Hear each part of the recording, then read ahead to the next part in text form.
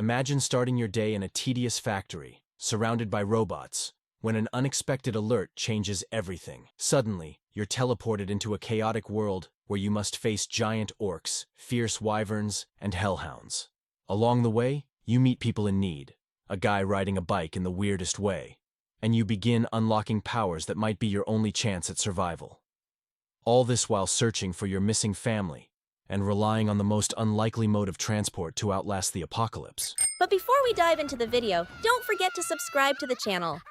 It really helps us keep bringing you more content like this. Already subscribed? Alright, let's get into the video!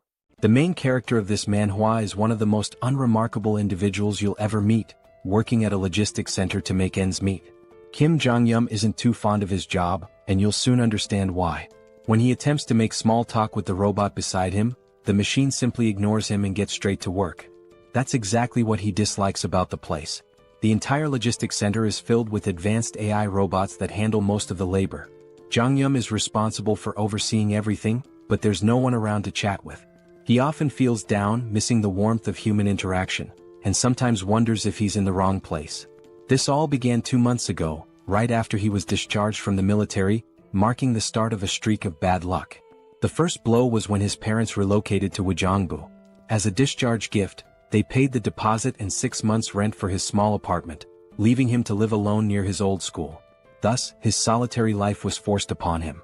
Though financially stable thanks to government support and his parents covering rent, he took his time searching for a job, hoping to find the perfect opportunity without rushing.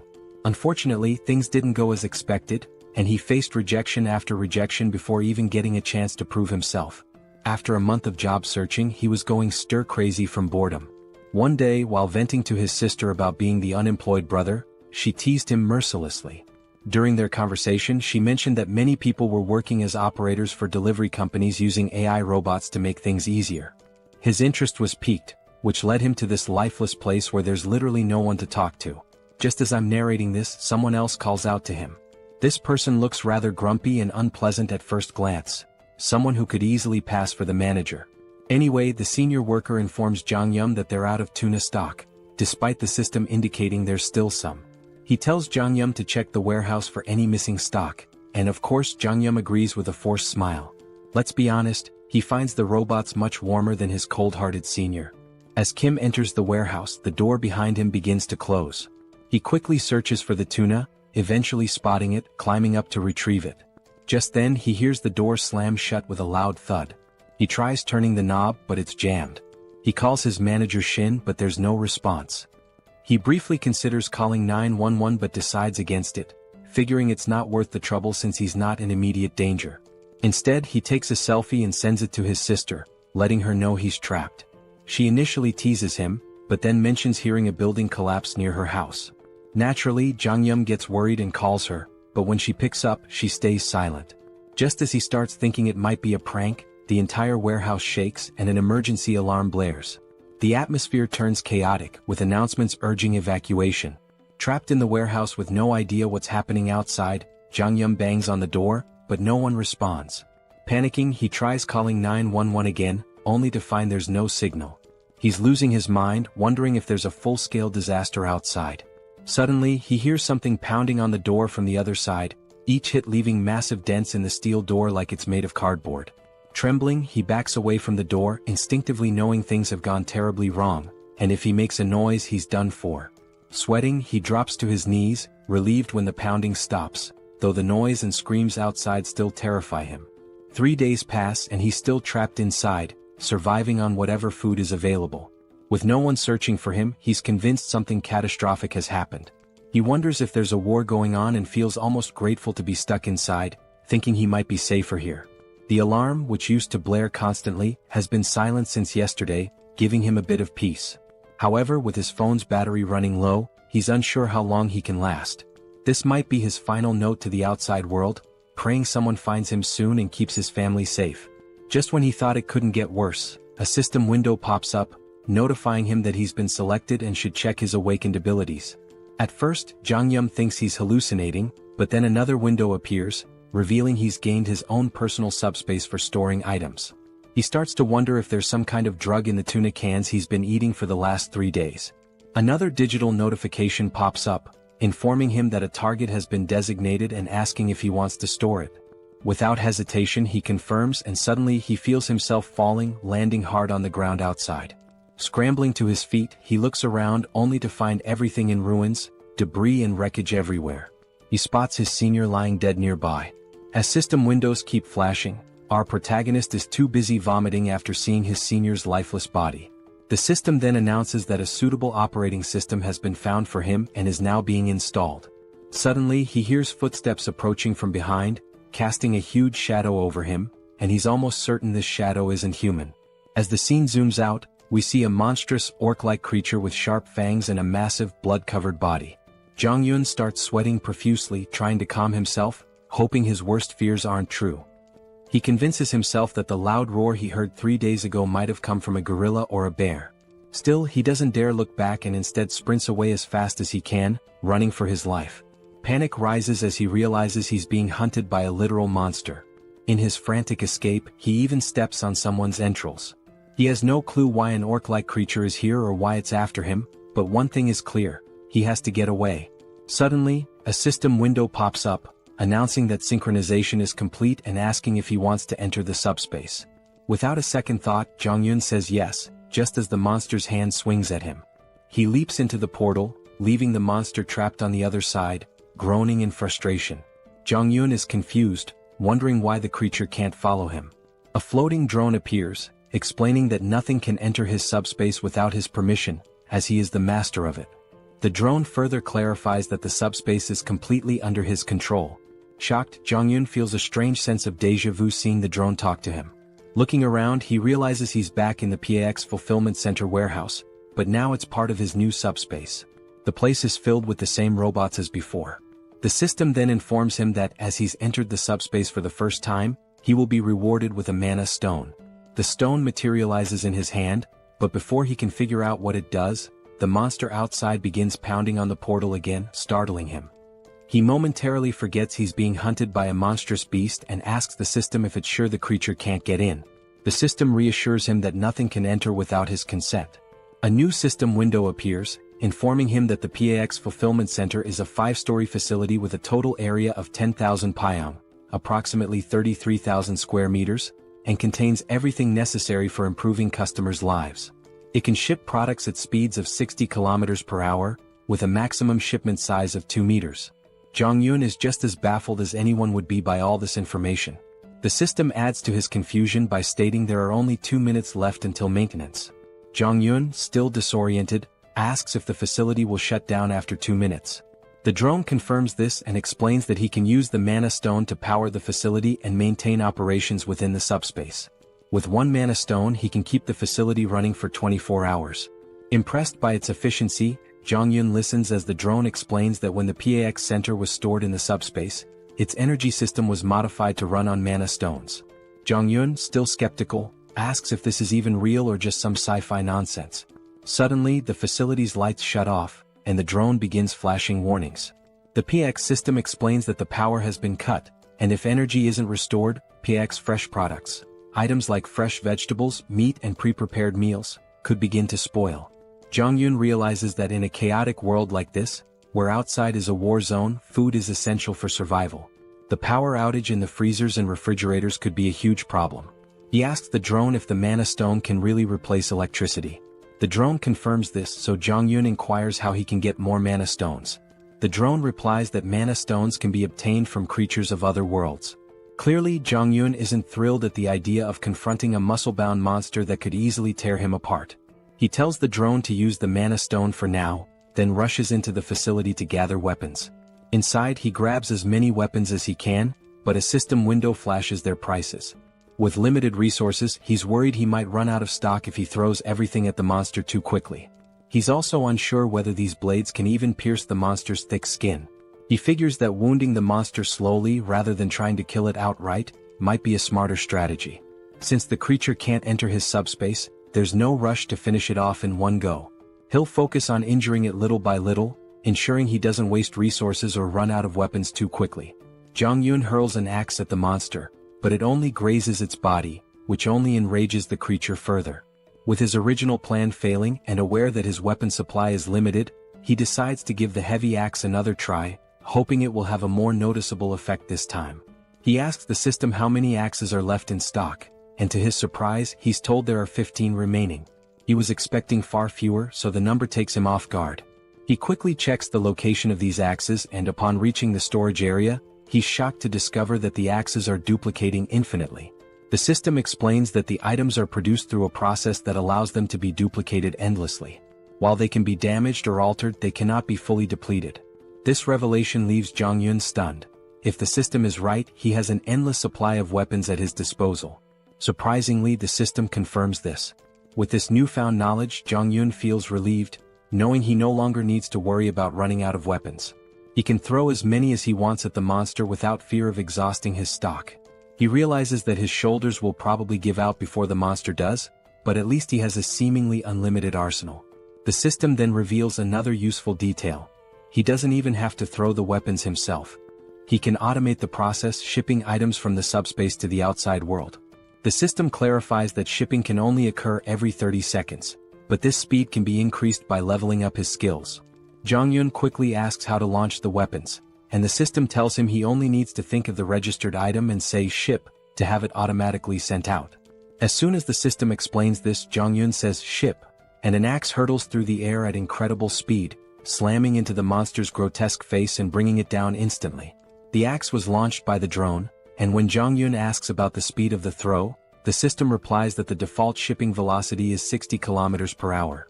Finally, Jeong-gyeom understands what the system meant earlier by shipping speed. The system then informs him that he can adjust the speed to a maximum of 75 km per hour, but anything faster will require skill upgrades. Naturally, Jeong-gyeom asks how to upgrade his skills, and the system explains that he can do so by using mana stones. At this point, Jeong-gyeom remembers the monster he just defeated and realizes that he'll need to fight more creatures to progress. He quickly gears up inside the facility.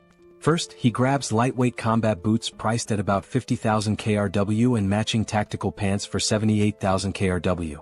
Once he's suited up, he also buys a detailed map of the Seoul metropolitan area and a permanent marker. He marks a circle around Gwangjin district, then highlights surrounding areas in a specific order. With his route planned, he decides to start with the nearest district and gradually work his way toward his final goal, Ijeonggu, where he hopes to reunite with his parents. Since he's starting from Gunpo and doesn't have a car, Jeong-gyeom knows the journey will be long. Even though it's not as fast as a car or motorcycle, a regular bicycle is incredibly valuable in a post-apocalyptic world, and in this situation it might as well be a Lamborghini. He hops on the bike and pedals through the desolate landscape. After around 30 minutes, night falls and Jeong-gyeom has already taken down nearly 12 orcs. He reveals that he's learned a valuable lesson from defeating them, but before he can explain, a new monster appears and tries to attack him. Jeong-gyeom quickly retreats to his subspace, leaving the creature outside. While the monster is stuck, he uses the shipment ability again to launch an axe at high speed. Unfortunately, the axe only hits the monster's shoulder, wounding it but not finishing it off. With the cooldown period of 30 seconds before he can ship again and a range limit of 10 meters, Jeong-gyeom realizes that his abilities, though impressive, need more refinement, and that he can further improve them by collecting mana stones. Beyond shipment, Pax's ability has other applications, and we'll soon discover what those are. Suddenly, the monster notices movement and turns around, only to see the axe flying back into the portal and then returning, striking it in the face again and finishing it off. This is actually the second function of Pax's shipment ability, known as product retrieval, which automatically brings back dispatched items, just as useful as the shipping ability itself. Jeong-gyeom uses the retrieval function once more to claim the mana stone from the monster, all while wondering why he can't simply retrieve the mana stone without killing the creature first. He then asks Pax the same question and learns that he can only use his retrieval skill on the stone after killing the monster, as it belongs to him at that point. Regardless, Jeong-gyeom steps out of his subspace and shares another vital piece of information about this apocalyptic world. It turns out that the strange orcs aren't the only creatures wreaking havoc. There are also winged monsters, and he knows it will be a serious challenge to hunt one of those. Suddenly, he hears cries for help, but before he can identify the source, the scene shifts to a man named Choi, desperately fleeing. He's so exhausted that each step feels heavier than the last, and a flying creature is chasing him. The monster swoops down, slamming into Choi from behind, sending him crashing to the ground in agony. There's another person behind Choi, but before he can help his fallen friend, the monster lands right in front of him, blocking his path. Its fierce, drooling mouth suggests that human flesh is the most appetizing thing around. However, strangely, the monster doesn't attack the man standing before it. Instead, it fixes its gaze on Choi, who is writhing in pain on the ground. The man, confused as to why the monster is ignoring him, realizes it has been targeting Choi all along, likely because he seems like an easier victim. He feels helpless, unsure of what to do with only a small knife in hand, doubting whether it could even distract the monster. Just then, the sound of a bicycle bell rings through the air, and not surprisingly, it's our boy speeding toward them, though these two have no idea who or what is approaching. Before they can process what's happening, they witness the monster that was hunting them get struck by a projectile, sending it sliding across the ground from the force of the impact. The creature was felled by a single axe throw, leaving both men in stunned disbelief. Jong-yun quickly checks if they are okay, but they're still in shock, their mouths agape as they try to understand how someone on a bicycle managed to defeat a flying wyvern with just an axe. They immediately ask Jong-yun if he's a soldier, bowing their heads in gratitude for saving their lives. Jong-yun, glad they're safe, points to his uniform in response to their question. He explains that he's an employee of PAX FC, and they notice he's wearing the company's gear. This revelation shocks them even more, as they had assumed he was a trained soldier, given his impressive skills and presence. Even though he's not a soldier, his abilities are so extraordinary that if they hadn't seen it themselves, they wouldn't have believed someone could take down a wyvern with just an axe throw while riding a bicycle. Jong-yun is surprised to find out that these people are already familiar with the concept of abilities. One of them confirms this, mentioning that he himself has an awakened ability, though it's just a simple driving skill, which he hasn't had much chance to use under the circumstances. Choi then laughs, admitting that he's a bit jealous because he hasn't awakened any ability of his own. Jong-yun asks if there are more survivors nearby, and Choi explains that there aren't. They're currently in Block C, which houses a logistics center where many people gathered, but unfortunately so did the monsters. Most of the people were attacked, killed, or devoured, leaving only around 10 to 15 survivors who are now hiding in the underground terminal of Block E. He goes on to explain that they were searching for a drivable road and trying to collect essential supplies when the monster attacked them. The other man suggests that instead of continuing to talk there, Jong-yun should accompany them to their living quarters on the 4th basement floor. He assures him that the monsters have never breached that area, so they can sleep peacefully there, and even offers some snacks. Jong-yun considers the offer, clearly interested in seeing the vehicles they mentioned, as he's in desperate need of information about working transportation. Eventually he agrees to join them, though he remains cautious, unsure whether he can fully trust them. As they begin to walk away, we take one last glance at the dead monster lying on the ground. At that moment, Jong-yun discreetly retrieves the mana stone from the creature's body and slips it into his subspace, relieved that the two men don't know about his ability. This way he has an escape plan in case things go wrong. He can always retreat into his subspace if necessary. A while later they arrive at the basement, where they encounter a man who has just taken down an orc on his own. Choi rushes over to his friend, asking if everything is alright and what happened. The orc slayer assures him that all is well, explaining that the orc must have wandered in by accident. Fortunately, it hadn't spotted them, so they were able to take it out easily. No one was injured, but now they're less confident that the place is truly safe. Jong-yun meanwhile feels a surge of fear, realizing how perilous this area truly is. His thoughts are interrupted when the orc slayer asks who he is. Choi explains that Jong-yun is the one who saved them from the wyvern and used to work for PAX FC. He also mentions that Jong-yun is quite powerful, having taken down the wyvern with an axe throw from a distance. Everyone is both amazed and curious about what kind of abilities he might possess. At that moment, a woman rushes toward him, absolutely ecstatic that he saved Yong-soo and Byung-kal. Overjoyed, she begins to do a little celebratory dance. The rest of the group starts to gather around, showering him with praise. Jong-yun tries to brush it off, modestly saying that he was only doing what was necessary.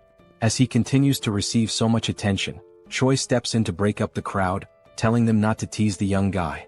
Just then, the orc slayer speaks up, revealing that everyone there has been working together for over a decade, and that Yong-soo and Byung-kal are like family to him. He expresses his deep gratitude for saving them and introduces himself as Lee Jin-mak, the center manager of Daehoon Express Terminal. He even bows respectfully to thank Jong-yun for saving his two friends. After the introductions, Jin-mak gives Jong-yun a quick overview of the place. He explains that while they can't guarantee total safety, it's far more comfortable than being outside. They have a stockpile of food and water from the logistics center, and he encourages Jong-yun to eat as much as he wants and to make himself at home. Jean-mak adds that they have enough supplies to last for a while and can always get more from the logistics center if needed. However, Young-soo interrupts, pointing out that the logistics center they're talking about has suddenly vanished. The group is left wide-eyed and speechless at this absurd news. Jean-mak immediately asks what Young-soo means by this. Choi confirms it, explaining that the building has literally disappeared, which is why they were being chased by the wyvern. The others are skeptical, questioning how such a massive structure could simply vanish. Jean-mak, though stunned, eventually accepts the reality, reasoning that if monsters like the ones they've encountered are real, then a disappearing building might not be so unbelievable. Jong-yun remains silent, unsure whether the disappearance of the logistics center is connected to his own subspace abilities. Trying to calm the group, the manager urges them to focus, stating that regardless of the situation, they must dig through the tunnel. Staying here will only make things worse.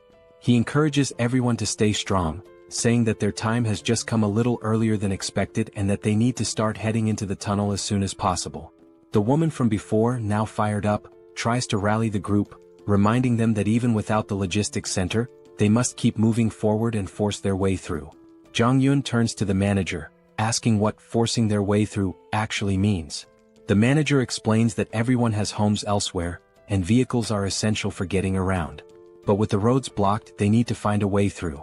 Jong-yun's interest peaks at the mention of vehicles, and he asks for more details. The manager confirms they do have working vehicles but says all the roads are blocked. A golf course obstructs the north, containers block the east, and the southern Yangdong Expressway is completely destroyed. The only remaining exit is the tunnel to the west, but unfortunately, a group of wyverns has taken control of it. Up until now, they've survived by scavenging supplies from the logistics center, but now they have no choice but to push through. The manager then tells Jong-yun that he doesn't have to go through the tunnel since the blocked roads only affect vehicles, and there are other ways to escape on foot or by bicycle. Jong-yun, however, insists that he also needs a vehicle, believing it's best to take the tunnel route. The manager doesn't argue further and tells him he's welcome to join them if he's up for it. Jong-yun grins and says he'd be happy to work with them. He also thinks to himself that it's better to keep his abilities hidden for now. While the group seems nice, he knows they've been struggling to survive, and they might not be entirely forthcoming about their situation. Jong-yun understands their need for secrecy and plans to stay cautious as well. He then turns to the manager, saying he wants to check out the situation at the tunnel and the wyverns. He claims he's planning to scout ahead, but in reality he's eager to use his abilities to wipe out the monsters and collect more mana stones. The scene briefly flashes back to when Jong-yun defeated several monsters and saved up 5 magic stones. With these stones, he's now able to reduce the cooldown on his shipping ability to just 5 seconds. That's when he sees 3 new shipping abilities. The first is precise delivery, which locks onto a target and guarantees a hit. The second is simultaneous delivery, allowing him to send 2 items at once. The third is automatic delivery, which lets him deliver designated items automatically, with adjustable timing. While these abilities sound amazing, each costs 10 stones and Jong-yun can't wait to try them out, though he's still unsure about the exact function of automatic delivery. In the present moment, Jong-yun is grinning, thrilled about the mana stones he's collected and eager for his scouting mission to earn more, or so he thought. His excitement is quickly dashed when he finds himself stuck with Young-soo, one of the guys he had saved earlier. When Jong-yun asks why he's tagging along, Young-soo replies that it's too dangerous to go outside alone. Jong-yun dryly reminds him that he was the one being chased by the wyvern earlier. But Young-soo insists that it doesn't matter. He can't let him go alone. Besides, he's confident that if needed, Jong-yun will save him again. Jong-yun recalls that Young-soo mentioned he had awakened a driver's ability, so he asks if Young-soo can see a message window or something similar. Young-soo replies that he hasn't seen any window, but he feels deep down that he's awakened some sort of ability. It just hasn't fully developed yet. This answer isn't exactly comforting to Jong-yun, who starts feeling more concerned. As night falls, they zoom down the road on their bike at crazy speeds. Jong-yun is sweating in fear as he watches Young-soo steer the bike with one leg while trying to maintain balance. When Jong-yun asks why he's driving like that, Young-soo explains that the road is full of cars and it's hard to see. Suddenly, Young-soo spots a wyvern ahead. Jong-yun quickly tells him to stop because he can't see anything. It seems like the monster has finally noticed them, and as it stares menacingly, Young-soo nervously asks what they should do. Just then, a projectile strikes the wyvern, taking it down in one shot, leaving Young-so utterly shocked. Meanwhile, Jong-yun calmly tells him to focus and not look back. While speaking, he discreetly retrieves the mana stone and stashes it in his subspace. Finally, Young-so notices the tunnel up ahead and slams on the brakes. Before Jong-yun can ask why he stopped in the middle of the road, the answer becomes clear. They see a horde of monsters crawling around the area. Young-so is absolutely terrified, and Jong-yun wouldn't be surprised if Young-so had already panicked beyond measure. As one of the monsters starts advancing toward them, Young-so is convinced their time is up. Even with the electric bikes, there's no way they can outrun so many wyverns. Just as Young-so braces for the worst, Jong-yun realizes he has no choice but to use his subspace ability. He quickly pulls up his system and dumps his mana stones to reduce the cooldown from 30 seconds to just 5 seconds. Confused, Young-so asks what Jong-yun is doing, but he doesn't explain. Meanwhile, the monster roars and every nearby creature starts converging on them. In the nick of time, Jong-yun shouts, "Ship!" and a projectile drops, taking out the monster and saving Young-so. Looking back, still panicking, Young-so's eyes widen as he spots a portal behind them. After defeating the monster, Jong-yun quickly grabs the stones and tells Young-so to stay close. It's the only way he can protect him. Young-so agrees, though he remains completely clueless about what's happening or why there's a logistics center behind them.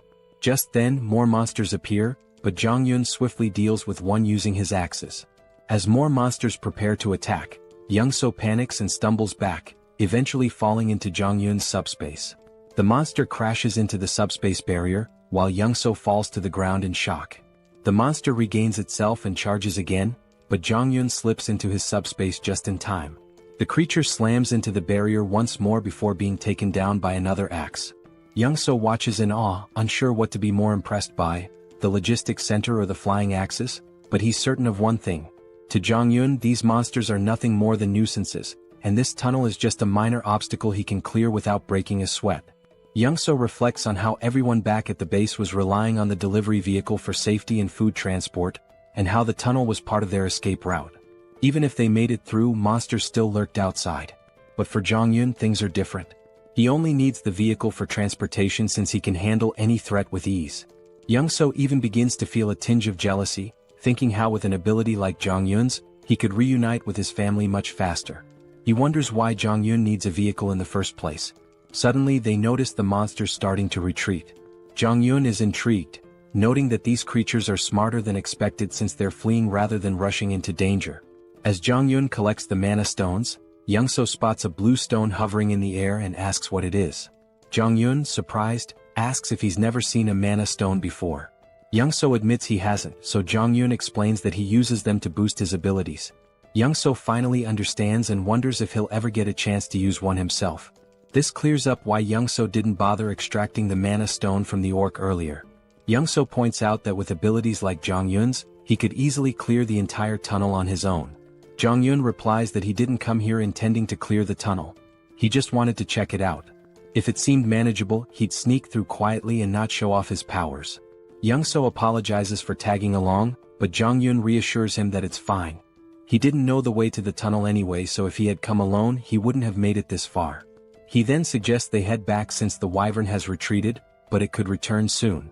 At that moment, Young-so asks how far Jong-yun plans to travel that he feels the need for a vehicle. Jong-yun explains that he's trying to reach his family, with his final destination being Wojongbu, near the Gangnam district. This revelation surprises Young-so because his own destination is along the same route. He shares that he's heading to Indaequan, which is on the way, and asks if it would be too much trouble to let him tag along until then. Jong-yun hesitates, unsure how to respond, but Young-so continues, admitting that even if he makes it through the tunnel, he's not confident about reaching home safely.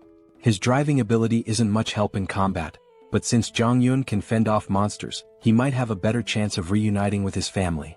Young-so then promises to help Jong-yun get to Gangnam faster than anyone else and swears he won't be a burden. He even offers to provide food along the way. Jong-yun starts to see some merit in this partnership.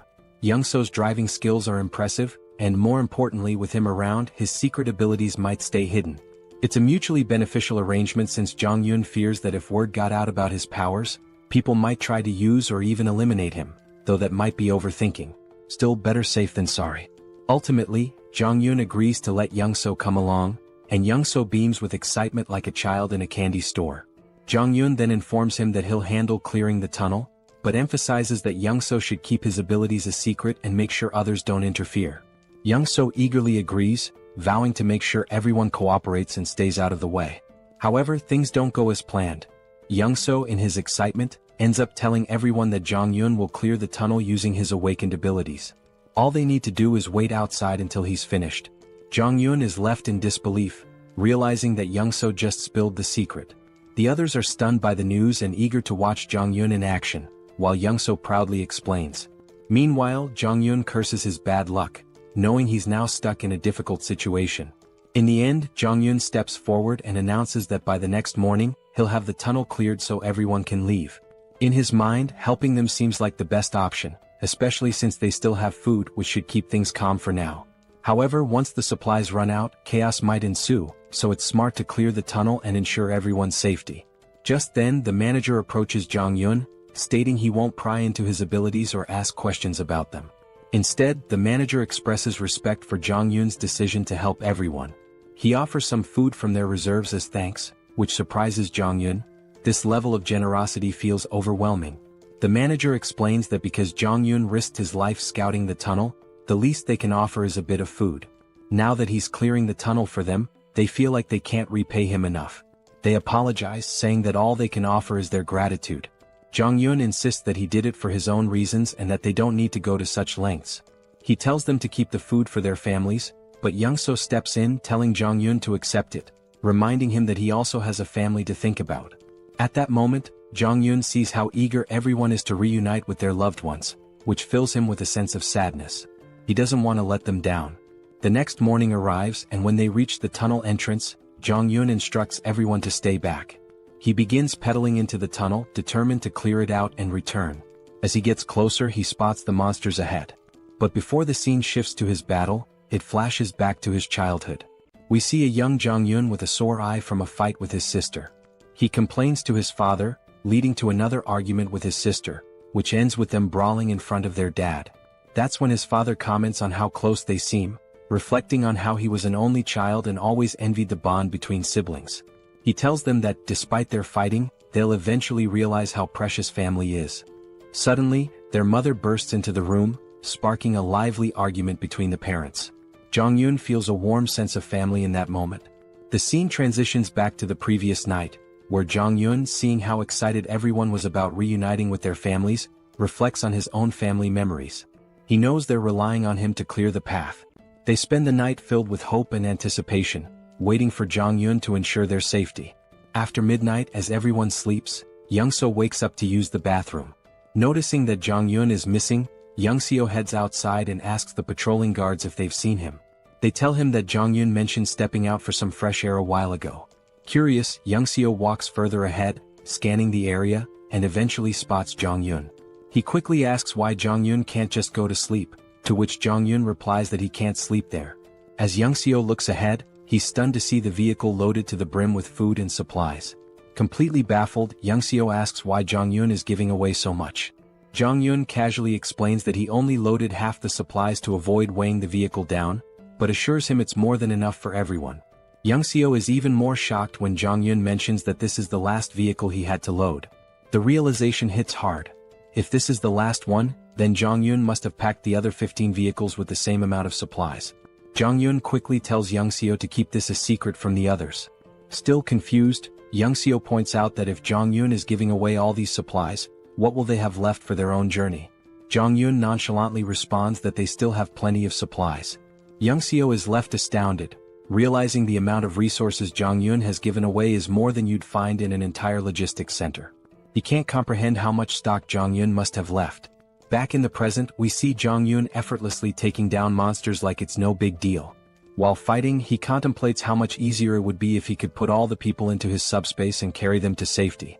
Unfortunately, his system informs him that with his current subspace level, it's impossible. However, if he reaches subspace level 2, he could carry up to 20 people.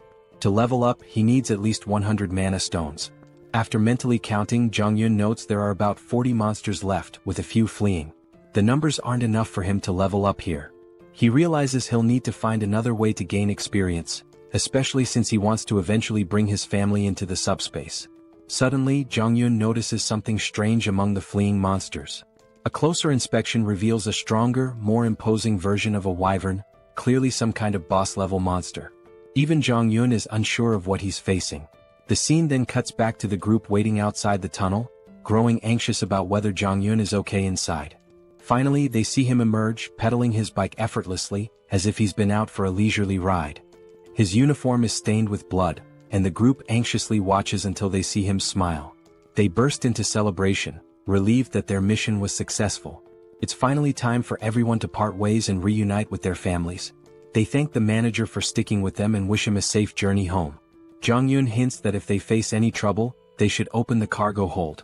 He's left a little surprise that might help. Curious but eager to continue, they get into their trucks and slowly make their way through the traffic. After crossing the tunnel, they wave their final goodbyes before heading in different directions. In the truck, Jong-yeon sits in the passenger seat, still thinking about the monster he saw in the tunnel. He's unsure if it was really a wyvern since it fled before he could get a good look. He wonders if it was a leader or just an adult version of the monsters they've been fighting. His thoughts are interrupted by a disturbing crunching noise from under the truck. Looking near the tires, they see they've run over some corpses, and the driver's face is full of sorrow from hearing the bones break. Even Jong-yeon notices the regret in his friend's expression, but they have no choice but to keep moving. The road is filled with bodies and wreckage, leaving no clear path.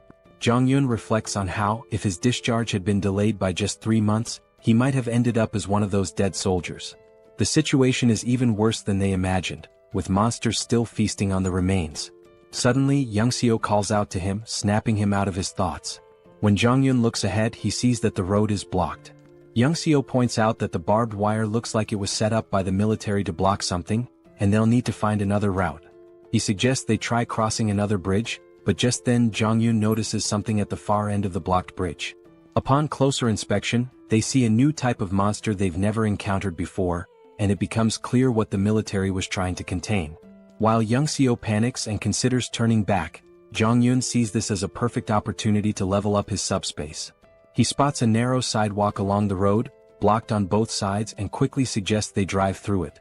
He explains that he has a plan to get through without turning back and excitedly tells Young-seo to push the truck through the pedestrian path. Young-seo is horrified by the risky idea, especially when an orc appears ahead among the mutant hounds, scattering the pack. The monsters didn't seem to get along with each other at all. Despite the orc's advantage in size and strength, the mutated dogs had sheer numbers on their side. The poor orc stood no chance against such a ravenous pack, as their hollow mouths relentlessly tore into its flesh. Blood and chunks of meat flew in every direction, and our two protagonists could only watch the brutal scene unfold. Young-seo was truly terrified, and despite knowing the abilities of our hero, he seriously doubted the sanity of the plan to go straight ahead. He hesitantly asked if Jeonjaen really intended to cross the bridge, but Jeonjaen was completely confident in his skills, thinking it was easier than his frightened companion believed. As Young-seo tried to muster some courage, Jeonjaen suddenly asked him a strange question. Had he ever heard of a game where 3 different races are at war with each other? It was a space strategy game called Stark, but since Young-seo was older, he didn't know anything about it. Jeonjaen went on to explain a little about the game. In it, players could customize maps and tweak settings for fun. Jeonjaen's favorite map involved holding off waves of monsters with limited units and clever use of terrain. As he saw it, the current situation was quite similar to that game. Young-seo of course had no clue why Jeonjaen was sharing this story, but it didn't really matter. His job was simply to follow instructions.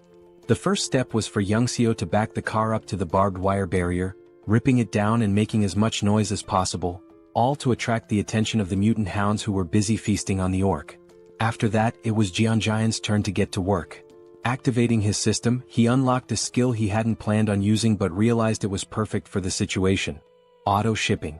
He spent 10 mana stones to unlock it, then instructed Pax to spend the rest of the stones to boost the shipping speed. Pax quickly complied, increasing the delivery speed to 100 km per hour. With everything set, Jeonjaen called out to the mutant hounds, inviting them to chase him after their meal. The unsuspecting creatures charged, but they weren't fast enough. A double-door refrigerator zoomed towards them and obliterated the pack. It was clear the hounds were in for a tough time. This game wasn't fun for them. And it didn't end with just one refrigerator. More kept coming, and within seconds Jeonjaen had collected 12 mana stones, much to his delight. The enhanced shipping range and precision targeting he had fine-tuned during his tunnel clearing worked perfectly now. Jeonjaen had initially planned to use axes, but with his upgraded precision delivery system, refrigerators proved to be much more effective. He had discovered earlier that the precision delivery skill didn't track targets fully but only adjusted the trajectory slightly based on their movements. Against these swift mutant hounds, an axe flying at 100 km per hour might still be dodged, making it a less reliable option. But the refrigerator, with its size and weight, was ideal for taking out multiple enemies at once. A mere graze from it was enough to crush several hounds. On top of that, the auto-shipping feature made things incredibly convenient. Jeonjaen didn't even need to monitor the battlefield anymore. The system automatically took care of any approaching threats. For now, our hero could just relax as the hounds continued their futile attempts to get closer. They howled with rage but were helpless against the flying refrigerators. As the battle raged on, Youngseo made the mistake of looking back. His jaw nearly dropped when he realized what he was witnessing. He had thought Jeonjaen could only throw axes, but what he saw was beyond his wildest imagination. Refrigerators flying through the air, one after another, every 2 seconds. The sheer number of refrigerators was unbelievable. Youngseo couldn't fathom why the logistics center would even have so many in stock. He began to wonder if Jeonjaen's system somehow replenished items, like how the axes were retrieved and reused. But how this worked with refrigerators remained a mystery. Youngseo stood frozen in shock, unable to comprehend what he was seeing. He didn't even notice when Jeonjaen came up to him and casually asked if he wanted something to eat. Yongsoo finally pieced things together and asked a question to confirm his suspicions. He wondered if it was possible that Jeonjaen's supply was actually infinite. Jeonjaen was a bit taken aback by the question, assuming Yongsoo had figured it out long ago, but clearly he hadn't. All this time, Yongsoo believed Jeonjaen was simply collecting the axes after each use to recharge them. He never imagined that Jeonjaen had an endless supply. In reality, Jeonjaen did collect the axes with his system, but only to prevent them from lying around and accidentally harming someone. Even after hearing this explanation, Yongsoo still found it hard to grasp the concept of infinite items. Once he gathered his thoughts, Jeonjaen asked again if he wanted anything to eat. Having endured an emotionally exhausting day, Yongsoo felt that a Coke Zero and a donut would be more than enough for him. As they quietly enjoyed their food, behind them, the delivery system was relentlessly scattering the mutant hounds. Yongsoo felt a bit embarrassed for underestimating Jeonjaen's abilities and his own naivety, but he was still grateful for the meal, even if it came from an endless stock. Jeonjaen was happy to share and thanked Yongsoo for trusting him from the start. He told Yongsoo that if he ever needed anything he should just ask since he had almost everything in stock. However, Yongsoo wasn't keen on overusing someone else's generosity. Jeonjaen had already done enough by clearing the path of monsters and helping him get home faster. Once they crossed the bridge, it would only take an hour for Yongsoo to reach his house. Jeonjaen was glad to hear his friend would soon be reunited with his family, though he could sense Yongsoo's worry about what might be waiting for him there. Yongsoo hoped his family was safe, and Jeonjaen understood the concern all too well. He was worried about his own parents and sisters as well. Wanting to give Yongsoo a gift, Jeonjaen noticed his friend's tattered clothes and thought he shouldn't return home like that. Plus, with the hounds still lingering, they had time to resolve the clothing issue. The only question was what style Yongsoo would prefer. Feeling a little uneasy about receiving even more help, Yongsoo didn't refuse. He knew Jeonjaen probably had what he needed: aviator glasses and a cool jacket, the perfect outfit for a top-class driver navigating the apocalyptic landscape. Just in time, the last few hounds were almost dealt with. Yongsoo's new look gave him a boost of confidence, and with renewed assurance in the truck's durability, he was ready to get going. He moved with speed and precision that would make even Formula One drivers envious. Jeonjaen barely had time to grab on before Yongsoo floored the gas pedal. The remaining hounds didn't stand a chance as they sped down the narrow road. Yongsoo handled the driving with lightning speed, so much so that it seemed like they'd reach his home in just 20 minutes. But Jeonjaen had to hold on for dear life as the truck zoomed over broken roads as if they were smooth highways. Jeonjaen desperately asked Yongsoo to slow down, but it was futile. It seemed like he was about to be sick. Fortunately, the wild ride didn't last too long. They finally arrived at Yongsoo's destination, or rather what was left of it. His home was now nothing more than a ruin. Yongsoo stands in front of his house, looking out at the wrecked buildings through the window. The destruction is overwhelming, and he tries to reassure himself that these buildings were just old. That's why they crumbled. But deep down, Yongsoo's hands are shaking. He's right at his own doorstep, frozen with fear, dreading what might be inside. The thought haunts him: what if his family isn't there? What if he opens the door to find their lifeless bodies? The fear feels suffocating. He keeps repeating that they're safe, that when he opens the door, everything will be okay. But his hands won't move. He's paralyzed, unable to turn the handle. Kim, standing behind him, watches, understanding exactly what Young-so is feeling. He had driven like a maniac, covering a journey that would normally take an hour in just 20 minutes, fueled by the hope of reuniting with his family. It shows just how desperate he was to get here. But now, standing before the door with the potential of finding something horrifying, Young-so can't bring himself to move. He knows that if he finds death behind that door, it might destroy him too. Sensing this, Kim steps forward, places a supportive hand on Young-so's shoulder, and offers to open the door for him. Young-so freezes, frustration and fear etched on his face. Almost on the verge of tears, he pleads with Kim to do it. Kim, understanding the fear of facing one's worst nightmare, steps up to the door. If he were in Young-so's position, he'd be scared too, wanting someone else to open it for him. Turning back to reassure Young-so one last time, Kim tells him he's about to open the door. But before Kim's hand reaches the handle, the door opens from the inside. Both Kim and Young-so freeze in shock. Young-so's eyes widen as he sees his wife and daughter standing there. His wife calls his name softly, her voice warm, and his daughter shouts, "Daddy?" Young-so's wife starts crying, and soon he's breaking down too. She runs to him, and the three embrace tightly as if they'll never let go. It's a deeply emotional moment. Kim, standing a short distance away, watches quietly, giving them space. Through tears, Young-so asks his wife how she knew to open the door. She explains that she heard voices outside and saw him through the peephole, which is why she opened it. His daughter, still crying, blurts out, "Dad, I hate you. Why did you make me wait so long? I was so scared." After a while, Young-so's wife notices Kim standing in the background and asks, "Who's this?" Only then does Young-so remember Kim's presence. But before he can respond, Kim's vision blurs and suddenly he collapses. Young-so shouts for him, but Kim can't hear anything. His body is shutting down, and after 3 or 4 days without proper sleep, exhaustion finally overtakes him. Darkness envelopes him and he slips into a dream. In the dream he's struck, but not by a fist, by a pillow. Standing over him is his older sister, holding the pillow with a playful grin. She swings it at him, knocking him down, and Kim yells at her, asking why she hit him so hard. "It hurts," he complains, but she just rolls her eyes and says, "Hard? That was a soft hit. You're such a crybaby."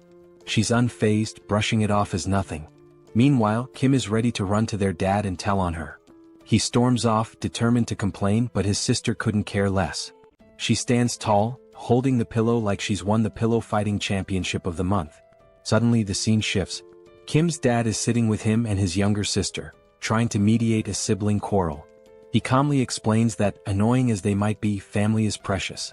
One day, Kim will realize how lucky he is to have them and how much love there is in their little fights.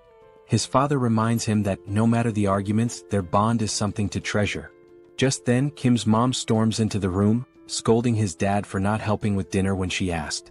She's frustrated, telling him she needed help, but there he is, just lounging around. The scene cuts to the whole family at the dinner table, enjoying delicious food, laughing and sharing stories.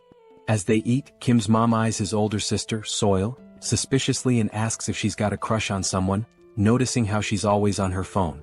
Looking nervous, Seoul explains that she's just texting her friends non-stop. It's just how things are nowadays. From the outside, their family is filled with pure joy and warmth. Kim's dad, unable to resist, talks about how Seoul is interested in boxing, suggesting she check out a sports club at the local middle school. With a smirk, Seoul admits that the boxing club is the real reason she chose that school. Kim's ears perk up at the mention of middle school. Fast forward a year, and we see Kim attending the same middle school as Seoul. He's excited, ready to make new friends and have fun, but things don't go quite as he had planned. Instead of finding new friends, Kim ends up being bullied daily by the older students. They beat him, mock him, and Kim, who tends to be sensitive, doesn't fight back. He endures the blows day after day. But then one day someone steps in. Seoul, his fierce older sister, storms in like a force of nature. With an intense, threatening look, she grabs one of the bullies by the hand and breaks it with a single punch. Kim feels relief seeing his sister, his rescuer, but that relief is short-lived. Frustrated by her brother's weakness, Seoul declares that his training starts now. And so, Kim's grueling training under his ruthless sister begins. It's brutal, but it pays off. Soon, no bully dares to approach Kim again. For a while, life seems to settle down. Kim makes friends, enjoys himself, and coasts through middle school. But time flies, and one day his younger sister lands a job at a nursing school, catching both Kim and Seoul by surprise while Kim is lounging on his PS5, barely keeping up. Then, a moment arrives that flips his life upside down. Kim's dad walks in and tells him the time has come. Kim doesn't understand at first, but when it sinks in, it hits hard. It's time for him to enlist in the military. The family worries, though Kim tries to put on a brave face. Outwardly he's tough, but inside he's trembling. He doesn't want to leave his family. And after that, well, the rest is history. Slowly, Kim's eyes open. He feels disoriented and a bit afraid, lying in an unfamiliar bed. He remembers collapsing, standing outside Youngso's door, meeting his family, but after that, nothing. His mind races. Did Youngso betray him? Instinctively, he opens his portal and pulls out a heavy axe, gripping it tightly. Suddenly, a calm, warm voice interrupts his thoughts. Kim turns, startled, and sees Youngso's wife and daughter at the table, looking at him with puzzled expressions. Reality hits him. He's in Youngso's house. Looking to the side, he spots Youngso sound asleep, completely out. It dawns on Kim, he must have been so exhausted that he collapsed at the door. Youngso's wife had said he fainted and had been out ever since. He must have been more worn out than he realized. Kim glances down at the heavy axe in his hands, momentarily confused as to why he even drew it. What had he been thinking?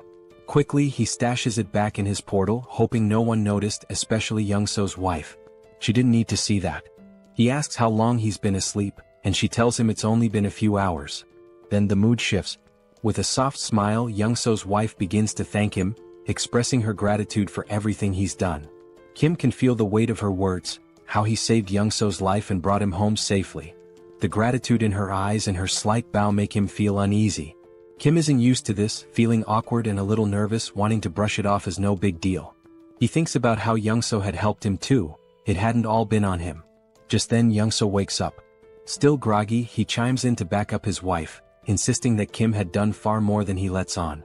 Youngso makes it seem like driving Kim here was nothing compared to Kim saving him again and again. To Youngso, Kim was a true lifesaver. Even if Youngso hadn't made it, he believes Kim would have come through on his own. Then Youngso's wife changes the subject, saying everyone must be hungry.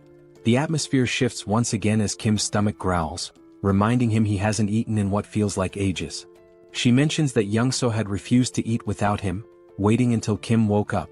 Kim can't help but smile. Youngso, with that goofy grin, is all about eating together. With a warm chuckle, they decide it's time to dig in. Suddenly, Kim finds himself staring at a bowl of kimchi stew in front of him. The sight alone makes his mouth water. The smell pulls him back to memories of his mom, filling him with a bittersweet sense of warmth. The food isn't fancy. Youngso's wife even apologizes for the limited ingredients. But to Kim it doesn't matter. This is his favorite meal.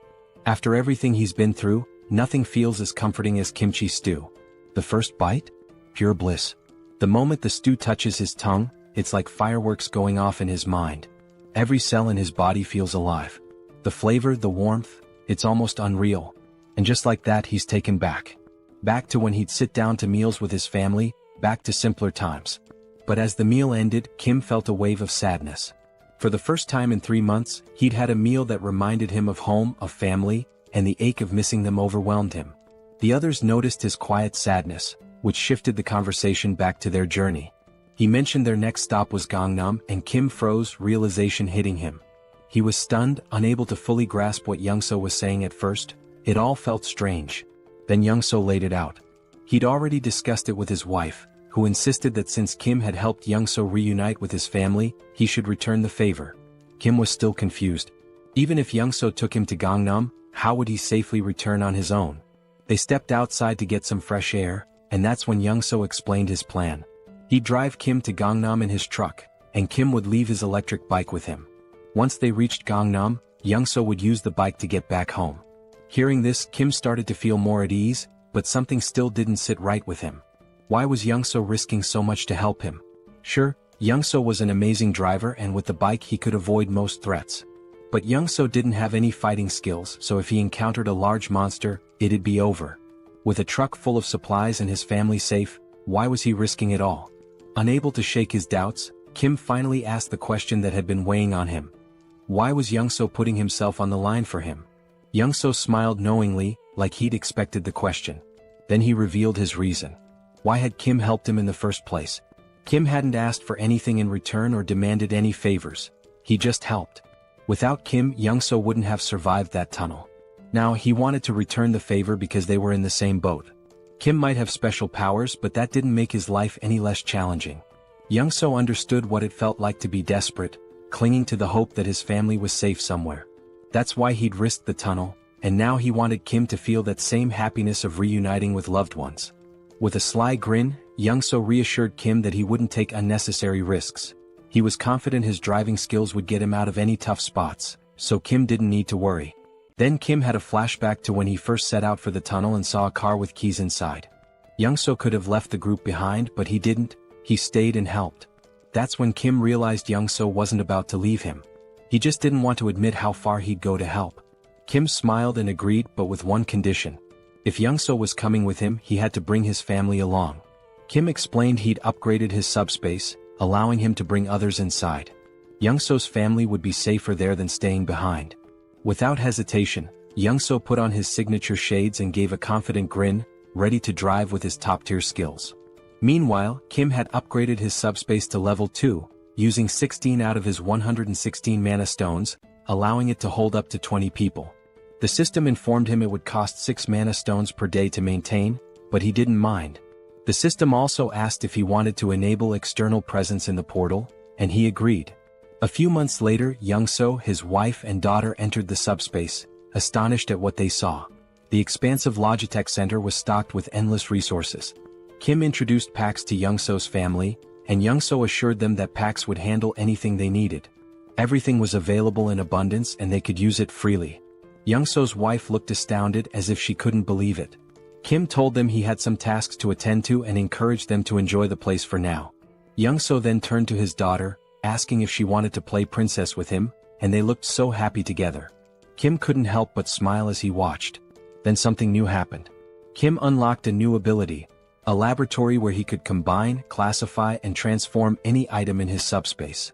Instantly, the possibilities seemed endless. Kim sat there, his mind racing as he began to wonder if his powers were truly what he had thought all along. He remembered the first time he'd unlocked his ability, which he called subspace.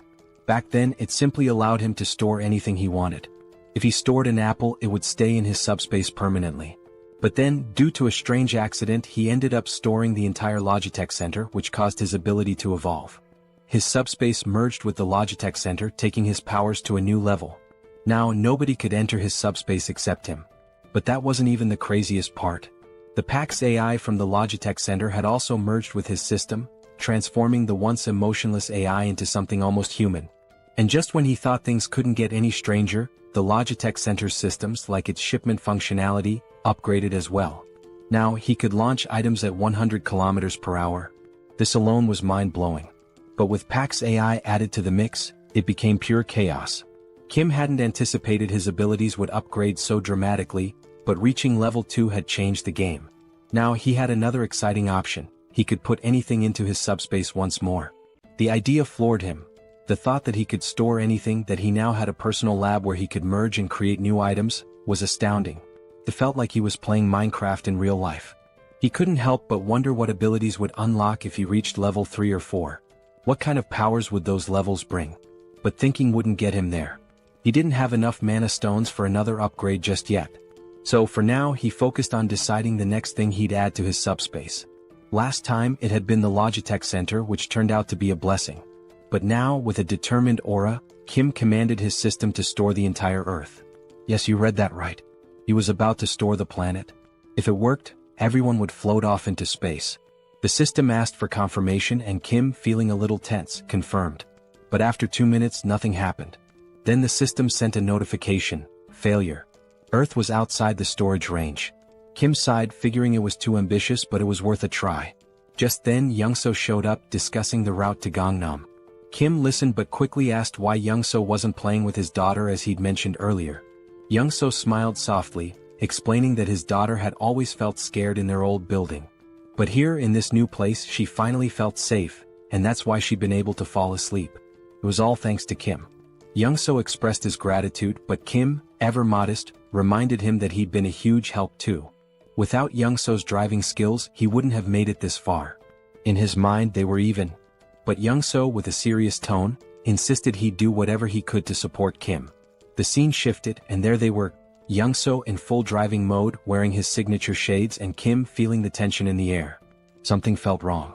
Young-so, smiling, casually remarked that driving was his one true skill, and he was confident no one could match his speed. He told Kim to buckle up because things were about to get intense. Kim knew exactly what was coming and braced himself. Then it happened. Young-so floored it, and the truck surged forward like a rocket. In no time they had covered a massive distance. But everywhere they looked was pure destruction. The ground was torn apart, buildings in ruins. While Young-so kept his cool, Kim looked pale, his nerves frayed from the stress. Young-so mentioned they were close to their destination, but as they neared, they saw the road blocked by military barricades, complete with spike strips. Kim sensed something was wrong. These weren't standard barricades. As they took a closer look, a military jeep approached, but the people inside didn't look like soldiers. Kim tensed. These men weren't military, they were trouble. Kim knew that if they tried to escape they'd be shot down. Young-so, tense now, asked what to do. Kim opened his portal, telling Young-so to get in, and assured him he'd handle it. Without hesitation, Young-so slipped into the portal, leaving Kim to face whatever came next. Kim stepped out of the truck as three men approached, guns in hand, strutting like they owned the place. One of them, all muscle and little brains, ordered Kim out of the truck. Kim, barely holding back a smirk, stared them down with a cold glare. Without a word he got out. They opened the truck's cargo and were stunned to find it packed with food. Their eyes lit up like they'd just hit the jackpot. They turned to Kim, asking if the food was his. Kim, as calm as ever, nodded. But the musclehead stepped forward, puffed up with arrogance, and declared that the food wasn't Kim's anymore. Now it was theirs. Kim knew these clowns were far from military, they were just greedy thugs after his supplies. The musclehead tried to look intimidating as he questioned Kim about where he got all this stuff. Kim played dumb, pretending to be a clueless delivery guy, and claimed he worked at the Logitech Center. But they didn't buy it and pressed him on where the center was located. Calmly, Kim explained that even if he told them, they'd never make it there. The roads were blocked and monsters were everywhere. He himself had barely made it out, just trying to survive. The musclehead looked unimpressed, glaring at Kim and asking how much more loot was left at the center. Kim, staying in character, replied that the food in the truck was only a small part of what was stored there. One of the others glanced at his watch, muttering that it was almost time. Kim was puzzled. What was the rush? Before he could figure it out, wham! The musclehead punched him hard in the stomach and Kim crashed to the ground, wind knocked out of him. Before he could catch his breath, the bulky guy behind them clamped a cloth over Kim's face, knocking him out cold. When Kim woke up, he was tied to a chair in a dim room. His vision was still blurry, but he could see the bulky thug sitting on a makeshift commander's throne. Nearby, a body lay on the ground, a pool of blood spreading around it. Clearly a dead soldier. Kim quickly pieced it together. These guys had taken over the military base. The bulky guy started talking, bragging about how they'd wiped out the military and made themselves the new rulers here. Apparently they'd been fighting vibrants, monsters that swooped in every day at 6 p.m. The military had tried to fend them off with guns but couldn't keep up, so they'd recruited people like him and his crew. When the military was overrun, the gang had taken control, and now the bulky thug was the self-proclaimed commander. He made it clear that Kim was only alive because he needed him. Kim's task? To head back to the Logitech Center with some of the gang and raid it for more supplies. If he succeeded, maybe they'd let him join their group for protection. Kim was beyond annoyed. He was done with these lowlifes. Standing there, he decided what to do next. It struck him. This military base would make a perfect addition to his subspace. Without hesitating, he commanded Pax to store the entire Joint Commander Communication Headquarters in his subspace. The thug didn't even notice what was happening. He just sat there, confused as the entire base vanished around him. 1 second it was there, the next, poof, it was gone. He was left in his chair, now in the middle of nowhere, utterly clueless. By the time the thug realized what had happened, it was too late. Kim had already disappeared into his portal, leaving the thug sitting alone in the wasteland with nothing but his chair. At least Kim left him something to sit on. Around him, the thug's crew was completely baffled. They gripped their rifles, staring at the sky, trying to wrap their heads around the fact that the whole building had disappeared.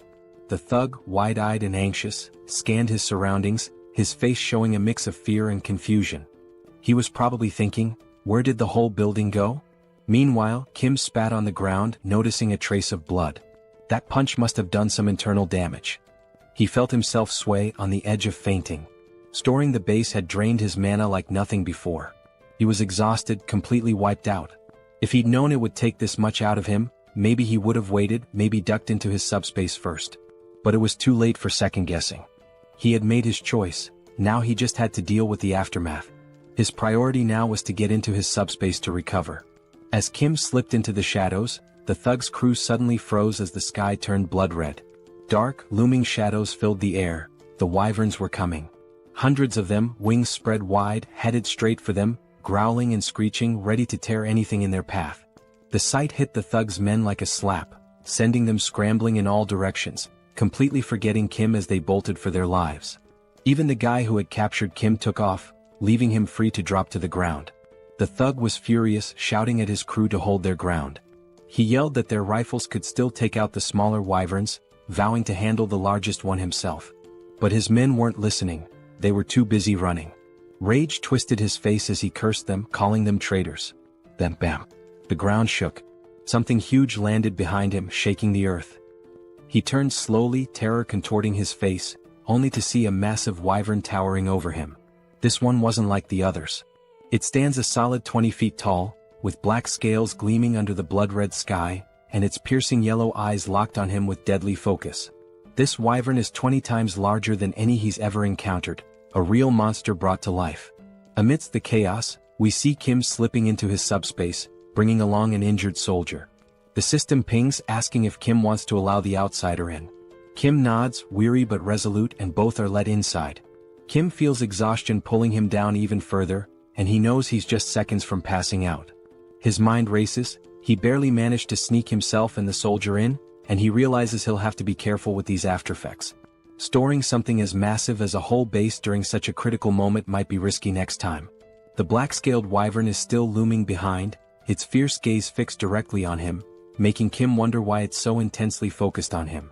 Meanwhile, Pighead stands confidently before the wyvern, boasting about his new physical enhancement power, bragging he can shatter boulders with a single punch. Without hesitation, he swings at the wyvern, but to the enormous creature, it's nothing more than a mosquito's tickle. The wyvern doesn't even react. Suddenly, a bone-crunching sound fills the air. Kim, dreading what's happening, turns around slowly to see Pighead's fate, eyes widening in shock. With a single chomp, the wyvern swallows Pighead whole. Just like that, he's gone. Young-soo rushes over to Kim, checking if he's okay. Kim assures him, though he's clearly drained, his energy barely hanging on. He managed to bring the injured soldier along, who looks worse for wear. Kim and Young-soo gently lay the soldier on a bed, relieved to see he's mostly unharmed, with just a few scratches. But the man is severely malnourished. Kim recalls Pighead's rant about taking over the military base while struggling with food shortages, which must have left the soldier without proper nutrition for weeks. Young-soo then mentions something strange happening in Kim's subspace. An enormous structure has appeared, and not just any structure, it looks like an entire city. He leads Kim to a vantage point and Kim's jaw drops. He thought he'd stored just the military base, but somehow he transported the whole base city into his subspace. His mind races. He hadn't realized the extent of his power. He'd only commanded the system to store the base, but without specifying a building, it interpreted it as the entire city. Young-soo is equally stunned, staring in awe at this impossible sight. Kim realizes he needs to explore the military base thoroughly. Young-soo agrees to watch over the soldier and let Kim know when he wakes. Kim hops into his Mercedes and begins driving through the military base city, his mind buzzing with possibilities. Weapons, ammo, gas masks, military vehicles, even tanks. It's the ultimate jackpot for surviving the apocalypse, but there's a catch. Unlike the Logitech Center, where PAX handles everything and can send supplies directly, this sprawling city means he'll have to locate and retrieve each item himself. As he drives, Kim starts to grasp just how huge this place really is, realizing he has a massive job ahead of him to map out every corner. If he'd known it was this vast, he might have stored all the weaponry and supplies directly in his subspace. Now he's planning his next move. Once he identifies the locations, he'll send Young-soo to retrieve ammo and weapons, while he prepares to strike from his portal. Then a crucial thought hits him: supplies here aren't endless. Unlike the Logitech Center's infinite stock, resources from the base could run out. No more limitless bullets or grenades for reckless use. As he's lost in thought, Pax suddenly appears, casually correcting him. Pax explains that the base isn't an ordinary storage area. It's been fully integrated into the Logitech system format. Kim's jaw drops as Pax continues, revealing that since the military base has merged with his subspace, he can now command it just like the Logitech center. Kim can hardly believe it, but Pax confirms that the base is synchronized. He'll have unlimited access to its supplies, vehicles, and equipment, just like in the Logitech center. This changes everything. Kim can barely comprehend it. His mind races through the possibilities, his face a mixture of shock, wonder, and pure excitement. He asks Pax for double confirmation. Are they really talking about endless rifles, ammo, grenades, everything? Pax nods, and it's like Kim's entire reality has flipped upside down. This isn't just groundbreaking, it's downright game-changing. Still buzzing with excitement, Kim needs more details. He asks Pax how long synchronization will take. Pax admits it's a massive job with only 0.81% done so far, so there's no clear timeline. But Pax offers a solution. If Kim prioritizes specific items, Pax can sync those first, making them immediately accessible. Without hesitation, Kim lists his essentials. Rifles, ammo, grenades, vehicles, and fuel, the lifeline for surviving this apocalypse. Kim smirks, knowing that with these at his fingertips, there's nothing out there he can't face. Pax informs him that the synchronization will be ready in just 10 minutes. After that, he'll have unlimited access to all the weapons, vehicles, and supplies he needs to go full throttle. Feeling a surge of confidence, Kim asks Pax if there's a security system, something to ensure no one touches the base without his direct approval. Pax confirms with a simple, yes. Satisfied, Kim tells him to lock everything down immediately. Kim thinks about it for a moment, not that he doesn't trust Young-soo and his family, but he's unsure about this soldier they saved. Standing by his portal, he realizes he now holds power over food, vehicles, and weapons in his hands, hoping the outside isn't as chaotic as he suspects. But outside it's a nightmare. The wyverns are on a rampage, tearing through Pighead and his lackeys one by one. Kim understands that the chaos outside won't settle down anytime soon. Back inside, he and Young-soo prepare for battle. Young-soo dons his old boss uniform, looking every bit the part, and Kim grips his M416 rifle, locking and loading. In front of them is a massive crate filled with endless ammo. Young-soo, with a hint of nostalgia, remarks it's been years since he held a gun and never thought he'd be back in action. Kim reassures him. He's duplicated thousands of rounds, each box loaded with 10,000 bullets. Young-soo doesn't need to worry about running out or jams. Kim throws Young-soo a little challenge, asking if he still remembers how to shoot. Smirking, Young-soo picks up his own M416, telling Kim he's about to show him just how skilled he was back in the day. He takes aim, exhales, and fires. Every shot hits its mark, taking down wyverns one after another. Headshot after headshot, Young-soo drops over 50 wyverns in record time. After half an hour, his gun is red hot, smoke thick in the air. When the haze clears, the floor is littered with wyvern bodies. Adrenaline still pumping, Young-soo admits he hasn't enjoyed himself this much in years. He thinks they've cleared them all and are ready to move on. But Kim's face is tense. He has a nagging feeling. Kim warns Young-soo, saying not all the wyverns are dead. Young-soo looks around, confused. Every wyvern he can see is down. But Kim mentions a massive black-scaled wyvern he saw earlier, unique and ominous. Young-soo is skeptical, but then the scene shifts, revealing the creature Kim described. Hidden in the shadows behind Kim's portal, the black dragon waits, silent but fierce, as though it knows Kim and his team are inside and is simply waiting for the right moment to strike. Young-soo peers outside, squinting but sees nothing. He wonders if Kim is just being paranoid. Then Kim shares an idea. What if these massive creatures are lying in wait, hidden and ready to pounce the second they step outside? From what he observed, that black wyvern seemed too smart for comfort. Young-soo agrees, noting that in this post-apocalyptic world, caution isn't just smart, it's survival 101. Then Young-soo has an idea. Could a remote-controlled car serve as bait? Would that huge beast chase a small moving target? They decide to give it a try. The scene shifts, showing both men with remote-controlled cars, each with a humanoid doll mounted on top. With a deep breath, they count to 3 and send the cars forward. The dolls roll out of the portal, looking like humans stepping into the danger zone. In an instant, a massive wyvern swoops down, claws piercing the doll's torso and ripping it apart. Young-soo's jaw drops in disbelief. He can't believe the wyvern was actually lurking back there. His eyes widen in terror as he watches the beast tear the doll apart, its massive teeth glinting in the light, each one nearly the size of Young-soo himself. In the next instant, the wyvern turns, its glowing eyes fixed on the portal. Without hesitation, it lunges forward, trying to force its way inside. Kim's heart skips a beat. He shouts for Young-soo to start firing. Together, they unleash every round of ammo they have on the beast. For 15 solid minutes, they pour bullets into it, the room filling with thick smoke. They think maybe they've taken it down. But as the smoke clears, those glowing eyes remain fixed on them. The wyvern, undeterred, shoves its head closer, drool dripping as it tries to devour the portal itself. Young-soo and Kim stumble back, horrified. They can see every detail of the wyvern's mouth, its deadly teeth just inches away. Young-soo is stunned. How is this creature still standing after all this firepower?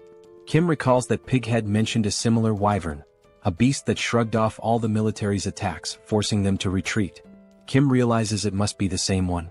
But this isn't just brute strength. Something seems to shield this creature from harm. It's as if its hide isn't only thick but somehow imbued with a protective ability. Kim doesn't have time to dwell on it. He grabs a couple of grenades, hurls them into the wyvern's mouth and smirks. Let's see if that hide's tougher than a grenade. The grenades explode with a deafening bang, filling the portal with even more smoke. Kim and Young-soo don't let up, throwing grenade after grenade, each explosion answered by the wyvern's enraged roars. An hour passes, their shoulders aching from the relentless attack. Young-soo groans, never imagining that throwing grenades could be so exhausting. Kim's shoulder feels like it's about to give out, but the wyvern remains calm as ever, with its fierce gaze locked on the portal. They're trapped. How are they supposed to escape with this beast guarding the exit? Suddenly, the wyvern slams its claws against the portal, but thanks to its unique properties, it can't break through. Kim is left feeling both frustrated and confused. They've thrown everything they have, yet the wyvern's scales remain untouched. Finally, with what seems like a snort of boredom, the wyvern turns away and flies off. Young-soo, bewildered, wonders why it left. Kim suspects it got tired of waiting for them to make a mistake. After hours of failed hunting, it probably decided to look for easier prey. At least for now they're safe. They wait an extra hour to be sure. When the wyvern doesn't return, Kim and Young-soo share a look. Exhausted but determined, they gather their supplies, ready to continue the journey. The scene shifts as Kim and Young-soo hit the road again.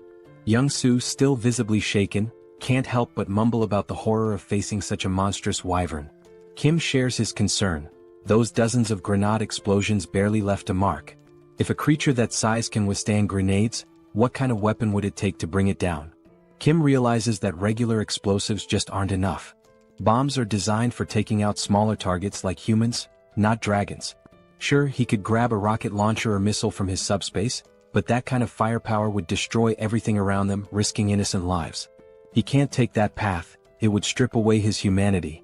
Frustrated, he realizes he needs a weapon as powerful as a bomb but without the massive destruction. The more he thinks, the more his head aches. Maybe, he muses, if he had something heavy enough dropped from an extreme height, it could seriously damage the wyvern. But using a tank wouldn't work, the wyvern would dodge it with ease.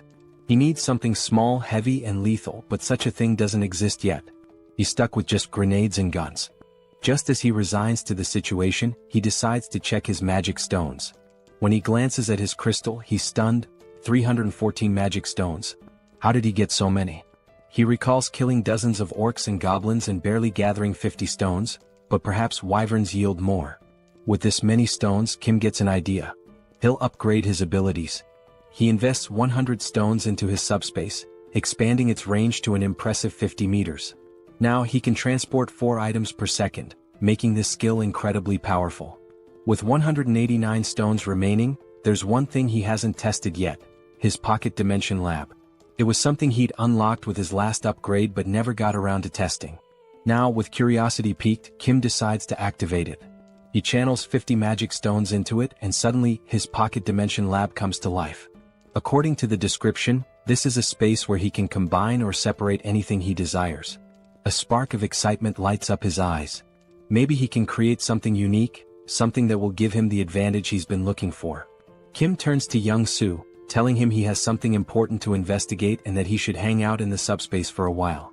Young-soo pauses, then grins, saying they're almost in Gangnam. He points out that there's no sign of any monsters, so he'd rather keep driving while Kim checks out the subspace. Kim, still worried, asks if Young-soo is sure it's safe. Ever the problem solver, Young-soo suggests that if Kim's that concerned, He can go into his portal while Young-soo continues driving the Mercedes. He's noticed that as long as he's driving, the portal stays with them.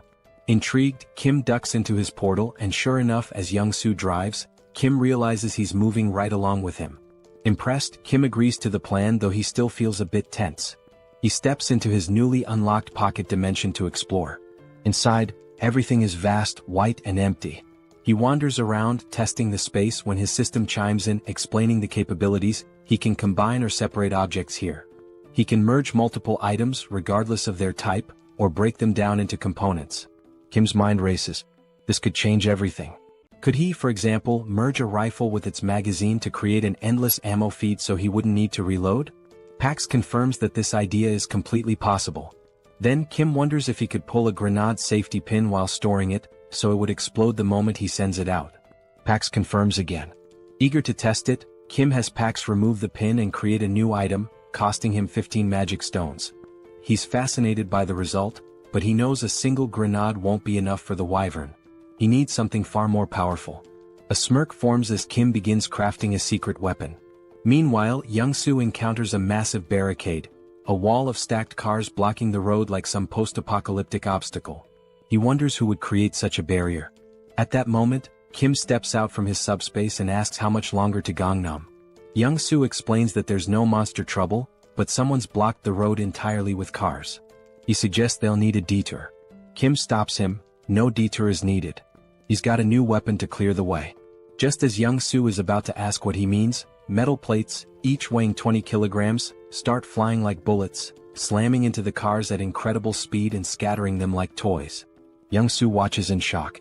It's a stack of plates fused together, flying at 150 kilometers per second, creating a barrage of 500 kilograms that obliterates anything in its path. He's awestruck, yelling, "What on earth did you make?" The scene shifts to a group guarding the road from atop a building, watching for any monsters. They're armed with whatever they could find, mostly household tools. A middle-aged man, nervous and bewildered, wonders how that wall of cars collapsed so fast. Another, equally baffled, mentions how the wall withstood multiple monster attacks. It shouldn't have fallen like that. Then, through the smoke, they see a jeep charging forward, picking up speed until it stops right in front of their building. The men grab their weapons, a wooden stick among them, and stare, stunned. Who are these people? Soldiers, they assume, since they're arriving in a military jeep. Slowly, the black-tinted window of the car rolls down, and Kim smiles up at them, asking kindly, "Is Nurse Kim Jui here?" The scene shifts again, moving into a flashback. Kim's second sister, the middle child, gives him a flying kick so powerful he nearly faints. She huffs in frustration, while Jui, the eldest sister, calmly studies, telling her siblings to quiet down since she's preparing for an exam. Kim and his other sister are stunned, mouths wide open. The middle sister, concerned, asks Jui if she's feeling okay, wondering why she's suddenly so intense about studying.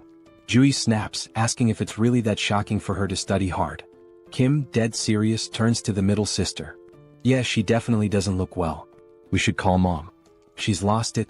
Jui's frustration erupts as she starts shouting, asking if they'll ever let her study in peace. Kim explains that Jui, who is 8 years older than him, only started taking her studies seriously when he was around 7. Since she'd never sat still for more than 30 minutes before, her sudden shift had the whole family on edge. With big worried eyes, Kim and his other sister drag their mom over to Jui, pointing out that their big sister has completely lost her mind. Even their mom looks concerned. Jui can't believe it. Her own family doesn't think she's capable of doing anything with her life. Frustrated, Jui finally reveals her secret. Proudly, she holds up a medical textbook and declares her dream. She's going to be a doctor. She announces, "Even if the world ends tomorrow, today I'll still help those in need." Her face glows with pride, her eyes shining with determination. The whole family is stunned. They just stare at her, speechless. Kim and his other sister turn to their mom, whispering that Jui's condition is getting worse. Maybe she needs a mental hospital ASAP. The house erupts into a family brawl, everyone yelling, laughing, the whole scene chaotic. Days pass, and they assume Jui's passion will fade like a teenage phase, and that her ambition to be a doctor will pass. But no, her grades soar. She skyrockets through high school, and before anyone realizes it, she's accepted into the top nursing school she applied to. Her dad, mom, Kim, and her other sister are shocked. Juri, who once couldn't sit still for 30 minutes, has achieved the unthinkable. In the present, Jui stands frozen in shock, staring at Kim, who's come back to find her. It's all real, her journey, her family, her dream, and now this reunion. Tears start streaming down Jui's face, her cheeks red with emotion. Kim stands before her, his eyes filling with tears too, overwhelmed. Barely able to speak, Jui, still sobbing, asks Kim how he made it this far and if he's hurt. Kim, equally emotional, tries to reassure her, saying he's fine, nothing happened. Young-soo, watching from behind, smiles warmly, whispering to himself, grateful that Kim's sister is safe. Kim and Jui finally embrace, holding each other tightly, letting the weight of the world fall away, if only for a moment. Once they calm down, Kim wipes his tears and introduces Young-soo, explaining how much he helped him get here safely. Young-soo bows respectfully, introducing himself, and Jui, deeply grateful, introduces herself as Kim's older sister, thanking Young-soo for protecting her little brother in this apocalyptic nightmare. With a small, mischievous smile, Jui suddenly reaches into her pocket and tells Kim she has something for him, figuring he hasn't eaten well in all this chaos. She hands him a chocolate bar, but Kim stops her, saying, "I'm really full, sis. Actually, I've got enough chocolate to last me a lifetime." Then, Kim's expression turns serious as he explains that he has a critically injured patient. Jui's face shifts to concern, and she asks where the patient is, insisting they bring him to her immediately. But Kim explains that the patient isn't in the car. He's in Kim's subspace. Jui's jaw drops, her eyes wide with shock. "Kim, you have an ability too?" Kim nods, explaining he unlocked a power called subspace, where he can open a portal to a hidden area that only he and those he invites can enter. He laughs a bit nervously, noting that it might scare people if they saw it, so he suggests they find somewhere private. Jui agrees, noting the people around, and they decide to head inside the hospital for privacy. Slowly, Kim, Young-soo, and Jui enter the hospital, and the sight is heartbreaking. People clutching nothing but wooden sticks for protection, hollow-eyed and starving, sprawled across the floor like lifeless bodies. They finally reach Jui's private room. Young-soo closes the door behind them, leaving only the three of them. Kim then opens the door to his subspace, and as he does, Jui stands in shock, her eyes wide, mouth open, as she gazes at the vast city-like area before her. "What is this?" Jui asks in amazement. "Are all these buildings part of your ability?" Kim reassures her, promising to explain later, but for now she needs to follow him. They make their way to where Kim has kept the injured soldier. Jui rushes to his side and begins examining him. Kim, still anxious, asks, "What do you think, Jui? Will he make it?" Jui, dead serious, asks how long he's been like this. Kim explains he's not sure, but it couldn't have been too long since he found him on the way there. He suspects the man was beaten and tortured. With a solemn expression, she tells Kim that this man may not survive much longer. Upon hearing this, both Kim and Young-soo freeze, fear visible in their eyes. They had been holding on to hope that the man could be saved. Desperate, Kim asks, "Is it really that bad?" Jui's tone then shifts. She smiles and explains that under normal circumstances, his chances would be slim. But then, her hands begin to glow with a green aura, and she grins confidently. "Isn't it cool?" she says, "I've awakened as a healer." She places her glowing hands on the soldier's chest, the green light spreading over his body. She warns them that her skill level is still low, so a full recovery is unlikely, but he won't die. After 5 minutes, Jui finishes the healing. The soldier's wounds close and his breathing stabilizes. Jui explains that while it's not a complete recovery, the essentials are taken care of. He's severely malnourished and will need food and rest to regain strength. Suddenly, Kim says, "Sis, even with the world ending, you're still treating patients. Just like you said you would." Jui, caught off guard and slightly embarrassed, laughs nervously. "Why bring that up now?" But Kim, undeterred, repeats her words from childhood. "Even if the world ends tomorrow, I'll still treat the sick today." Blushing, Jui shouts, "I should have disciplined you like sister number 2 did when you were little." And just like that, they're bickering again. Once the playful quarrel dies down, Jui turns serious. "Now explain everything. What's been going on?" Kim takes his time and goes into detail, telling the entire story, how he got trapped in the storehouse, how he sent messages to Jui and sister number 2, and how the network system went down. He recounts unlocking his subspace ability, accidentally storing the Logitech Center, and merging with Pax AI. He talks about meeting Young-soo and their journey here. While Kim is telling the story, Jui is devouring a meal as if she hasn't eaten in days. Kim sighs, annoyed, and asks, "Are you even listening, Jui?" With her mouth full, Jui nods and says, "Of course I'm listening." Kim challenges her, "Alright, what did I just say?" Juri, clearly distracted, fumbles and gives a brief summary, missing most of the important details. Kim groans but lets it slide, chuckling a little. It turns out the delicious meal was prepared by Young-soo's wife, who introduces herself to Juri. Juri smiles warmly and says, "Nice to meet you, I already love you." They all laugh together. Young-soo's wife offers more food, saying, "If you're still hungry, there's plenty more in the fridge. Just ask." She also tells Kim that she's prepared a bed for him in the first-floor staff room with supplies, suggesting he rest there. Kim tries to thank her, insisting she didn't need to go through so much trouble, but she smiles and replies, "With everything you've done for us, it's the least I could do." Juri, still curious, turns to Kim and asks, "How did Young-soo and his wife get into your subspace?" Kim, exasperated, groans, "I literally just told you this whole story, Juri." But Juri shrugs, so Kim sighs and begins the story again. Afterward, Kim starts explaining his future plans. He sums it up, saying he's going to bring his entire family into his subspace. The first goal has already been accomplished. His older sister, Juri, is safely inside. Next, he'll go find sister number 2, who is in Area 0. Juri's expression changes at this. In a serious tone, she apologizes to Kim, saying she can't come with him because she needs to stay here. Kim's face falls, shocked. "Why do you have to stay in such a dangerous place all alone?" he asks, concerned. Juri sighs, agreeing that it's dangerous, but explains it's not just that. There are other patients, and while other nurses can help, she stops mid-sentence as the scene shifts. In another building, a shadowy figure watches through a window at Kim and Juri's building. He notes that 2 people arrived in a military jeep, and his guards reported a loud crash from the car wall outside. The wall was broken by a jeep, he wonders. Puzzled, he speculates that they might be special forces, but an unknown voice interrupts, suggesting that one of them is Juri's younger brother. The man's face is revealed, ugly and intimidating. His companion, sounding hopeful, remarks that if one of them is Juri's brother, they might not be hostile, just in need of food and shelter. With control over the food supply, they could leverage Kim if necessary. But the ugly man's expression turns serious as he smirks and says, "Do you really think those 2 are stronger than you?" Just then, a towering 7-foot muscular figure steps forward from the shadows. His body is covered in veins and has a lifeless, vacant look, almost like a living corpse. The muscular man reassures his boss that it's unlikely anyone is stronger than him. The boss instructs him to greet Juri and her brother warmly, feigning kindness, while also making sure to fix the broken car wall. The muscular man nods, explaining that he has doubled the wall's height, ensuring it will be impossible to break through again. The scene shifts back to Kim and Juri, where Juri starts telling Kim about the department head, Jean.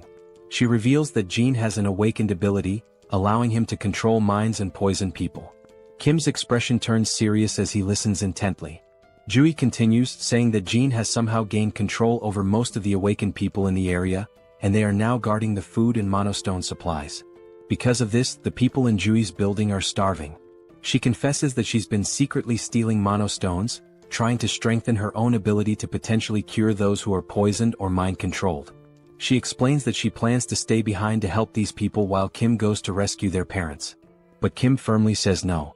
Juri, frustrated, begins to explain that the people here have no food or water and will starve if something isn't done. Kim interrupts her with an annoyed tone, asking, "Did you even listen to my entire story?" Juri looks puzzled as Kim, arms crossed and eyes closed, coolly points out, "The main weapon Jean has is control over food, right?" Juri nods. With a sly grin, Kim says, "Then solving this problem is a piece of cake for me." He tells Juri to watch his incredible ability in action. Juri winces, muttering that it seems like Kim's middle school phase is back, but before she can finish her sentence, her jaw drops. From Kim's subspace, stacks of meat, vegetables, water and other food supplies come pouring down from above, filling the room to the brim, leaving Juri and the others in stunned silence. At this point, Kim has just uncovered the ultimate infinite food glitch. Jean Sung-hak received an urgent report about Juyeon's younger brother bringing in a supply of food, but he remained unimpressed. The messenger emphasized that the quantity was remarkably large, but the man stayed indifferent. With just 2 individuals in a single military vehicle, he doubted their capacity to transport such an amount. Sooner or later, people would steal their food, and once it was gone, they'd come back begging for rations like everyone else. Jean Sung-hak thought they should have hidden their provisions and used them sparingly instead of being overly generous. Yet, this generosity might eventually play to the villain's advantage, making things easier than anticipated. The messenger added that the newcomers had brought in more supplies than the entire hospital had managed to gather so far. This revelation sent a chill down Jin Sung-hak's spine. No matter how one looked at it, it was physically impossible for two people to collect such a large quantity of food for everyone.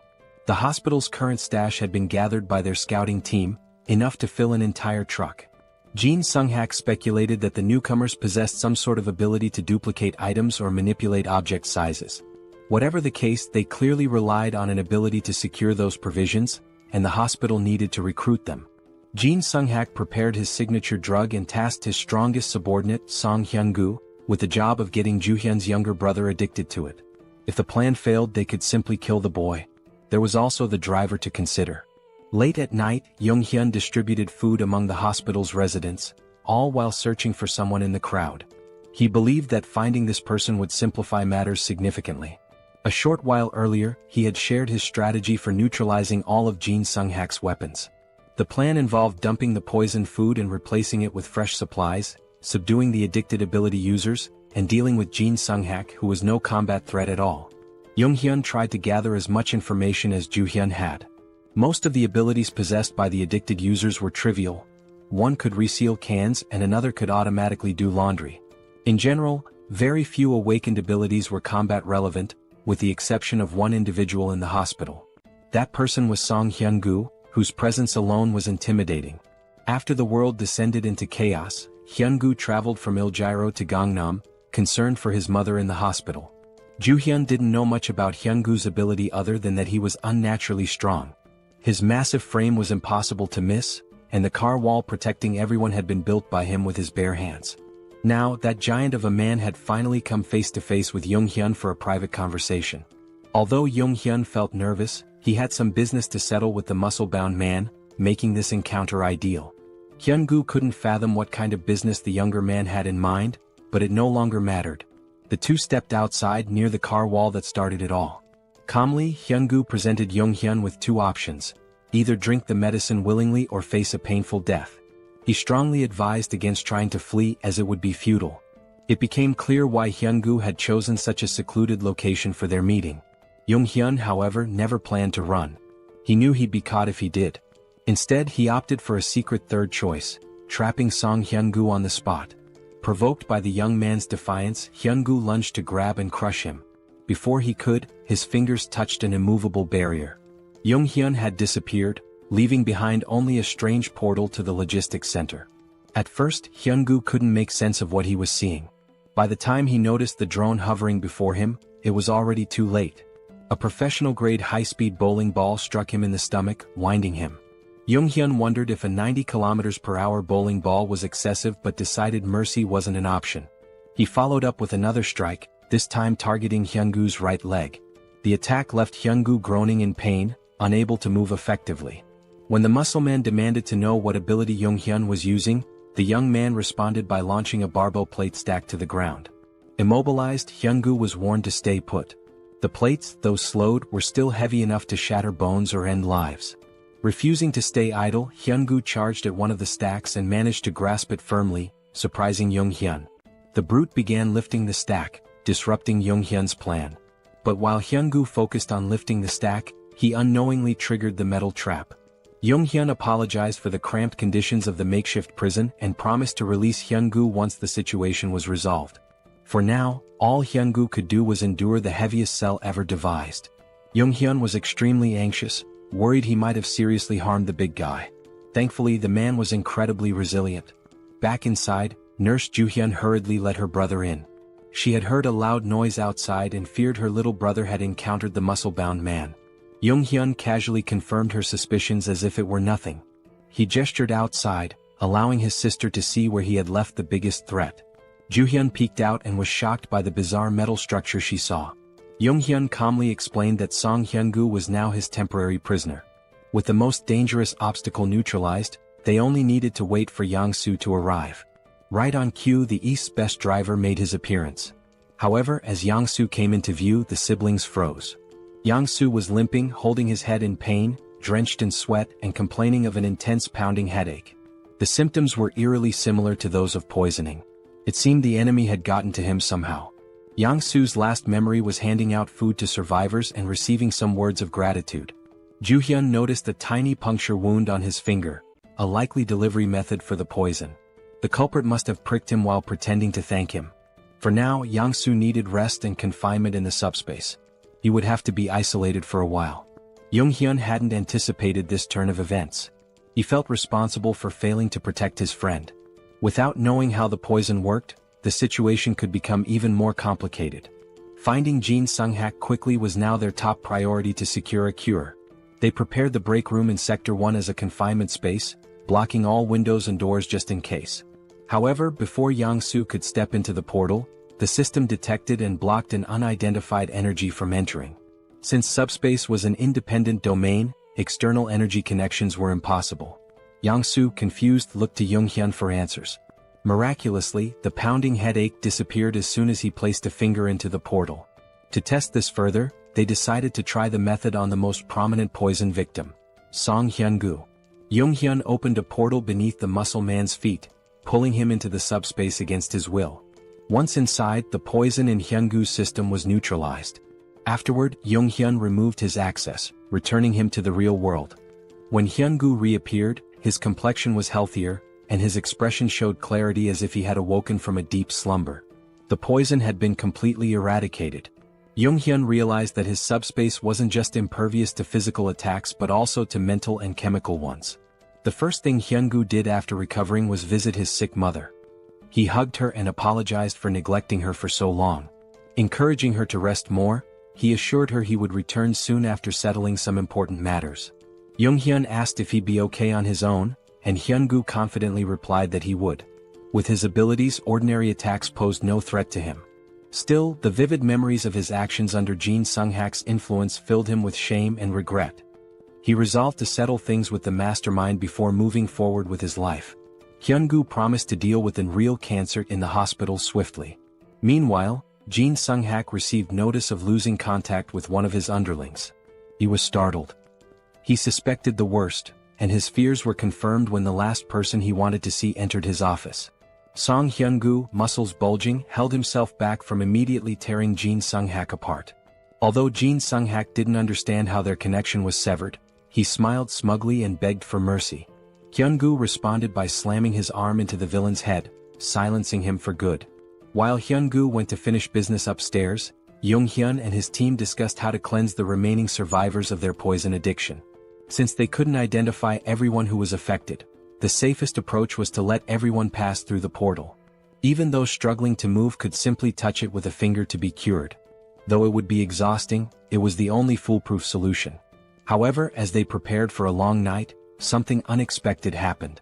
Survivors all over the hospital suddenly began acting as if a weight had been lifted off their shoulders. One by one, those afflicted were inexplicably cured. They realized they had been out of their minds and regained their senses. The group was bewildered until Song Hyun-gu arrived, clearing up the mystery. His clothes and hands were smeared with blood, a clear indication of the method he used to resolve his unfinished business.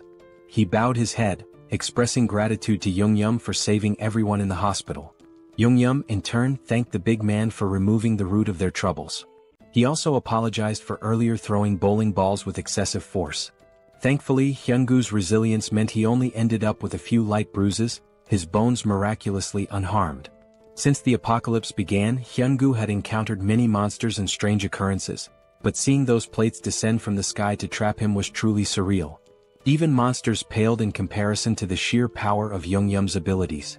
When Hyun-gu asked if he planned to stay at the hospital, Jung-yeom seemed surprised. The big man admitted it might be selfish to ask for more after all Jung-yeom had done, but the hospital would undoubtedly be safer with him around. Jung-yeom explained he was still on a mission to find the rest of his family and would have to leave soon. Understanding this, Hyun-gu didn't push further and wished him success in reuniting with his loved ones. This brought up the topic of family, and since Hyun-gu came from Iljiro, it was a good chance to ask about the situation in the city. Hyun-gu was startled to hear that the group planned to head there, warning that it was now impossible to reach. Several hours later, as dawn broke over the hospital, the survivors awoke to a brighter future. Not only had Jung-yeom ensured they had enough food to last for a long time, but he had also supplied them with essential items like clothing and tools. Former enemies parted ways as allies, with Hyun-gu shaking Young-yeom's hand and promising to repay his kindness someday. With that, the group departed the hospital, heading toward Il-gyro. Mr. Yong-soo, now fully recovered, drove with his usual expertise. He brought up the wall around Il-gyro that Hyun-gu had mentioned, theorizing it might be a product of someone's ability. If so, Young-yeom hoped to establish communication with whoever created it. Otherwise, breaking through might be their only option. The previous night, Hyun-gu had explained what he saw while leaving Il-gyro. He described the wall growing out of the ground like a tooth emerging, eventually reaching the height of a typical skyscraper. This meant ground travel was nearly impossible. Hyun-gu also mentioned something peculiar about the monsters in Il-gyro. Unlike those in Gangnam, the city was infested with undead creatures, skeletons that reanimated even after being destroyed. Walking corpses were a common sight there. Despite Il-gyro's challenges, Young-yeom wasn't worried about his sister, Seoul, who was trapped inside. He believed she could handle herself, even without awakening any special powers. While inside his subspace, Young-yeom received a call from Ju-yeon, who had finally agreed to join them after the hospital was freed of poison. When he lazily asked why she was calling, Big Sis immediately scolded him to adjust his tone. She informed him that the soldier they had rescued had regained consciousness. Young-yeom quickly entered the subspace, where the soldier sincerely thanked him for saving his life. The soldier introduced himself as Colonel Han Hyung-ho of the 50th Intelligence Communications Battalion. Thanks to Ju-yeon's careful treatment, he had made a full recovery. Looking around, the colonel seemed confused. He could see the military command center outside but found the rest of the surroundings unfamiliar. There shouldn't have been any buildings in that area, let alone a logistics center. Young-yeom explained they were currently inside the staff lounge of the PAX FC Logistics Center within his subspace. Outside, they were in Gangnam, heading toward Hanam Bridge. The colonel struggled to process this information until Ju-yeon simplified it. They were inside the kid's ability, situated in Gangnam. Upon learning this, the colonel humbly requested to be dropped off on the road. Young-yeom assured him they meant no harm and only wished to help. The colonel acknowledged this as the group had saved him from near death, but he couldn't share the details of his mission, which was to reach the Joint Chiefs of Staff as soon as possible. Recognizing the national importance of the mission, Young-yeom called PAX for assistance. Instead of simply letting the colonel go, he handed him banana milk and a sandwich, insisting he eat before explaining more about his mission. Despite his hunger, the colonel resisted at first.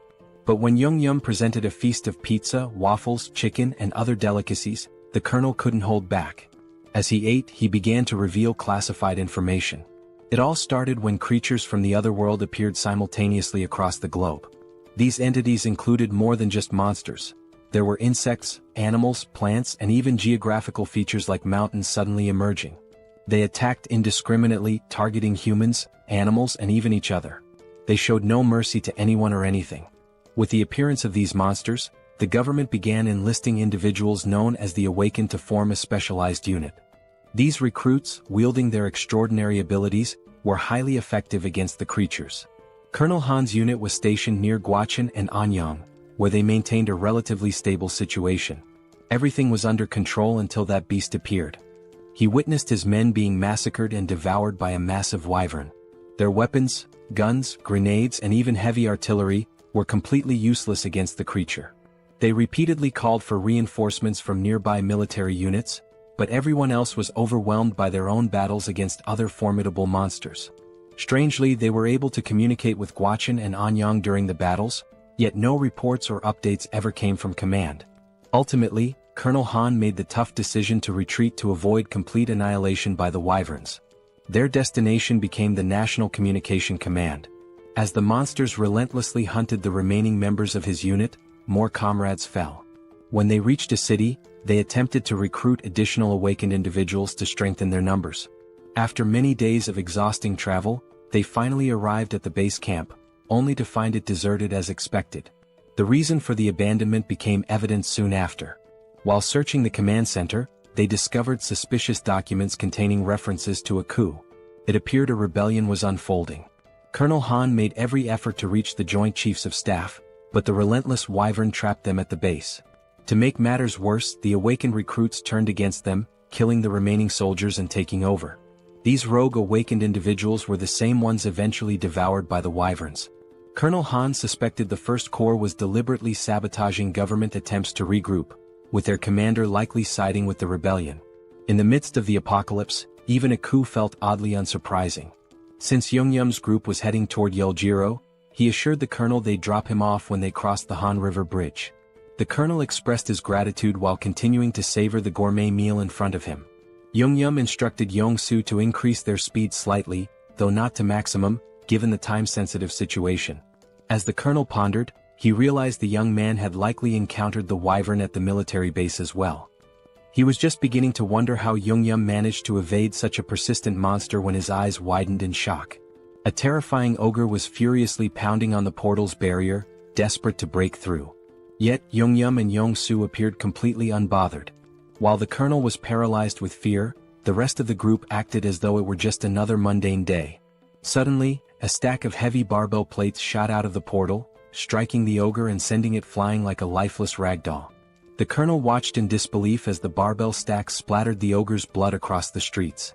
Meanwhile, Jeong-gyeom and Yong-soo remained utterly unfazed, accustomed to such scenes. The colonel, however, had stopped mid-bite, unable to process what he was witnessing. When Jeong-gyeom summoned a military vehicle from thin air, the colonel nearly choked in shock. The duo exited the subspace, leaving the colonel with instructions to eat and rest.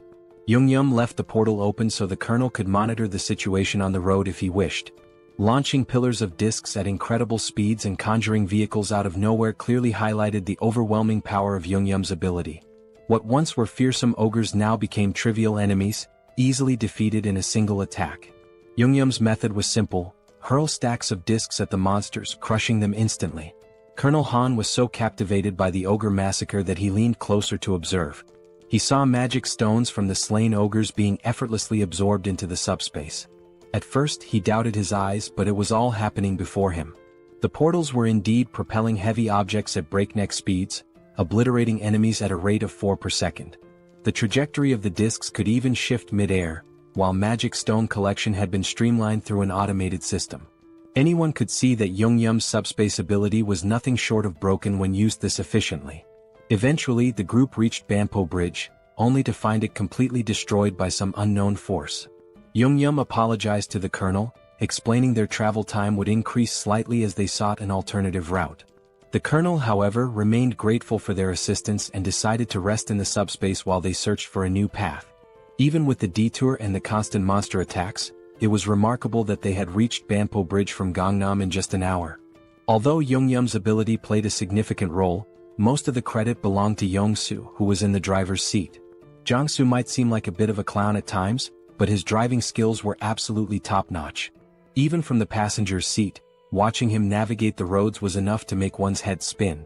When the colonel experienced it for the first time, he was so startled that he almost threw up in the back seat. It didn't take him long to figure out that staying inside the comfort of the subspace was the only way to avoid serious motion sickness. The colonel's evaluation of Jeong-gyeom and Jong-soo was nothing short of stellar. Both young men were incredibly skilled and resourceful. After more driving and monster slaying, the group reached another bridge. It looked worn and unstable, but at least it was still intact. Jong-soo believed he could drive across the entire length, but Jeong-gyeom hesitated. He had noticed some suspicious figures in the distance and grew cautious. Upon closer observation, he saw what appeared to be a massive wall, likely the rumored barrier of Yeoljiro they'd heard about. With its immense size, there was no chance of getting through it by car. However, since they were still too far to confirm whether or not they could breach it, the best course of action was to get closer and assess. Crossing the bridge would also take them through Yongsan, allowing them to drop off Colonel Han along the way. After a few minutes of uneventful driving, they reached the colonel's stop. He expressed his gratitude for being safely escorted, even though it wasn't their responsibility. Jeong-gyeom wished him luck with his urgent mission and they parted ways. Meanwhile, Jeong-gyeom's focus returned to finding a way into Yeoljiro, where his little sister might be. The fortress wall, upon closer inspection, was even higher and sturdier than expected. He considered whether leveling up enough to absorb the entire wall into the subspace might be a viable solution if all else failed. Unfortunately, his current level was far from sufficient for such a feat. He estimated needing another 2 hours of grinding, collecting 400 magic stones per hour, to upgrade his subspace abilities. Han, meanwhile, suggested that Jeong-gyeom and Jong-soo join him in the government's efforts.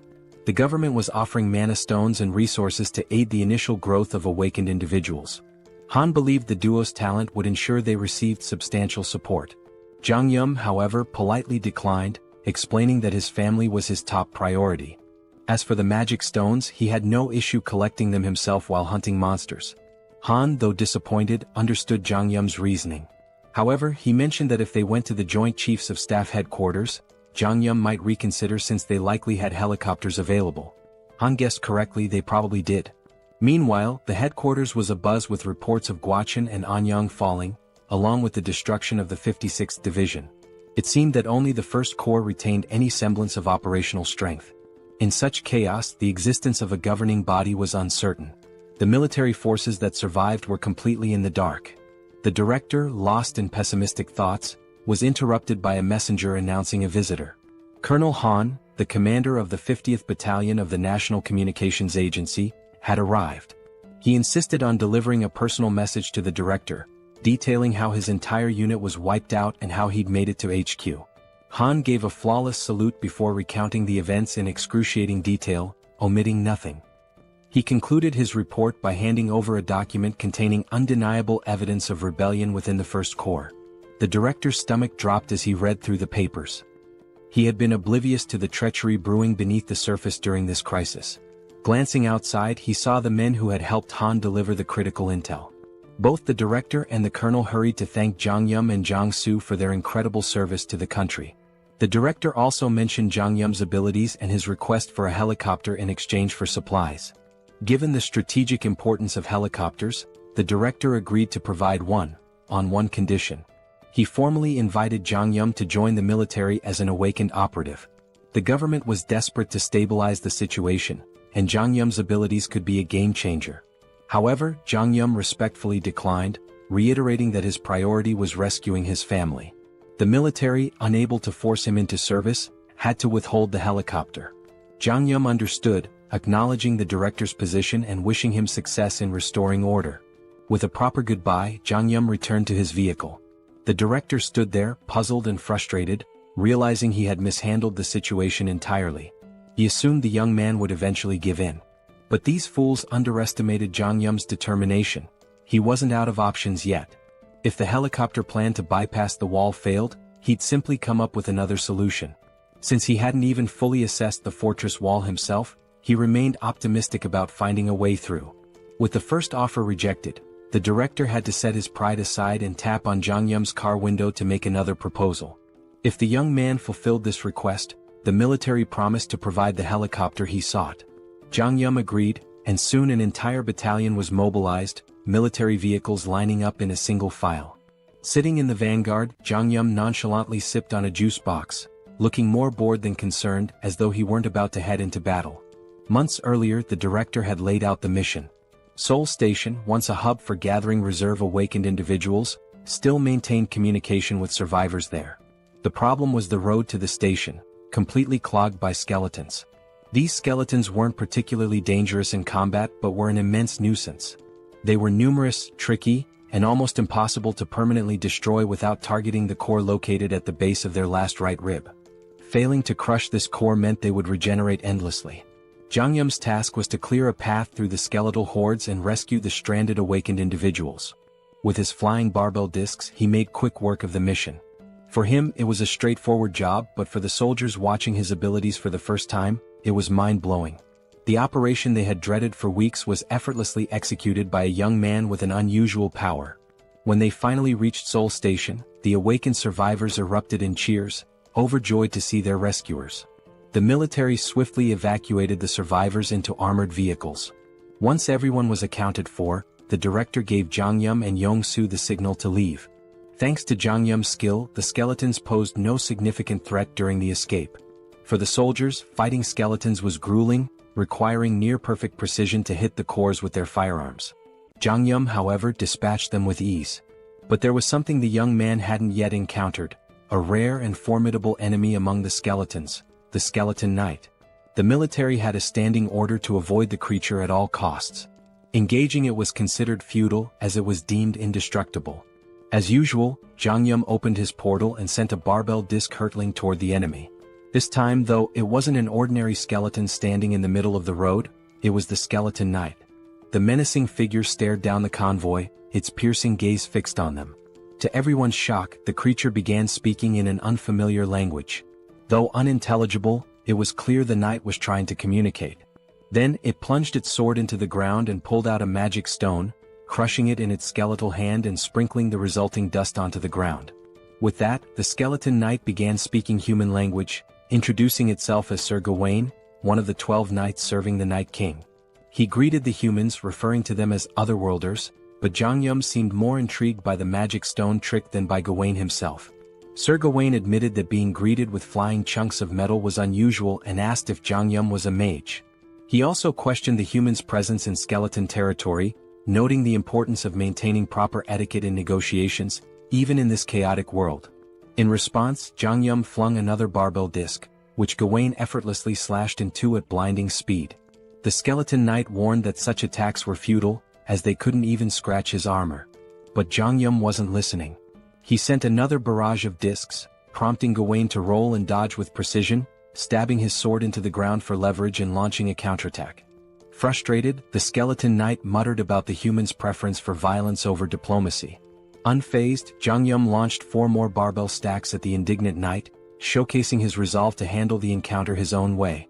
Gawain masterfully deflected the first attack with his shield, gracefully dodged the next, and slashed the remaining discs out of the air, halting their momentum entirely. This chain of precise maneuvers brought the skeleton knight alarmingly close to the convoy. Yong-soo, seeing the terrifying figure charging at full speed, began to panic. Meanwhile, Jeong-gyeom was more intrigued than scared, marveling at how easily the knight could slice through 500 kilograms of steel as if it were butter. However, he noticed that Gawain was cautious, clearly trying to avoid taking any direct hits. If I can land a solid blow, Jeong-gyeom thought, we might have a chance. Determined, he gritted his teeth and spent 50 magic stones to unlock tracking delivery for greater precision. As a test, he launched a single stack directly at the skeleton knight's chest. The massive steel disc shot out of the portal like a cannonball, aimed with pinpoint accuracy. Gawain scoffed, mocking Jeong-gyeom for using the same trick repeatedly and calling him a fool by a mage's standards. Confidently bragging that he could dodge any projectile thrown at him, Gawain was blindsided when the disc suddenly adjusted its trajectory midair. Instead of the usual straightforward attack, this one veered sharply, homing in on Gawain's chest just as Jeong-gyeom intended. Though the attack struck, the skeleton knight managed to absorb most of the impact with his armor, batting the disc away after the initial hit. You're getting ahead of yourself, boy, Gawain growled. I was merely caught off guard. It won't happen again. But before he could finish his sentence, a bowling ball came hurtling out of nowhere, slamming into his head and knocking him to the ground. Gawain recovered quickly, lifting his head with newfound wariness. Yet, before he could react, another bowling ball struck him square in the skull, eliciting the first hint of fear the skeleton knight had felt in ages. The fear froze him momentarily, giving Jeong-gyeom another opening to unleash a relentless barrage. Inside the car, Jeong-gyeom chanted commands like a gamer inputting cheat codes. Left head, back head, crown, front head, right head, left head. Each command sent a bowling ball flying in a pre-aimed direction, creating an automated assault. Though his jaw ached from issuing rapid orders, Jeong-gyeom didn't let up. The skeleton knight, struggling under the ceaseless rain of projectiles, found himself cracking, literally. Jeong-gyeom noticed fractures spreading across Gawain's skeletal frame and decided it was time to act decisively. He suggested the military convoy retreat while the enemy remained disoriented. But before they could leave, Gawain's curses turned to pleas. Fragments of his bones scattered in all directions as the relentless impacts took their toll. Seizing the opportunity, Jeong-gyeom ordered simultaneous disc attacks from all sides, left, right, front, and back. The coordinated strikes shattered the skeleton knight's form, marking the end of the formidable foe. Even in defeat, Gawain maintained his dignity, commending Jeong-gyeom as a remarkable mage. He issued a grave warning, "This is not the end. Skeleton knights do not die. Even in death we serve the Night King." As his body disintegrated, 3 magical shards fell, a pair of large blue mana stones and a small red reinforcement shard. Jeong-gyeom swiftly secured the loot through his portal. The soldiers trailing behind were dumbfounded. They had just witnessed a young man defeat a skeleton knight, a creature impervious to tank shells, with nothing but flying discs and bowling balls. At the rear, the survivors erupted into cheers, chanting Jeong-gyeom's name in celebration. The unkillable knight had been slain, and their victory deserved to be celebrated. Back at HQ, the director listened to the report with astonishment. He had explicitly instructed Jeong-gyeom to avoid engaging the skeleton knight at all costs. Yet, the young man had not only ignored the order but triumphed spectacularly. Despite his initial disapproval, the director realized the importance of having Jeong-gyeom and Yong-soo on their side. Swallowing his pride, he practically begged the duo to join the military's efforts. But Jeong-gyeom, unwavering in his resolve, politely declined. His quest to reunite with his family remained his top priority, leaving the military forces to wonder how to move forward without him. Thankfully, the director was a pragmatic man and chose to step back. Still, the offer remained open. He hoped that once Jeong-gyeom completed his mission to reunite with his family, the young man would reconsider the military's proposal. At present, the armed forces already regarded Jeong-gyeom as an irreplaceable ally to the nation. For now, the director's priority was to honor his promise and provide Jeong-gyeom with the helicopter he'd earned as a reward. Jeong-gyeom wasn't exactly thrilled with the weight of expectations being placed on his shoulders. It was just another layer of pressure. Still, he could understand their perspective. After all, he had just taken down an unkillable skeleton knight that had been a nightmare to deal with. Truth be told, his victory was far from flawless. He barely scraped through. If there had been even one more adversary as skilled as Gawain, their mission would have been doomed. The harsh reality was that this rescue could have ended in disaster. What's more, there were at least 11 other skeleton knights like Gawain out there. After all, he'd called himself one of the 12 knights. And then there was Gawain's ominous warning. Skeleton knights don't truly die, even in death. Jeong-gyeom couldn't ignore the implications. If the skeleton knights were that strong, their master, the Night King, had to be even more terrifying. It was time to rethink his arsenal. The pillar stacks, while powerful, had barely left a dent. On the other hand, the bowling balls, for reasons that defied logic, had managed to crack Gawain's near-impenetrable armor. But then again, logic had ceased to exist in this world long ago. As they ascended to the helipad, the director asked if Jeong-gyeom was really planning to head to Yeoljiro. From the HQ, everyone could see the high walls encircling the area. The military had already dispatched a unit to investigate the nature of these mysterious walls, but contact with the team was lost. Since then, aerial reconnaissance missions had been conducted whenever feasible. These expeditions confirmed that people were still active inside the walls. The director believed his troops, and perhaps Jeong-gyeom's family, were safe within. Jeong-gyeom appreciated the director's optimism, though he felt a twinge of guilt. He had almost forgotten that his sister might be in danger. To be honest, he wasn't worried about her at all. That girl was more of a monster than anything he'd encountered since the apocalypse began. The director shared another peculiar observation. The top of the wall appeared to be growing and curving inward, as though it were forming a roof. While they couldn't estimate how long it would take for the structure to fully enclose, the director was relieved they could provide Jeong-gyeom with a helicopter before it did. At last, after a long climb to the rooftop, they arrived at the helipad.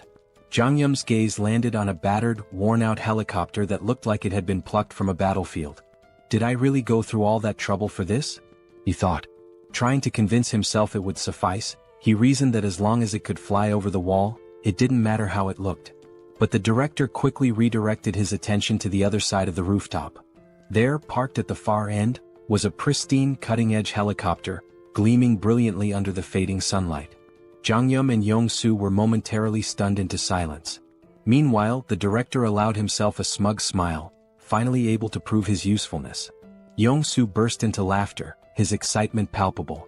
With his aviator sunglasses and Top Gun jacket, he now looked perfectly at home next to the sleek, powerful aircraft. Kim was equally taken aback. At the same time, the director began explaining something, but Yong-soo interrupted with loud laughter. Turning to the director, Yong-soo expressed how touched he was that the director was lending them a Black Hawk helicopter in such a desperate situation. He was already thrilled at the prospect of flying it. The director chuckled, remarking that he had been wondering who would pilot the Black Hawk, but it seemed Yong-soo had prior experience with such aircraft. Before the director could finish, Yong-soo interjected, "I've never flown a Black Hawk before." Yong-soo then glanced at his system notification and explained that while he'd never flown a helicopter, he felt confident about piloting this one. As he inspected the Black Hawk, a notification appeared on his system. It stated that by using 50 magic stones, he could register the helicopter into his system, which would instantly transfer all the knowledge necessary to fly it directly into his mind. Excited, Yong-soo enthusiastically shared this discovery with the group, explaining his unique ability, Best Driver. This skill allowed him to operate any vehicle effortlessly.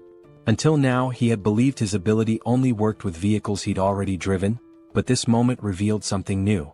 Instead of leveling up his skill traditionally, Young-soo realized he could register new vehicles to his system individually. This revelation exhilarated him. Kim was equally amazed, and things began to fall into place. Reflecting on their countless battles together, Kim recalled how Young-soo's ability never seemed to evolve in a conventional sense. Now it was clear, Young-soo's skill wasn't about progression but about expanding his arsenal by registering new vehicles. The director then surprised them by retrieving a suitcase from the Black Hawk. Opening it, he revealed a collection of magic stones. Placing the suitcase before Kim, he explained that it contained 200 magic stones. Originally intended as a surprise for their journey, the director now offered the stones so Young-soo could register the Black Hawk immediately. Hearing this, both Kim and Young-soo expressed their deep gratitude. Without delay, Young-soo took 50 magic stones and began the registration process. As the process completed, a torrent of information flooded into Young-soo's mind about piloting the Black Hawk. His excitement surged, his grin growing wicked, almost as if he were possessed by some malevolent spirit. Kim, observing the transformation, felt a shiver run down his spine. With a devilish smirk, Young-soo declared, "I've got this bad boy all figured out." He urged Kim to board the helicopter quickly, claiming he couldn't wait to take off. Nervous about Young-soo's enthusiasm, Kim hesitated and cautiously asked if he could fly the helicopter at a slower pace. Maintaining his mischievous tone, Young-soo laughed. "Slow? I don't do slow." Moments later, Young-soo leapt into the pilot's seat, his excitement palpable. Kim, his eyes brimming with tears of apprehension, reluctantly strapped himself in, resigned to what he knew would be a chaotic ride. Like a mad scientist at work, Young-soo began pressing buttons and muttering to himself. Turning to Kim, he quipped that they still had a bit of time before departure, suggesting Kim mentally prepare. Finally accepting his fate, Kim shifted his focus to what lay ahead. He knew that once they entered the city, they would face more skeleton knights. With this in mind, Kim decided to check his inventory to assess how many magic stones he had. He needed to upgrade his subspace level. Kim thought upgrading his subspace might unlock a new skill. Opening his inventory, he used 2 large mana stones and 1 enhancement stone. The system notified him that the large mana stones had been converted, along with 200 regular mana stones, leaving Kim with a total of 1,393 mana stones. Shocked at the sheer quantity, Kim used 1,000 mana stones to upgrade his subspace to level 3. The system informed him the upgrade would take a few minutes. While waiting, Kim inspected the enhancement stone. The system explained that enhancement stones were unique, imbued with special properties. Unlike regular mana stones, they could be consumed via the awakening system to grant specific enhancements to an item. The enhancement stone in his possession carried the fire property. A spark of inspiration struck Kim. He now had an idea of how to use the enhancement stone. However, the critical question loomed: which item should he upgrade? More importantly, Kim had no way of knowing how much his ability would increase from enhancing an item with the stone. He considers his 2 primary weapons for offense: the bowling ball and the iron pillars. However, whenever Kim used the iron pillars, the skeleton warriors easily sliced through them. Only the bowling ball proved effective against them. This is why Kim decides to upgrade the bowling ball. Upon upgrading it, he receives a new item, the fire bowling ball, which is surrounded by lava-like flames and possesses 2 main abilities, penetration and ignite. Afterward, Pax asks Kim if he wants to register the fire bowling ball as a new item. Kim agrees, and as soon as the registration is complete, Pax informs him that it's time to depart. Kim begins to mentally prepare himself, but before he can steady his nerves, Young-soo starts the helicopter. As the Black Hawk lifts off, Kim grows anxious. The director salutes Kim, expressing his hopes that he will safely reunite with his family and eventually return to the team once his mission is complete. Kim gives a thumbs up, bidding the director farewell. At that exact moment, the system notifies Kim that his subspace has been upgraded. The upgrade reveals new unlockable items and enhancements, including the ability to temporarily increase the shipping size limit for individual items using magic stones. As Kim reviews his unlockable items one by one, he comes across his new skills. His jaw drops in astonishment as though he's seen a ghost. The director, observing Kim's stunned expression from the ground, begins to feel uneasy. Reflecting on the 200 mana stones and the Black Hawk helicopter he provided to Kim, the director feels he has been more than generous. He even imagines reminding Kim of his help once he returns to the military base. However, he can't help but worry if something might be wrong to cause Kim's concerned reaction. Meanwhile, Kim is still reeling from his newly unlocked skill, the SUBSPACE laboratory. This feature grants a transportation function with a minor healing effect, allowing him to recover naturally within the lab. More importantly, it enables Kim to register external objects into his subspace. The system explains that a registration fee will be determined by the object's size, weight, and value. This revelation is a game-changer for Kim. Previously, his subspace ability was limited to pre-registered items, such as those from the Logitech Center or military base. But now, the ability to register external objects offers massive potential. However, the system clarifies that new items must still fit within the two existing categories, Logitech Center or military base. Kim's gaze falls on the Black Hawk helicopter. He wonders if it qualifies as a military base item. Testing his theory, Kim attempts to register the helicopter into his subspace. The system confirms that the registration will require 107 magic stones. Kim agrees and completes the process. The scene shifts back to the director, who is heading back toward the military base. Suddenly, the sound of the helicopter fills the air again. Turning around, he sees Kim and Young-soo flying back.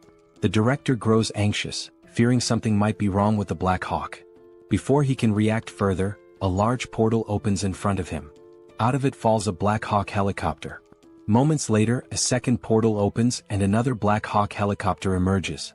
As the two helicopters land before the stunned director, Kim waves at him with a smirk before flying off again. The director stands there speechless. He doesn't understand what just happened. He gave Kim a battered old Black Hawk, only for Kim to somehow gift him two brand new ones in return. As the director contemplates the situation, his confusion quickly turns into mounting worry. The scene transitions to Kim, who has now entered the city. A massive fortress looms ahead, its upper sections gradually closing in to form a roof. The fortress is on the verge of sealing itself entirely. The focus shifts again, revealing a foreboding castle. Its dark and sinister interior radiates an evil aura.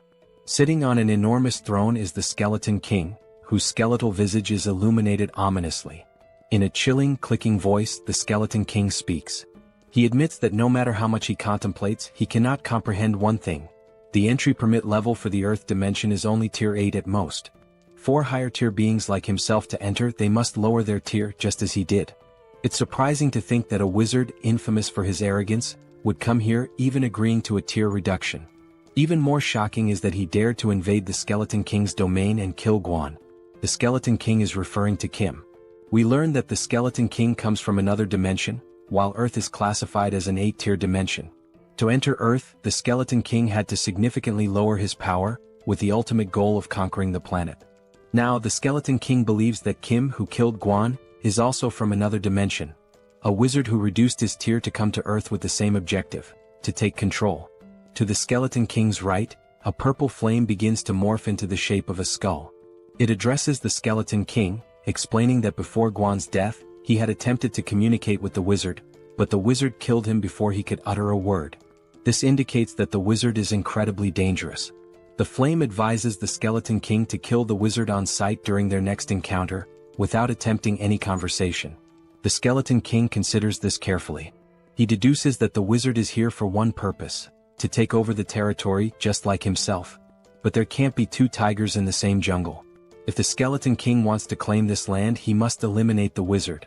He mentions that the harvest is nearly complete, and once it is finished, they will launch an assault on the wizard. The flame introduces itself as Lancelot, revealing that it is the spirit of a knight whose physical body exists elsewhere. Lancelot communicates with the Skeleton King through this magical flame. Lancelot then informs the Skeleton King of an intruder approaching the castle. Assuming it to be more of those bothersome minions, the Skeleton King dismisses the threat, claiming they will inevitably perish soon. The scene shifts to Kim and Young-soo entering the city. A bat-like monster appears but is instantly obliterated by Kim's Ignite bowling ball in a single, powerful attack. Kim marvels at how much stronger the bowling ball is compared to the iron pillars. While Kim ponders this, Young-soo interrupts, pointing out that it will be difficult to land because a skeleton knight is fighting a monster below. Kim looks down and spots another skeleton knight, similar to the one he killed before, but this one wields a lance instead of a sword, like the kind knights used in ancient justs. The skeleton knight enhances his lance with powerful magic and unleashes a devastating attack on his opponent. As the camera focuses, we glimpse the figure of a human, a female silhouette. When Kim notices her, he reacts with a mixture of irritation and disbelief. The human channels magic into her fist and, with a single overwhelming punch, sends the skeleton knight flying. The scene fully reveals the figure, a muscular and striking woman with an imposing presence. As the skeleton knight crashes from a great height, Young-soo nervously suggests they might have to deal with both of these figures if they land now. Startled, Kim exclaims that one of them is his older sister. Shocked, Young-soo asks which one. Kim clarifies that the one who just sent the skeleton knight flying is his sister. The fog clears, fully revealing Kim's sister, Seoul. She stands confidently, her toned muscles and impressive physique drawing attention. Viewers might even call her a muscle queen. Clearly annoyed, Seoul remarks that while she felt the full impact of her punch on the skeleton knight, the creature refuses to die no matter how many times she beats it senseless.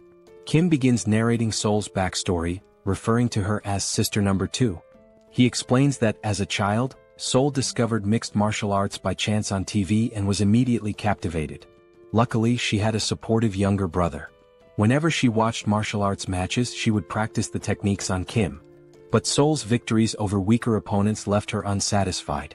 Her desire for greater challenges drove her to find tougher opponents at the local playground. There, she defeated anyone who dared to face her, boys, girls, even kids 3 years older. Recognizing her extraordinary talent, their father enrolled Seoul in a mixed martial arts academy. Thus began her journey toward becoming a powerhouse of martial arts. This was the moment Seoul encountered her first defeat. Her teacher bested her. But rather than feeling disheartened, Seoul found the pain of losing exhilarating. At last, she had found a challenge worth her effort. Her new goal became defeating her teacher. Along the way, she achieved victory in multiple jiu-jitsu competitions. By the time she reached 7th grade, she had no equal in the junior division. Her intense passion for training and obsession with fitness drove her to constantly strive for perfection. However, this fixation soon spiraled into a dangerous addiction. Eventually, Seoul sustained a serious injury, tearing the cruciate ligaments in both legs. Impatient with the recovery process, she resumed training prematurely, leading to further injuries. The cycle continued, injury, recovery, and relapse, until she finally made her professional fighting debut at the age of 24. Her skill level could have allowed her to debut much earlier, but her stubbornness and repeated setbacks delayed her entry. Despite the late start, Seoul became so formidable that she easily ranked among Korea's top 10 fighters. Young-soo, hearing this, is dumbfounded. But Kim reassures him there's no need to be intimidated by Seoul, suggesting they land the helicopter slowly. However, Young-soo, still observing Seoul from afar, mutters that she looks more like a monster than a human. Meanwhile, the skeleton knight approaches Seoul, his sword in hand, and with a rattling voice, questions why his attacks are failing to connect. Seoul replies nonchalantly, "Isn't it obvious? Your movements are too slow." The skeleton knight counters, claiming his speed is no less than hers and accusing her of using some incomprehensible trick. Seoul chuckles and explains it's not a trick but simply martial arts. She delivers the explanation so casually that it leaves the skeleton knight bewildered. Hearing this, the skeleton knight compliments Seoul, remarking that people like her are rare. He suggests that if Seoul were to raise her rank, she could become the greatest knight. Seoul, however, is unimpressed and confused, muttering about how all this talk of skeletons, knights, and rankings makes no sense. The skeleton knight continues, confessing that he's developed a deep admiration for her. He promises to speak to the skeleton king to ensure she's the only one spared in the city. But before he can finish, a flaming bowling ball comes hurtling out of nowhere, smashing into him with a deafening crash and shattering his body into fragments. His remains scatter around Seoul. Moments later, the fiery bowling ball rolls to a stop at her feet. Seoul, puzzled, wonders how this strange bowling ball managed to obliterate the skeleton knight when her martial arts couldn't. As she contemplates this, 2 large mana stones and an enhancement stone emerge from the knight's remains. The stones are swiftly drawn into a mysterious portal, which appears to be controlled by a device resembling a piece of corn. At the same time, a helicopter hovers overhead and slowly descends. Kim steps out with a smirk, greeting Seoul with a playful, well, long time no see." He teases her, saying, "As expected, you're still kicking asses, Sister Number 2. Seoul stands frozen, mouth agape, stunned to see Kim after all this time. The scene shifts to a table laden with delicious food, fried rice, pizza, burgers, and an assortment of mouth-watering dishes. Joo-hee and Kim sit silently, watching in amazement as Seoul devours the food with feral intensity. Unable to contain her curiosity, Joo-hee asks if Seoul uses some special ability to enhance her strength. Between enormous bites of chicken and pizza, Seoul casually responds saying Joo-hee is partly right and partly wrong. Her physical prowess, she explains, is natural and unrelated to the barrier. The barrier's sole purpose, she says, is to shield her from external attacks. She delivers this explanation as if it's no big deal. As Seoul continues eating voraciously, Joo-hee's patience finally snaps. "Eat slower," she scolds, warning Seoul that she'll choke or get indigestion if she doesn't. Kim, observing the exchange, chuckles and tells Joo-hee it's futile to argue. "She's been eating like this since we were kids," he says with a resigned smile. Amid their playful banter, a warm, heartfelt conversation unfolds. Kim, smiling genuinely, tells his sisters how relieved he is that all three of them awakened survival-related abilities and managed to endure this long. Kim now had just one more task, to find their older brother. As Seoul ate, she glanced at Kim with skepticism and asked, "Everything's fine, but seriously, Kim, your ability feels like a cheat code. How are you even capable of all this?" Kim chuckled softly, replying, "It's a long story. I'll explain everything to you later, but for now, just eat and get some rest." He showed Seoul how to use the packs to order anything she needed and mentioned that Young-soo's family was safe in the subspace. He suggested Seoul take a moment to say hello to them. Seoul agreed with a nod but then asked, "Are we leaving this city right now? Are we really going?" Kim rose from his chair and answered, "Yes, we need to leave immediately. The city's ceiling is closing at an alarming rate, and I'm not sure if this fortress can shield the entire city." His tone was grave as he emphasized the urgency, adding that he had to gather as many mana stones as possible before the ceiling fully closed. Looking up at the sky, Kim felt a pang of dread. The ceiling had already sealed shut, plunging the entire area into darkness. Wasting no time, he boarded his Black Hawk, ascended into the sky, and launched 5 blazing fireballs at the fortress walls with all his strength. Yet, despite the ferocity of the attack, the fortress remained unscathed. There wasn't even a scratch. A sinking feeling washed over Kim. Not even a dent, he thought. He contemplated his options. Should he take the entire city into his subspace? The thought seemed tempting but reckless. He reminded himself that moving such a massive structure into his subspace could have unpredictable consequences. Kim had already exhausted his remaining mana stones, expanding his portal's radius to 19.76 meters, just large enough to fit the Black Hawk. Now he had no resources left. He considered hunting skeletons and monsters in the city to collect more mana stones, but he wasn't sure what would happen to the city's inhabitants if he took the entire structure into his subspace. As Kim wrestled with these dilemmas, Seoul's voice interrupted his thoughts. "This seems like a lot of trouble," she said from behind. She then recounted her encounter with the skeleton knight, explaining how he had promised to spare her life because he liked her. Before his demise, the knight had mentioned that if Seoul stayed in the city, her death would only be delayed. Curious, Kim asked for more details. Seoul shrugged and replied, "I couldn't get anything else out of him because you smashed him into pieces." She admitted she still didn't know how her death would have been delayed if she remained in the city. The skeleton knight had only mentioned speaking to the skeleton king on her behalf. Kim realized then that if they wanted to escape, he would have to confront the skeleton king directly. The challenge was figuring out where to find him in such a sprawling city. Before Kim could devise a plan, the demon king within Young-soo awakened. With a wicked grin, Young-soo announced, "I only need 5 minutes. In 5 minutes, I'll locate the skeleton king's castle." Kim immediately sensed the impending chaos. "Stop yelling, Young-soo," he shouted, but it was too late. Young-soo had already transformed into his demon form. Cackling wildly, Young-soo did something reckless. He flipped the helicopter into a full 360-degree spin and declared, "I'll scour every corner of this city." The helicopter twisted and dove like a snake, zigzagging through the air as it covered every inch of the city. Inside the cockpit, Kim clung to his seat, nauseated and dizzy, while Seoul remained calm watching the chaos outside. The scene shifted to the Skeleton King's castle. Lancelot informed the Skeleton King that Lionheart had been destroyed by Kim's fireball. He reported that the knight was obliterated in a single strike, suggesting their opponent was exceptionally powerful. Enraged, the Skeleton King bellowed, "The harvest is so close, and now this intruder is meddling in my plans again." His anger boiled over as he vowed to personally kill the intruder. He demanded to know the enemy's location, but Lancelot calmly replied, There's no need to search.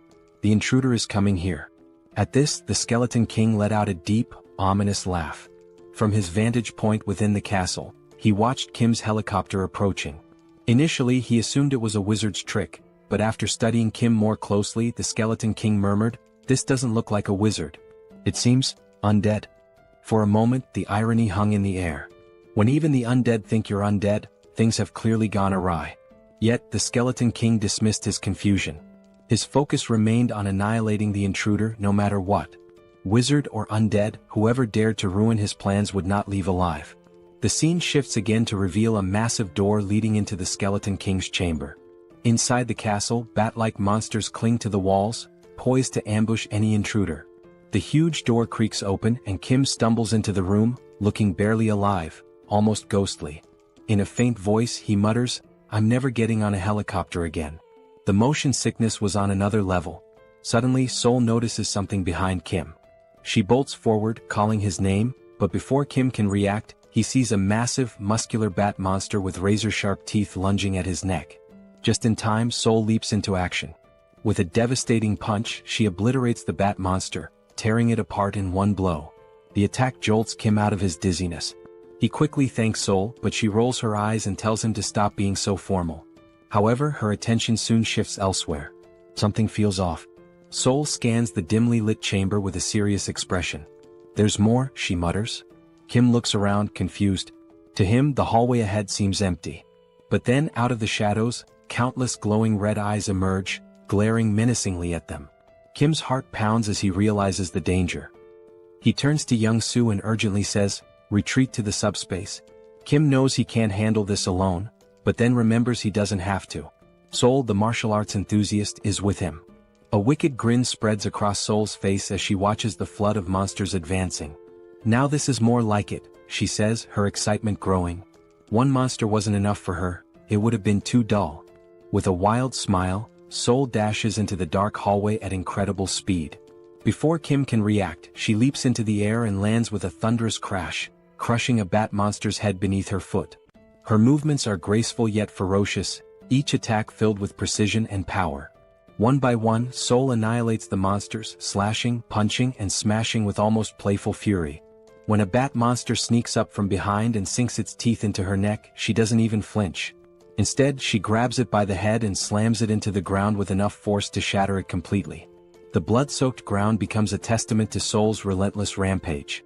Her laughter echoes through the chamber, unhinged and chaotic. The remaining monsters tremble, their resolve crumbling in the face of her ferocity. Kim watches from the sidelines, torn between awe and concern. He knows Seoul is in her element, but he's also aware of the risks. He retreats to his portal, an idea forming in his mind. Inside the subspace, Kim begins constructing a strange device. A high-powered electric pest repellent designed to lure and eliminate the bat monsters. As the machine powers up, it emits a strong current that draws the monsters in. One by one they are electrocuted, falling lifeless to the ground. Seoul notices the device and glares at Kim, irritated. "Is this your idea of fighting? It's boring," she yells. Kim responds calmly, "I'm just trying to help you." Seoul, clearly annoyed, retorts, "Stop interfering. I can handle this myself." Their argument intensifies, even as chaos rages around them. Kim shouts back, "Fine. But be careful and stop taking stupid risks." Meanwhile, outside the chamber, Lancelot reports to the Skeleton King. The wizard is struggling, Lancelot begins, but he's not alone.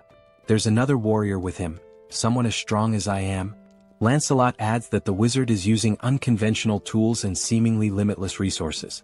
Hearing this, the Skeleton King's irritation grows. He growls in frustration, realizing the fight is far more complicated than anticipated. Defeating a wizard was one thing, but now he had to deal with another formidable opponent, and that was no small challenge. The Skeleton King, deep in contemplation, mutters that he has no alternative. Lancelot warns him, however, that summoning additional power might provoke the wrath of the Chamber of Commerce.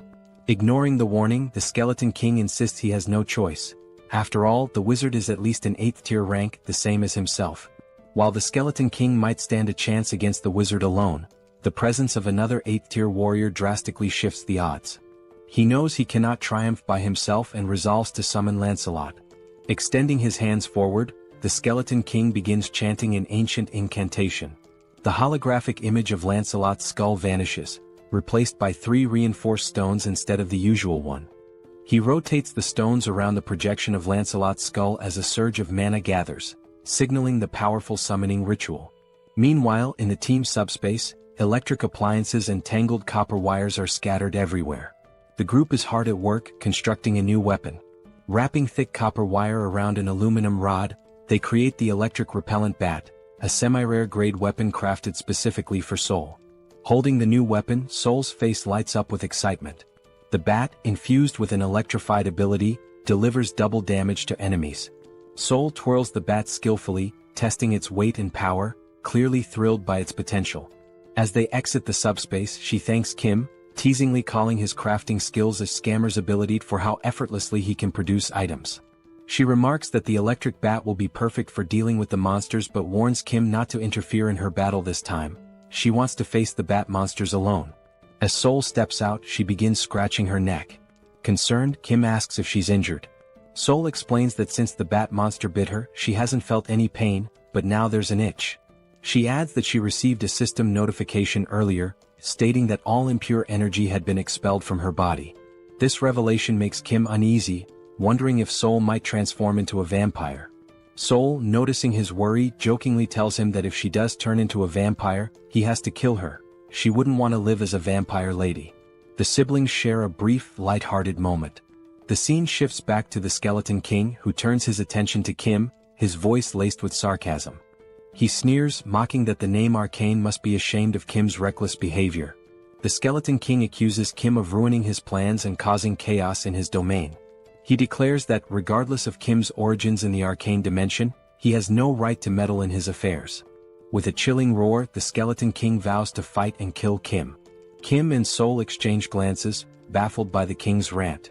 "This idiot makes no sense," Kim mutters under his breath. The word idiot only enrages the Skeleton King further.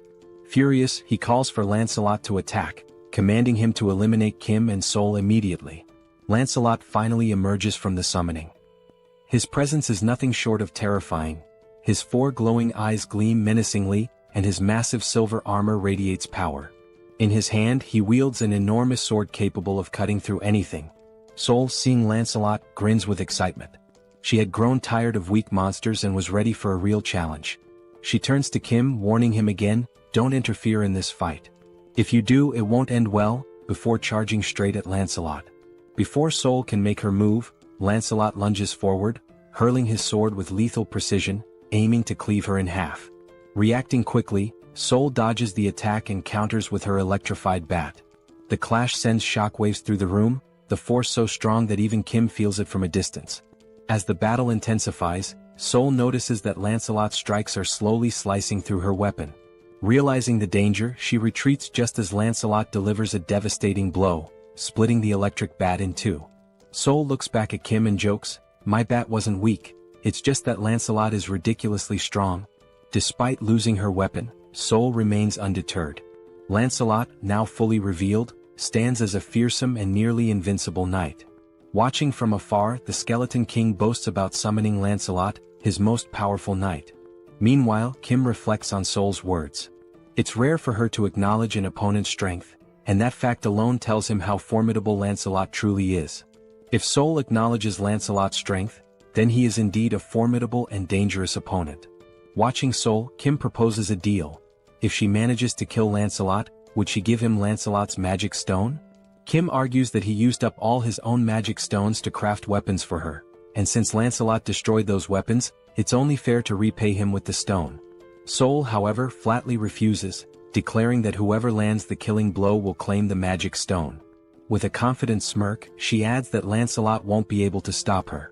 Determined to contribute, Kim activates his ignite bowling ball and hurls 5 fiery high-speed projectiles toward Lancelot.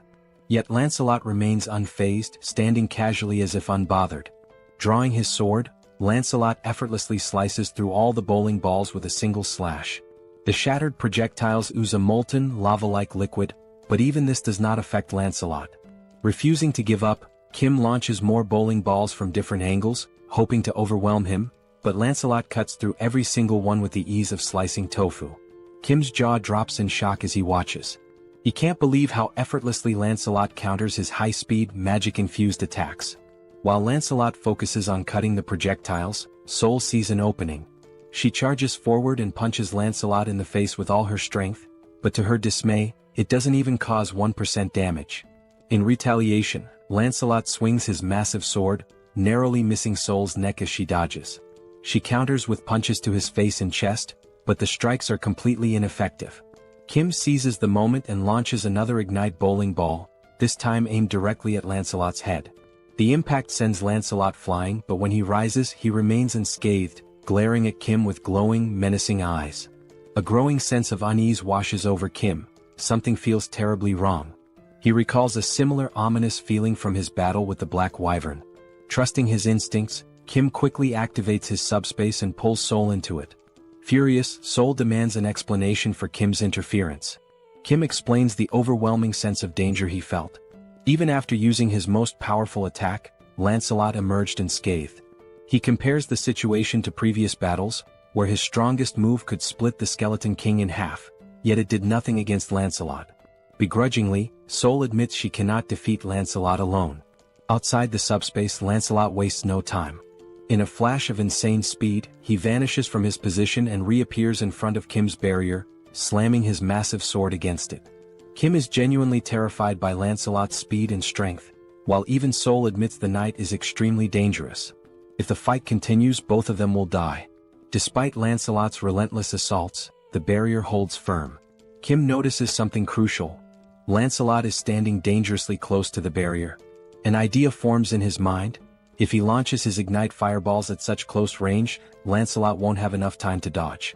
Acting quickly, Kim unleashes 5 fireballs at point-blank range. To his horror, Lancelot effortlessly slices through every fireball, even at such proximity. The situation grows more dire. Lancelot isn't just strong, he's unstoppable. Kim is baffled. None of their attacks are effective. He watches in disbelief as Lancelot cuts through every projectile with precision, as if the heavy metal were nothing more than butter. Meanwhile, the Skeleton King observes the battle from afar, finding it dull. With a smug grin, he taunts Kim, mocking how long he plans to cower behind his barrier. He declares that Lancelot is a 7th-tier warrior, immune to all of Kim's abilities. According to the Skeleton King, no matter what Kim tries, he cannot defeat Lancelot. Seated arrogantly on his throne, the Skeleton King begins reminiscing. He reveals that he poured all his resources and wealth into coming to Earth and believed summoning Lancelot was the only way to survive against Kim and Seoul. Now, watching their futile efforts, he expresses disappointment. Had he known how weak they truly were, he wouldn't have taken the risk of summoning Lancelot. As the Skeleton King observes, something unusual catches his attention. Kim is no longer using magic. Instead, he's pulling strange, unconventional items from his portal in an endless stream. Realizing this, the Skeleton King's eyes gleam with inspiration as an idea begins to take shape. Meanwhile, Kim is at a complete loss. He checks all of his abilities: subspace laboratory, replicate, extra-large subspace life support, but none seem useful in defeating either the Skeleton King or Lancelot. Desperate, Kim resorts to repeatedly throwing ignite bowling balls at Lancelot, but Lancelot slices through them with ease, leaving Kim genuinely stuck. Suddenly, the Skeleton King bursts into loud laughter. He commands Lancelot to stop attacking, announcing that the 2 individuals in the portal are not wizards, but rather potential allies for his future plans. Obeying the command, Lancelot ceases his assault and steps back toward the Skeleton King. The Skeleton King rises from his throne and approaches Kim's portal. Initially, he had assumed Kim and Seoul were wizards, but as he observes Kim more closely, he realizes they are ordinary humans. Even more intriguing, Kim possesses a unique ability. Confused, Kim wonders what the Skeleton King is referring to. With a cunning grin, the Skeleton King begins to explain. He mentions that Kim must have encountered and killed 2 skeleton knights to acquire reinforced stones. These stones, the Skeleton King reveals, can only be produced within Camelot Castle by sacrificing living beings. The Skeleton King elaborates on his original plan: to sacrifice the inhabitants of the nearby city to mass-produce reinforced stones, which he would then use to summon an army of skeleton knights. However, he proposes an alternative: a business partnership with Kim. The Skeleton King suggests that Kim, with his unlimited replication ability, could duplicate the reinforced stones, allowing them to dominate not just Earth, but the entire universe. Kim stands silently processing the offer. As the Skeleton King laughs sinisterly, envisioning his grand scheme, Kim suddenly begins laughing and crying simultaneously, leaving the Skeleton King perplexed. Kim thanks him, explaining that the Skeleton King has unknowingly solved all of Kim's problems. Before the Skeleton King can react, Kim utters 4 decisive words. Pax, put Camelot in subspace. Instantly, the entire Camelot castle vanishes before the Skeleton King's eyes. The Grand Fortress, once the source of his power, shrinks and disappears into Kim's subspace. The Skeleton King and his skeleton knights are left standing outside, bewildered and enraged. Looking around in disbelief, the Skeleton King tries to comprehend what just happened. Meanwhile, the castle reappears in Kim's hands, now reduced to the size of a toy. Seoul, observing the shrunken structure, casually remarks how small and insignificant it looks.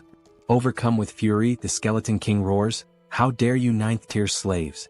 He accuses Kim and Seoul of destroying his life's work and vows to annihilate them. Enraged, he summons a dark purple orb of energy, brimming with the souls of the dead. The green, ghostly spirits surge toward Kim's portal, attempting to shatter it. Yet as the smoke clears, Kim and Seoul remain unharmed. Now calm, Kim begins to think strategically. He recalls the name of the skeleton knight summoned by the Skeleton King, Lancelot. Deciding to take a bold risk, Kim calls out Lancelot's name, attempting to summon him. To everyone's astonishment, Lancelot materializes before Kim. However, this time his appearance is different. Gone is the dark aura that usually surrounds him. Instead, he radiates a golden light, warm and majestic. Lancelot turns to Kim and acknowledges him as his new master. Without hesitation, Kim commands Lancelot to kill the Skeleton King. Obeying immediately, Lancelot draws his sword and, with a single precise slash, cleaves the Skeleton King cleanly in two. The Skeleton King, unable to react or defend himself, is defeated in an instant. With grace and overwhelming power, Lancelot ends the battle in one swift motion. As soon as Lancelot struck the Skeleton King, the violet core within the Skeleton King was destroyed. It shattered into fragments with a faint explosion. Lancelot then drove his blade into the back of the Skeleton King like a royal decree. We see the Skeleton King's body sprawled before Lancelot, his jagged crown lying discarded at Lancelot's feet, and his dismembered parts scattered across the ground. As the Skeleton King's form faded, a golden mana crystal began to glow. The system alerted Kim that he had defeated the Skeleton King. When Lancelot transferred ownership of the Night King's dimensional account, it became Kim's property. Upon opening the system notification, a new feature appeared, the dimensional account. When Kim accessed it, he discovered 3,086 mana stones within.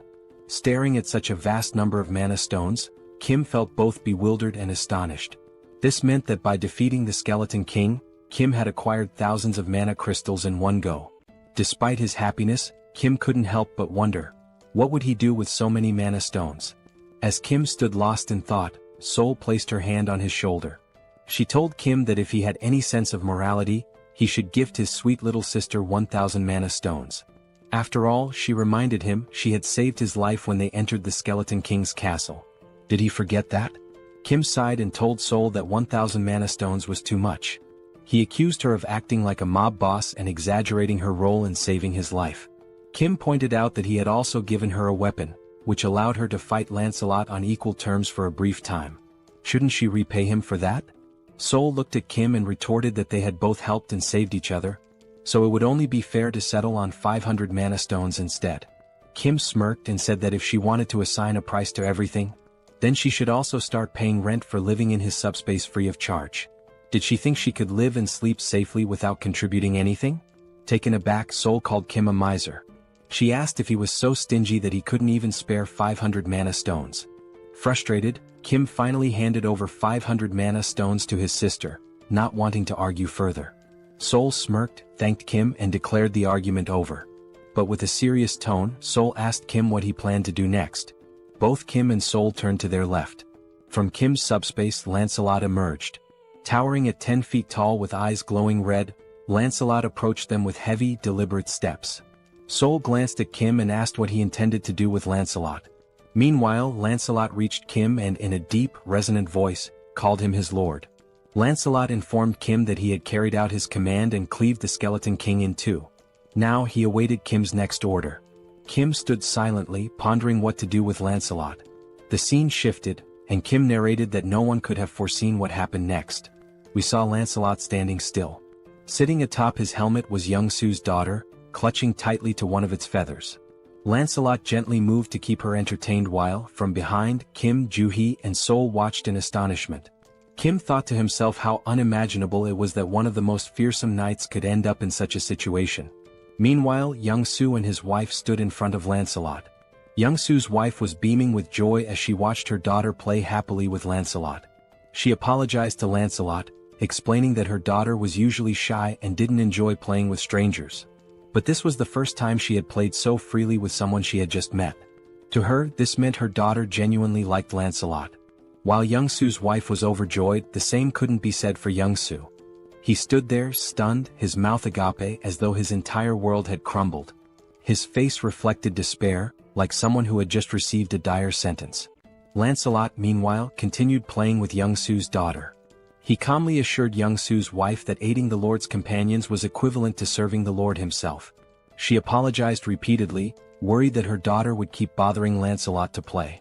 But Lancelot, in his commanding voice, reassured her that it was no bother at all. He said he loved children and saw her as if she were his own. From afar, Kim, Joo-hee and Young-soo watched this touching moment. Joo-hee, with a warm smile, turned to Kim and remarked that it was impossible not to admire someone so considerate. She commented that Lancelot wasn't just strong but also kind and compassionate, someone anyone would look up to. But Kim didn't share her sentiment. With a side eye, he muttered that calling Lancelot a person felt strange. After all, Lancelot was a skeletal knight, and no one really knew what lay beneath his armor. Yet, after a moment of reflection, Kim admitted that Lancelot was never truly evil. He realized that Lancelot had simply been following the Skeleton King's orders. The true villain had been the Skeleton King all along. Now, with Lancelot under Kim's command, away from his former master's dark influence, Kim saw that Lancelot displayed qualities of goodness and loyalty. This made Kim reconsider his initial judgment, allowing him to trust Lancelot at least for now. Joo-hee, noticing Kim's thoughtful expression, turns to him with a serious tone and asks, "Are you planning to go to Daebongu City right now?" Kim glances at Joo-hee and replies that he intends to head to Daebongu City immediately since their older brother's new home is located there. Hearing this, Joo-hee looks visibly concerned. She tells Kim that she has observed from the start how tirelessly he's been working, without taking proper rest for days. With a worried expression, Joo-hee warns Kim that, while she understands his urgency, what if he collapses or falls ill? She pleads with him to prioritize his health, cautioning that overworking himself could lead to severe problems. If that happens, she asks who will look after him. Joo-hee insists that it's already too late to leave tonight. She advises Kim to rest and wait until sunrise to set out and rescue their brother. Kim listens to her advice and nods in agreement. He then turns to look at his wife and daughter. His daughter is still perched atop Lancelot's head, while Young-soo is trying all sorts of ways to coax her down. With a mix of exasperation and humor, Young-soo tells his daughter to climb down from Lancelot and sit on his shoulders instead. He even volunteers to play the role of a brave knight. However, Young-soo's daughter begins playfully hitting Lancelot's head and declares that her father is boring. She loudly proclaims she wants to play with a real knight, not a pretend one. Hearing this, Young-soo feels a bit hurt, though he hides it behind a strained smile. Meanwhile, Young-soo's wife teases her husband, joking that even she wouldn't want to play with a fake knight like him. Instead, she quips she'd rather choose Lancelot, the real deal. And yet, despite the humor, Kim finds himself momentarily distracted by a ridiculous thought. Why, of all things, is he imagining Lancelot playing with Young-soo's wife? Kim shakes his head, silently cursing his own wandering mind. Watching this heartwarming scene, Kim pauses for a moment, his face softening into a warm smile. He announces that they will take the night to rest, enjoy the moment, and set out in the morning to rescue their brother. The scene shifts to Young-soo carrying his now sleeping daughter on his shoulders, her face peaceful after hours of play with Lancelot. Young-soo wears a contented smile, as if this moment alone fulfills him completely.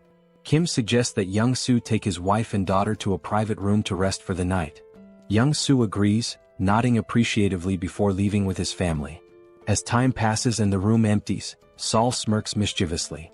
Slowly, he removes his shirt and walks toward Kim, suggesting with a sly grin that now, with everyone asleep, they can begin their real work. Kim responds with a knowing smile and turns to Lancelot, asking if he needs a place to rest. Kim summons the Camelot Castle, and a miniature version of the castle materializes in his hand. The system notifies Kim that this artifact is a unique grade item known as the Palace of the Cursed Knight. It explains that the castle's size depends on the number of mana stones invested. The system further details its 3 powerful abilities. Blood Sacrifice. By sacrificing livestock, Kim can create reinforcement stones. Summon a Ghost. Using mana crystals, Kim can call forth ghosts from the castle. Knight Investment. By combining ghosts with reinforcement stones, Kim can forge knights as powerful as Lancelot. Kim marvels at the artifact's capabilities, deeming them both overpowered and fascinating. However, he notes that the castle's size scales directly with his investment. For example, 500 mana stones would result in a 500 square foot castle, while 1,000 stones would yield a 1,000 square foot one.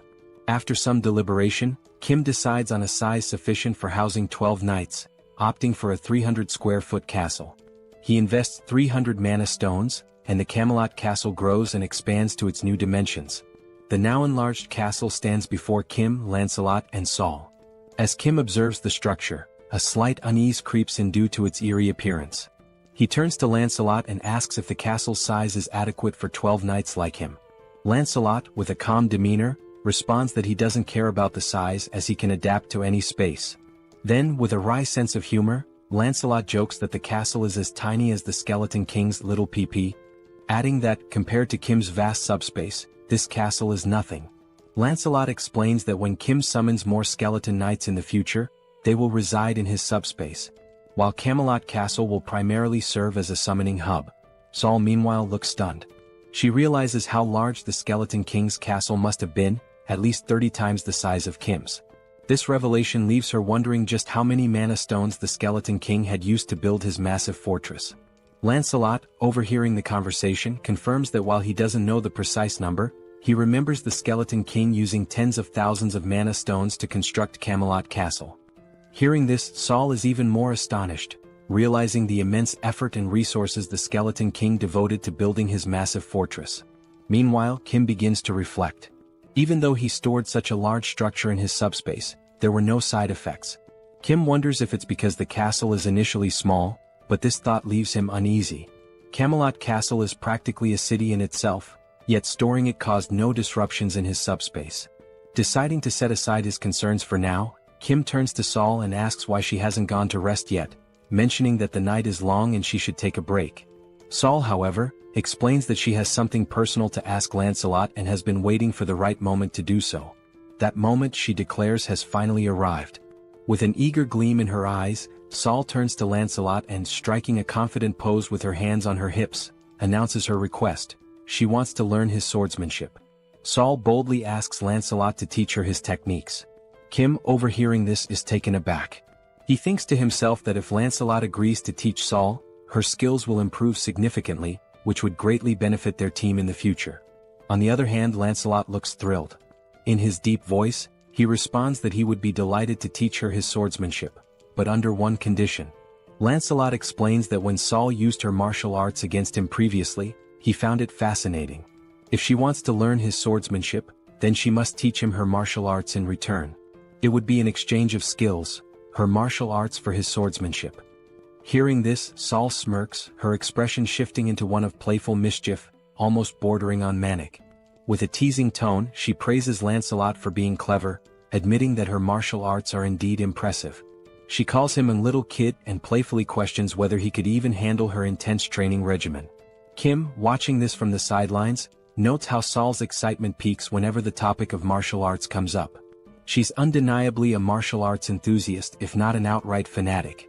Meanwhile, Saul continues to taunt Lancelot, her mischievous smile intact. She suggests they start with a simple sparring session before beginning formal training. The scene shifts to Kim, who, feeling drowsy, starts heading toward his room in Camelot Castle for some rest. Meanwhile, Lancelot and Saul engage in their sparring session.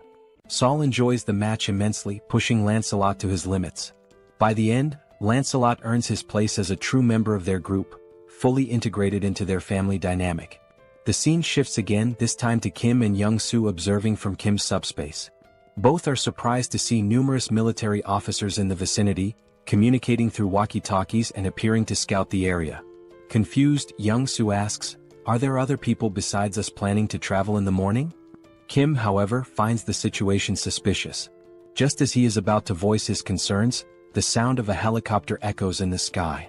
Looking up, they spot the aircraft flying toward Kim's subspace. Young-soo, recognizing the helicopter, exclaims, "That helicopter looks very familiar." Kim realizes it too. It's the same helicopter he had stored in his subspace and later handed over to the general. The helicopter lands and the general steps out with an elated expression. Hurrying toward Kim, he greets him warmly, saying, "Hello, Kim." Kim returns the greeting and asks if the general is alright. The general replies that he's fine but shares that he's been searching for Kim for a long time and has finally found him. He explains that when the wall of Yeoljoro City vanished, he suspected it was Kim's doing. Kim, now irritated, cuts to the chase, asking if the general is here to convince him to join the military. With a firm tone, Kim makes it clear that if that's the case, his answer is no. His priority is finding his family. The general quickly reassures him, saying, "Kim, you've misunderstood." He explains that he hasn't come to recruit Kim but rather to deliver critical news. In a serious tone, the general warns Kim that traveling by helicopter is not safe. He explains that a faction that betrayed the military has seized a base and now controls air defense systems. If Kim and Young-soo were to travel by helicopter, especially a military one and a general's at that, they would be targeted and shot down. Both Kim and Young-soo are stunned by this revelation. The general provides detailed information, elaborating on how the rebel faction captured the military base and now commands a significant portion of air defense forces. He also shares that he had sent a scouting team in the same helicopter Kim had given him. That helicopter was destroyed mid-air, leaving the general without any information on those individuals. Growing increasingly concerned, the general reminds Kim that he mentioned traveling through the city to rescue his family. The general warns that if Kim had chosen to travel by helicopter, it could have placed him in extreme danger. Upon hearing this, Kim realizes that if they had used the helicopter, their deaths would have been almost inevitable. Acknowledging the severity of the situation, Kim thanks the general for providing such vital information. At this point, the general shifts the conversation. He brings up how the wall surrounding the city vanished last night, suggesting that Kim must have defeated the Skeleton Knight. However, Kim's focus drifts away from the general's words. Instead, he contemplates the mention of the next city being under military control. Kim understands that if the military has already taken over the next city, it's only a matter of time before they dominate other cities as well. Even if he travels through the entire city to save his family, the looming military presence will remain a significant threat. Adding to the peril is the Black Wyvern, a formidable force capable of annihilating helicopters, intensifying the danger. Kim resolves that to save his brother, he must head to Donggu City, a city now under military control. This means he must obliterate the enemy camp to secure his brother's safety. With a resolute and determined expression, Kim takes immediate action. He summons the Lord. From the subspace, a dark shadow emerges, causing the general to grow visibly uneasy. Kim, maintaining a calm yet intense demeanor, addresses the general. In response to the earlier question about whether he defeated the Skeleton Knight, Kim affirms, "Yes, I defeated the Skeleton Knight and took him captive." As Kim speaks, the Skeleton Knight appears. Towering 10 feet tall, the figure has glowing red eyes, wields a massive sword and carries a formidable iron shield. The knight stands ominously behind Kim. The general stares in pure horror and disbelief. He realizes that this knight is far stronger, at least 10 times more powerful, than the previous Skeleton Knight. And now, this terrifying entity is under Kim's command, ready to follow his every order. The general struggles to process the sheer weight of what he is witnessing.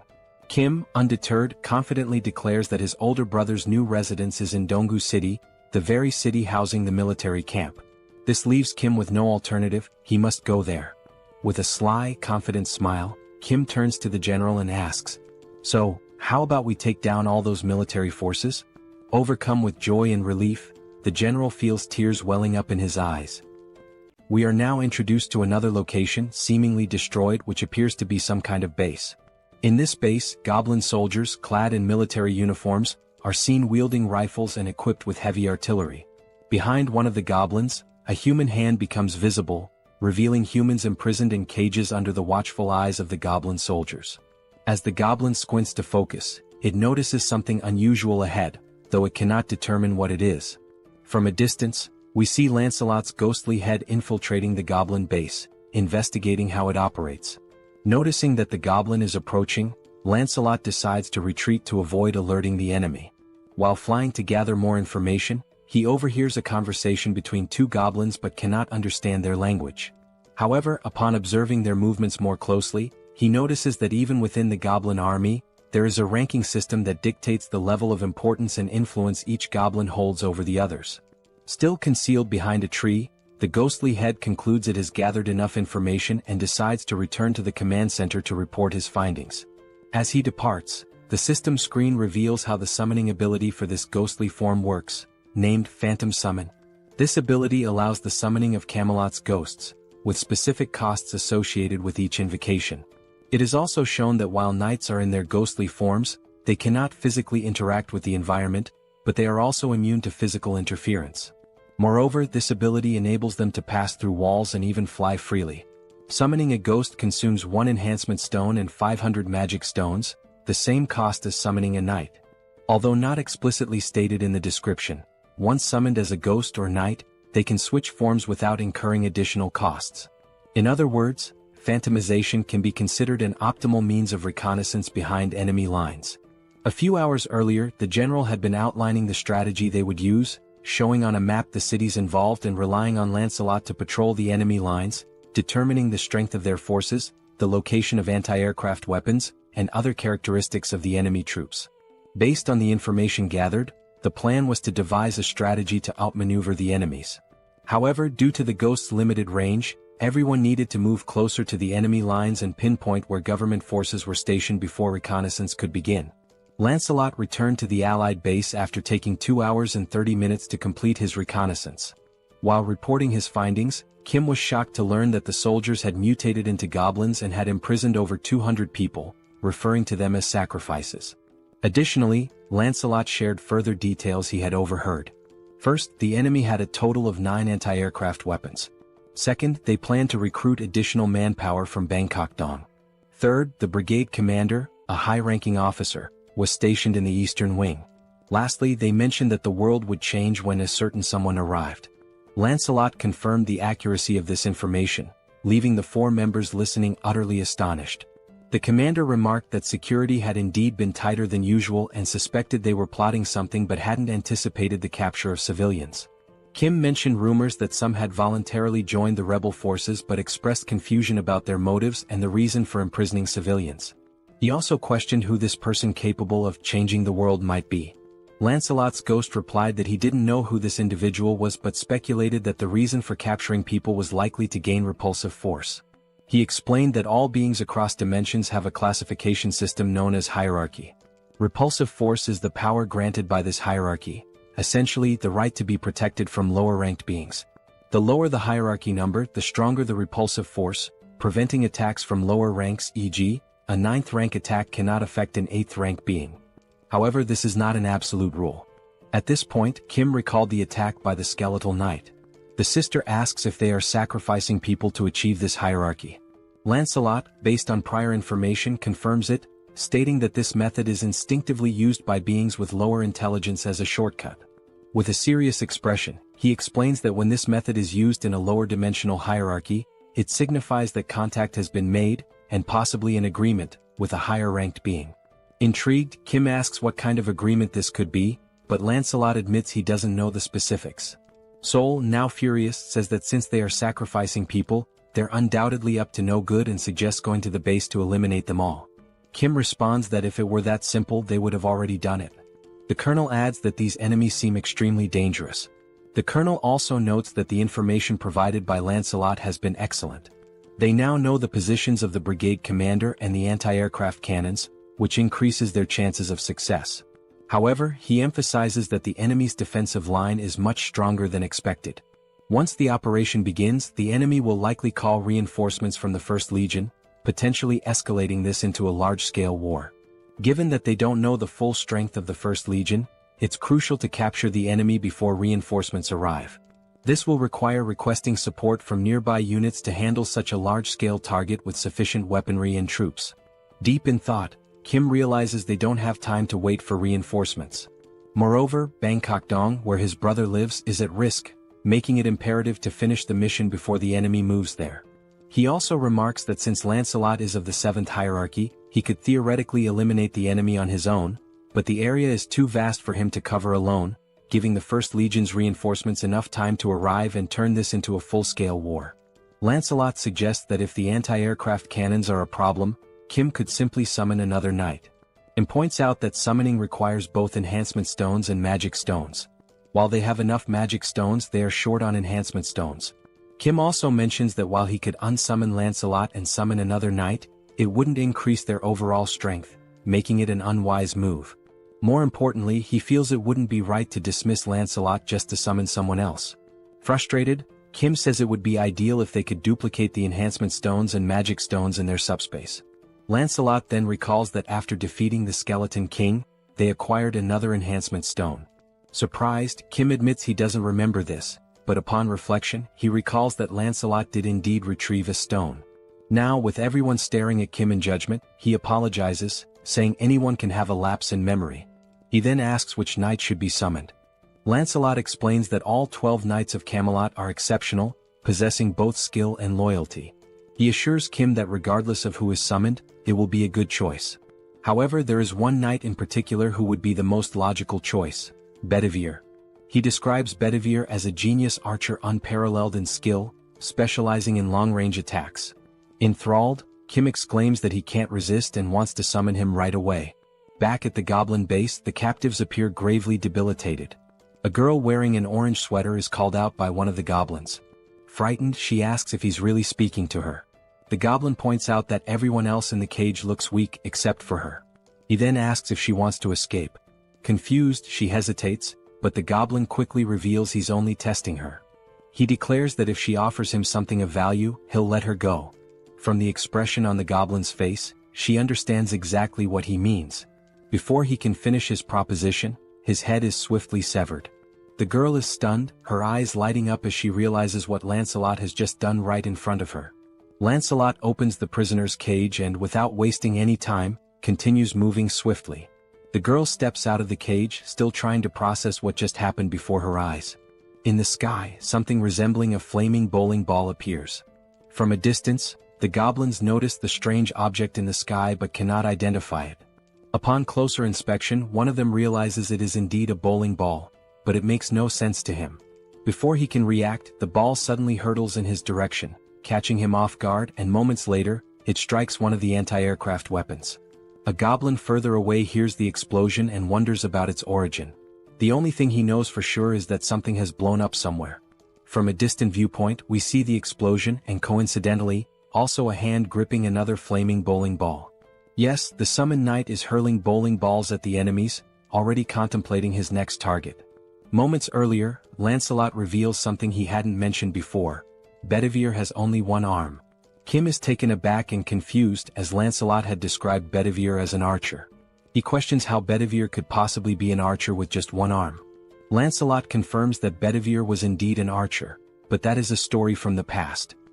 He explains that long ago, Bedivere served as a knight under the Duke's command but lost his arm to a commander jealous of his exceptional talent. From that point on, Bedivere adapted, mastering throwing techniques using a leather strap. Thus, he earned his place among the 12 knights of Camelot. Still skeptical, Kim asks if Bedivere can truly destroy anti-aircraft cannons from such distances. Lancelot reassures him, stating that he fought alongside Bedivere for a long time and knows the full extent of his abilities. Additionally, Lancelot confirms that after scouting the enemy lines, only he and Bedivere will be needed for this mission. Back in the present, we see Bedivere launching more flaming bowling balls at the enemies from afar. The ball soars through the sky and strikes another anti-aircraft cannon. As the goblin base is a large area, a goblin from a distance notices the explosion and wonders what is happening. Turning around, he sees another goblin soldier being attacked and flung away by someone. Alarmed, he asks his officer what's going on, but then hears the distinct sound of a sword.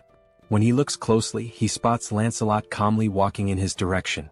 The goblin, trembling with fear, stammers that this is a restricted area where unauthorized individuals are not allowed. Lancelot remains silent, continuing his steady approach toward him with an air of calm authority. Meanwhile, we see Kim's system sending him notifications. The first shows he acquired 4 magic stones, bringing his total to 2,686. Shortly after, another notification appears, adding 12 more magic stones, increasing the total to 2,698.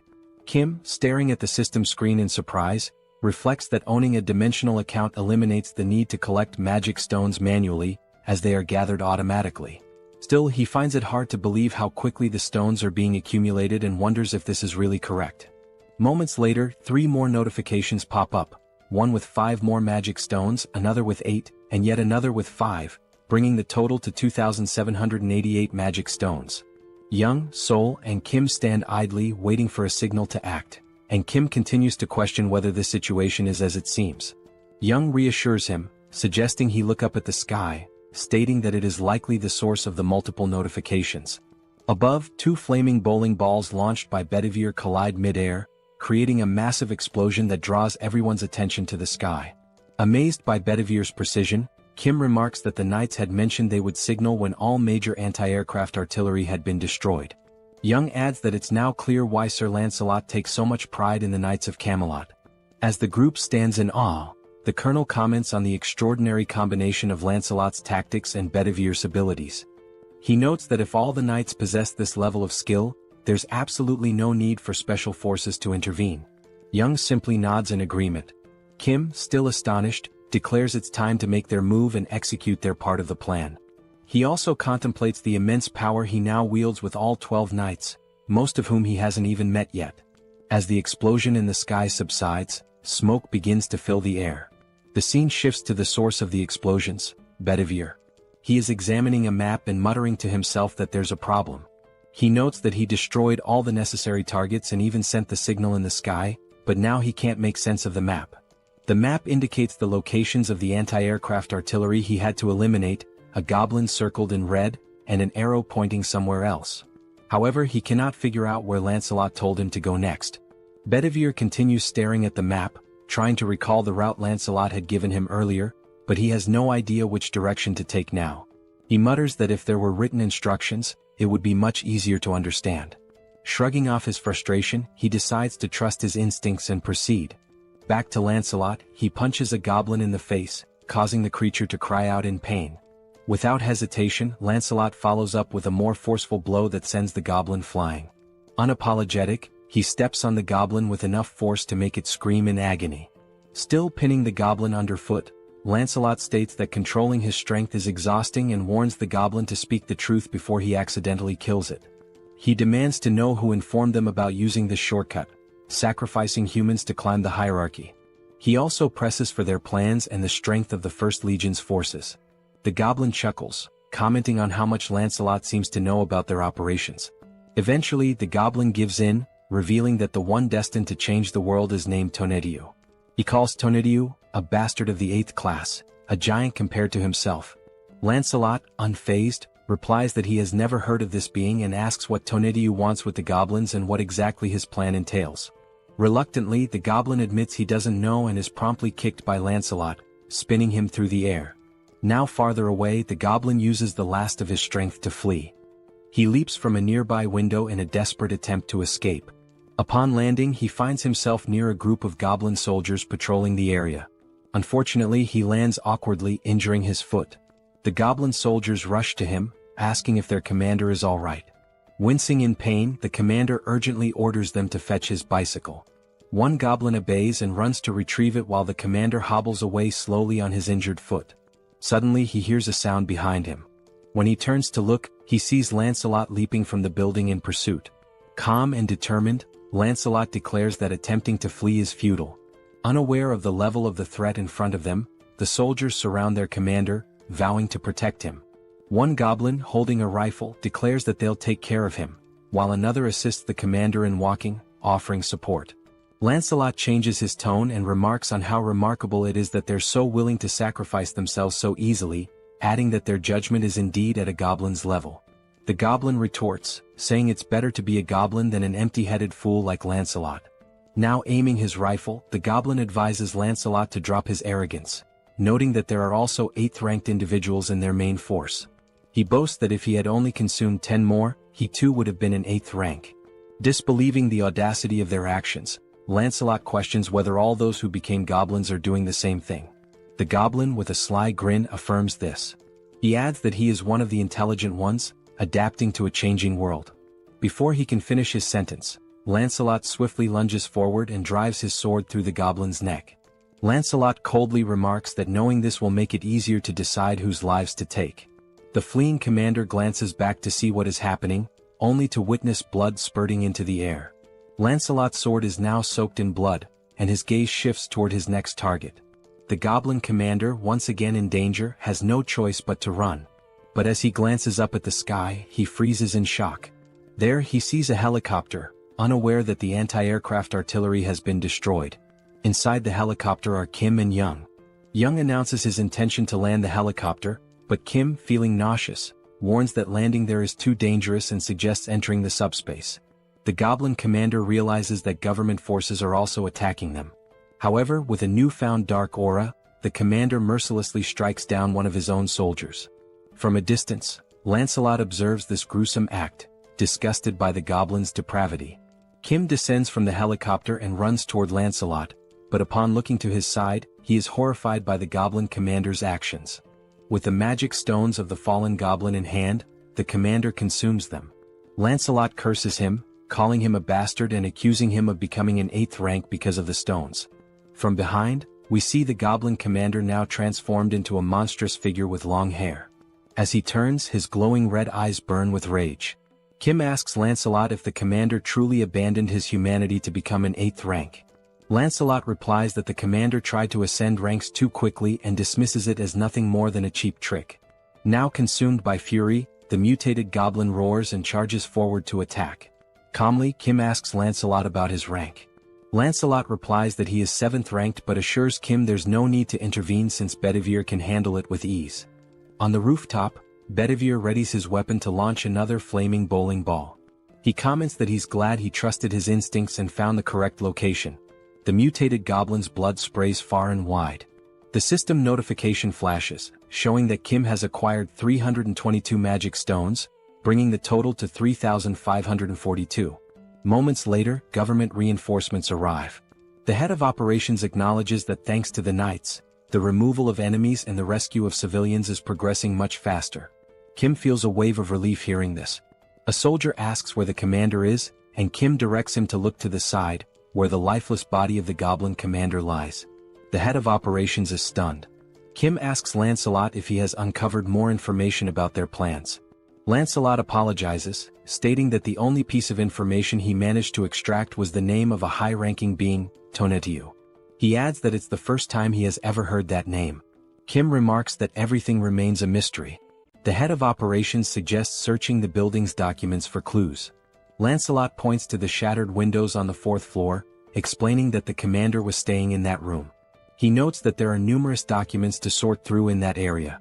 The chief of operations thanks them for their service, but Kim quickly interjects, asking if the PX system is capable of storing all the military documents from the building. Pax confirms and immediately begins calculating the number of documents and the cost to process them.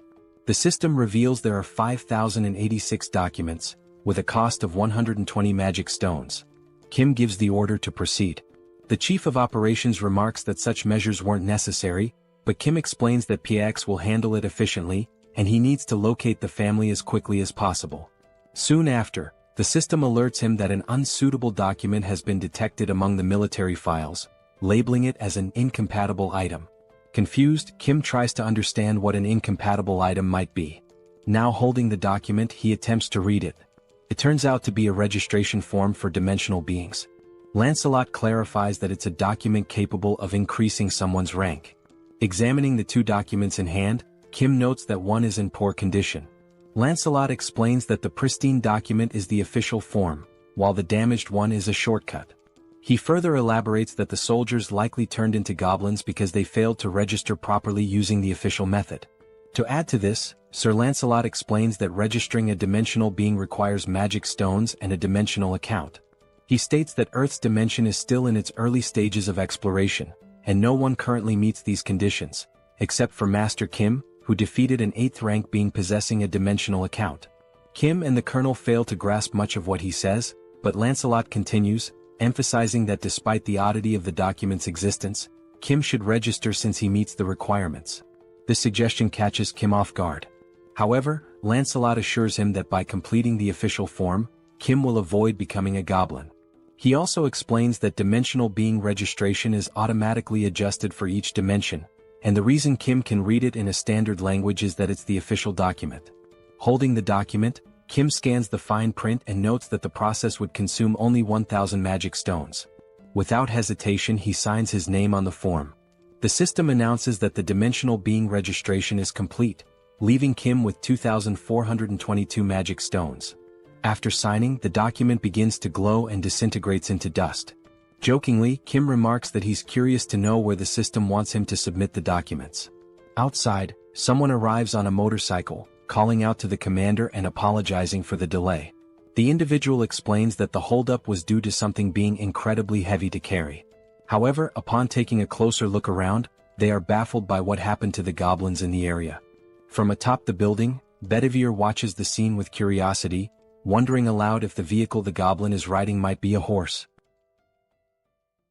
Meanwhile, back in the document room after the PX scan, they manage to retrieve not only the contract but also approximately 40,728 pages of military documents. Kim informs the colonel that he remains worried about his family and won't be able to review the documents himself since he's heading out to search for them. He adds that the director of operations will handle the verification and assures the colonel that once he finds his family, he will return to assist the government forces. The colonel thanks him and wishes him good luck.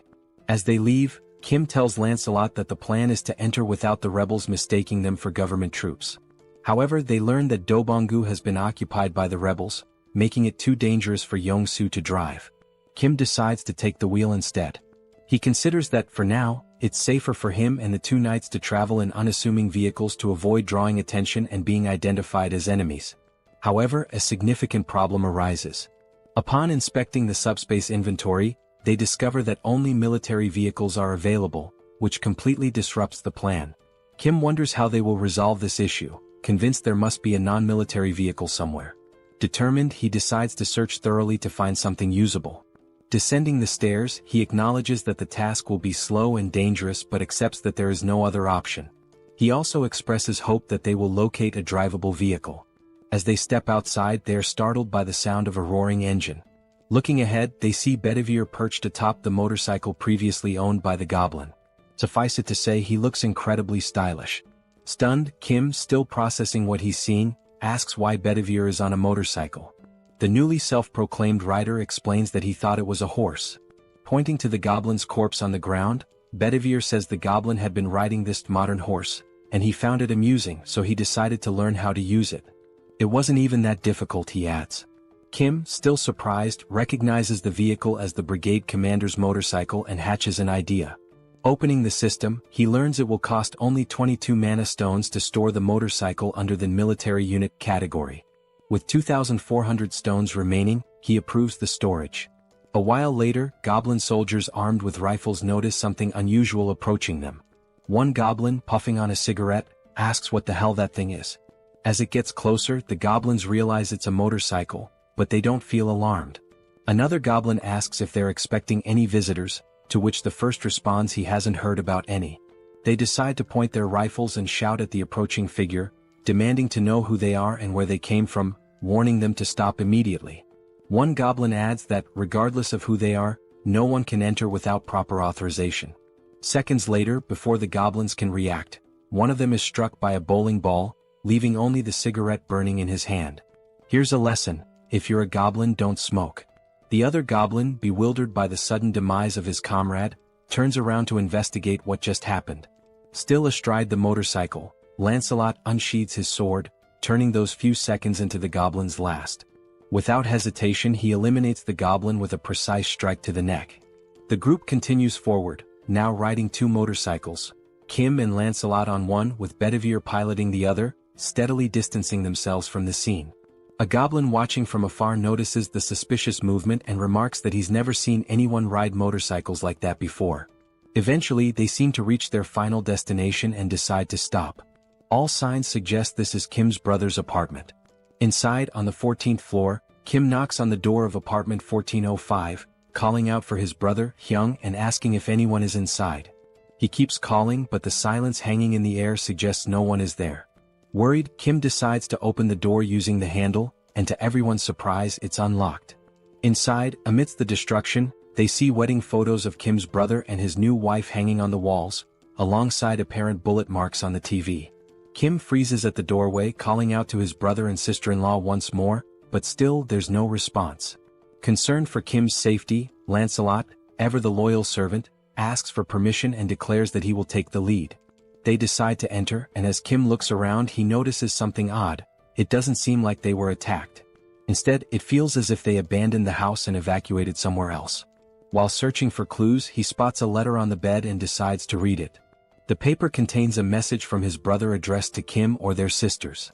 It explains that the phones weren't working, so he left the letter in case one of them came looking for him. In the letter, his brother writes that they decided to head to UINGBU but admits he's uncertain about their safety given the current situation. He mentions that his wife's family is also nearby. He adds that he doesn't know when they might read the letter but assures them there's no need to risk facing danger to look for him. He explains that outside, soldiers have been forcefully removing people from their homes and abducting them. As Kim reads, Bedivere and Lancelot finish their sweep of the house and confirm there's nothing unusual inside. The letter continues, describing how people are being taken indiscriminately, adults and children, regardless of gender.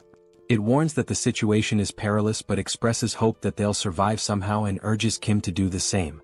Finishing the letter, Kim feels a sense of relief, thinking it's likely his brother and family managed to escape before the First Legion occupied the area. Kim calls Bedivere over, hands him the letter, and orders him to show it to his sisters in the subspace. He wonders when his brother, Hyung, wrote the letter and fears that if the Legion occupied this area, they might soon target where his brother is now. Turning to Lancelot, Kim declares they'll leave immediately, urging haste and stating he'll take the lead this time. Lancelot complies but asks if Kim is alright. Lancelot expresses concern that Kim may have developed a phobia, suggesting he let Lancelot drive. Before they can act, a helicopter suddenly appears outside the window, its turret aimed directly at them. The goblin piloting it reports via radio that he's identified an unknown individual and a skeleton at the location and is preparing to open fire. The turret roars, unleashing a barrage toward the two until its ammunition is depleted. For a moment, it seems like Kim and Lancelot have vanished. As the smoke clears, Kim reappears, grimacing and commenting that the attack hurt more than he expected. With a touch of humor, he confirms the phobia. Somehow, Kim commands Pax to store the Black Hawk helicopter in the warehouse, noting that its maintenance hadn't been completed and its weapons were for demonstration purposes only. The system confirms the operation will consume 141 mana stones. The goblin, utterly shocked, demands to know who they are, bewildered that they survived being hit by the turret. When the goblin asks if they are rank 8, the helicopter suddenly vanishes into subspace, leaving the pilot panicked as he realizes he's about to fall from a considerable height. Kim turns to Lancelot, emphasizing that they can't waste any more time. Meanwhile, they hear the goblin scream until it abruptly ends with a splat. Kim reflects on how many rebels they've eliminated along the way but hadn't expected them to have a Black Hawk in their possession. He silently hopes his brother and family are safe. The scene shifts to a group of goblins having a conversation. They discuss how the high priest promised to distribute rewards based on the number of offerings they've collected. It's been several days since then. One goblin mentions there's only one building they haven't managed to destroy and questions if it's really necessary to interfere like this.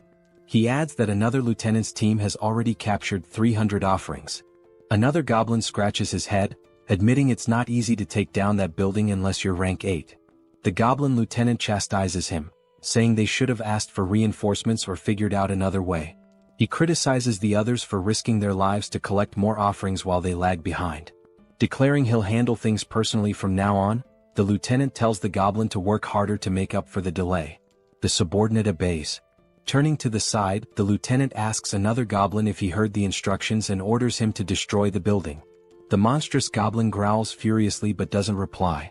The mutant goblin charges toward the building, but abruptly halts as he notices strange movement coming his way.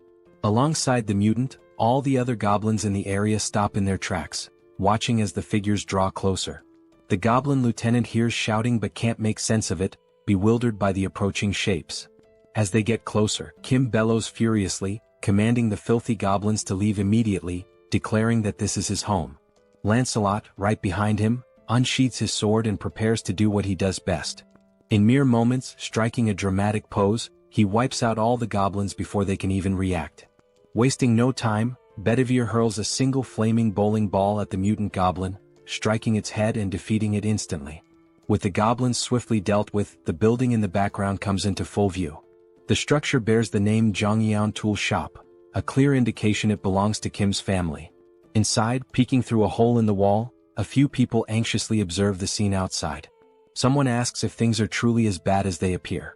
Another voice questions the father, wondering what's going on and why he's hesitating. The father, seated in a chair and spying on the commotion, reassures them not to worry. He explains that Kim has arrived on a motorcycle, accompanied by skeletons, leaving everyone utterly confused.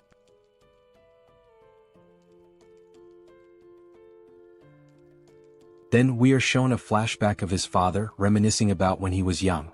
His mother used to say that good and bad things only happen because of people, and this idea had fascinated him. Having survived many challenges, he realized that not a single word his mother had said was wrong. Even when his business failed, the reason he was able to get back on his feet was because of the people who stood by him, and love. He reflects that this is why he raised his children with the values of love and compassion. Watching them grow up from small children into capable adults, he felt like a dream had come true. A scene follows of Kim losing to his sister in a video game. The father continues, sharing his dream of building a large, spacious home where he could live with his family. To pursue this, he began studying civil construction, something he had never done before and found immensely difficult and complex. The financial burden made the dream seem unattainable. In the end, his children all grew up well. His eldest son recently married, his eldest daughter became a nurse, the youngest daughter became an athlete, and his youngest son had just completed his military service. Their futures seemed so bright, until the monsters appeared. He recounts how, luckily, as the manager of a tool shop, he survived the monster attack using hammers and other tools. However, even with that resourcefulness, the situation was dire. They had to constantly worry about food and water. He often pretended not to be hungry to give his wife the little food they had. On top of that, there were neighbors who raided for food and monsters roaming about, forcing them to hide as silently as mice.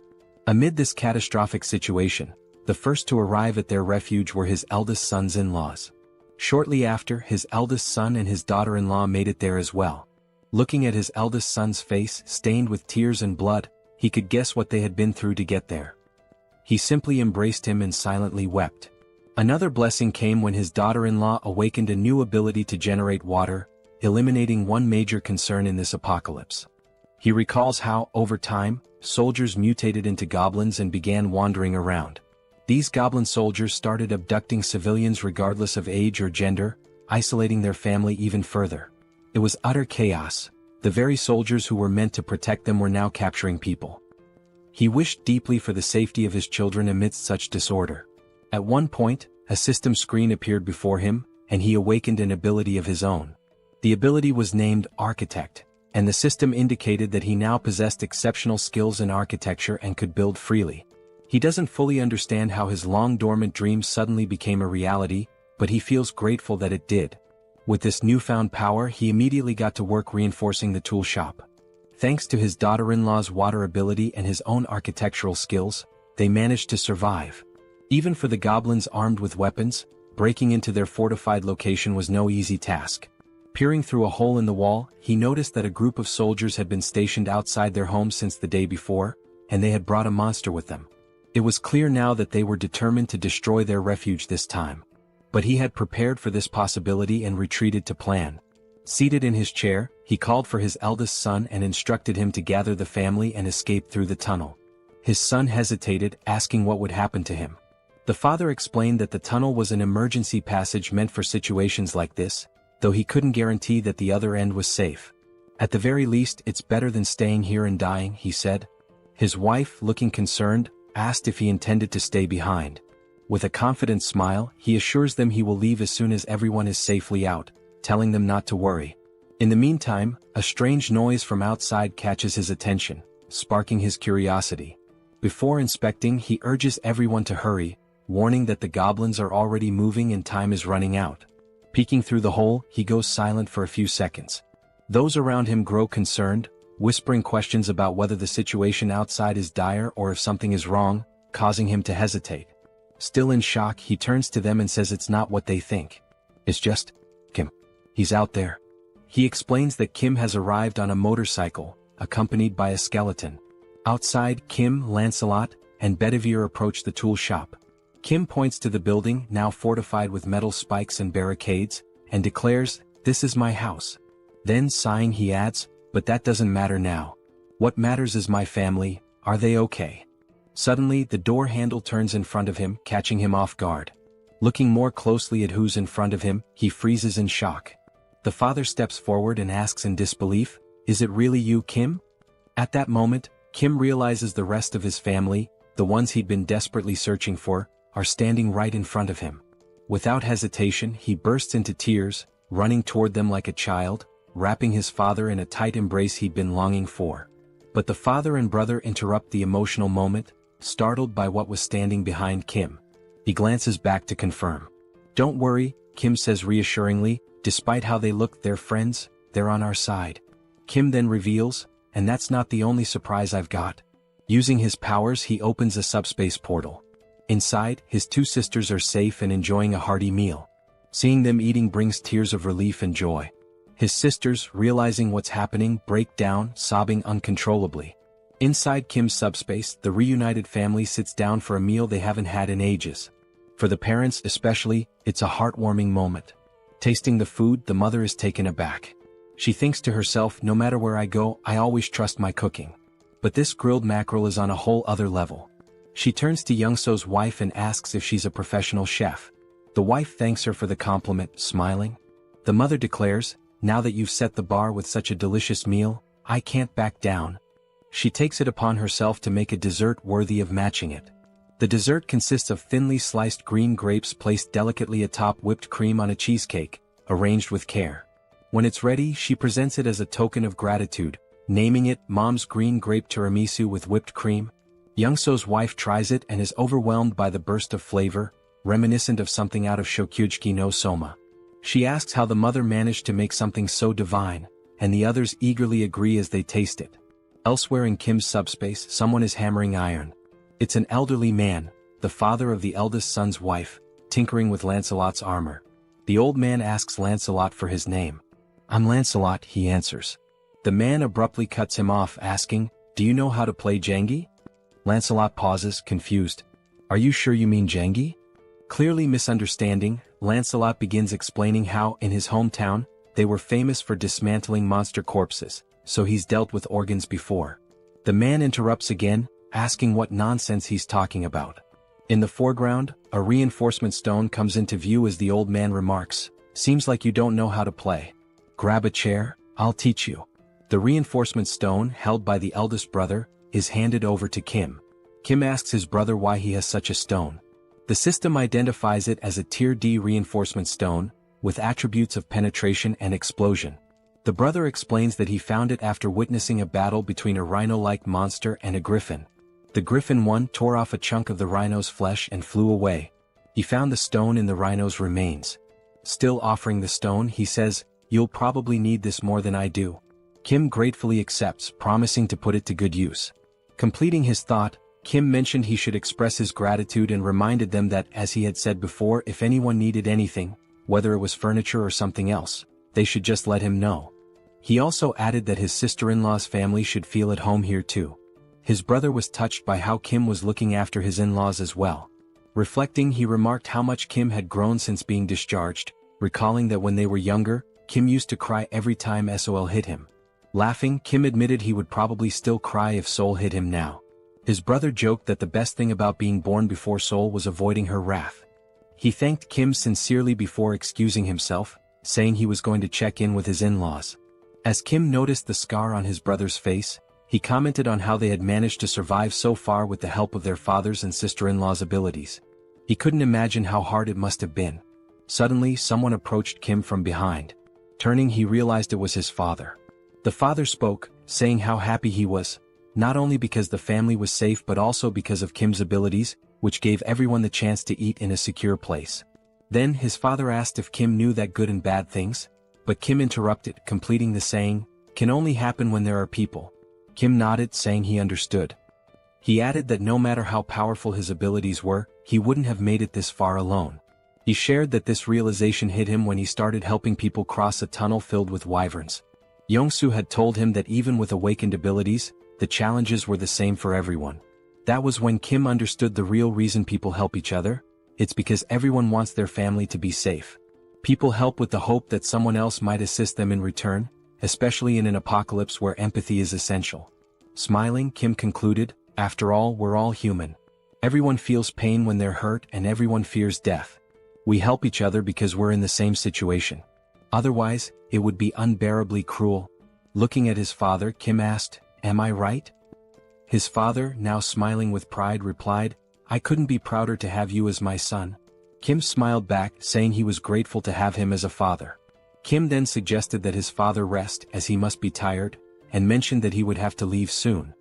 His father cautioned him to be careful, and Kim reassured him, joking, "I can't even get hurt now, even if I wanted to." Meanwhile, back at the headquarters, the commander was sorting through documents that had piled up, finally feeling some relief that half of them had been taken care of.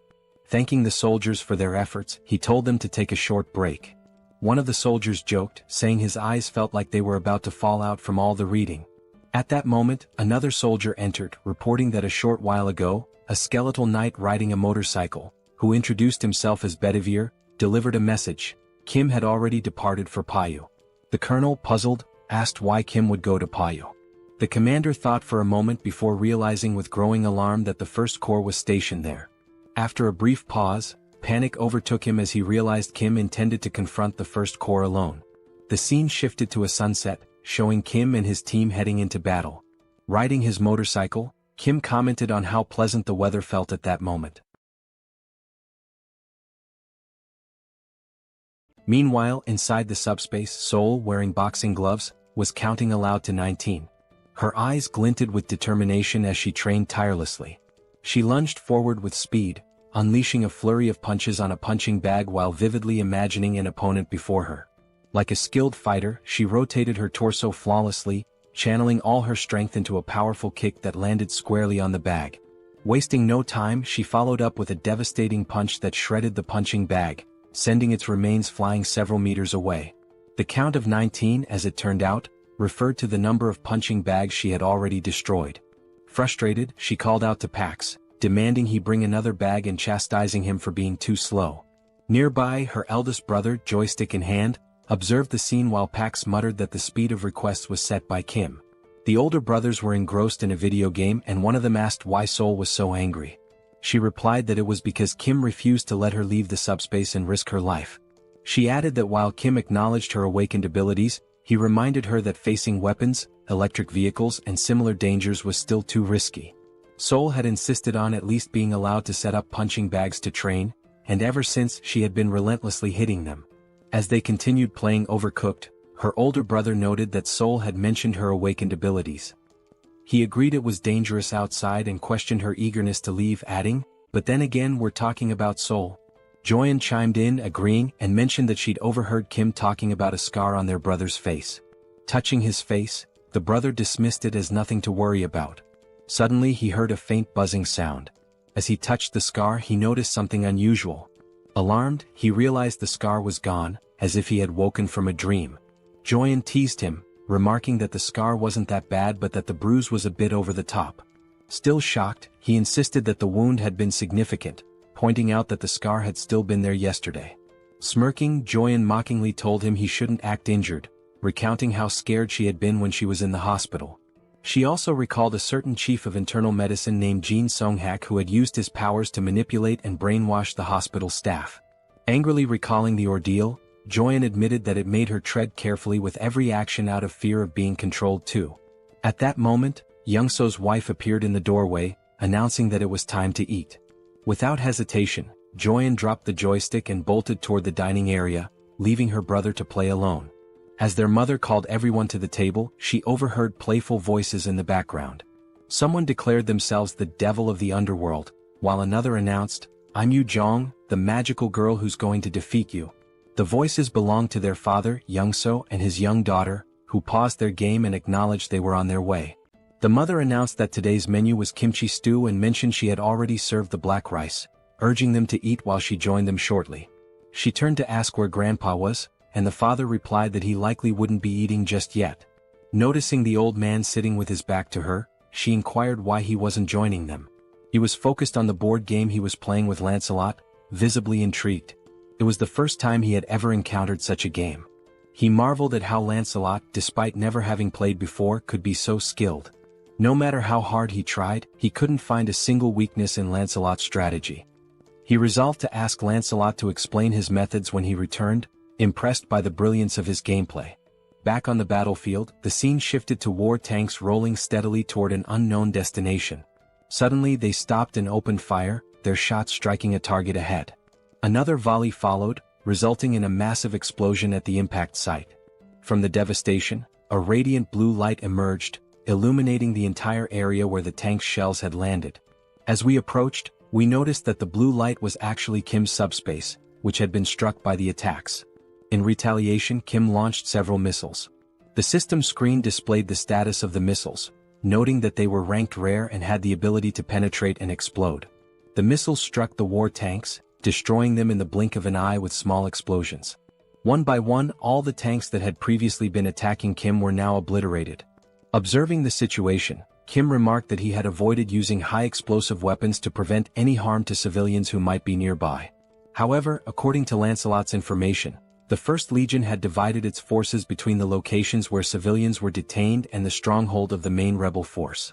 In line with Lancelot's plan, he himself would handle the rescue of the hostages, while Kim was tasked with attacking the primary rebel force. Given this, Kim no longer needed to hold back, as there were no civilian hostages at the rebel base he was currently targeting. Fortunately, he had stored a Black Hawk helicopter equipped with missiles. Using the subspace lab and the enhancement stone his older brother, Hyung, had given him, Kim was able to upgrade individual features. Additionally, he improved the basic functionality of Pax's deployment system, which he had been procrastinating on for some time. The upgrades extended the range to 100 meters, and the maximum deployment speed increased to 300 kilometers per hour. What was already powerful now packed even more destructive force. Inside the subspace, as he studied the system screen, Kim realized that while the missiles were already powerful on their own, they could be upgraded to become far stronger. With this level of power, he could gather numerous magic stones in the blink of an eye. Looking again at the system display, he saw that 10,000 magic stones were required to upgrade the subspace to level 4. By now, he calculated he should have collected 2,000 magic stones. But when the system displayed the actual count, it showed only 1,890 stones. Puzzled, Kim questioned why the number was so low, insisting he should have more. The system then displayed a message stating that, according to the platform's terms and conditions, 45% of the revenue was deducted as a fee paid to Tonatiuh from the Mexica dimension. Additionally, the regulations required that 25% of the magic stones acquired be allocated to Priest Bongsu. Confused, Kim remarked that the names Tonatiuh from the Mexica division and Priest Bongsu sounded familiar. At that moment, he recalled a conversation with Lancelot in which Lancelot had revealed that the goblins had made contact with a high-ranking entity known as Tonatiuh. This memory startled Kim as he began piecing together the facts they had uncovered earlier. Suddenly, something appeared before him. It was Lancelot, addressing Kim as "my lord" and reporting that he and Bedivere had destroyed all the fields. Lancelot mentioned that Bedivere was helping people escape and that he had come alone for now. He asked if Kim was injured. Kim thanked Lancelot for his excellent work and assured him he was uninjured. Turning to Lancelot, Kim brought up the earlier conversation where Lancelot had mentioned a high-ranking entity named Tonatiuh that had contacted the rebels. Lancelot confirmed this and asked why Kim brought it up. Kim explained that both Tonatiuh and Priest Bongsu were taking his magic stones. He added that Tonatiuh was from the Mexica division and asked Lancelot what the Mexica division was. Lancelot explained that Mexica likely referred to the name of the planet or civilization from which Tonatiuh originated, using the example that their own location was referred to as the Earth dimension. He further stated that Priest Bongsu was sacrificing people to other planets and noted that a traitor was worse than someone betrayed. The scene then shifted to show a mutant goblin from behind, with a system screen open in front of it, displaying the same message Kim had just seen. The goblin tinkered with the system, questioning what he was doing to sound so crazy, remarking that this behavior was unusual. As he continued to look at the system, he wondered how the magic stones could be deposited into the dimensional account so quickly. He also mentioned that there had been massive explosions some time ago. The scene shifted to reveal where the goblin was, a setting resembling a sacrificial altar. He muttered that he hadn't heard the sound of helicopters or jets, much less any gunfire, which made him question where such powerful weaponry had come from. As a light approached him, he commented that, despite everything, none of his soldiers had come to report anything amiss. That light turned out to be a missile launched by Kim, which pierced the goblin's body like a donut. Due to the upgraded missile speed, the goblin had no time to react. After being struck, the goblin was hurled backward, landing hard on the ground. Moments later, Kim arrived, calling the goblin by his name, Priest Bong-su. Lancelot and Kim climbed to the altar, with Kim exhausted and joking that the stairs had nearly killed him. Kim also remarked that he had long wondered who Bong-su was, then asked if he was the commander of the legion. The goblin lay on the ground, pierced like a donut, with smoke rising from the hole left by the missile. While writhing in pain, the smoke seemed to have a regenerative effect, beginning to heal the goblin's wounded body. Kim, astonished by the sight, asked what was happening. Lancelot explained that the goblin was recovering from his injuries. As the goblin rose to his feet, Lancelot remarked that he had been curious about the blackish red smoke that had been rising throughout the camp. Kim, still stunned, asked if such a thing was possible. Now fully healed, the goblin smiled and revealed his sharp claws. He yelled at the two, saying this was more surprising than he had imagined. In front of him stood a human and a skeletal knight, with the latter being loyal to the former. Kim, equally surprised, remarked that he didn't know goblins could talk. The mutant goblin responded, saying that they must have already encountered his goblin soldiers. He explained that the goblins had recklessly consumed magic stones, transforming themselves into goblins. This transformation was a side effect of trying to gain power too quickly before their bodies could adapt. He added that he had given them guidelines, but their greed had led them astray. The goblin then speculated that since Kim had a dimensional account, he must be an 8th level hierarchy user. He questioned where Kim had obtained all the investment for it and proposed a deal. The deal was simple. Kim and his allies should cease their destruction and leave the area, and in return the goblin would refrain from harming them. Brimming with arrogance, the goblin declared that, as they had seen, they couldn't kill him. If he wanted, he could kill both Kim and Lancelot right now. However, the only reason he hadn't done so yet was that it would cost him some damage. Priest Bong-su concluded by saying that fighting at a time like this was nothing but a waste of time. Lancelot retorted that the goblin couldn't kill them either, let alone leave a scratch, and invited him to try if he wanted. Meanwhile, Kim was deep in thought, pondering the sudden offer of peace. He questioned whether he could truly kill the goblin or not. If he couldn't, it was likely due to the mysterious smoke. Staring at the goblin, Kim wondered about the true nature of the smoke, suspecting it might be a remnant of human sacrifices. He recalled that Lancelot had mentioned seeing the smoke at the camp, though he hadn't seen it himself. If he had, perhaps he could have deduced its principles. Looking beyond the goblin, Kim noticed a strange hum and a dark red smoke gathering in the sky. He glanced upward, questioning why the smoke was also in the sky. The heavens glowed a deep scarlet, resembling a scene that signified the end of the world. As Kim stared upward, he was caught off guard by something that made his eyes widen and his body tremble with fear. In the sky, a massive sphere appeared, resembling a glowing, terrifying red eye, unlike anything he had ever seen before.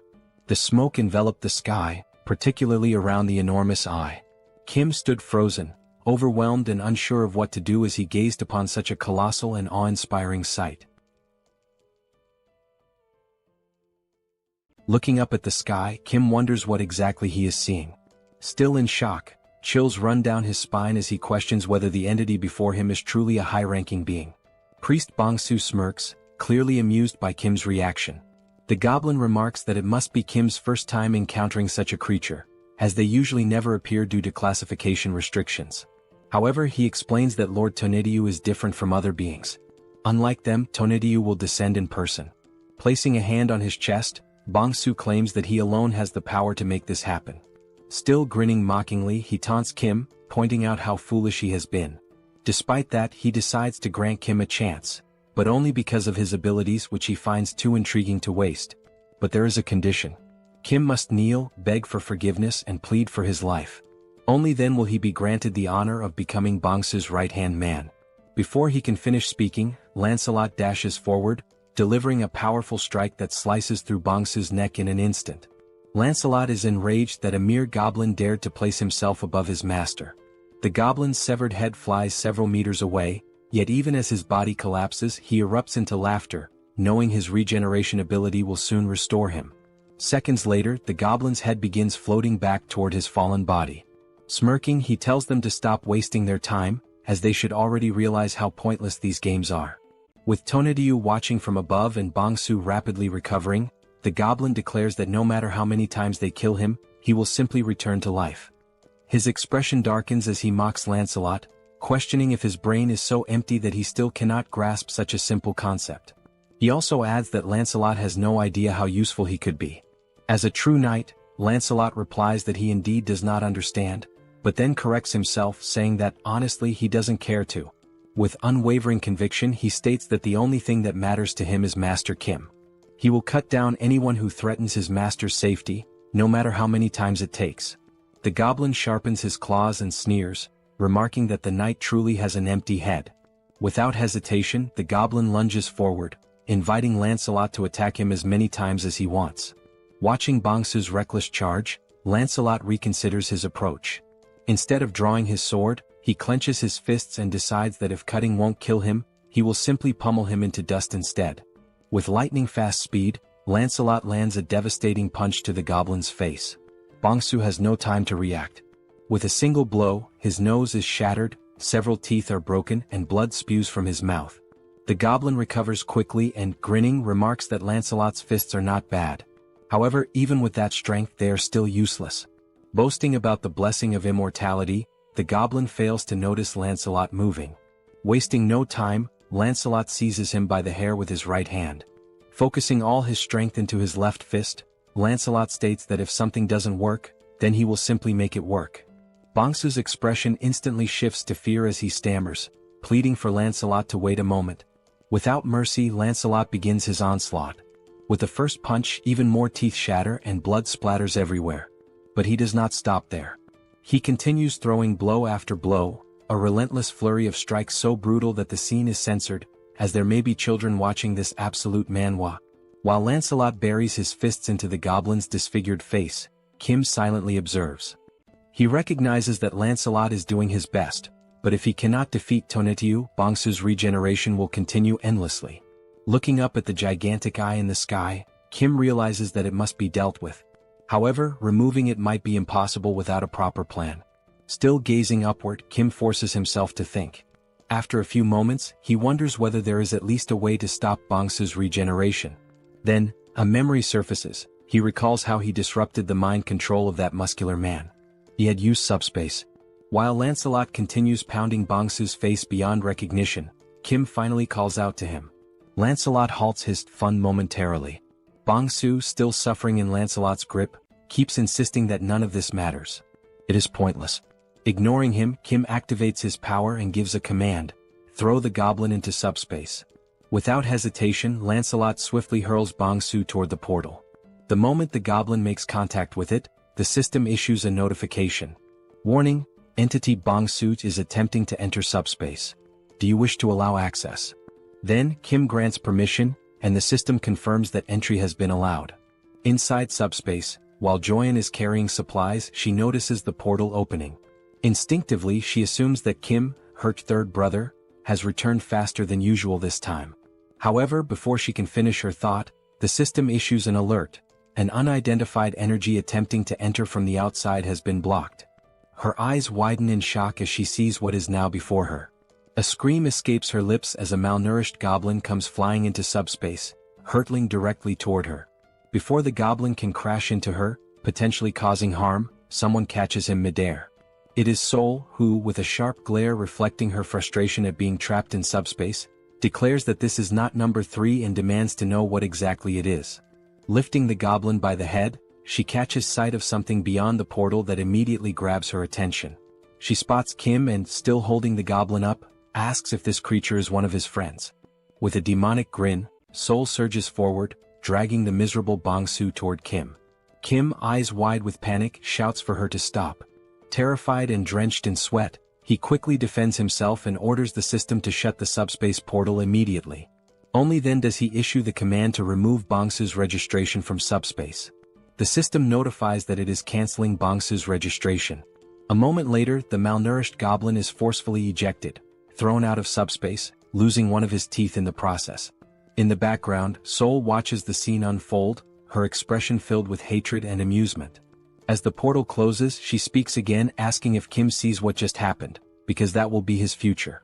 Bong-soo, now sprawled out on the ground, remains motionless. Meanwhile, Kim is still shaken, not by the goblin but by what Seoul might do to him. With a shudder, he mutters that, for a brief moment, Seoul was more terrifying than Tonetiyu has ever been. The system then sends another notification. The ownership of a dimensional account has been transferred. Since Kim already possesses a dimensional account, the mana stones will automatically merge. The new total, 14,823 mana stones. Reading the notification, Kim is stunned. The suddenness of it all leaves him struggling to process what just happened. Staring at the system display, he realizes that Bong-soo must have acquired a massive amount of mana stones through taxation. Then, something else catches his attention. The Tonetiyu tax notification is missing. That means, Kim abruptly halts his train of thought and looks up toward the sky. Only then does he realize, the enormous threat and the ominous red-black smoke are gone. The sky is now clear, bathed in the gentle glow of the moonlight. Kim turns to Lancelot, stating that Tonetiyu is gone. Lancelot recalls that Bong-soo had claimed he was the only one capable of summoning Tonetiyu, which means that, in some way, Kim must have severed the connection between them. Lancelot then speculates that now that Tonetiyu has failed once, he might never attempt to return. Hearing this, Kim finally relaxes, dropping down to the ground in exhaustion. Seated, he admits to Lancelot that he genuinely thought his heart was going to stop. Despite barely having fought, he feels more drained than ever before. Just as Kim begins to rest, a familiar voice calls out his name. Turning around, he sees soldiers ascending the stairs, shouting for him and asking if he is all right. The colonel arrives, stating that aside from essential personnel, he has brought every awakened and unit available for mobilization. He then asks if they arrived too late. Kim shakes his head, assuring them that they arrived just in time. However, deep down, he knows that these soldiers must have endured immense hardship climbing all those stairs under such extreme conditions. As the colonel approaches, he inquires about the Legion commander's whereabouts. Only then does he notice the malnourished goblin's body lying motionless on the ground. Examining the goblin closely, the colonel questions what could have possibly reduced him to this state. Realizing that the fight is truly over, the colonel holsters his weapon, recognizing that it will no longer be needed. Kim watches him and remarks that it's been a while since he's seen someone carry their weapon on their back like that. Just then, the colonel receives a radio transmission. It is from Captain Deok Yong, the commander of the 2nd Company, reporting on the reconnaissance of the first area. He states that all the rebels have been found in a condition resembling mummified corpses. After thorough confirmation, they are all dead. The first area has been neutralized. Over. The colonel acknowledges the transmission and orders his forces to remain on high alert, prioritize civilian rescues, and begin clearing the area. Turning back to Kim, he sighs and admits that he has no idea how Kim pulled this off. But in the end, Kim was the one who resolved the situation once again. Long live the power of protagonism. Kim states that he was the one who put an end to the situation, but he lacks sufficient knowledge about the mummified transformation the rebels underwent. The colonel bows and expresses his gratitude to Kim for everything he has done so far, acknowledging that his contributions have been immeasurable since the very beginning. Kim, caught off guard by the sudden gesture, widens his eyes in surprise. Turning toward the colonel, Kim gestures and tells him that such formalities weren't necessary out of nowhere. The colonel responds that he should have said something much earlier. Continuing, the colonel admits that when he initially asked Kim to join the military, he now realizes how foolish that request was. At the time, they believed they were offering Kim something beneficial, but in reality the so-called benefits meant nothing to him. They had underestimated his power and influence, viewing him merely within the framework of military service. As Kim decides to stand up, the colonel continues, stating that the military should not have been this incompetent. Even if it is shameful to admit, he remains bowed and asks if Kim is still willing to help the people, even though requesting such aid now is undeniably disgraceful. Many people are still in dire situations. Some have lost loved ones, others are gravely injured, and many remain anxious due to their inability to awaken their abilities. Kim extends his hand, and the colonel firmly affirms that the damage was worsened by the government's incompetence, which is precisely why he seeks Kim's help. With the composure of a gentleman, Kim clarifies that this is not a deal, but a voluntary act of assistance. He insists on doing it from the front lines without any intention of joining the military. Moreover, whether he chooses to help or not is his own decision. He adds that he only says this to make everything clear, all while keeping his hand extended toward the colonel. Upon hearing this, the colonel smiles, realizing the depth of Kim's kindness, his willingness to help without expecting anything in return. Only then do the two shake hands, signifying mutual agreement. The colonel reassures Kim that he doesn't need to worry. Reaching for his radio, the colonel pauses before activating it and asks Kim to wait for a moment, promising to ensure that he will always have military support whenever needed. Activating the radio, the colonel makes an official announcement to the troops. In recognition of Kim's significant contributions to strengthening the armed forces and neutralizing the rebel army, he declares through this broadcast that Kim Jeong-gyeom is now granted the title of honorary colonel. As Kim listens, he becomes increasingly uncertain about everything being said over the radio. The colonel continues, stating that from this moment forward, all military personnel without exception must show full respect to the newly appointed honorary colonel, Kim Jeong-gyeom, and cooperate with him whenever necessary. He adds that a response is not required, but whenever possible, everyone who hears this message should pass it along to others. Over. Still in shock, Kim mutters that there was no need to take things this far. Then, the colonel salutes Kim and, with a cheerful tone, states that the soldiers will handle the cleanup and resolve the rest of the situation. He then orders Kim to rest, noting that it is getting late. Hearing this, Kim's face flushes red, and he protests, saying that he is not a soldier, so there is no need for such formalities. The colonel responds that if it makes him uncomfortable, he should simply ignore it, but reiterates once again that Kim has done an outstanding job. As the colonel steps back to rejoin the rest of the military personnel, Kim, still slightly flushed, comments on how exhausting everything is. He then tells Lancelot to rest as well, acknowledging that he too has worked hard. Lancelot responds by saying that Kim also did a great job and, by the way, asks if there is any news about Bedivere. Kim agrees, realizing that in his exhaustion he hadn't even thought about it. However, he suddenly smiles upon remembering that the subspace has a recovery function for lost items. He immediately gives the command for the system to retrieve the items.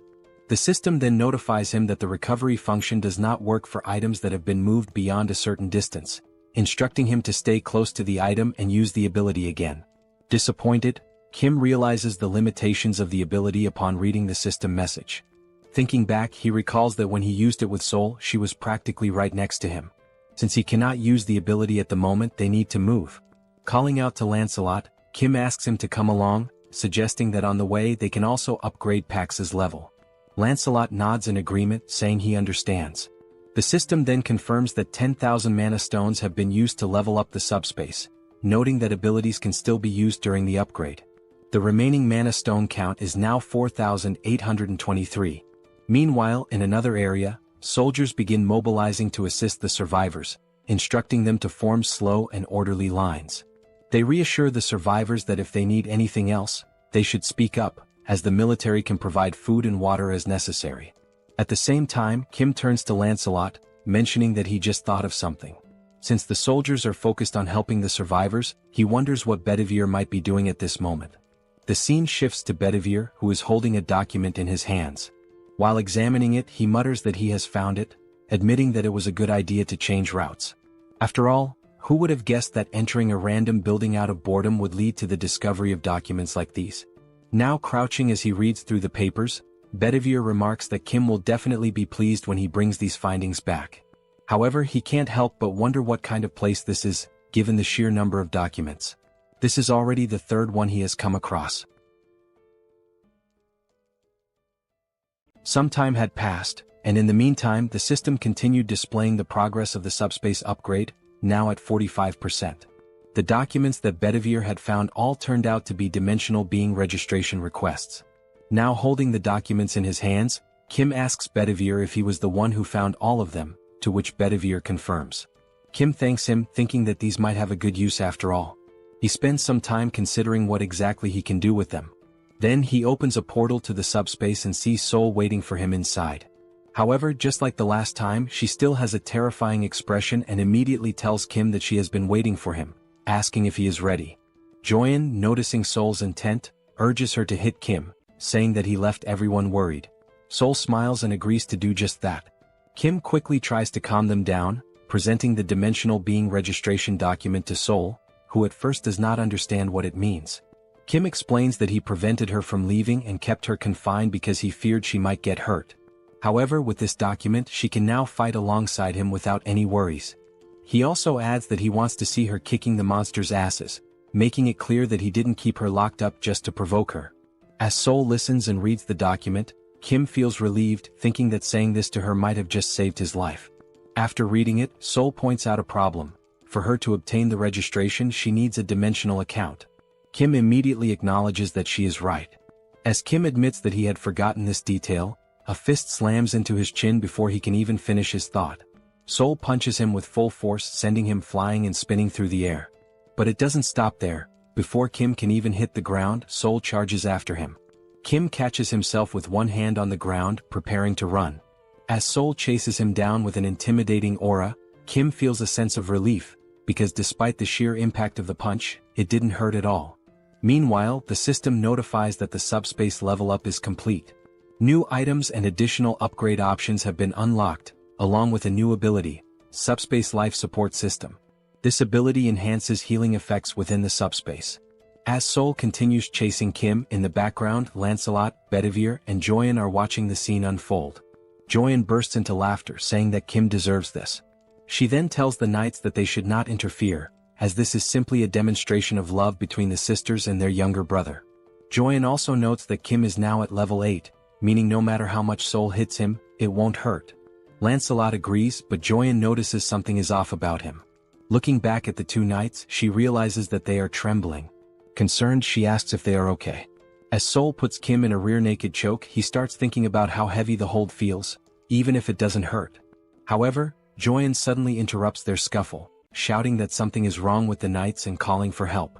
Kim immediately tells Seoul to let go and rushes over, asking about their condition. The knights are so weakened that they can't even stand. Lancelot places his hand on the ground, and soon after, both he and Bedivere are overwhelmed with pain. Seeing Lancelot and Bedivere collapsing, Kim and Seoul rush over, asking if they are okay and what happened so suddenly. Lancelot struggles to respond, saying that he has no idea what is happening. He also mentions that suddenly, his entire body started itching uncontrollably and burning. Joyeon immediately asks what kind of itching he is feeling. Bringing his hand to his head, Lancelot admits that he has actually been feeling this itch for a while, but now it has become much worse. Joyeon wonders what it could be, noting that such intense itching and stinging are not normal. She suspects that something might be poisoning them. Seoul then recalls that when she was bitten on the neck during the fight against the Skull King, her neck also itched. But now, it has completely healed. As Seoul describes how unbearable the itch was back then, Kim starts thinking hard, trying to figure out what could have caused the poison.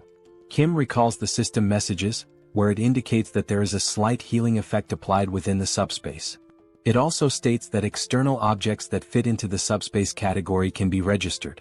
However, a separate registration fee is charged based on the value, size, or weight of the object. Another message regarding the completed subspace level up appears, stating that new, previously unknown items and additional upgrade options are now available. Additionally, it confirms the activation of a new subspace support ability, which slightly enhances healing effects within the subspace. Upon remembering this last part, Kim is shocked, realizing that the healing effect might be restoring the knights. Looking at them on the ground, he begins to wonder if this form they are in is not their original state and questions what he should do, since leaving them outside the subspace may not be the right choice.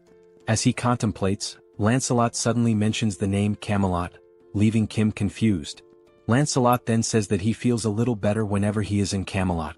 The system then displays a skill called Blood Ritual, which allows him to generate random enhancement stones by either aging or extracting the vitality contained within them. Now in Camelot, the red ceiling emits a strong glow. A stone falls from above, hitting Lancelot on the head before dropping to the ground.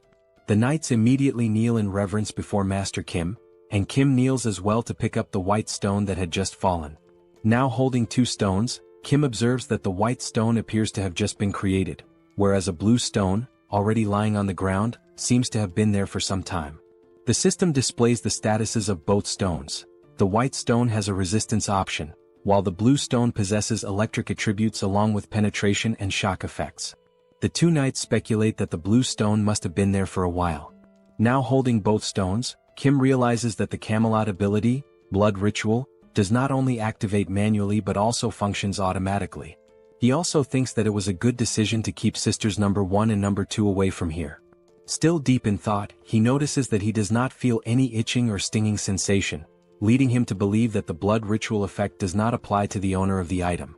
Still kneeling, Lancelot apologizes to Master Kim, expressing shame for showing such a weak side as a knight. As Kim stands up, he reassures them that there is no need to worry, acknowledging that they must have been in great pain. He also states that he should be the one apologizing for being careless.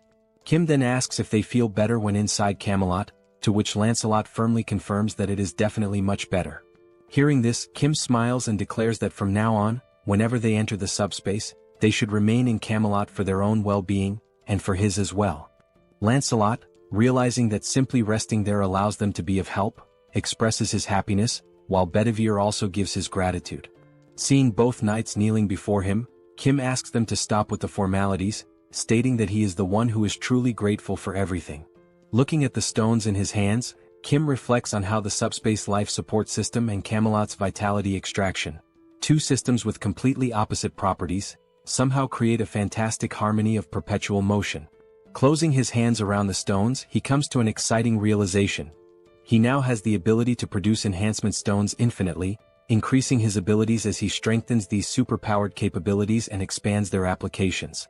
He then remembers Tonitiyu in the sky with that enormous red eye, and acknowledges that he is still not strong enough to deal with it. Kim understands that he must become stronger to defeat higher-level enemies. Furthermore, he needs to fully understand his abilities and learn to use them effectively. Determined, he sets off, thinking that now that the subspace level has increased, he should check what new functions were added in this upgrade. Meanwhile, outside the subspace, in the real world, two military officers are having a conversation. The colonel asks if it is really true that the rebels disguised themselves as the national army, raised the national flag, and used it to lure people in for sacrifices. The other soldier confirms that it is indeed true, adding that they even had a reward system, offering magic stones to those who brought in more sacrifices. The colonel remarks that it is fortunate Colonel Kim handled the situation, as it was on the verge of a coup, and only now does he realize it.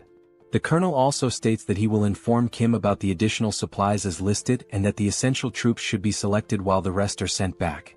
The other man agrees, salutes and leaves. After that, something catches the colonel's attention. Looking toward the horizon, he sees a bright light descending from the sky. It is only then that he realizes morning has arrived, and there is still much work to be done. At that moment, the system screen appears before him, prompting him to read it. The system displays a notification from the multidimensional Chamber of Commerce, announcing that recent activities have included free exploration, internal and external projections within Earth's dimension.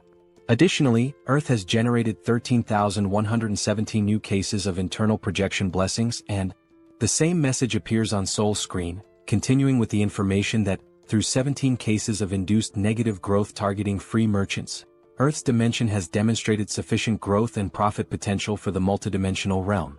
Seoul wonders aloud what this message means by multidimensional. The system continues, stating that, as a result, the multidimensional Chamber of Commerce has evaluated Earth's growth as grade BB-. Based on this assessment, the second exploration proposal has garnered significant attention. Another message reveals that, according to the detailed opening strategy of the multidimensional Chamber of Commerce, an official bidding competition for all regions of Earth will be held in 7 days. Seoul turns to Joy and asks what this means.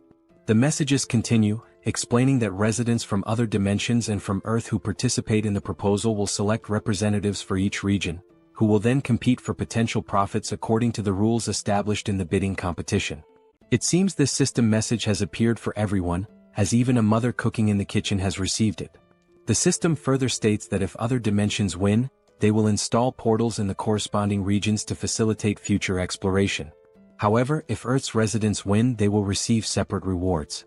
Additionally, it is revealed that more detailed information about the bidding competition will be announced 24 hours before the event begins in each respective region. Finally, the multidimensional Chamber of Commerce awaits Earth's support and participation. Upon reading this, Kim tells everyone that, in other words, they are planning to come in full force. It is all pointing in that direction. The two sisters question whether this is some kind of joke, to which Kim replies that it is not, pointing out that the document that elevated him to an 8th-level entity was also issued by the multidimensional Chamber of Commerce. The mother, now visibly frustrated, asks if all the monsters sent so far could be the work of this Chamber of Commerce. She grows even more irritated, demanding to know who they are to send monsters like this and questioning if they are aliens. She continues, expressing her indignation at how they dare to talk about rights to exploration, bidding, and competition over Earth. Both Kim and Joy smile, and Kim admits that he does not know much about it either, but what he does know is that the multidimensional Chamber of Commerce does not take anything seriously, treating everything like project proposals, bidding contests, and so on. Realizing this, it becomes clear that the bidding competition, structured with these rules, is essentially a kind of game that will take place across the entire Earth. At that moment, the system reappears, but this time only for Kim, announcing that he has been identified as the entity with the highest profit in the Seoul region during the free exploration period. It further states that if he accepts the position of regional representative, he will gain access to more detailed information about the competition. However, if he refuses, the selection authority will be transferred to the second highest profit-generating entity. Reading this message, both Kim and Joy are taken aback, and Joy questions what it means, pointing out that she did not receive the same message. Kim's older brother then explains that if Kim accepts the role of Seoul's representative, he will be participating in the bidding competition. The mother asks what exactly this competition entails, to which the older brother admits he does not fully understand, but judging by the context and system messages, it is likely that they will be competing against alien life forms from other dimensions. Upon hearing this, everyone in the room falls silent, their expressions shifting as their eyes widen in shock, creating a tense yet electrifying atmosphere in the room. The system reappears before Kim, stating that if he accepts the position of representative, he will be able to select up to 100 members, including himself, to participate in the bidding competition. It then asks if he accepts the role of representative.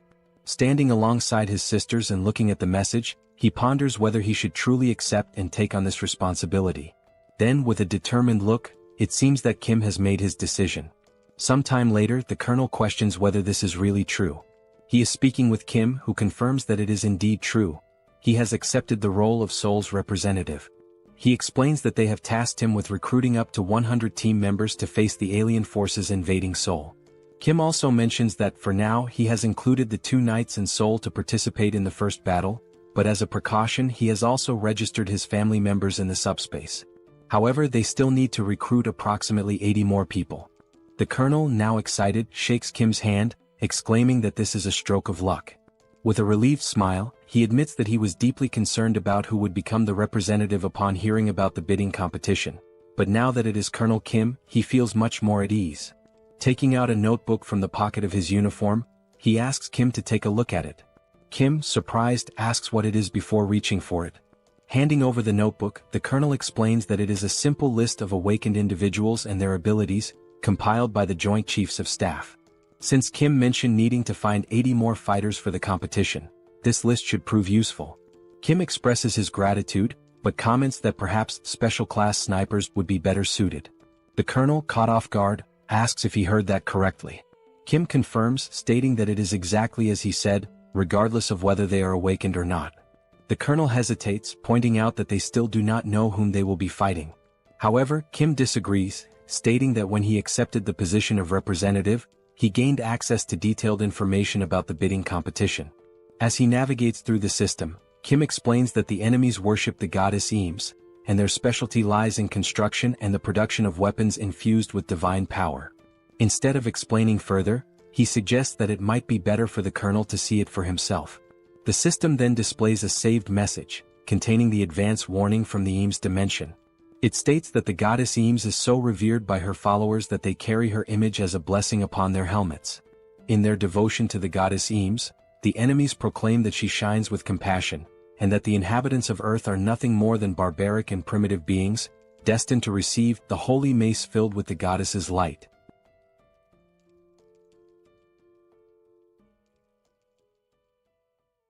After Kim shows the video to the Colonel, he opens another system screen to display the list of participants from the Eames dimension. The list includes 4 8th-rank knights, which means that the participants from Eames are not weak. Kim tells the Colonel that the alien life forms they will be facing are sacred knights clad in shining armor and wielding radiant weapons. The Colonel then asks how they are supposed to fight against these alien life forms. Kim begins explaining the details of the bidding competition, which he confirmed when accepting the position of representative while reviewing the information alongside his sisters. He starts summarizing what he saw, stating that 1 hour before the bidding competition begins, both sides will take their positions and enter a combat readiness phase. During this period, a barrier will be formed, making it impossible for either side to attack. This combat readiness phase serves as a preparation period before the battle. The Eames dimension will bring in a gate core, and once the competition starts, the gate core will automatically hatch after 12 hours. Destroying this gate core before it hatches is the victory condition for Earth's dimension, whereas the Eames dimension wins if they successfully protect it. Kim turns to the Colonel and states that, in other words, for Earth to win, they must simply destroy the gate core. He also adds that the Eames forces will not merely focus on defending the core. Kim explains that just as they can see the participant list from Eames, the enemies will certainly be able to view Earth's participant list as well. Since most of Earth's participants are 9th rank, the Eames forces will likely assume that Earth's main advantage lies in speed and attack power. The Colonel understands and states that, in reality, both Kim's team and the military must reinforce their offensive strategy to try to destroy the core simultaneously. Kim states that the attack strategy can involve his team, Lancelot, and Seoul, meaning the offensive side will not be an issue. However, the real challenge lies in defense as they need to block the assaults of 8th rank enemies. The Colonel then states that long-range weapons will be effective in holding back enemy attacks, and only then does he realize why Kim specifically requested expert snipers.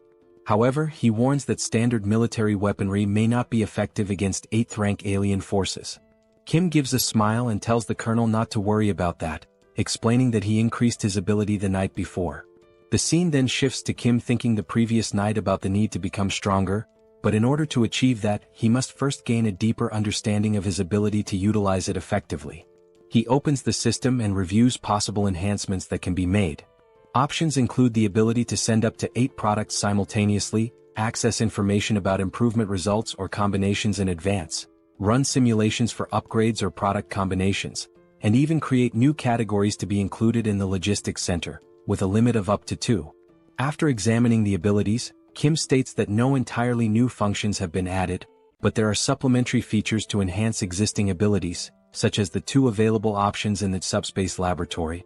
With this function, he is able to manipulate objects to briefly assess their performance and view the completed form of a product through a simulation before actually creating it in the SUBSPACE laboratory.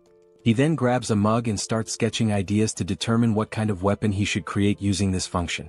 While writing down that he has electric enhancement stones and durability enhancement stones, he considers that the weapon needs to be easy to use, even for those without special abilities, and, moreover, must be capable of killing 8th rank beings. After much thought, deliberation, and research, the weapon he creates is an enhanced rifle with upgraded ammunition. Initially, he tries enhancing only the ammunition, but as soon as he fires, the weapon is completely destroyed. Then, using enhancement stones, he attempts to modify the rifle to withstand the powerful shots. However, in the end he manages to improve the weapon just enough to barely endure 3 shots. Now, holding one of the rifles he created, Kim states that regardless, the strategy is to stack these 3-shot weapons to defend against enemy advances and destroy the core to secure victory. After hearing all of this, the Colonel, practically drooling with excitement, exclaims that he understands and that he expected nothing less from Kim. He then adds that he will send over a list of the best expert snipers and begin preparations immediately. And so, the 1-week preparation period began with the specialist snipers training their shooting skills, weapon switching, and tactical maneuvers for the competition. Meanwhile, Kim's father began discussing technical terms related to construction, quickly boring Kim. Without delay, his father used his architect skill to construct a fortress. Seoul, along with the attack team, strengthened their abilities using magic stones obtained from exterminating monsters. As a result, Seoul became capable of extending her barrier beyond her body to a certain distance, leaving Kim astonished. Additionally, Joy mentioned that she had also managed to level up her ability to level 2 and could now use healing with an area of effect impact. Seeing everyone's dedication and progress, Kim felt reassured, realizing that his team was now incredibly strong and that everyone could utilize their awakened powers. Time passed quickly, and now only 1 hour remained before the competition was set to begin. At the National Assembly building, a portal opened, and soldiers began emerging from it. Numerous warriors from the Eames dimension clad in the shining armor Kim had described earlier. However, among them, one soldier held the gate core, the key element that would determine the winning side in this battle. Observing from a distance through binoculars, Kim carefully analyzed the scene and concluded that the glowing orb was indeed the core. His father asked what he was seeing, and Kim responded that it was exactly as shown in the video he had displayed earlier, except for one odd detail. His father asked what seemed strange, and Kim pointed out that the Eames Dimension forces were constructing structures beside the National Assembly building, likely to protect the gate core. Hearing this, his father asked if their constructions were superior to his own. Kim, however, simply considered the fact that the competition would begin in just an hour and questioned whether it made any sense to build something now, as there was no way they could complete it in such a short time. Setting the binoculars aside, Kim glanced downward and noticed something that took him by surprise. 5 knights from the Eames Dimension stood motionless before the protective barrier. The leader among them began speaking, stating that he had reviewed Earth's participants and found that while there were a few at the 7th and 8th ranks, the majority were at the 9th rank. From above, Kim wondered if they were already preparing to attack and reach the defensive line. The knight then declared that the goddess Eames had spoken of mercy and salvation for the weak and that, in her name, they would grant such mercy and salvation to Earth. Suddenly, the knight's expression twisted into one of hatred as he proclaimed that their mercy would come in the form of tearing out the tongues of Earth's people while they were still alive, ensuring that no one could ever speak ill of them again. Their salvation would be granted by allowing them to repent for their sins through hard labor. From his vantage point above, Kim observed the scene and noted that it was quite the impressive speech, fitting for holy knights, but, glancing at the system screen, he commented that they were underestimating them simply because they were ranked 9th. The system screen then displayed a notification indicating that the bidding competition was about to begin. Down below, the leader of the Eames Knights gave the order to advance. Like primitive warriors, they charged forward, shouting that their actions were in the name of the goddess Eames. The colonel, seeing the enemies advance, immediately commanded all soldiers to open fire. The troops, armed with the rifles Kim had developed, took their positions and began shooting. A barrage of gunfire struck the approaching Eames Knights, the bullets carrying electric attributes. The shots pierced through their armor, leaving the knights stunned and confused as they struggled to understand what was happening. One of the soldiers, bewildered, questioned how it was possible for 9th-rank fighters to accomplish such a feat. Another knight shouted an order to use their shields for protection and continue advancing. One among them activated a barrier skill to block the gunfire and called for everyone to deploy their Eames barrier abilities. Their leader bellowed that, although they had no idea what kind of weapons they were up against, their shields were undoubtedly stronger. He ordered them to hold their ground and maintain their defenses. Believing himself to be insightful and strategic, one of the knights remarked that since their enemies were relying on long-range weapons, they would eventually run out of ammunition. If they could endure long enough, victory would belong to the Eames Dimension. Meanwhile, up above, countless rifles were lined up, ready for use as the soldiers assisted each other in switching weapons after each rifle broke from firing its 3 allotted shots. The pile of discarded weapons had grown massive, prompting the military to inform Kim via radio that approximately 20% of the total weapon stock had already been used. Hearing this, Kim put away the radio and remarked that things were going much better than expected. He instructed them to keep up the momentum, as the attack team would soon begin their advance. The attack team, consisting of Lancelot, Seoul, and Kim, set out on 2 motorcycles to carry out their mission. The bikes moved at such incredible speed that they passed through the knights before they even had a chance to react or block their advance. One of the knights mentioned having seen 3 individuals heading toward the gate core, but another dismissed the concern, stating that it didn't matter and should be ignored since the core wouldn't be destroyed anyway. While defending with his shield, he shouted that their current priority was to hold the line and maintain their position. He acknowledged that the enemy appeared to have far more weapons than expected but reassured everyone that, once reinforcements arrived, they would be able to advance little by little. As a way to encourage his fellow knights, he urged them to endure just a little longer, assuring them that reinforcements would be there soon. Ignoring the knights entirely, Bedivere began hurling his infamous flaming bowling balls toward the battlefield. His absurd precision allowed the balls to curve perfectly through the air before striking their targets. His targets were none other than the Eames reinforcements advancing through the center of the battlefield. One of the knights, casually walking forward, noticed something unusual approaching but couldn't quite make out what it was. Then the flaming bowling ball struck, triggering a massive explosion that sent the Eames Knights flying in all directions. Upon hearing the explosion, Kim hit the brakes on his motorcycle. He already knew exactly what had happened. It was Bedivere's handiwork, expertly carrying out his task of intercepting the enemy in the middle of the battlefield. Refocusing on the attack line, the final objective remained. There they stood, Lancelot, Seoul and Kim, stationed in front of the massive statue of the goddess Eames, awaiting the signal to launch their assault and destroy the core. Gazing up at the colossal statue before him, Kim recalled his initial thoughts when he saw them constructing something earlier. At the time, he had dismissed it as nothing important. Now, however, he couldn't help but wonder, how the hell had they managed to build such a massive structure at such an absurd speed? Still baffled by the sheer impossibility of it, he launched several missiles toward the statue. The missiles struck their target, resulting in a powerful explosion. However, as the smoke slowly cleared, the statue remained completely unscathed, not even a single scratch. Kim was taken aback. Even after being hit by enhanced missiles, the only visible effect was a radiant glow. Then he chuckled and came up with an idea. He remarked that, in moments like these, it would be rather interesting to store such an object inside the subspace. The system immediately prompted a question. Would you like to store the unfinished statue of the goddess Eames in subspace? At that moment, a soldier from the Eames army bellowed that Earth would be nothing more than pastureland for the Eames and that Kim and his people were nothing more than two-legged cattle. An elder, his voice hoarse from shouting, declared that they should be grateful and should bow to the sacred feet of Eames. He then questioned the foolishness of launching missiles at the statue. The soldiers accompanying the elder urgently warned him that it was too dangerous and urged him to retreat inside. However, the elder refused, insisting that he had to spread the words of the goddess Eames and cleanse the evils of Earth's dimension. As the elder spoke, something else caught Kim's attention. One of the knights advised the elder that, if he truly wanted to continue his speech, he should do so from inside. The elder, offended, demanded to know if he had committed some kind of sin to warrant such treatment, questioning why he wasn't allowed to speak outside.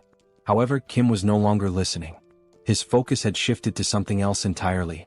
In the distance, Kim had spotted something interesting. While the elder argued with the knights, Kim's gaze locked onto a warehouse stocked with construction materials. A wide grin spread across his face as an idea took shape in his mind, an exceptionally good one. With a menacing aura and practically drooling with excitement, he ordered packs to store the warehouse. The system immediately responded, storing the temporary construction material warehouse of the Eames dimension in subspace. After that, the elder noticed something unusual in the surroundings. Looking back, he and the two knights realized that the warehouse filled with construction materials had vanished. Only then did he finally grasp who was responsible for this. Kim entered subspace and approached Young, who was lounging comfortably, asking if he was interested in piloting a helicopter again after so long. Young questioned the sudden request. He responded that he would love to fly and asked how he could help. Kim clarified that it wouldn't involve much flying, he just needed to ascend as high as possible. Excited, Young expressed his eagerness to give it a try. Meanwhile, Lancelot and Seoul sensed something off and immediately went on alert. Within moments, they noticed several spears descending from the sky, hurtling toward them. Seoul attempted to use her newly developed barrier ability to halt the incoming spears. However, the materials used to create objects in this dimension were far too strong, and the barrier could not withstand the impact. The spears shattered through the barrier, perfectly aligned to strike Seoul, who was momentarily frozen in place. Reacting swiftly, Lancelot stepped forward, using his sword to deflect the spear that was about to hit Seoul. She turned to Lancelot, questioning whether these were no ordinary spears. She explained that her ability had evolved to the point of stopping even Kim's enhanced bullets, yet she had failed to block these. Lancelot confirmed that these were far from ordinary spears, though it wasn't a matter of enhancement. Hearing this, Seoul became puzzled and asked what made them so special. Lancelot explained that he had heard of something like this before. A certain dimension had developed a technique that produced an effect similar to item enhancement. The knights then realized that Kim's group had been the ones who looted the warehouse. Enraged, they shouted the order to attack and continued hurling spears. Preparing to defend, Lancelot explained that this technique was referred to as a blessing, and that the construction materials likely carried such a blessing, which was why they had resisted Kim's attacks.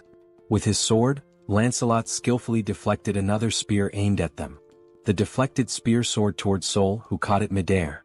Now holding the spear in her hands, Seoul grinned and remarked that, regardless of the origin, this spear was incredibly powerful. Inside the helicopter, Kim observed everything happening below.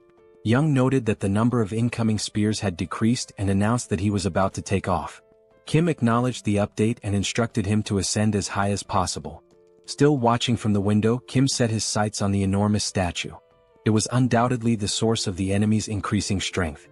As the helicopter approached the statue, he declared that he would bestow a blessing in the form of a gift to the Eames dimension. At that moment he released the stolen construction materials from the highest altitude, naming the attack god's staff. The materials plummeted, striking the statue and obliterating it with the very essence of its own dimension. From a distance, Lancelot and Seoul observed in awe as the sheer power of these materials reduced the statue to rubble. As the dust slowly settled, something crushed beneath the debris became visible.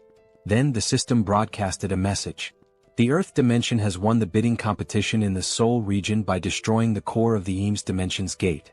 Rewards will be distributed to all inhabitants of the dimension who participated in the competition. The rewards included dimensional accounts for all participants, 5,000 destroyed magic stones based on individual contributions, and additional items from the Eames dimension, which would be transferred and allocated accordingly. Without hesitation, the very first thing Kim did was register his entire family as 8th rank. As soon as the registration process was complete, the documents began dissolving in the hands of those receiving them. Just then a paper descended from the sky, landing near Kim. He picked it up, puzzled by its contents and its sudden appearance. The system then issued another announcement. The commercial rights of the Lettal dimension, previously held by the Eames dimension, have now been transferred and allocated to the representatives of Seoul. With this, Kim had essentially obtained exclusive commercial rights to the Tertius region. As soon as they finished reading, a new portal, this time glowing red, appeared before them. Both his father and Seoul questioned what the portal was. Kim admitted that he wasn't sure, as he hadn't been the one to create it this time. He speculated that it might be related to the commercial rights mentioned in the document. Determined to uncover the truth, he gathered his courage and stepped forward, reaching out to touch the portal. However, a system message immediately popped up, stating, "Not a registered company. Please verify authority." Looking at the document, Kim was taken aback. Even with the rights granted to him, he still needed to register as a business entity. Opening the system, he was presented with an option. Would you like to sell the commercial rights to the multidimensional Chamber of Commerce? If sold, a total of 10,000 magic stones will be paid as the purchase price. Looking at the system message, Kim felt even more confused. He wondered what these commercial rights for the Lettal dimension really were, granted as a reward yet unusable without being registered as a company. And despite not being able to use them at the moment, the system was already offering to buy them for 10,000 magic stones. Kim pressed the option to decline the sale and grew increasingly frustrated as he read the message. To him, they were nothing but a bunch of thieves. They had given him a reward that he couldn't even use. Thinking about it further, he realized that the multidimensional Chamber of Commerce had been unfair from the very beginning. They had been forced to participate in a competition organized by the chamber itself, where every single opponent was of the 8th rank. Even while facing overwhelming disadvantages and unfavorable conditions, they had won. Yet the chamber was now pretending to offer a reward. Kim's anger only intensified. Crumpling the document in his hand, he refused to let the chamber profit from this. He wouldn't throw the document away, but unless they increased the number of magic stones, he wouldn't sell it either. After all, without his intervention, many more lives would have been lost. Observing Kim's irritation from afar, his father asked what was wrong. Kim, trying to keep himself composed, responded that it was nothing significant, just that they had won a useless portal that they couldn't even use. Joy then asked if the only urgent task now was to fill out the paperwork, as she still needed to finish treating the wounded. Kim apologized for gathering everyone right after the competition ended, realizing they were all exhausted. His father reassured him that it was fine, especially since filling out the documents would only make him stronger. Kim acknowledged that everything was settled and stated that he would open the portal to go rest. Meanwhile, Seoul mentioned that she would play around for a bit to test her new spear and told him to call her if he needed anything. Kim simply nodded in understanding. Young said he planned to finish some games he hadn't completed on his console, while his father decided to rest as well, complaining that his body ached from all the effort put into building the base. Just then, his father's eyes widened as he noticed the newly acquired construction materials. There were now several high-quality options available. Still in awe, he began listing them: bricks, drywall, beams, and even rebar. At that moment, Kim realized he had forgotten to mention them. But the real shock came when Kim casually revealed that all these construction materials were infinite.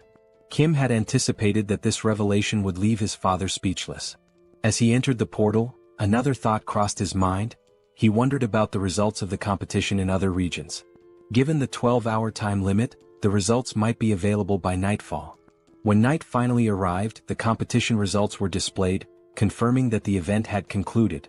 The system then announced the final rankings for the Earth region's bidding competition. The results for South Korea showed that out of 5 competitions, there were 4 victories and only 1 defeat. Then, another system message revealed the global outcome.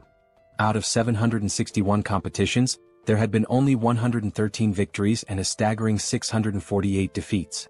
Based on these results, the multidimensional Chamber of Commerce decided to downgrade Earth's growth potential from BB to CCC. This message was broadcast to everyone. Kim immediately recognized how disastrous this was, while Young admitted he hadn't expected the competition's overall results to be so terrible. Kim analyzed the data and noticed that some areas had an equal ratio of wins and losses, but the majority had suffered significantly more defeats. As a result, the global situation was dire. Even though he had anticipated this, he hadn't expected it to be this severe. The colonel pointed out that, fortunately, South Korea's situation wasn't as bad. If it came down to Incheon, they could quickly resolve the issue by concentrating their forces. He also mentioned that Incheon was nearby, so they could deploy as soon as they were ready. At that moment, a soldier rushed in, apologizing for interrupting the meeting. He handed a report to the colonel, informing him that they had just received an urgent radio transmission from the 17th Division in Incheon and that the colonel needed to read the report immediately. Scanning the document, the colonel asked why Incheon had contacted them. The report stated that they had been defeated and were transmitting urgent engagement information. The enemy force was identified as the Lizard Men from the Sabros dimension, and their portal was currently located in Chinatown. These Lizard Men appear to be a highly trained military force, engaging in both ground and aerial combat simultaneously, demonstrating superior mobility, and completely annihilating Incheon's team. The battle had ceased approximately 2 hours before the end of the competition, and after the fighting had stopped, the Lizard Men began organizing their forces, with even more troops emerging from the portal. Additionally, they had deployed a team for reconnaissance and securing access routes, which suggested a large-scale troop mobilization was underway. The reason for the urgent transmission was that, based on their movements, their next target was Seoul, which was exactly what the colonel confirmed in the report. Kim was surprised that they were heading directly for Seoul. Hearing this, Young found it highly unusual, reasoning that it was unlikely they were targeting Kim, as no one knew his exact location. Seoul remained deep in thought, while Young pointed out that furthermore, there was no bounty on Kim's head. Looking at the map, Lancelot noted that, given the proximity of the 2 cities, the Lizard Men were already close. Kim turned back to the system interface, where a new message appeared. From this moment onward, the names of the regional representatives who had emerged victorious in the Earth Dimensions competition would be displayed above their heads. Seoul also read the message and questioned what it meant, commenting on how random this was. If this actually happened, then Kim's name would appear above his head, and she wondered if there was any kind of badge instead. Kim instinctively looked up, trying to see if a name was displayed above him, but found nothing. He then questioned whether he was truly the regional representative. However, Lancelot countered, stating that if Kim wasn't the representative, then the entire competition made no sense. Kim, still confused, asked why it wasn't visible if that were the case. Seoul reread the system message and another announcement appeared. Starting now, 7th rank beings were partially allowed to travel through all installed portals on Earth. Furious, Seoul clenched her fists. She had just reached the 8th rank, yet this rule was exclusively for those of the 7th rank, meaning she would be trapped inside the subspace again. The system message continued, stating that dimensions that had acquired commercial rights by winning the competition could now establish portals in the corresponding regions to eliminate the Earth Dimension's regional representative. Everyone read the new rule and immediately felt outraged. This was incredibly unfair. The colonel then spoke, stating that from now on, they would have to face 7th rank beings and that the regional representatives would likely be the primary targets of these attacks. He compared the situation to a game of territorial conquest, but what stood out was that Kim did not have a name displayed above his head. At that moment, Lancelot had an idea of what might be happening. He asked for a moment to confirm something. Lancelot walked toward the window while Kim, confused, asked what was going on. Stepping outside the building, Lancelot held onto the window frame and looked up. What he saw left him stunned. The words "Seoul Representative" were massive, displayed not above Kim's head, but hovering above the entire building for all to see. Lancelot calls Kim over to take a look, and upon stepping outside, Kim is left speechless, not expecting something this conspicuous. Realizing what had happened, Kim remarks that the tag wasn't missing. It was just so high up that no one had noticed it. Seoul points out that something this massive makes it the perfect target for the lizard men, with Kim himself being the obvious objective.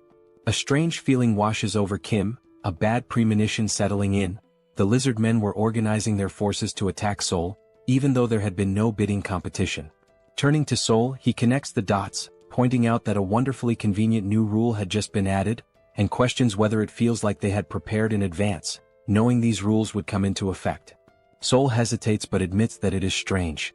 Lancelot, however, is certain they knew these rules were coming. However, instead of targeting the representative from the beginning, they had been preparing for battle. Lancelot further suggests that perhaps they have experience in these bidding wars, meaning they had likely anticipated this rule and were familiar with it beforehand. Regardless, the situation is dire as there is little time left to prepare for their attack. Kim, running a hand through his hair, admits that he had a bad feeling about all of this, but he never expected them to be this experienced. Seoul, concerned, asks if there's anything they can do to prepare and whether everyone could just stay inside Kim's subspace for safety. Lancelot, in his usual wisdom, quickly dismisses the idea. It won't be that simple. While defeating Master Kim would be impossible for them, they could take hostages and force them out of subspace, or worse, they could divide their forces and overrun other regions first. Kim murmurs in frustration, acknowledging that he's right. This wouldn't be defending, it would be hiding, and they wouldn't even be able to attack from within the subspace. No matter how they looked at it, the lizard men would have to be defeated in the end. Then a thought occurs to him. If he himself were the target and his location were exposed, it would undoubtedly draw them in. In that case, he could lure them into a place where they would be at a disadvantage. A heavy silence falls over the group as they contemplate possible strategies. The colonel finally speaks up. If they could anticipate the enemy's movements, mobilize their troops faster than the lizard men, set up weapons and defensive lines before the attack, then this would be the best course of action. He adds that speed will be the key. Young reassures them that there's no need to worry about movement, as he can cut down travel time significantly, then asks if they should move now and where they should go. Kim admits that this is the problem. He hasn't chosen a location yet. The five of them exchange thoughtful glances, trying to determine a battlefield that would give them an advantage. Then an idea strikes Kim. A place he had been to before, where he had defeated several hellhounds using refrigerators. He recalls that the terrain there could minimize damage to them while causing significant harm to the enemy. In other words, Gyeong Bridge was an ideal battleground, no civilians would be involved, and its straight, narrow layout would work against the lizard men. Additionally, due to its limited space, their mobility would be restricted, and the surrounding area was an ecological park, free of residential buildings, meaning they could launch attacks at full power without concern for collateral damage. Kim further points out that even if the lizard men attempted to cross from another bridge, Bedivere could scout ahead, as there were no tall buildings nearby to obstruct visibility. Moreover, with the materials obtained from the Eames dimension combined with his father's construction skills, fortifying the area using Pax's features would be easy. On top of that, the sacred lances from Eames had arrived along with the material warehouse, and Kim's father had the idea of using them as barricades. Seoul mentions that she has already learned how to wield the lances. Looking at the sacred lances in front of him, Kim suddenly recalls that Lancelot had mentioned Bedivere's proficiency with dart throwing, which means these lances could certainly be put to good use. At another moment, Seoul grips a lance while Bedivere is already scanning the surroundings, keeping an eye out for enemy movements. The two of them stand atop the newly built defense tower, which Kim's father had constructed using the new materials. Meanwhile, his father remains hard at work, building at full speed. Given the urgency of the situation, the structure itself had been prioritized, with guards deployed first, and beams were reinforced to create defensive walls. Additionally, barricades made of the sacred lances had been erected around the tower, serving as an additional barrier to slow the enemy's advance as much as possible. Observing the preparations, Kim recalls the enemy report, which stated that the lizard men were fast both on the ground and in the air, which meant that blocking their ground approach was an absolute necessity. At this point, a total of 4 hours had passed.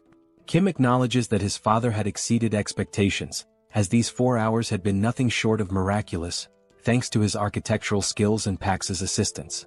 It is only then that Kim realizes they had overlooked two critical details. The first, reptiles are excellent swimmers, meaning the lizard men could approach unnoticed via the water.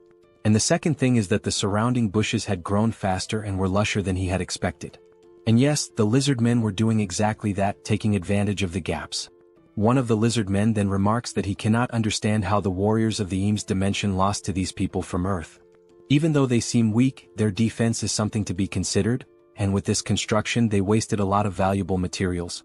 The lizard man pauses and says that, for now, he will not be able to hold his head high in the multidimensional battlefield, but perhaps he can extract something more.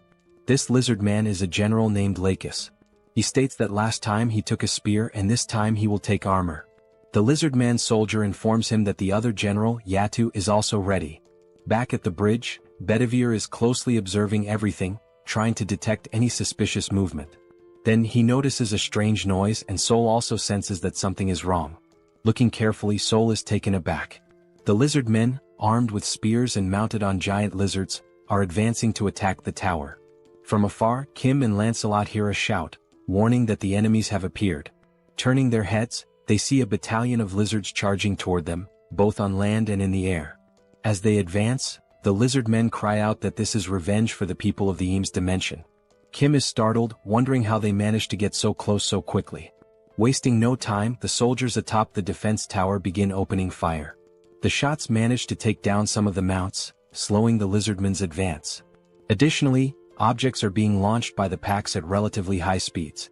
One of the lizardmen soldiers warns his comrades to be careful, noting that they are using materials from the Eames dimension. One of the lizardmen generals, wielding a spear, skillfully deflects and counters all incoming attacks. A soldier calls out to General Lakis, stating that the enemies are throwing materials from their brother dimension, Eames, and that it will be difficult for the awakened to use them effectively. He urges them not to fear and to keep pressing forward. Enduring the attacks, the lizard men declare that now is the time to persist, not to retreat.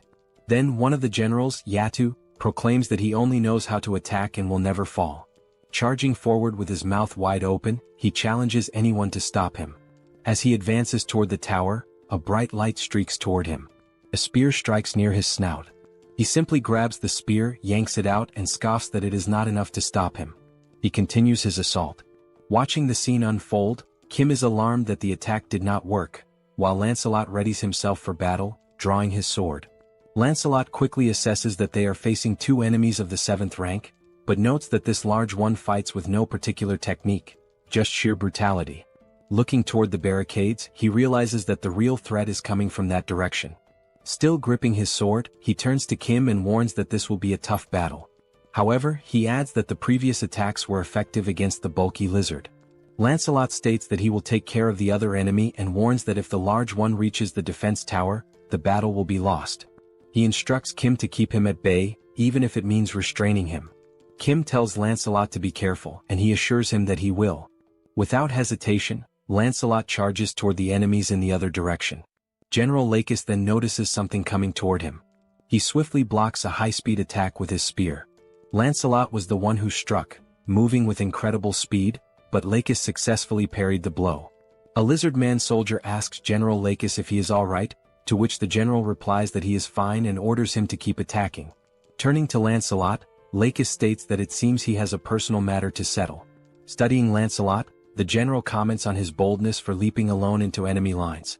Furthermore, he notes that Lancelot specifically aimed for his neck, calling it a remarkable move. Lakis smirks, remarking that it has been a long time since he has encountered a warrior like this. He then asks Lancelot for his name.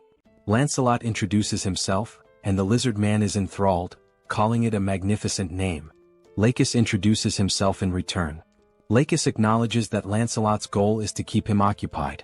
The only reason he is paying attention to him is because he recognizes him as a true warrior. Lakis adds that a warrior's instinct is to seek battle when faced with a strong opponent, and so he challenges Lancelot to a duel where their lives will be on the line. Without hesitation, Lancelot accepts, declaring that if Lakis does not value his own life, neither will he.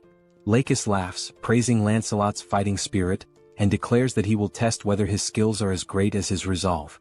Lancelot then raises a finger and tells him to wait, asking if he plans to fight while mounted on his lizard. Lakis states that this is truly unfair, as a warrior's duel to the death is meant to determine who is the strongest. Lancelot then remarks that the mount is merely a way for him to compensate for his lack of skill or even to save his own life. He goes on to say that even if he loses, he will not complain, urging the lizard man to come at him. Hearing this irritates Lakis and a tense atmosphere floods the area. Dismounting, Lakis begins walking toward Lancelot, who then asks if they are now evenly matched and ready to engage in a battle where their lives are at stake. Meanwhile, on the other side, the soldiers continue firing toward the lizard men. Their bullets find their marks and some of the reptilian warriors are hit, tumbling from their mounts amidst the chaos. However, despite the casualties, their assault does not slow down. Determined, the lizard men keep advancing toward the defense tower, ignoring the danger and pressing forward. The soldiers, realizing that the enemy is closing in dangerously, shout to one another, ordering them to keep firing without hesitation. Suddenly, one of the mounts leaps unexpectedly and with its sharp fangs, sinks a brutal bite into the shoulder of one of the military soldiers. The force of the attack sends him crashing to the ground, and as he falls, his comrades rush to his aid, shouting that there is a wounded man. Amid the chaos, a lizard man and his mount attempt to break through. One of the soldiers quickly takes command, declaring that he will tend to the injured and requesting cover fire. Additionally, he warns that more enemies are approaching rapidly. Before anyone can react, someone appears wielding a spear. In a swift motion, the spear is thrown, striking the mount that was about to breach the defenses. The impact is so powerful that the lizard man riding it loses his balance and crashes to the ground. He barely has time to process what happened before Seoul appears and without hesitation, slams his head into the ground with a devastating strike, leaving him no chance to react.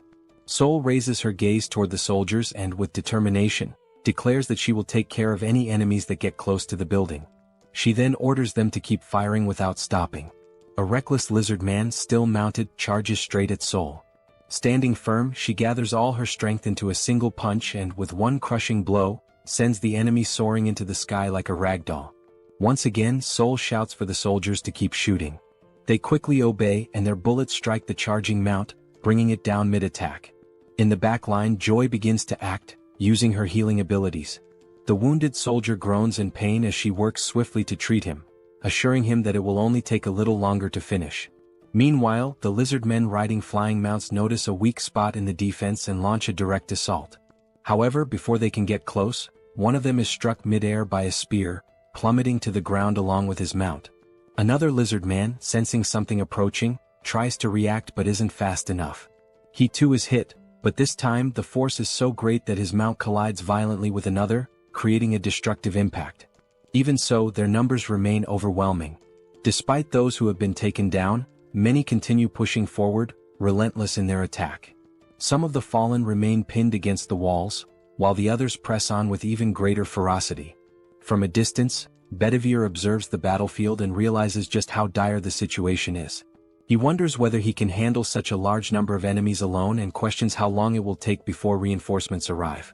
Elsewhere on the battlefield, Yatu, the brute among the lizard men, slowly pushes forward, trying to defend himself against Kim's attacks. His body is already riddled with wounds, but he continues moving, grinning as he remarks that these attacks are quite impressive. Amused by the fight, he declares that this is excellent and asks if Kim has an even stronger attack that might actually affect him. Without hesitation, Kim launches several sturdy beams, the same ones he obtained during the battle in the Eames dimension. Yatu, however, merely blocks them, showing little concern. With each new strike, Kim hears Yatu commenting from afar that this continuous barrage leaves him no opening to advance. Hearing this, Kim realizes that Yatu is a complete idiot. He had been using the same automated attack from the very beginning, yet for some reason, Yatu believed it to be a new tactic. Even as the beams continue firing relentlessly, Yatu seems increasingly impressed. Kim, on the other hand, recognizes that he has effectively trapped him. Now he must decide what to do next. He wonders whether he should maintain this strategy and wait for Lancelot to return or take a different course of action. Scanning the battlefield, Kim tries to assess Lancelot's fight. However, he quickly realizes that waiting might be too risky. Even so, he wishes there were a way to help Lancelot. At that moment, a distinct sound rises above the battlefield. A series of rapid strikes cut through the air with tremendous force, creating a loud, slicing noise. Kim immediately identifies the source. It's coming from Lancelot's fight. The sound originates from the sacred spear wielded by Lakis. The power of the spear is so immense that, even when Lakis swings and Lancelot manages to dodge, the impact completely shatters the ground beneath them. Right now, Lancelot is focused entirely on evasion. He knows that the spear is incredibly powerful and that facing it head-on would be a fatal mistake. Noticing this, Lakis taunts him, questioning how long he intends to keep running. He remarks that he thought Lancelot was a true warrior, but perhaps he had been mistaken. Lancelot puts some distance between himself and Lakis, reflecting on his words. He wants to respond to the provocation, but in some way Lakis isn't wrong. The truth is that his weapon is overwhelmingly powerful, and Lancelot realized this before it was too late. Observing closely, Lancelot confirms that the power of this spear surpasses that of the spears from the Eames dimension. Moreover, he recognizes that it possesses additional properties, making it far more dangerous than he initially expected. Lancelot interrupts his thoughts and remarks that, upon further reflection, the lizard men refer to the Eames dimension as their sister dimension. He then inquires whether the spear was created in Eames. In response, Lakis immediately denies it and adds that the spear was actually forged in the SUBSPACE dimension. However, he explains that the people from Eames provided a special enhancement to it. Lancelot states that he suspected as much and then mentions that he has a proposal. However, he quickly corrects himself, calling it a question instead, which causes Lakis to hesitate momentarily. Without missing a beat, Lancelot then taunts Lakis by questioning whether that weapon is merely a means to conceal the lizardman's lack of skill. Hearing this, Lakis gives a faint smile and calmly states that he is not foolish enough to fall for Lancelot's provocation a second time. Without a moment's hesitation, Lakis charges forward, aiming to strike Lancelot with his spear. Lancelot evades the attack with ease. However, in the midst of his assault, Lakis abruptly alters the direction of his strike. Yet, as if anticipating this maneuver, Lancelot is already prepared and successfully defends against the blow. The sheer power of the spear proves overwhelming, pushing Lancelot several meters back upon impact. Not allowing him a chance to recover, Lakis presses the attack, determined to prevent Lancelot from regaining his footing. However, Lancelot is already prepared, kneeling on the ground with his sword pointed forward in defense. Lakis deflects the strike effortlessly with his spear. Seizing the opportunity to counterattack, Lakis declares that Lancelot may be a warrior, but his life will end here. Lancelot remains still, watching the incoming strike without any visible reaction.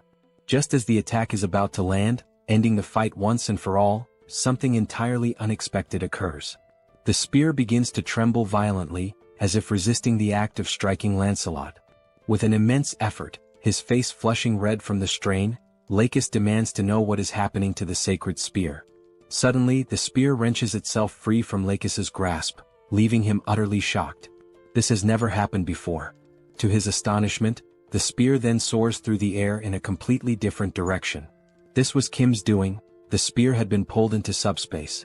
A notification from the system appears, stating that 238 magic stones were used to store the spear under the category Eames Dimension Construction Materials.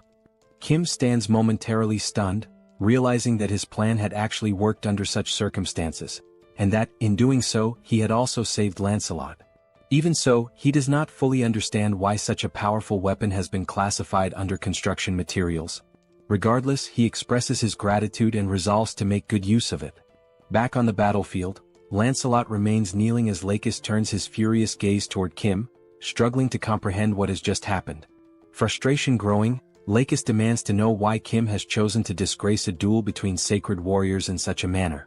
Redirecting his anger back toward Lancelot, Lakis accuses him of speaking so much about lacking skill, when in reality, Lancelot himself is the disgraceful one. Lancelot swiftly denies the accusation and explains that Sir Kim took the spear because he clearly had a purpose for doing so. He then warns Lakis not to speak so recklessly. Lakis's irritation only intensifies. His voice dripping with anger, he asks whether Lancelot is making a joke out of this situation. With a smirk, Lakis then raises his index finger, pointing it directly at Lancelot. His voice is laced with mockery as he questions whether this so-called master whom Lancelot follows is truly so dishonorable that he does not even understand the concept of honor. Lancelot, unshaken, demands that Lakis take back his words. His tone shifting, Lancelot declares that he now fully understands his opponent. He states that the reason Lakis is so enraged is not because of the duel itself but because he fears losing his spear. However, Lancelot reassures him that there is no need to worry, after all he himself is a warrior. With that, Lancelot drives his sword into the ground, proclaiming that whether he perishes by decapitation or by being beaten to death, the end result remains the same. Now raising his fists, ready for a hand-to-hand battle, Lancelot asserts that one fact remains unchanged: Lakis will die. The lizard man smirks, remarking that Lancelot has quite the nerve for someone who was nearly killed just moments ago. Accepting the challenge, Lakis takes a step forward. Lancelot stands firm, calling his enemy to battle. And so, the two warriors prepare to engage in a fight to the death, this time with their bare hands. From another perspective, the remaining lizard man soldiers continue their advance toward the defense tower, their numbers pressing forward relentlessly. Meanwhile, following his acquisition of the sacred spear, Kim watches the system while Seoul effortlessly cuts down every lizard man that dares approach the tower's perimeter. While observing the system, Kim notices something peculiar and wonders what exactly it could be. The system then displays the spear, along with its status information. It is identified as the Lakis' Sacred Spear, Enhanced Level 3. The classification is marked as Epic, with enhancements provided by God Eames. The listed attributes include plus 31 penetration, plus 31 acceleration and purification. Reading through the details, Kim immediately realizes that this spear is on an entirely different level. The scene shifts back to the lizard man Yatu, who remains trapped within the beams launched by Kim. With a smirk, Yatu questions Kim, asking why he has suddenly stopped attacking. His gaze filled with arrogance, he assumes that Kim must have been overwhelmed by the sheer might of the great Yatu. He convinces himself that this must be the case. After all, his body is incredibly resilient. Kim must have exhausted himself trying to attack, realizing that he simply cannot bring Yatu down. He then asks Kim if he is aware that, in the 7th hierarchy, there are only two individuals, Brother Costes and the other lizard man, Lakis. They are the only ones who have ever succeeded in halting Yatu's advance. Never in his life has he encountered warriors like them. Given this, Yatu assures Kim that it is inevitable. Kim will die without ever being able to stop his advance. However, at the very least he made an attempt. Once again Yatu grins, declaring that for a warrior, death is an honorable fate. He asserts that Kim should feel proud to perish by his hands, as once the dust settles, he will end this battle swiftly. As Yatu revels in his own strength, something suddenly strikes his hands, rendering him completely speechless. His eyes widen in shock. Looking down at his now pierced hand, he stares at the wound and realizes that it is the sacred spear of Lakis embedded within it. Confusion floods his mind as he wonders why that spear is in his hands. Before he can even comprehend what is happening, multiple strikes follow. His body is pierced in several other places, leaving him unable to react. Kneeling to the ground, Yatu's strength quickly fades, and with one final breath, he collapses, succumbing to the devastating assault of the sacred spear. As his eternal rest begins in the background, Kim's subspace remains active, launching the spears at an astonishing speed. At that moment, the system notifies Kim that Yatu's dimensional account has been transferred to him. However, since Kim already possesses an account, the value is simply added to his own. Additionally, he receives a Tier D enhancement stone. This new enhancement stone does not possess any active attributes but offers the option of liquefaction. On the other side of the battlefield, the soldiers continue their relentless barrage, firing their rifles. The electric-charged shots strike down the lizard men and their mounts one after another. Seoul observes the battlefield and realizes that only one lizard man remains standing, charging forward in a desperate all-in attack. Growing bored, Seoul notes that no more lizard men are near the building and concludes that there is nothing left for her to do. Just then, a sound from above catches her attention. As she tries to make sense of the situation, she hears a wyvern's piercing cry from high above. Only at that moment does she remember, she had completely forgotten about Bedivere, leaving him alone up there to deal with all the lizard men riding wyverns. Rushing up to the defense tower, the first sight that greets her is Bedivere sitting on the ground, surrounded by lifeless lizardmen, all of them pierced through by spears. Sensing someone behind him, Bedivere turns to see who it is. Locking eyes with Seoul, he calmly remarks that she is quite late. He then asks what they should do next now that there are no more lizard men left. Back on the battlefield, the duel between Lakis and Lancelot continues. Lakis swings his tail in a powerful strike, but Lancelot effortlessly dodges, maintaining a safe distance. With swift footwork, Lancelot closes in, keeping his guard up, and delivers a solid punch to Lakis's face. Following the initial strike, Lancelot immediately plants his foot firmly on the ground, rotating his torso to throw another powerful punch, this time, landing directly on Lakis's abdomen.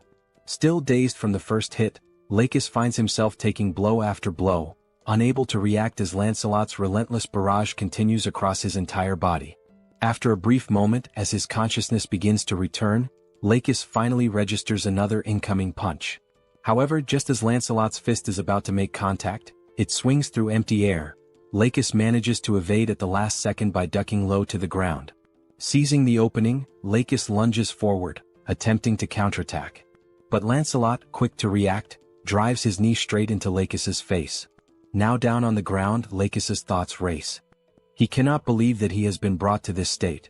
Before he can recover, Lancelot follows up with an uppercut, striking Lakis squarely on the chin. The impact is so forceful that Lakis momentarily lifts off the ground, nearly standing upright again, only for Lancelot to deliver another crushing punch. This final blow sends Lakis flying several meters away. Lying motionless, Lakis realizes that this is the end. He has no strength left to stand.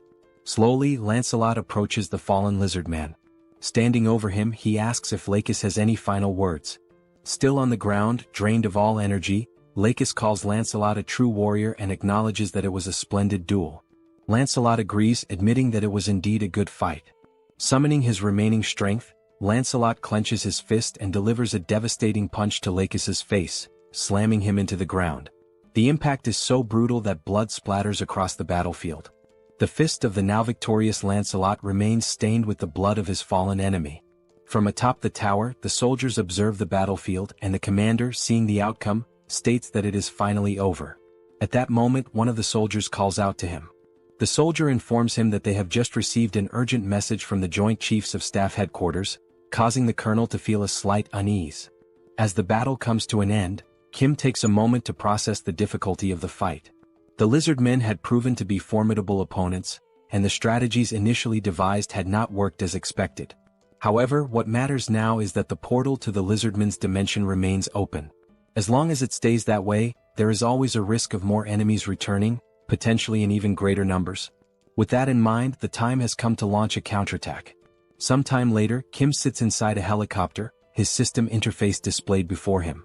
The system indicates that he is currently using 1,000 magic stones to unlock a new ability, granting him the capacity to send up to 8 items simultaneously. Beyond that, Kim still ponders over the best way to utilize the new enhancement stone he obtained after defeating the crocodilian enemy. The stone possesses the liquefaction property, and it is becoming increasingly clear that the time has come for Camelot to begin mass-producing enhancement stones. At that moment, Youngso informs him that they are about to land, catching Kim off guard with how quickly they have arrived at their destination. Before disembarking, Kim acknowledges the urgent need for more intelligence, information regarding the exact location of the lizardmen's portal, their numbers, the defensive lines, and any other strategic details. Additionally, he also requires data to determine the ideal location for launching the counterattack. As he steps off the helicopter, one of the soldiers suddenly calls out, instructing the others to salute Colonel Kim. Watching the scene unfold before him, Kim scratches his head, feeling slightly uncomfortable. He has always found these formal salutes to be rather embarrassing whenever he receives them. A soldier steps forward, introducing himself as Park Inbo, Lieutenant Colonel and Operations Officer of the 17th Division of Incheon. He states that he has heard many impressive things about Kim, particularly how he managed to halt the lizardmen's assault without a single casualty. He mentions that he received this information directly from the Chief of Operations, who unfortunately could not be present due to urgent business matters. Kim recalls that the Chief of Operations had received a wireless message and had immediately sprinted off without offering any explanation. Thinking back, Kim vaguely remembers overhearing something about insects attacking headquarters as the officer rushed away. Shrugging off the thought, Kim comments that it is probably nothing too serious. He also recalls that the colonel mentioned having some unfinished business to handle at the Joint Chiefs of Staff.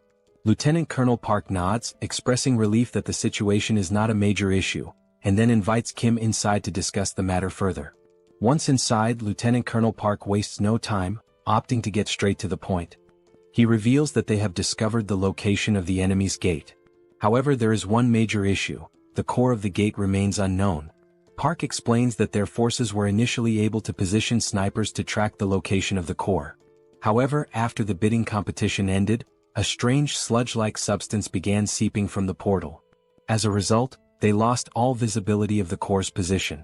Hearing this, Kim inquires if it is really just sludge. Lieutenant Colonel Park, reaching into his pocket, confirms that it is. However, he adds that it would be easier for Kim to see it for himself. He then places 2 photographs on the table, explaining that these were the best images they managed to capture. He points out that, as Kim can observe, a thick, mud-like substance has spread outward, engulfing the area surrounding the gate. Park further clarifies that this sludge does not cause any harm upon contact with the skin. However, it makes movement incredibly difficult, almost impossible to traverse normally. The lizard men have taken advantage of this terrain, using it both as a means of concealment and free movement, treating it as if it were a swamp. Examining the photographs, Kim remains unfazed. He remarks that this is not a problem. Kim states that he has allies capable of traversing and gathering intelligence within this swamp freely, summoning Lancelot. Lancelot takes the photographs in hand, carefully analyzing the situation depicted. Without hesitation, he immediately apologizes, admitting that this will be difficult, leaving Kim momentarily uncertain. Lancelot then elaborates, explaining that movement itself would not be an issue due to the phantom effect. However, if the entire area is submerged in the swamp, their presence would be easily detected as there would be nowhere to hide. Kim acknowledges that he had not considered this factor. However, Lancelot, as always, reassures him that there is still a way. He states that he knows someone who is both swift and stealthy. Kim, curious, immediately asks who fits that description. Moments later, the system interface activates, notifying that an enhancement stone and 500 magic stones have been consumed. As a result, Mordred has been officially appointed as one of the 12 Knights of Camelot. At that very instant, a portal materializes before them, heralding the arrival of a new warrior. The figure steps forth and, without hesitation, announces that he has arrived in response to Lord Kim's summons. Introducing himself, the newly summoned ally declares his name as Mordred, one of the 12 knights under Lancelot's command. With unwavering resolve, he swears to serve Lord Kim with his life.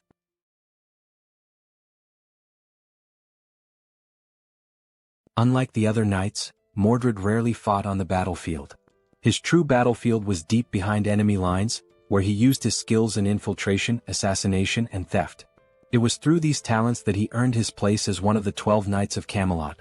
The reason he distinguished himself as an assassin was not only due to his exceptional skills and intelligence but, above all, because of his unique ability, an ability that allowed him to eliminate his targets without being noticed. This ability, known as stealth, enabled him to become virtually invisible for a brief moment, hiding his appearance without actually disappearing.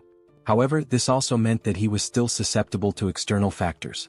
Despite this, Mordred used his talent to become an extraordinary assassin, and the very fact that he survived proves his strength. Furthermore, the enhancement stone used to appoint Mordred, a materialization enhancement stone, revealed his ability to avoid physical interference, although this ability could not be maintained for extended periods. In simpler terms, a great assassin became even greater thanks to the enhancement stone. Back in the scene, Kim, clearly excited, tells Mordred that he will now explain what he needs him to do, and Mordred agrees, addressing him as my lord. Pointing to a map, Kim says that they need to find the core of the Lizardman's Gate from the Sabros dimension. Upon hearing these straightforward instructions from his master, Mordred responds that he understands perfectly. Kim praises him, saying that it is just as he expected from someone with experience. Mordred grasped exactly what needed to be done, despite the vague explanation. Meanwhile, Lancelot warns Mordred to remember that if he dies, the entire operation and strategy will be for nothing. Lancelot also mentions that, based on his experience fighting the Lizardmen officers, they are not enemies to be taken lightly. Even if Mordred fails to gather any information, he must return alive no matter what. Mordred once again reassures them that he understands and announces that he will begin his mission, turning with the conviction of a superhero ready to infiltrate the enemy lines. Watching this, Kim smiles, thinking that Mordred seems to be someone truly trustworthy. At that moment, the colonel asks if they are sure about sending that knight on the mission alone. Kim turns to the colonel and assures him that of course they are. After all, these knights are the best of the best. He tells the colonel that they can simply trust and wait for the Knights of Camelot, for they will do what needs to be done. Kim suggests that the colonel take a break for now, as they will need to wait for Mordred's return in order to come up with a plan. He also says that he will let the colonel know once Mordred is back. The colonel thanks him and asks for permission to leave. He also advises Lancelot to rest in subspace, since it hasn't been long since he fought against that powerful lizard man. Lancelot nods, explaining that since he is an undead, he doesn't feel fatigue, so Kim need not worry about him. As Kim is about to say that he still needs to rest, something catches his attention. Looking at Lancelot, Kim wonders if there have always been so few scratches on his armor. Lancelot thanks Kim for his concern, but Kim, more curious now, says that he is sure that Lancelot's armor and sword were much more damaged before. Lancelot responds, explaining that even if the armor or weapons are damaged, they regenerate within Camelot. This revelation leaves Kim astonished, as he never knew that Camelot had such a function. Lancelot goes on to explain that, since they are categorized as items, as long as the item is not completely destroyed, they can regenerate infinitely as long as the materials still exist. On the subject of Camelot, Lancelot adds that there is something he needs to inform Kim about. He tells him that a new enhancement stone has been created in Camelot, and its property is wound regeneration. Upon hearing this, Kim remarks that the stone sounds useful just based on its name. However, he decides to think more about how to use the enhancement stone once Mordred returns. While Lancelot agrees that this idea is indeed good, something suddenly catches his attention, and he shifts into a state of alert. Lancelot, now prepared to draw his sword, hears Kim asking what is happening. Holding the hilt of his sword, ready for combat, Lancelot says that someone is hiding, watching them. Kim is taken aback, realizing that the enemy is faster than expected.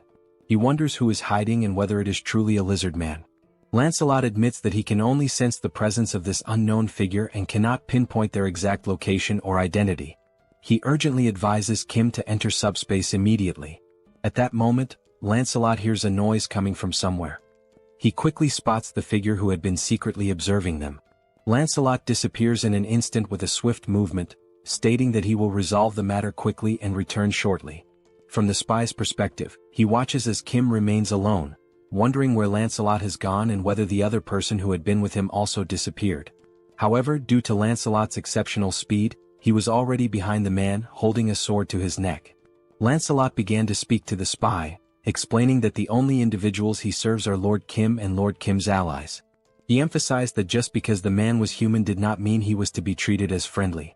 Upon hearing this, the man slowly turned around. Still with the sword pointed at his neck, Lancelot declared that the man's answer to the question he was about to ask would determine whether he would live or die. With a killer aura, Lancelot proceeded to ask his first question, demanding to know why the man had been secretly watching them. At that very moment, Kim heard a noise that sounded like screams for help. He decided to rush over to see what was happening.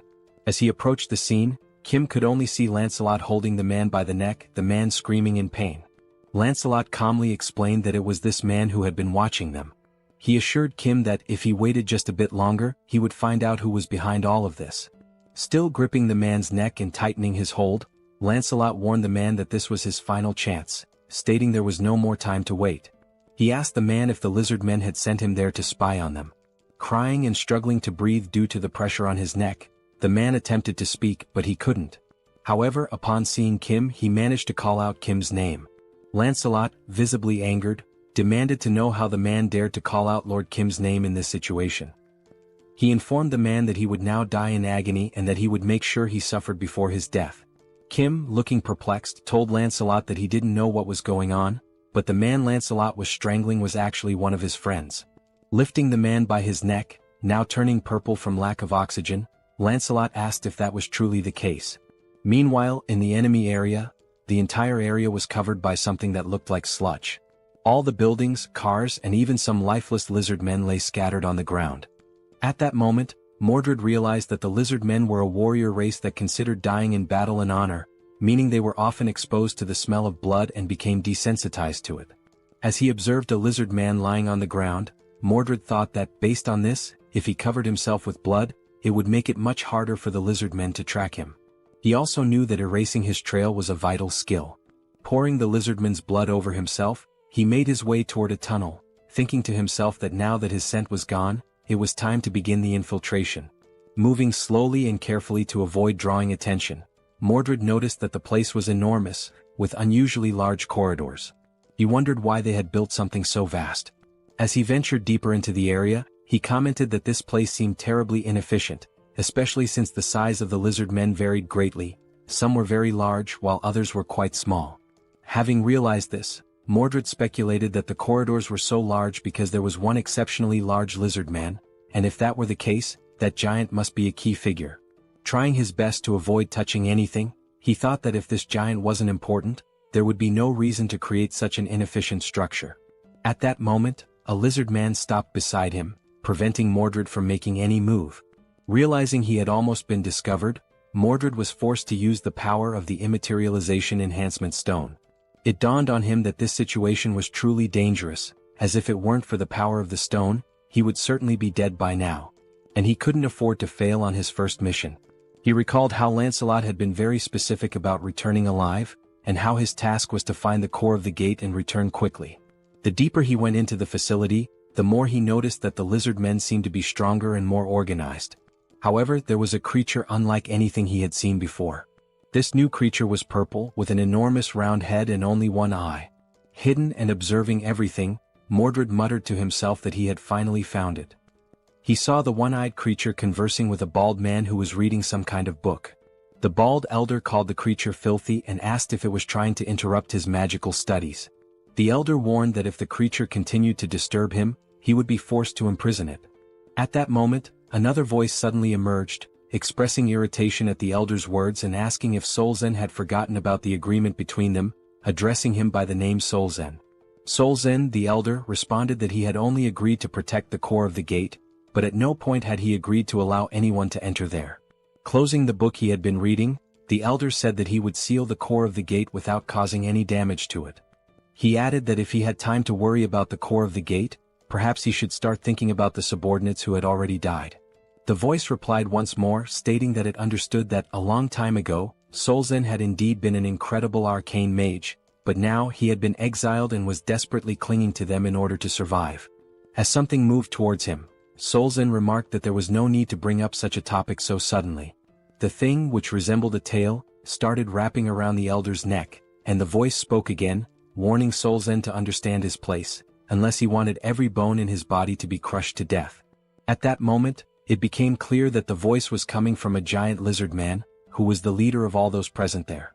After this, Solzen acknowledged the situation, stating that he understood and perhaps had misspoken. He then asked the giant lizard man not to be so harsh. Still hidden and observing everything that was happening, Mordred noted that just by looking, it was evident that this was no ordinary lizard man. He wondered whether this elder, Solzen, was truly an arcane mage. Mordred then reflected on what the giant lizard man had said, that Solzen was an arcane mage but was no longer one. Mordred began to ponder the connection between the arcane mage and the lizard men, especially considering that Solzen had been entrusted with guarding the core of their portal. Unable to see everything clearly, he questioned whether the elder was talking to a tail or a tentacle. Not noticing what was beside him and listening to the conversation, Mordred could tell by the tone of the voice that it was authoritative and oppressive, clearly indicating that the giant creature must be the leader of the lizard men. A giant chameleon had blended into the environment so well that even Mordred hadn't noticed it, leaving him vulnerable. At that moment, Mordred realized that, from where he was standing, he could not fully see the entire shape of the massive creature, but it was enormous, and he speculated that the large corridors might exist solely because of that creature. Mordred mentioned that the lizardman's defenses didn't seem so strong, so perhaps he could move a little closer to confirm the size of the creature. But just then he sensed something strange. Despite not being able to see anything or notice the giant camouflaged chameleon, he felt something pressed against his leg. The chameleon then launched its enormous tongue in Mordred's direction. A strange sensation made him turn to look, trying to understand what had just happened. By the time he realized it, something had already wrapped tightly around his arm, leaving him no chance to escape. As he was dragged by the chameleon's tongue, Mordred understood in that instant that everything had gone horribly wrong. The chameleon hurled the stealthy knight against the wall, giving him no opportunity to react. Upon impact, Mordred's camouflage began to fade, leaving him exposed in enemy territory and completely vulnerable. At that moment, the enemies also noticed something unusual and turned to investigate. The giant lizard called out to the arcane mage, demanding to know what was going on. Solzen, who had already understood what needed to be done, responded without hesitation, stating that someone had infiltrated their domain and had been spying on them.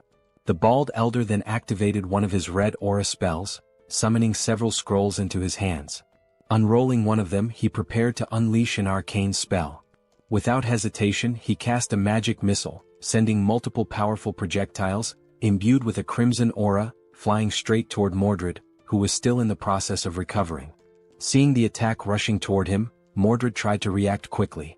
His eye gleamed, possibly as he activated his materialization ability to avoid being hit. At that moment, a flashback emerged. Kim's friend mocked his uniform, calling it pathetic and asking if he had pulled it out of the trash, pointing out how tattered it was. Kim thought back to the very first impression he had of this guy, and how it made him want to buy him a new pair of glasses. The boy laughed, making further remarks about Kim's family being poor, stating that from now on, Kim stinks and should stop talking to him. The word sparked Kim's anger. Without a second thought, Kim punched him in the face, and at that moment, the reason behind Kim's earlier thought about buying him new glasses became clear. Sometime later, the same boy was seen playing on a handheld console. He had just bought the video game the day before, yet he wondered why the other kids in the class didn't seem to care about him at all. Sitting alone in the room, the boy, comfortable in his privileged life, subtly boasted about it, trying to draw attention from his peers. However, the only thing the others could think was how annoying it was that he kept flaunting his wealth. Some even remarked that money wasn't everything, and despite his attempts, no one envied him. Kim, reflecting on the situation, considered that the boy had been young at the time, so it was understandable that he didn't know how to properly connect with his friends. But Kim also thought, I was young too, and I still found him incredibly irritating. What started as a small, random incident eventually led to something much worse. Some kids snatched his console and began fiddling with it, commenting on how he had some good games. As they took the handheld from him, they laughed, saying that since he was rich, losing something like that shouldn't be a big deal. At that moment, the boy tried to protest, saying that it wasn't right. But before he could finish, they punched him in the face, knocking him to the ground and continuing to beat him mercilessly, despite him being completely defenseless. The bullies sneered, telling him they hadn't asked for his opinion. However, one of them suddenly noticed something approaching from behind. When he turned to look, it was Kim rushing toward them with his backpack in hand. Without hesitation, he swung the backpack directly into the bully's face, momentarily halting the one-sided beating.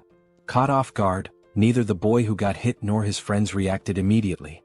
But then Kim spoke up, making it clear that what he had just done wasn't out of a sense of justice.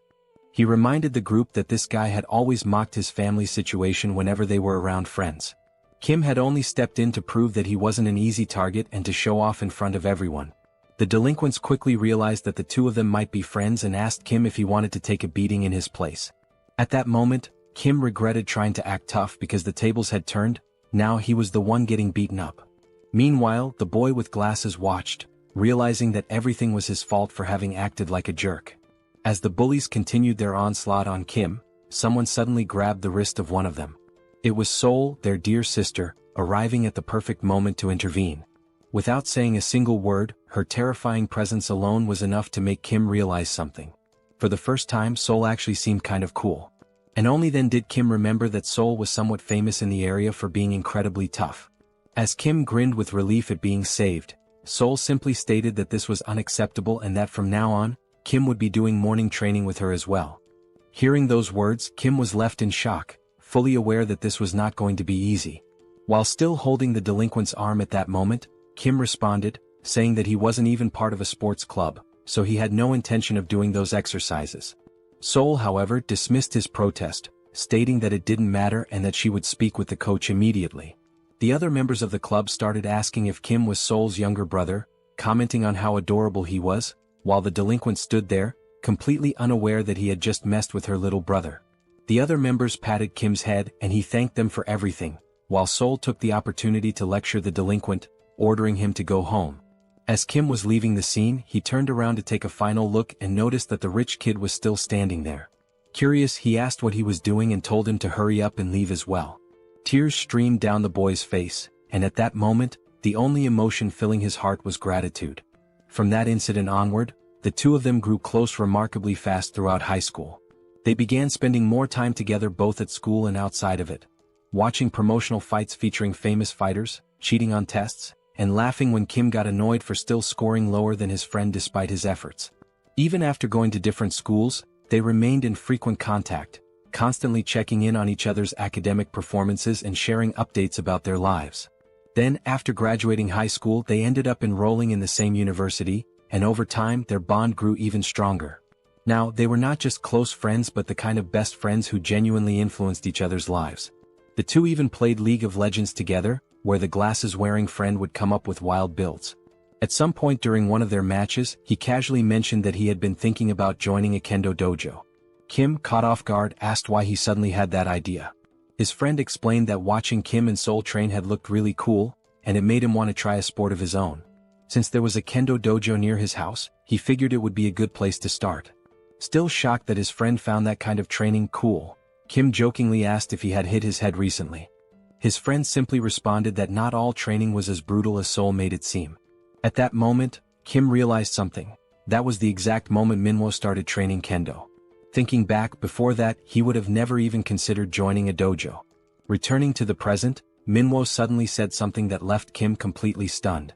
Manhwa repeated himself, revealing that he had awakened swordsman abilities, leaving Kim wide-eyed with shock. Manhwa, noticing Kim's reaction, questioned why he looked so surprised. After all, Kim was the one who should be more shocking. He had become Seoul's representative after all. Manhwa even admitted that, at first, he wasn't sure if it was really the same Kim he knew. The sight of Kim's skeletal companion had terrified him so much that he hadn't been able to approach. Explaining further, Manhwa admitted that he had hidden himself, waiting for the skeleton to leave before stepping out. Even though it had been dangerous, he understood that Lancelot had simply been doing his duty. Turning to the side, Manhwa then asked Kim to call off his skeletal friend, saying that he was too intense. Meanwhile, Lancelot had pressed his own head into the ground, bowing deeply as a sign of apology. Kim, observing this, explained that even if he told Lancelot to stop, he wouldn't listen. For a knight, honor was something personal, and this was a matter of self-discipline. It was about not being able to forgive himself, something that only he could atone for. At that moment, the only thought running through Lancelot's mind was how pathetic he was for having wronged Lord Kim's dear comrade. Beyond pathetic, it was tragic. With that heavy realization, Lancelot declared that he no longer had the right to call himself a knight. Manhwa, observing his posture, couldn't help but ask where Lancelot had learned such a stance. Kim casually responded that he had probably learned it from getting beaten by Seoul. Shifting the conversation, Kim expressed his relief that Manhwa was safe and asked how his mother was doing. He then suggested that, if Manhwa agreed, his mother could stay within a secure subspace, ensuring her safety. Upon hearing that, Manhwa turned his face away, as if something was weighing on his mind. After a moment he responded, "Probably she was fine, maybe." Kim, now feeling uneasy, realized that Manhwa didn't even know for sure if his mother was safe. Sometime later, in enemy territory, where the homes had been consumed by mud and filth, Manhwa's mother could be seen, lying down to rest, surrounded by only a few meager supplies. A noise from nearby caused her to wake up. Alerted, she got up and decided to check what it was. As she turned around, her eyes widened at the sight of Lancelot standing outside her window, his fist raised, ready to strike. In an instant, his punch shattered the window, sending shards of glass scattering throughout the house. Stepping inside, he introduced himself. He was Lancelot, the captain of the Knights of Camelot, and one of the loyal knights serving Lord Kim. Then with a steady voice he asked, "Are you Manhwa's mother?" The woman responds affirmatively, confirming that she is Manhwa's mother, but immediately questions what all of this is about. Lancelot then states that, from this moment on, he will personally ensure her safe passage to where her son is waiting. Manhwa then recounts how, shortly after the apocalypse began, a bidding war ended with a transparent barrier tragically separating him from his mother.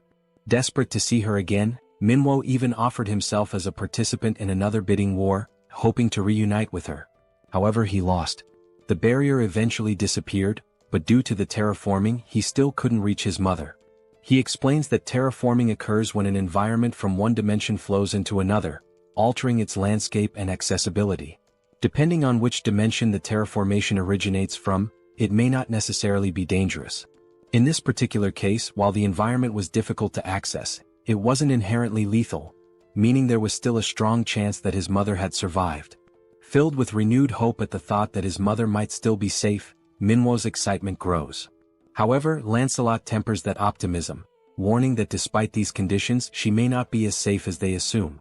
While this terraforming event may not have been toxic or deadly, the reality remains that this territory belongs to another dimension. In other words, it is still enemy territory. That is precisely why, as Lancelot carries Manhwa's mother on his back, he speaks with unwavering conviction. Even if the risk of failure is high, even if the mission is arduous and dangerous, he must prove himself worthy of being called a knight. And so, Lancelot declares that he will not repeat the failures of his past. At that moment, Lancelot notices a sudden increase in noise nearby. Glancing to the side, his eyes catch sight of someone running while shouting his name. The voice grows clearer as the person calls out, addressing him as Captain, while sprinting toward him. Focusing on the approaching figure, Lancelot recognizes Mordred, running frantically and yelling that he doesn't know why Lancelot is here, but that he needs to hurry. Mordred, looking increasingly desperate, pleads once more for Lancelot to run and look behind him. For a brief moment, Lancelot struggles to process the urgency in Mordred's words. Then, making the decision to turn around, he finally sees it. A wave of enemies surging toward them at full speed. The advancing enemies, their voices filled with pure hatred, declare that under no circumstances can they let that rat escape. It is only now that Lancelot fully realizes the grim reality before him. The plan to rescue Manhwa's mother quietly has completely fallen apart. Irritated by the situation, Lancelot turns his frustration toward Mordred. Fuming, he snaps at him, calling him a useless idiot, blaming him not only for failing the stealth mission but also for making the rescue significantly more difficult.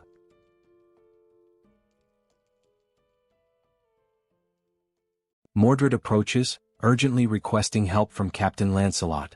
Remaining calm, Lancelot addresses Mordred by name and asks how many of the approaching enemies belong to the 7th tier.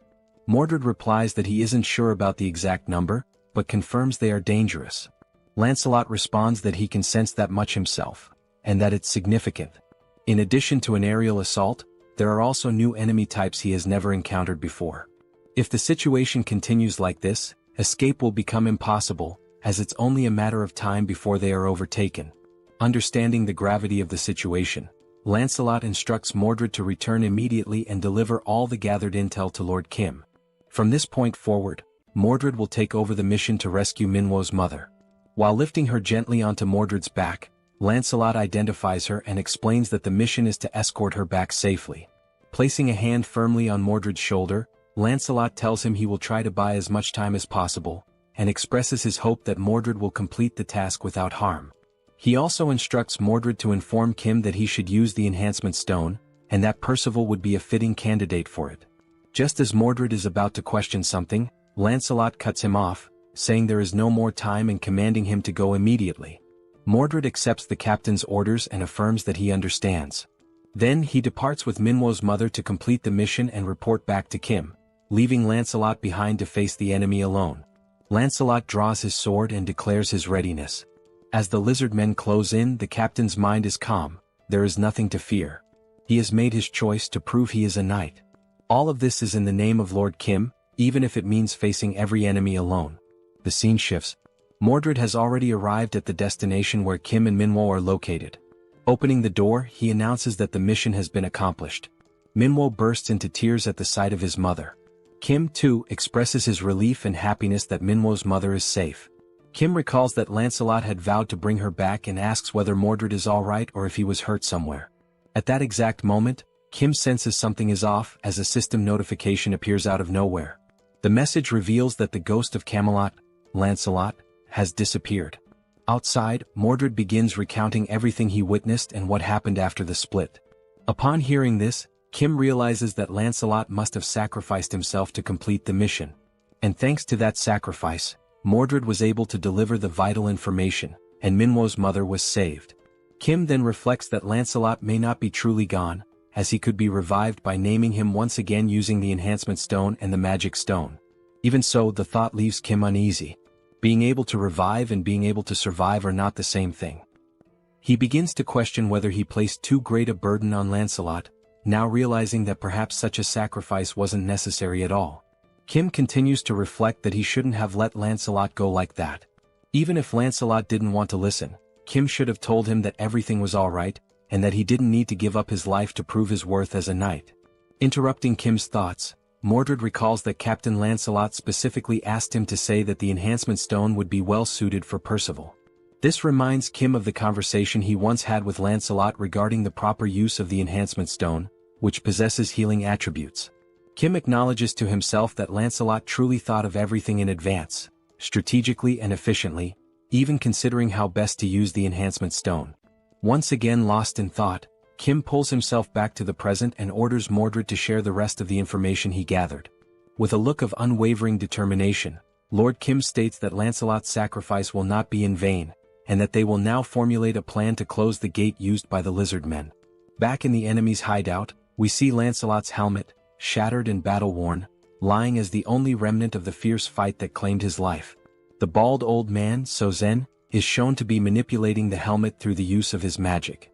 As he observes it closely, Sozen realizes that it belonged to an undead knight, and begins to wonder if there is a sorcerer somewhere responsible for creating such beings. While the old man is still deep in thought, he hears a voice commending him for a job well done. The voice belongs to the giant lizard man, who says that although the infiltrator was lost, they managed to capture someone else in his place. The old man responds dryly, saying that in situations like this, it's not about saying well done, but about offering a proper thank you, since it was the giant lizardman's duty to capture intruders in the first place. The lizard man admits that it's no easy task, and the old man then asks what he plans to do with the enhancement stone they obtained after capturing Lancelot. The giant lizard man says that for now he'll put the matter aside. Originally he would have handed it over to Lakis or Yatu, but since both are dead, the old man takes the opportunity to suggest that, since there's no one else to use the stone on, perhaps the stone could be invested in him instead. The lizard man then asks what he would gain in return if he were to invest in the old man. Still levitating Lancelot's broken helmet, the old man now begins levitating a scroll as well. He takes hold of the scroll and describes it as remarkable. He explains that, as the lizard man should know, scrolls can be used even by those without magical abilities, single-use items that allow anyone to cast magic. The value of each scroll, he says, depends on the type of magic imbued in it. At the very least, they're worth more than 3D tier enhancement stones. The lizard man grunts in response, stating he can vouch for that. He also says he's heard rumors that the old man crafts his scrolls by embedding living people into them, which he finds disgusting. He adds that he much prefers the weapons and armor from the Eames dimension, as they are more efficient. The old man replies that the lizard man doesn't understand the artistry of creating scrolls using uncivilized beings. The giant lizard man then questions whether he too would be considered an uncivilized brute just for not understanding the old man's customs. He declares that arcane mages are themselves uncivilized beings. He goes on to say that they're barbaric sorcerers, and asks what it feels like to be powerless and exiled. He concludes that the enhancement stones will be used to acquire equipment from the Eames dimension, while the revolting scrolls will continue to be made using the prisoners they capture. The old man accepts this outcome with a sigh and comments that the lizard men truly lack imagination. At that moment, he hears a sound coming from deeper within the hideout, something that draws his attention. Their focus turns to the entrance and soon someone begins to step through. The old man and the lizard man exchange confused looks, unsure who the newcomer could be. Then they see a knight entering, holding a shield in one hand and an axe in the other. The knight announces himself to the enemies. He is Percival, one of the 12 knights of Camelot. The old man demands to know who this man is, and once again the knight identifies himself as Percival. The old man scoffs, saying it doesn't matter, and asks if he's come to avenge his fallen comrade. Wasting no time, Sozen casts a flame spell using one of the scrolls and tells Percival to try and endure it. A fireball crashes into Percival, but after the blaze dissipates he stands completely unharmed, having blocked it entirely with his shield, without even taking a step back. Seeing the hulking figure standing firm before him, Sozen mutters that Percival is far tougher than he expected. Then, wondering whether the knight can withstand the next spell, Sozen prepares another attack, moving his fingers to control more scrolls. But nothing happens. Turning to look at the scrolls, he sees a portal sucking them all in, every last one of them at once. Sozen freezes in disbelief. This is the first time he has ever seen scrolls behave this way. At that exact moment, the system sends a notification to Kim, stating that all magical scrolls have been stored, at the cost of 3,914 magic stones, leaving only 1,843 remaining. Kim, currently inside a helicopter with Yong-soo, confirms that the scrolls have all been safely stored and says he'll leave the rest to the team. The message is transmitted to a radio device, one that is in Percival's possession. Upon hearing the message, Percival raises his voice and asks if Mordred just heard that. The old man, completely confused, asks who this Mordred is that Percival keeps referring to, and whether he's the one who stole the scrolls. Before anyone can react, Mordred deactivates his camouflage right behind Sozen.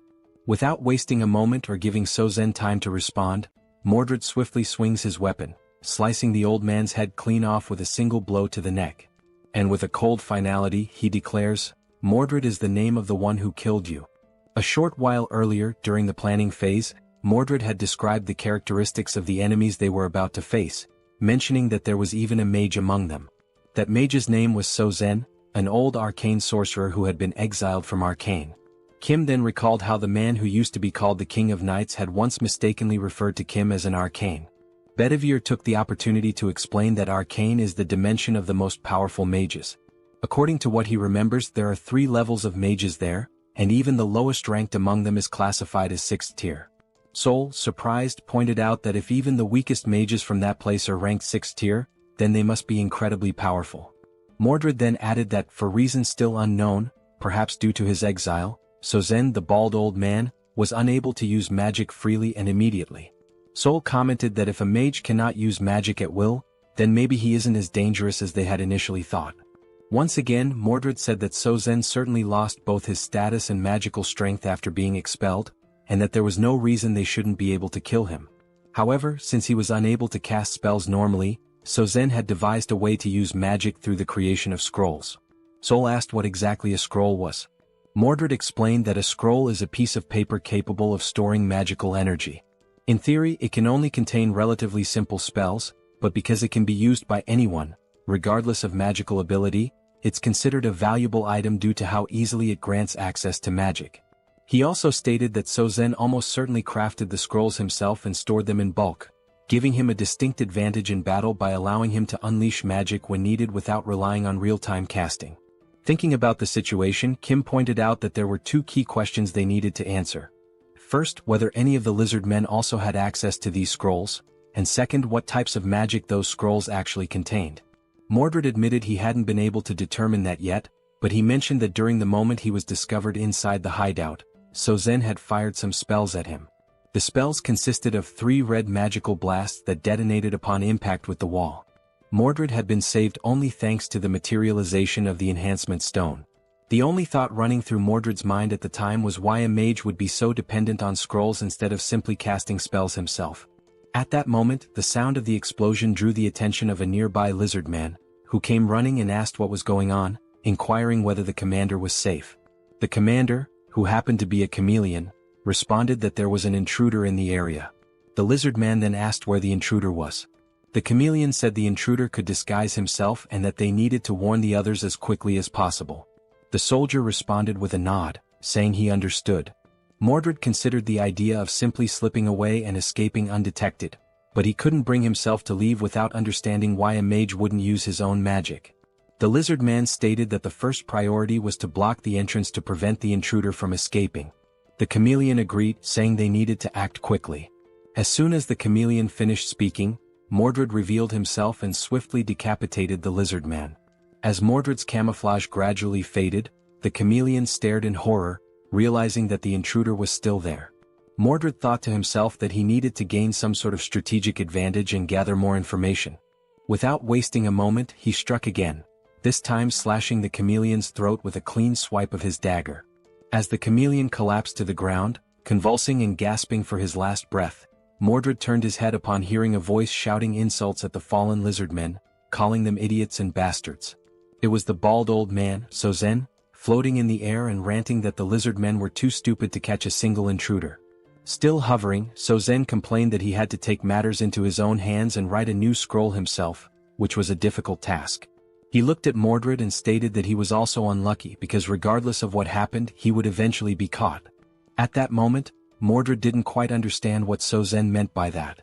Reflecting on the past, Mordred later explained that what surprised him the most was that Sozen had been able to track him even after he'd successfully escaped the cave.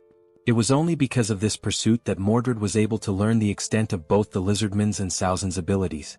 Mordred bowed his head slightly, apologizing and admitting that the pursuit had been more intense than expected, and that as a result, Captain Lancelot had made a great sacrifice. Kim responded by telling him not to blame himself.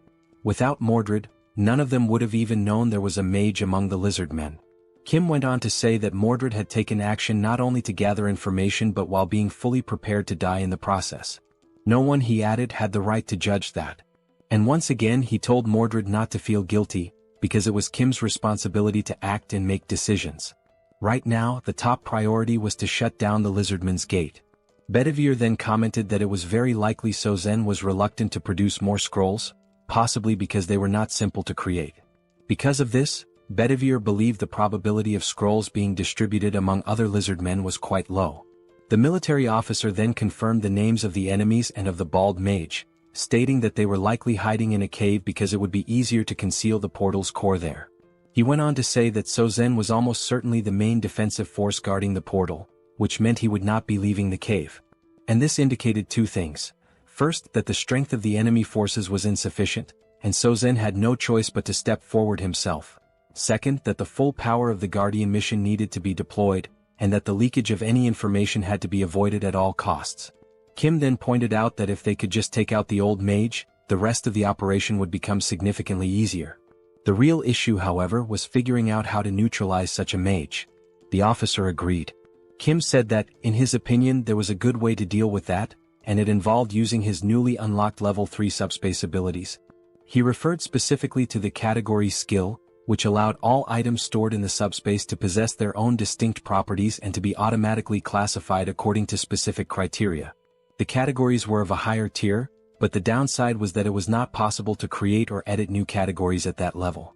Kim remembered a time when he tried to register a car as a categorized item, but the system didn't allow it as there were no matching categories available. So, only items that already fit into one of the existing categories could be stored, and even then only by paying a cost.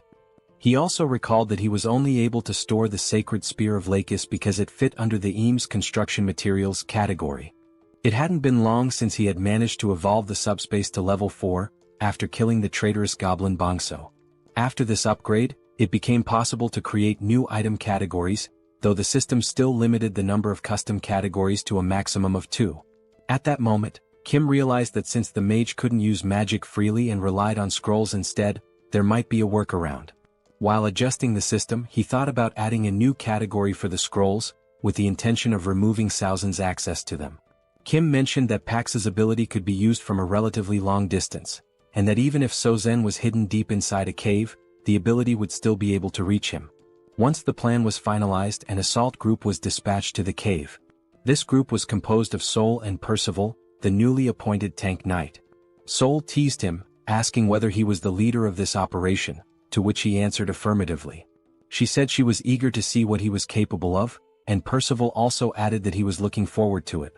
However, as soon as the action began, Percival realized that Seoul never really had a chance to take the lead, and Kim decided to keep her inside the subspace to avoid any unnecessary complications. Inside the subspace, Seoul was furious, yelling that she wanted to fight too. Kim responded by saying that her time would come, and asked her not to be too upset. Meanwhile, the lizard men within the cave were communicating among themselves. One of them announced that there was an intruder and that everyone needed to be alerted. Another said he would go report this new invasion to Sozen. As that lizard man ran off to deliver the message, a camouflaged figure suddenly appeared in front of him. It was Mordred, who, true to his skills as an assassin, intercepted the message by decapitating the lizard man in a single, clean strike. The infiltration team also included Mordred, who, back in the present, the scene revealed Saozen's severed head rolling across the floor of the cave as Mordred calmly held his dagger. The massive lizard man commented that he had felt a faint vibration in the ground, and then suddenly this man showed up and killed Sozen. He admitted that he hadn't paid much attention to it, since the vibration was weak, and never imagined someone could get so close without making a sound. Now he wondered whether this was the same intruder from before. On the other side of the cave, Percival, wielding his giant axe, charged toward the grotesque one-eyed creature.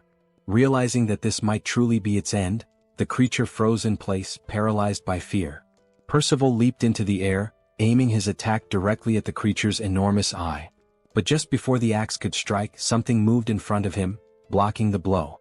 It was the tail of the giant lizard man, who now seemed to be more like a serpent, swatting Percival away and sending him flying after parrying the attack. Witnessing this, Mordred told Percival to hurry and destroy the gate. But he too was hit by the same tail, sent crashing to the ground. Now both Mordred and Percival lay on the ground, and it became clear that the giant lizard man was, in fact, a massive serpent. The serpent declared that the gate would not be touched. Inwardly, the giant snake reflected on how it had heard stories about the powers of the enemy knights, but nothing had prepared it for these two in particular. Glancing at Saozen's lifeless, headless body on the ground, the The snake muttered that the old mage had been useless from the start. It had never accepted him, and now that things had come to this point, there was only one option left. The giant serpent then grabbed the one-eyed creature in its jaws and fled into the tunnels that lay deeper within the cave. Lying on the ground, Mordred questions the reason behind the enemy's actions and wonders what the true intention is with relocating the core of the portal. His thoughts circle around the possible objectives, trying to understand where the enemy intends to go with such a move. Meanwhile, as it flees through the tunnels, the giant serpent reflects on its past experiences and competitive bidding processes. From what it has learned, regardless of how powerful someone might be in the present, a representative is never allowed to be of the 7th rank. That rule, deeply ingrained in its understanding of power dynamics, makes the current situation more complex. The serpent considers that perhaps its leader has chosen to remain outside the cave for protection, yet is still observing and monitoring everything that is unfolding inside. As the serpent moves swiftly through the passageways and begins to see the light of the cave's exit, it becomes aware that with all the forces now focused within the cave, the leader, Kim, will be left exposed. And as the serpent had anticipated, just outside the cave inside the helicopter stood Kim, marked with a massive representative sign glowing above his head. Approaching quickly, the serpent concludes that it has finally found what it had been searching for. Inside the helicopter, Kim suddenly senses something rapidly approaching his position. Looking out and focusing his gaze, he is taken aback by a sudden and startling sight. A gigantic creature is closing in at high speed, preparing to swallow the entire helicopter in a single overwhelming bite.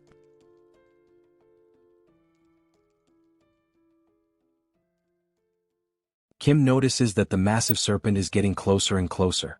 However, in some way he remains composed, perhaps due to the confidence he has in the capabilities of his powers. Recognizing the imminent danger, he calmly instructs Pax to throw something at the enormous creature approaching the helicopter.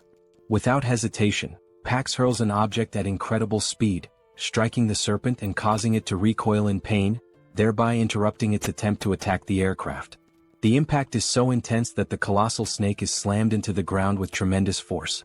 The object thrown is revealed to be a beam from the Eames dimension, known for its highly durable properties. The serpent, catching the beam with its tail, flings it far away. After tossing the object aside, it realizes that the material is indeed a construction element from the Eames dimension. Having heard rumors about Kim's strange abilities, the serpent begins to understand that the rumors might be true. From inside the helicopter, Kim watches the creature and assesses its power.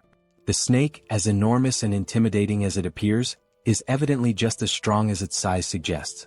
Kim instructs Young-soo to keep some distance from the creature for the time being. Determined not to give the enemy a chance to recover, Kim gives the order for Pax to continue the attack. In response, Pax rapidly launches several Eames dimension beams at astonishing speed, all directed at the giant serpent once again. Sensing the incoming assault, the serpent coils its massive body in an effort to shield itself from the barrage. With its incredibly resilient body and the advantage of anticipating the strike this time, it manages to block the incoming beams, seemingly taking no damage at all. Observing the creature's movements as it defends itself, Kim realizes that defeating this enemy may not be so simple. The beam barrage from Pax continues, but this time the giant serpent seems to come up with a plan. It begins dodging each of the beams one by one with precise and agile movements. It slithers swiftly through the area until it comes across a building which it begins to climb. Reaching the top, the serpent positions itself at an altitude parallel to the helicopter. From inside the aircraft, Kim and Young-soo remain unsure of the creature's strategy. Then, trying to catch them off guard, the serpent suddenly spits a venomous substance from its mouth, aiming directly at the helicopter. Noticing the incoming attack, Young-soo attempts to maneuver the helicopter out of harm's way. However, the evasion is only partially successful. The venom still manages to strike part of the windshield. As the toxic substance begins to corrode the surface, Young-soo panics, knowing that if the windshield weren't so resilient, the venom could have reached him directly. Reacting swiftly, Kim opens the subspace and instructs Young-soo to enter it immediately. The portal begins to close slowly behind him. Watching the situation unfold, the giant serpent assumes they have chosen to flee from the fight altogether. But the system then displays a new deployment, another unit of the Black Hawk helicopter, emerging from the subspace and returning to the battlefield. The window that had just been hit by venom now appears flawless, as if it had never been damaged. And indeed that is the case, this is a different helicopter altogether. Witnessing this, The only thought running through the serpent's mind is whether the venom attack was somehow undone by re-entering the portal. It wonders what kind of ability Kim could possibly possess. Inside the new helicopter, Kim reflects on the situation. Whether or not the vehicle is struck, as long as it is part of the subspace, he can simply replace it with another. However, he now recognizes that attacking the creature using the EMS beams is ineffective, and he begins to wonder what alternative strategy he should use. The serpent, now coiled around another building, continues to watch him closely. Kim considers whether he should try using that newly acquired item. Choosing not to waste time overthinking, he commands Pax to launch the spear imbued with electrical properties. Flying at high velocity, the spear hits the serpent directly. At first, it shows no reaction, no visible pain. However, unlike the beams, the spear manages to pierce through the creature's thick hide. The serpent turns its gaze toward the object lodged in its body, questioning what it is and where it came from. Upon closer inspection, it realizes that the weapon is none other than the sacred spear once belonging to its ally, the lizard man Lakis. As the serpent tries to process how this is even possible, another spear swiftly follows, landing right next to the first and piercing its flesh once again. The serpent now begins to question just how strange the situation truly is. It was already unsettling to see Lakis's spear embedded in its body, but now there are two of them and Lakis only ever possessed one. Still in disbelief, the serpent tries to process how such a thing could be possible. Meanwhile, yet another object is rapidly approaching, clearly intended to strike it as well. Unlike the previous spears, which carried electrical properties, this new one is imbued with the power of ice. It pierces the serpent's thick hide just as easily as the others, causing it to react with a hint of alarm. Because the spear holds icy properties, it leaves a thin layer of frost spreading from the impact point across the serpent's flesh. The giant creature recognizes that this particular magical signature originates from the old bald sorcerer Salzin's scrolls. It then wonders how Kim is managing to employ such a wide array of different attacks. Enraged, the colossal serpent lets out a furious roar, declaring that weak attacks like these are incapable of bringing it down. Then, in a swift and aggressive motion, it lunges once again toward the helicopter, bearing its enormous fangs. Inside the aircraft, Kim notices that the area surrounding the squad has become slightly frozen due to the latest spell's effects.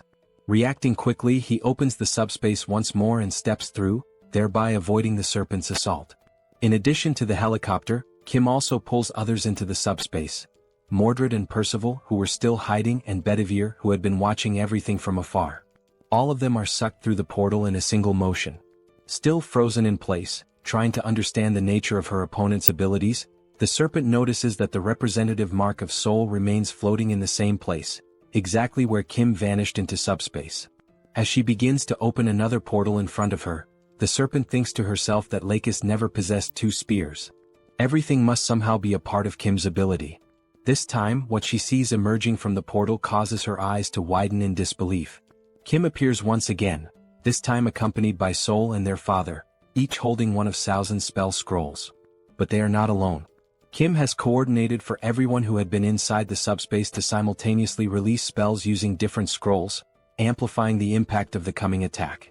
At that moment, Kim signals for everyone to launch their spells and unfurls his scroll, casting the powerful joint spell. The resulting magical force is so immense that the sky lights up in a blinding radiance, leaving the serpent unable to perceive what is coming toward her. As before, dozens of icy spears are launched in unison, forming an overwhelming barrage. This time, the serpent is unable to dodge the attack. Just like the previous strikes, the spears penetrate the serpent's thick skin, each freezing the area around the point of impact. But the assault continues relentlessly. Wave after wave of icy spears rain down, giving the serpent no opportunity to recover. Overwhelmed by the sheer number of piercings and the accumulating frost, the serpent finally collapses to the ground, its body unable to withstand the brutal combination of wounds and freezing effects.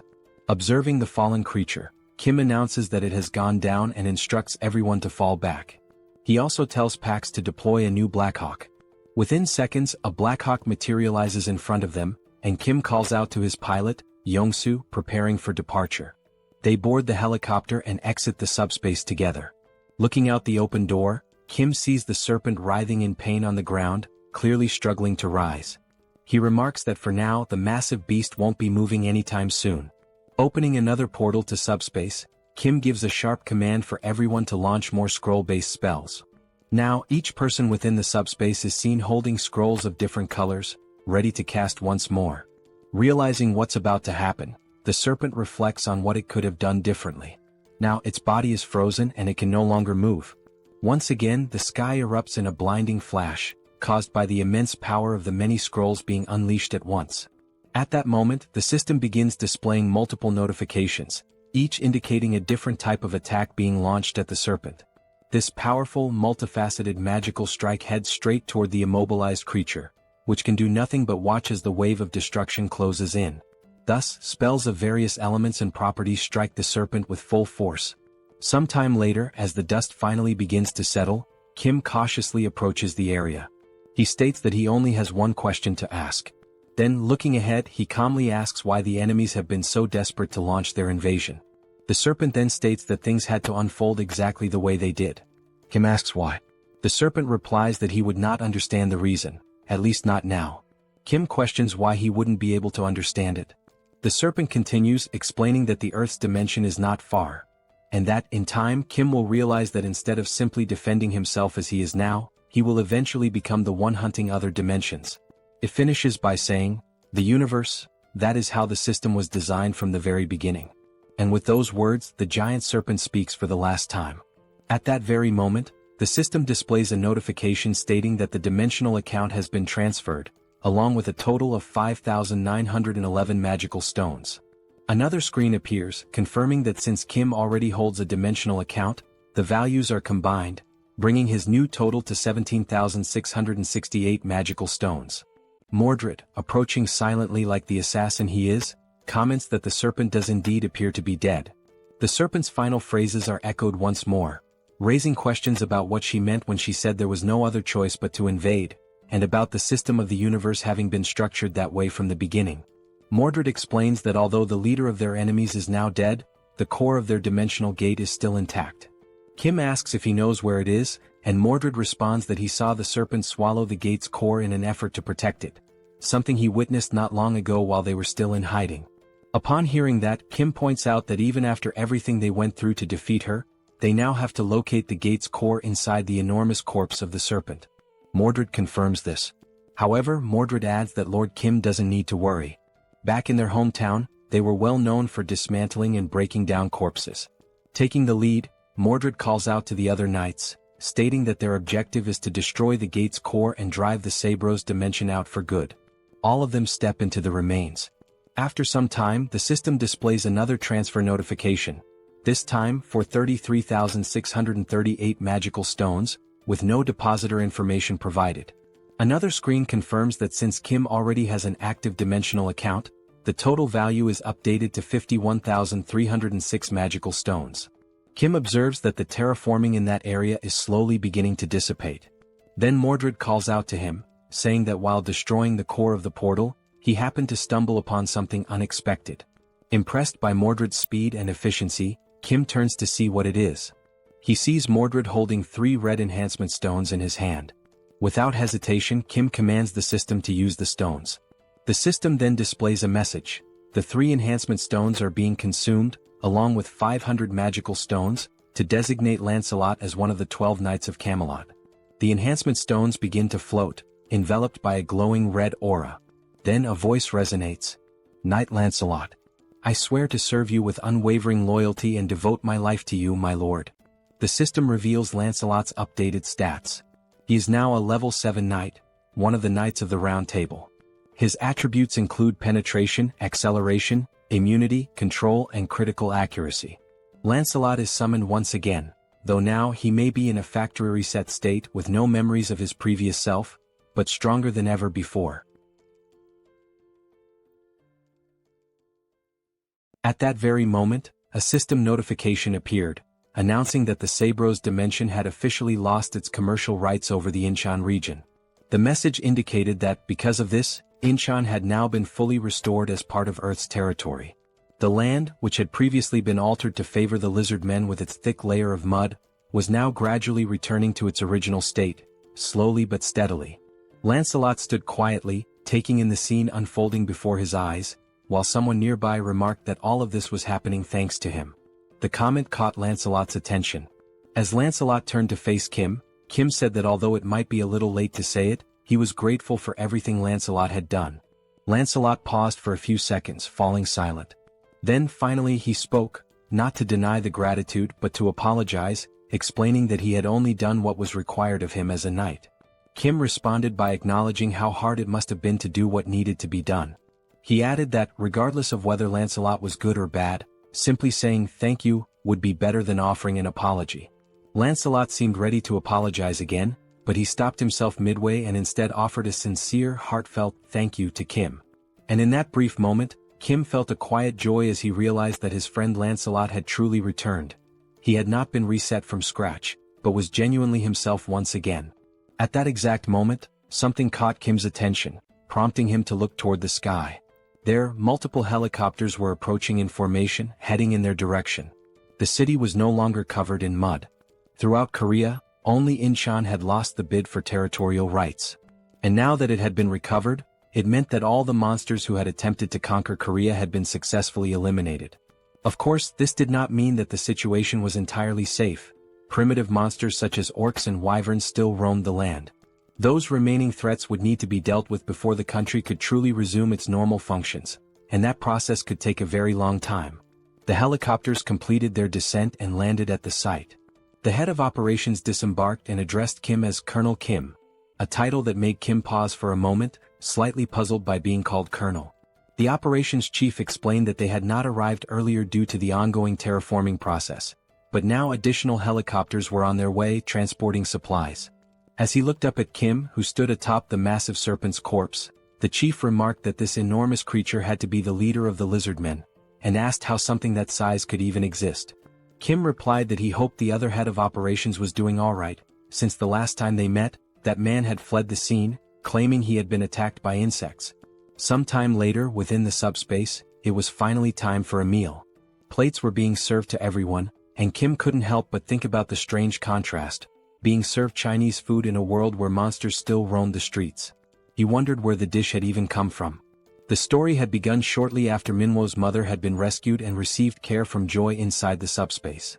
Minwo's mother had mentioned that she should offer food to express her gratitude to everyone, but Joy reassured her that she was fine. She had eaten a lot lately, though she would gladly accept the offer as a kind gesture. Curious, Minwo's mother asked how Joy had managed to eat so much food in a place like that. In response, Joy asked if she really didn't know.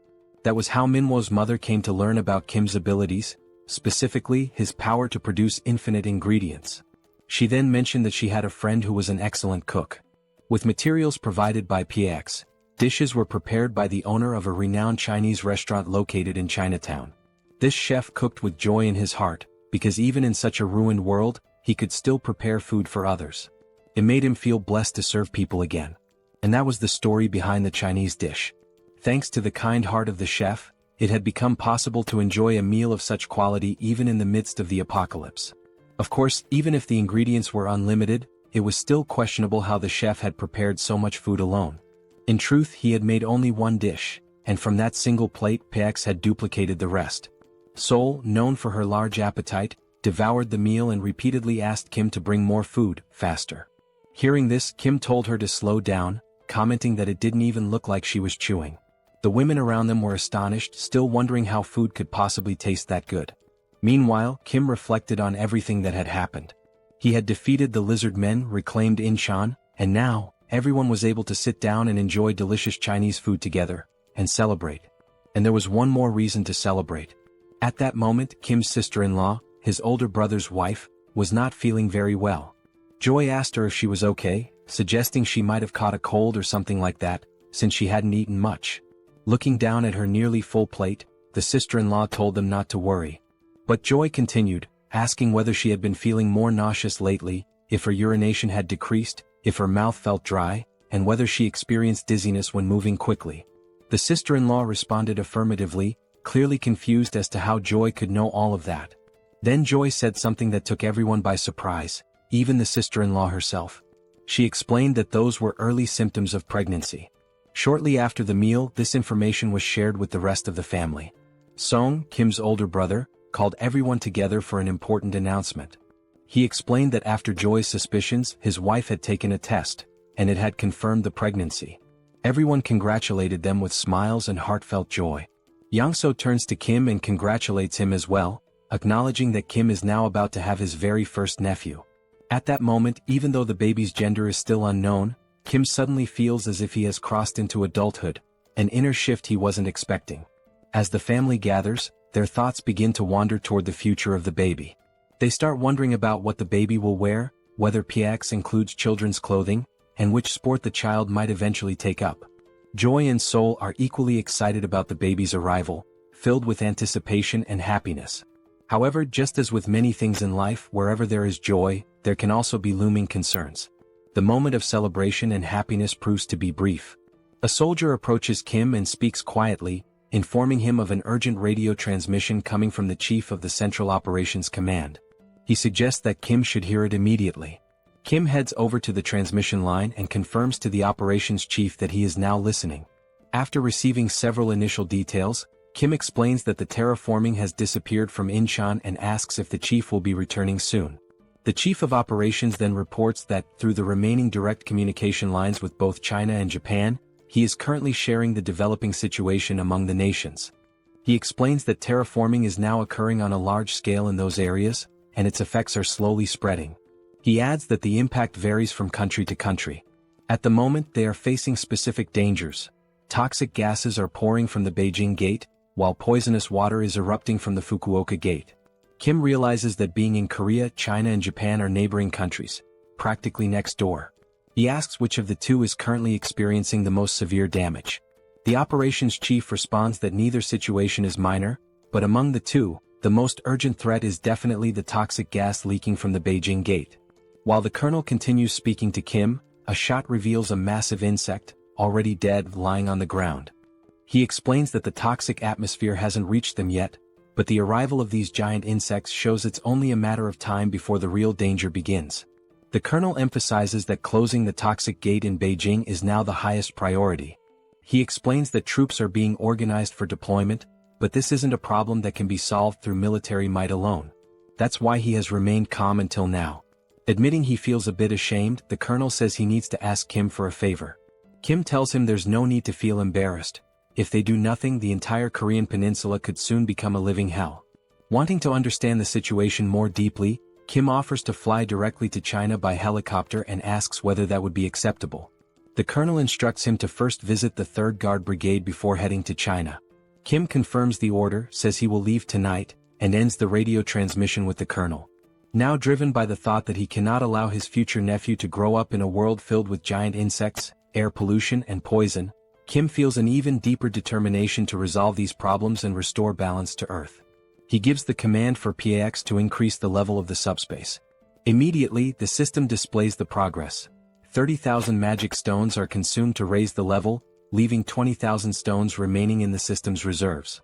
As night falls, the system finally notifies that the subspace level upgrade has been completed, unlocking new features and enhancements. One of these newly unlocked functions is the installation of a fixed portal, different from the general portals seen so far. Kim gives the command to install this new portal. As stated in the skill description, this new type of portal is distinct from all previously summoned portals. There are several key differences. First, once this portal is installed, it becomes fixed in the exact location where it was summoned and cannot be moved. Second, this portal has no physical presence or defensive power, meaning it cannot be used as a barrier to block enemy attacks. However, for those granted access, they are able to pass through the portal and enter the subspace, effectively allowing them to avoid enemy assaults altogether. This portal differs from the summoning-type portals used until now. The ability to enter and exit the subspace and collect necessary items through a single fixed location is, without a doubt, a remarkable capability. Watching all of this unfold, Manhwa comments that this is indeed an amazing skill, one that could easily be used for fraud if someone had bad intentions. He then asks if Kim is really going to China and urges him to hurry up. Kim confirms that he will be heading there soon, and adds that after closing the gate in China, he will have to go to Japan as well. Manhwa, clearly pleased, observes how Kim's abilities are now developing and expanding on a global scale. He tells Kim that if he ever needs assistance, he can count on him, because although he hasn't demonstrated it yet, Manhwa has awakened as a swordsman. He also expresses his gratitude for everything Kim has done, especially for saving his mother. Kim thanks him as well, for everything, before heading off on the next journey to save Earth once more. Inside the helicopter, Kim and Young-so give a thumbs up as a way to signal that everything is okay and to offer a temporary goodbye. The helicopter lifts off and begins its flight toward a new destination. Some time later, at Incheon International Airport, someone is calling out for James, but there is no reply. A man approaches an aircraft while James's name is called again, urging him to come out. The man says he just received a call from the Joint Chiefs of Staff, informing him that the individuals they had discussed, the ones heading to China, have now arrived. Suddenly, James appears from underneath the plane, asking how they arrived so quickly. From his appearance and actions, it seems James is a mechanic. Still processing the sudden arrival, James expresses surprise at the speed of their arrival and comments that the aircraft hasn't even been fully remodeled yet for a long-range flight to China. As things stand, they won't be able to depart at this moment.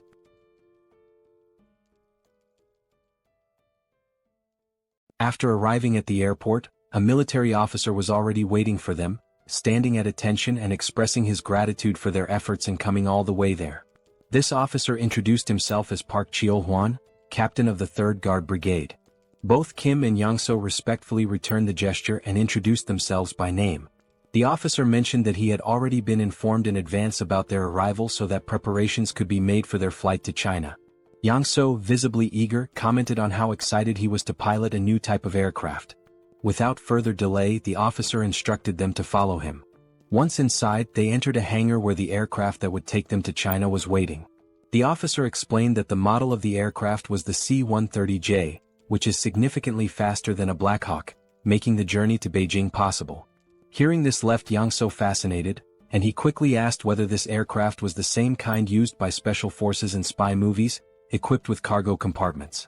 The officer confirmed it was, but added that maintenance work on the aircraft had not yet been completed. He asked them to wait a moment until the preparations for takeoff were finished. Curious, Young-so asked what kind of modifications were being made. The officer explained that they anticipated encounters or possible monster attacks on the way to China, so the aircraft was being upgraded with minimal defensive capabilities. However, they were not equipping it with missiles or similar offensive weapons, just enough to improve survivability. As Young-so stared in awe, clearly itching to fly the aircraft, the officer noted that it was almost ready, they just needed to be patient a little longer.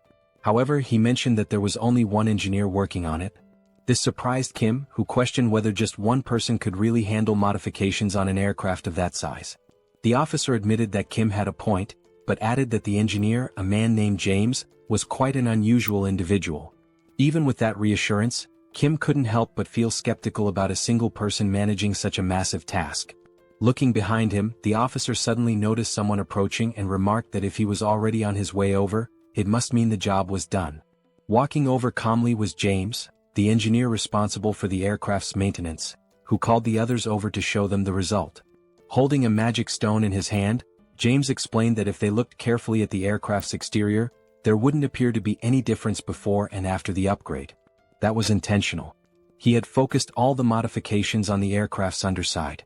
He went on to explain that flying monsters typically attack from below, which was why the upgrades were concentrated there. Observing the scene, Kim could only think that James must be an awakened person with a mechanic-type ability.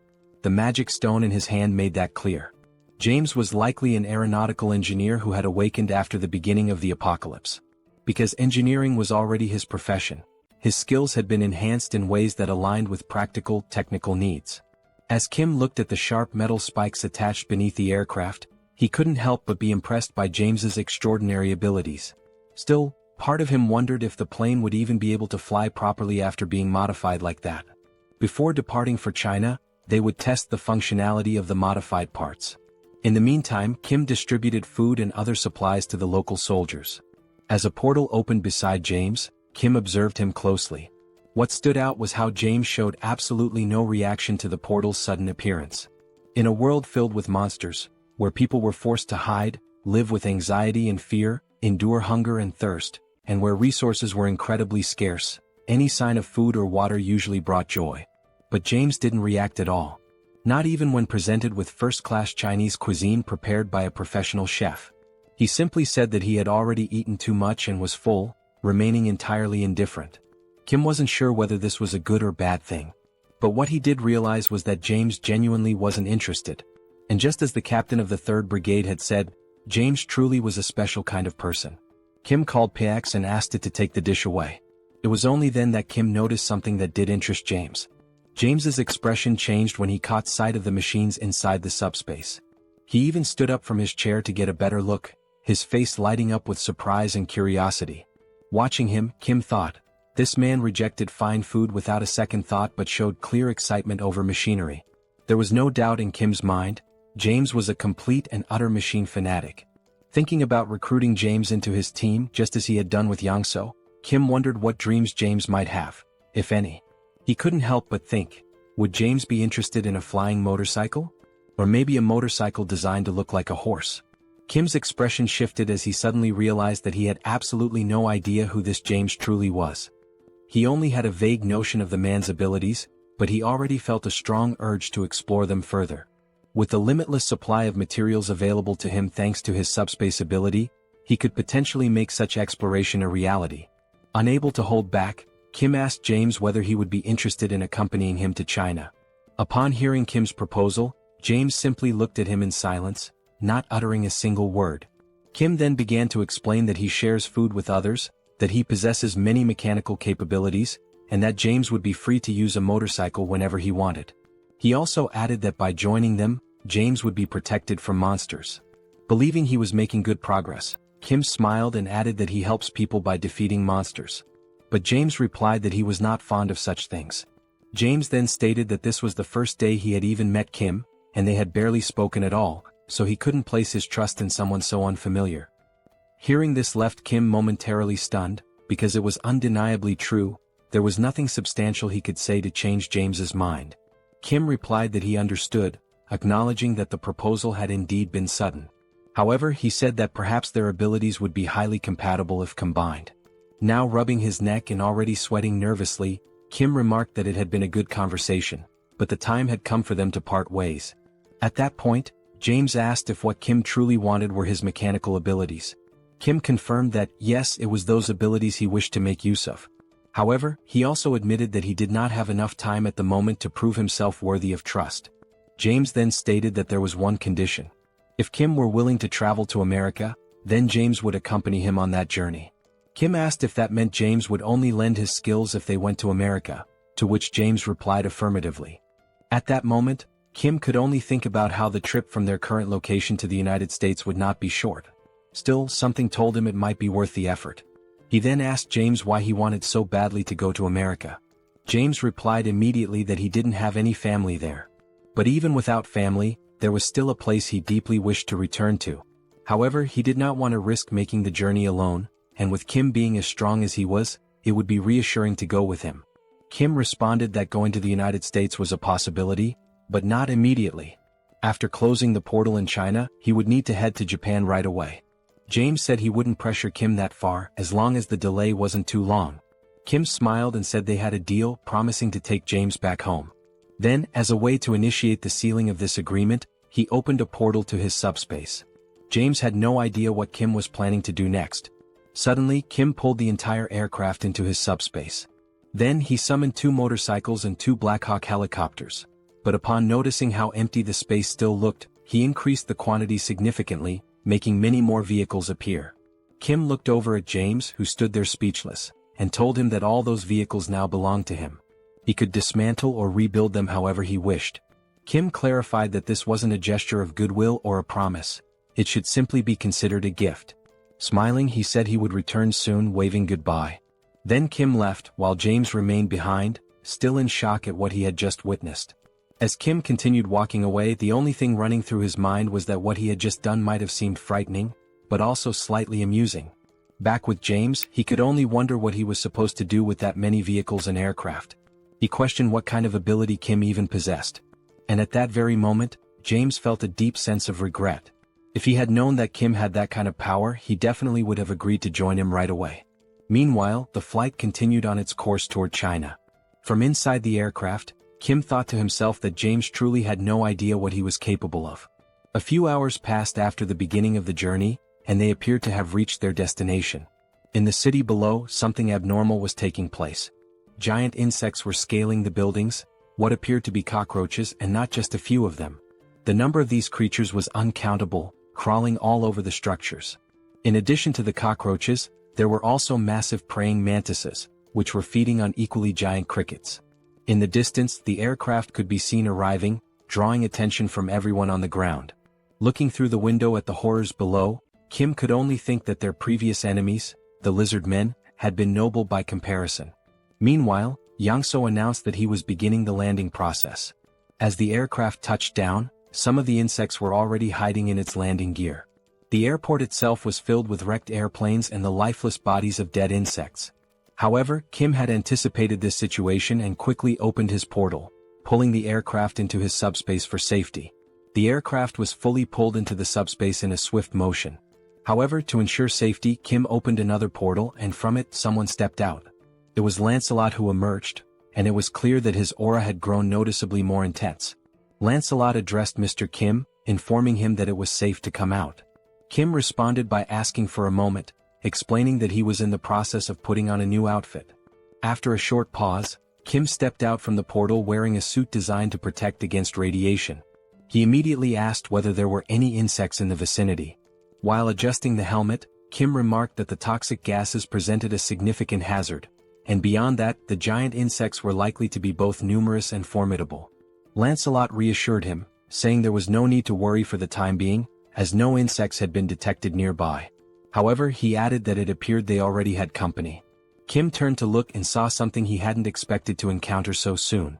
A man stood there, his hands pressed together in a respectful gesture, asking whether they were from Korea and saying he had been waiting for their arrival.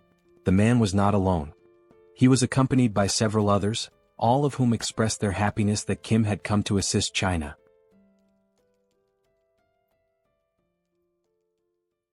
Besides the giant insects, the toxic air remains one of the most pressing concerns at the moment.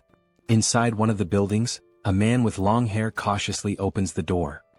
He takes a quick glance outside and notices to his relief that there do not appear to be any insects following them. After closing the door, he turns toward Kim, mentioning that the place might not be very comfortable but hopes it will suffice. Kim responds that the conditions are acceptable, yet something unusual catches his attention. There are individuals inside, cultivating a type of energy that radiates a blue light. It is not just one person but several, all meditating while emitting this aura. The men, however, do not appear to be in good health. Their eyes are marked by dark circles, and they seem noticeably dehydrated. While observing alongside Lancelot, Kim inquires about the condition of everyone present. The long-haired man explains that he has expelled all the toxins from the area using internal energy, so it is safe to remove the gas mask. Curious, Kim asks what exactly internal energy is. The man explains that, among awakened members of the Murim family, it is an inherited ability. He goes on to clarify that there are awakened members from the world of martial arts. In various parts of China, traditions that have been preserved since ancient times coexist with the new reality. One day, when monsters suddenly appeared in the world, individuals with awakened abilities also began to emerge. The abilities of regular people differed greatly from those of the martial arts school members. For instance, Kim's ability is SUBSPACE, while Joy, his sister, possesses the ability to heal wounds. In contrast to individuals awakening unique abilities, martial arts members utilize internal energy. Thus, it becomes essential to wield inner strength with personal meaning and individuality, according to each practitioner's skills. The abilities of awakened martial arts members are remarkably extraordinary, to the extent that the Chinese government officially recognized them, quickly mobilizing them to exterminate monsters. These awakened martial artists have a leader, the long-haired man who goes by the nickname Anyang.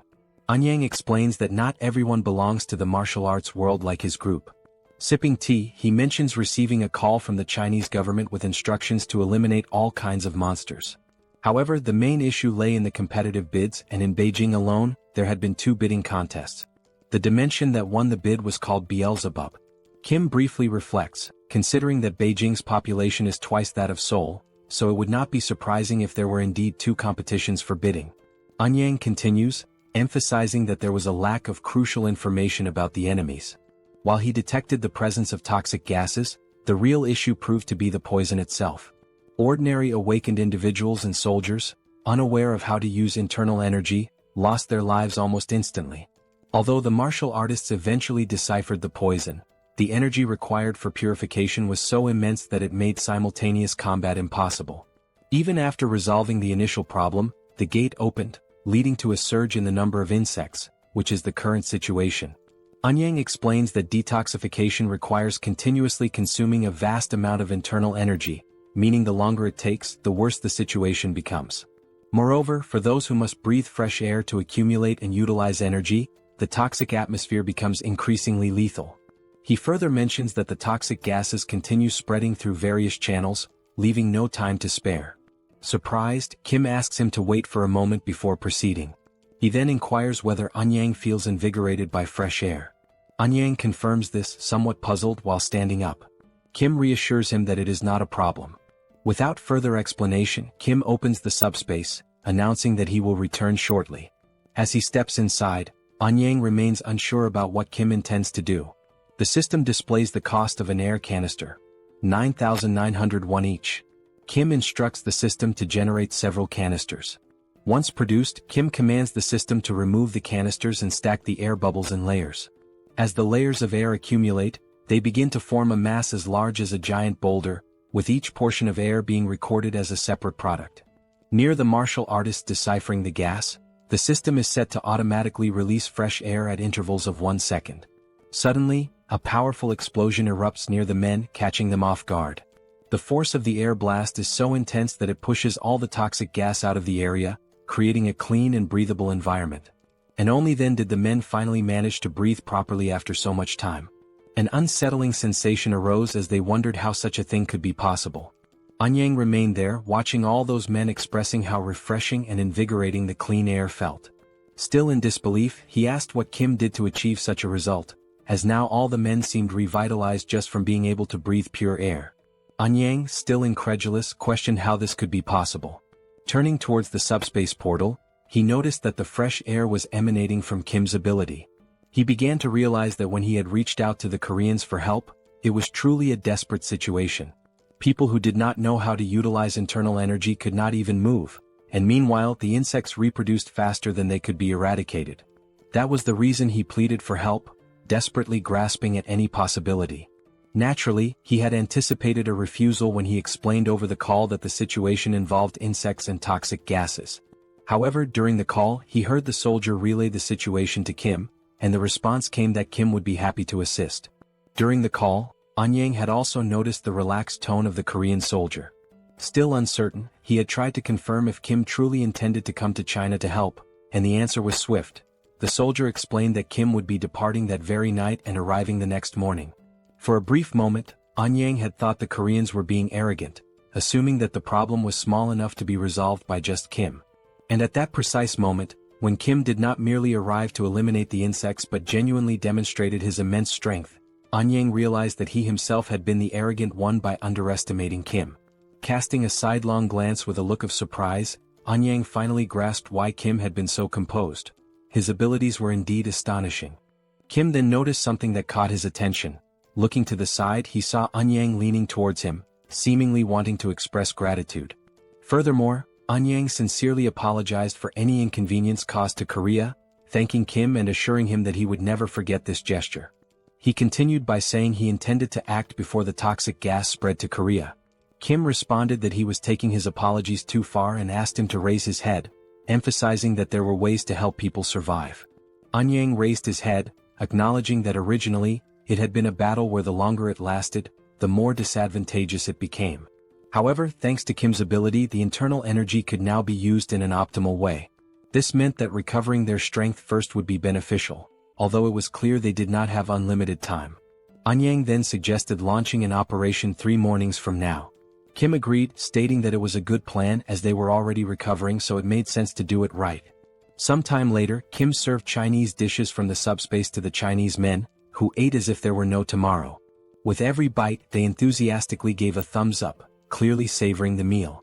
Even Anyang remarked that the Chinese food was excellent, even by local culinary standards. After the meal, he moved to the front of a whiteboard and announced that it was time to discuss how they would exterminate the insects. First, however, he would explain everything they knew about the giant insects. He began by explaining that there were some variations among the insects, but most of them resembled the ones they were accustomed to seeing. Some of the insects were larger and emitted toxic gas. Flying insects, such as moths or flies, tended to do this more frequently. Most of the insects were classified as rank 9 or rank 8, but occasionally, there were some classified as rank 7.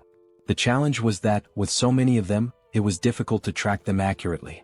Anyang continued his explanation, addressing not only Kim but the entire group.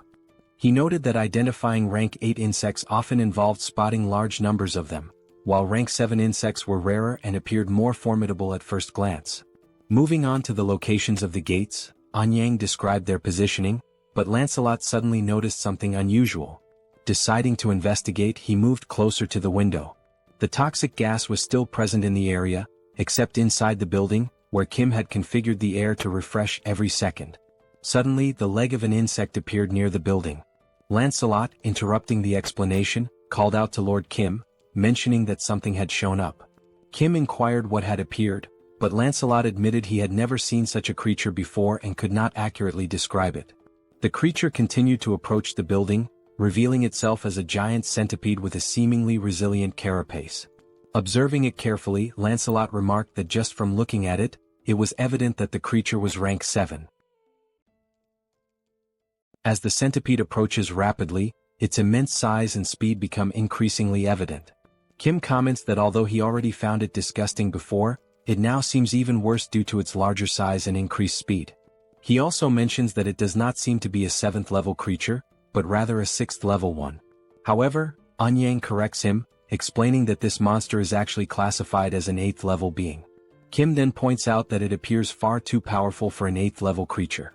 Anyang agrees that it is indeed strong, but continues to explain that, compared to other insects, this centipede is particularly formidable.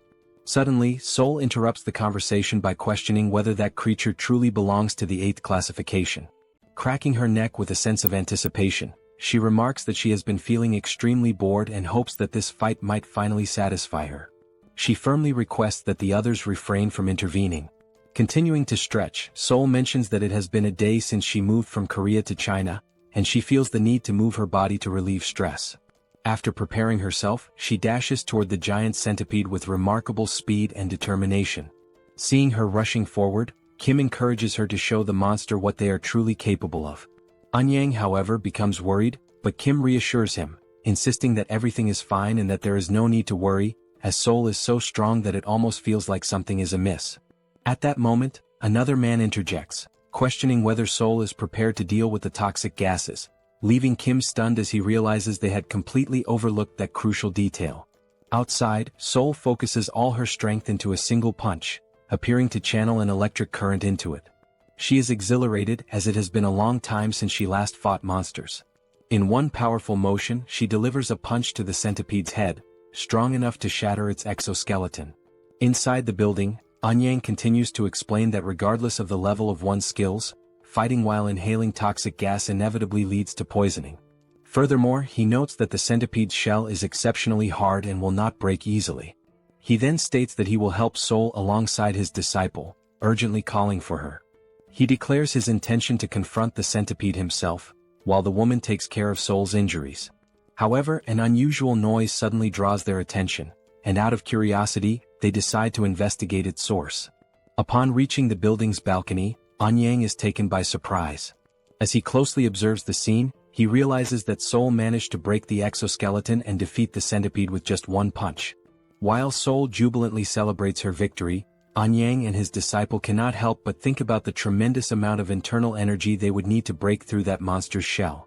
Amidst the commotion caused by that singular punch, Kim merely reflects that to him, it was just another one of Seoul's usual blows. Meanwhile, the man contemplates the possibility that Seoul's body might be a gift from the heavens, as she possesses remarkable physical capabilities and an innate talent for martial arts. As Seoul continues to rejoice in having defeated the monster, blood suddenly spurts from her nose, a consequence of the toxic gas present in the air. Subsequently, she collapses on the ground, leaving Anyang in a state of panic as he urgently instructs his disciple to quickly attend to Seoul's internal injuries. Returning to the ongoing lesson about insects and proceeding with the plan to breach the insect gate, the situation is summarized as follows. Firstly, there is a polluted atmosphere that significantly hinders movement. Secondly, it is extremely challenging to identify multiple insects simultaneously, as there could even be unidentified 7th-level creatures among them. Thirdly, the maximum deadline for closing the gate is 3 days. Therefore, the primary objective is to destroy the gate's core while avoiding contact with the insects as much as possible. The destination is to move rapidly toward the mountain. Eun-yang continues explaining, acknowledging the difficulty of the task, as it is certain that the closer they get to the gate, the more insects will appear. He admits that the plan may seem somewhat reckless and bold, but for now it remains the best strategy available. Hearing this, Seoul becomes deeply thoughtful. Eun-yang then states that they will teach Seoul all the skills they possess. He proposes a sparring session as it would not take long to accurately assess her abilities. He hints that Seoul seems to prefer fighting bare-handed rather than using weapons and suggests that it would be beneficial for her to learn the secrets of martial arts from Ryong, his disciple. Seoul, however, declines, expressing gratitude for the assistance with her injuries and the willingness to teach new skills, but questions whether it is truly necessary to go to such lengths. Ryong then explains that it is also a training exercise for them and will aid in closing the gate. She assures Seoul that despite being young, she is skilled enough and that there is no need for concern. Seoul states that since Ryong insists so much, she will go ahead with it, but she reminds her that she is still in the process of recovering. In response, Ryong politely requests her assistance with the training. Without hesitation, Seoul quickly raises her fists and declares that she will begin first. Moving with remarkable speed and agility, she advances toward Ryong, initiating the confrontation. In that instant, a frenzied exchange of blows commences, capturing the attention of everyone present and filling the atmosphere with excitement. Despite the intensity of the scene, Kim remains somewhat unaffected, as he can only perceive the movements as typical punches and ordinary techniques. This reaction stems from having spent his entire life alongside Seoul, making such actions appear completely usual to him.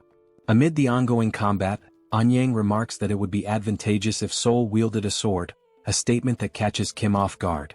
Eun-yang elaborates, explaining that his own expertise lies in fencing, and then inquires whether Kim would be interested in learning the art from him. Politely, Kim declines the offer but follows up with a question, wondering if a friend of his might learn and practice fencing instead.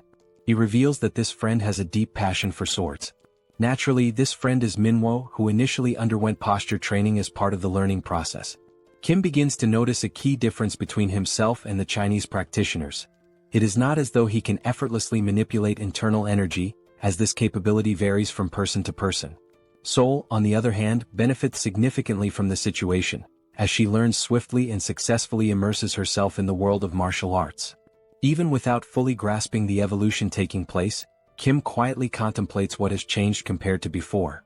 Though uncertain, he starts to sense that martial artists seem to share a common trait. They have elevated their endurance to its peak by acquiring new abilities, making those who were already strong even stronger. Acknowledging this evolution, Kim realizes that he cannot afford to remain idle.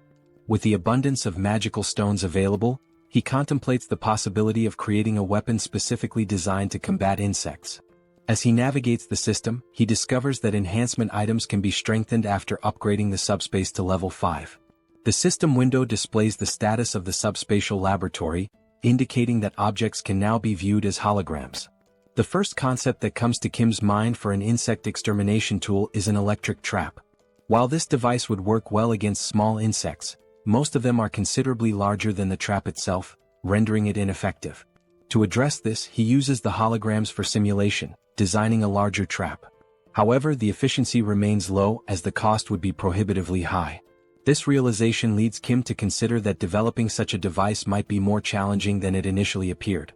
Regardless of how hard he thinks, no viable ideas emerge, partly due to his lack of specialized knowledge in mechanical engineering or electricity.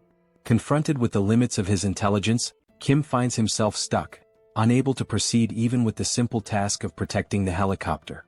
Furthermore, he lacks familiarity with 7th-level flying insects, and according to his new allies, the situation becomes increasingly dangerous the closer one gets to the gate, as the insects grow more alert and aggressive. While analyzing the hologram, he notices that the maximum range of the packs is 100 meters, which means staying relatively close. Reflecting on this, he mutters to himself that if it were solely up to him, he would produce pesticides and eradicate them all. At that precise moment, someone approaches and asks whether he truly spoke about creating pesticides. It turns out to be his sister-in-law, who confidently states that she is capable of making the pesticides.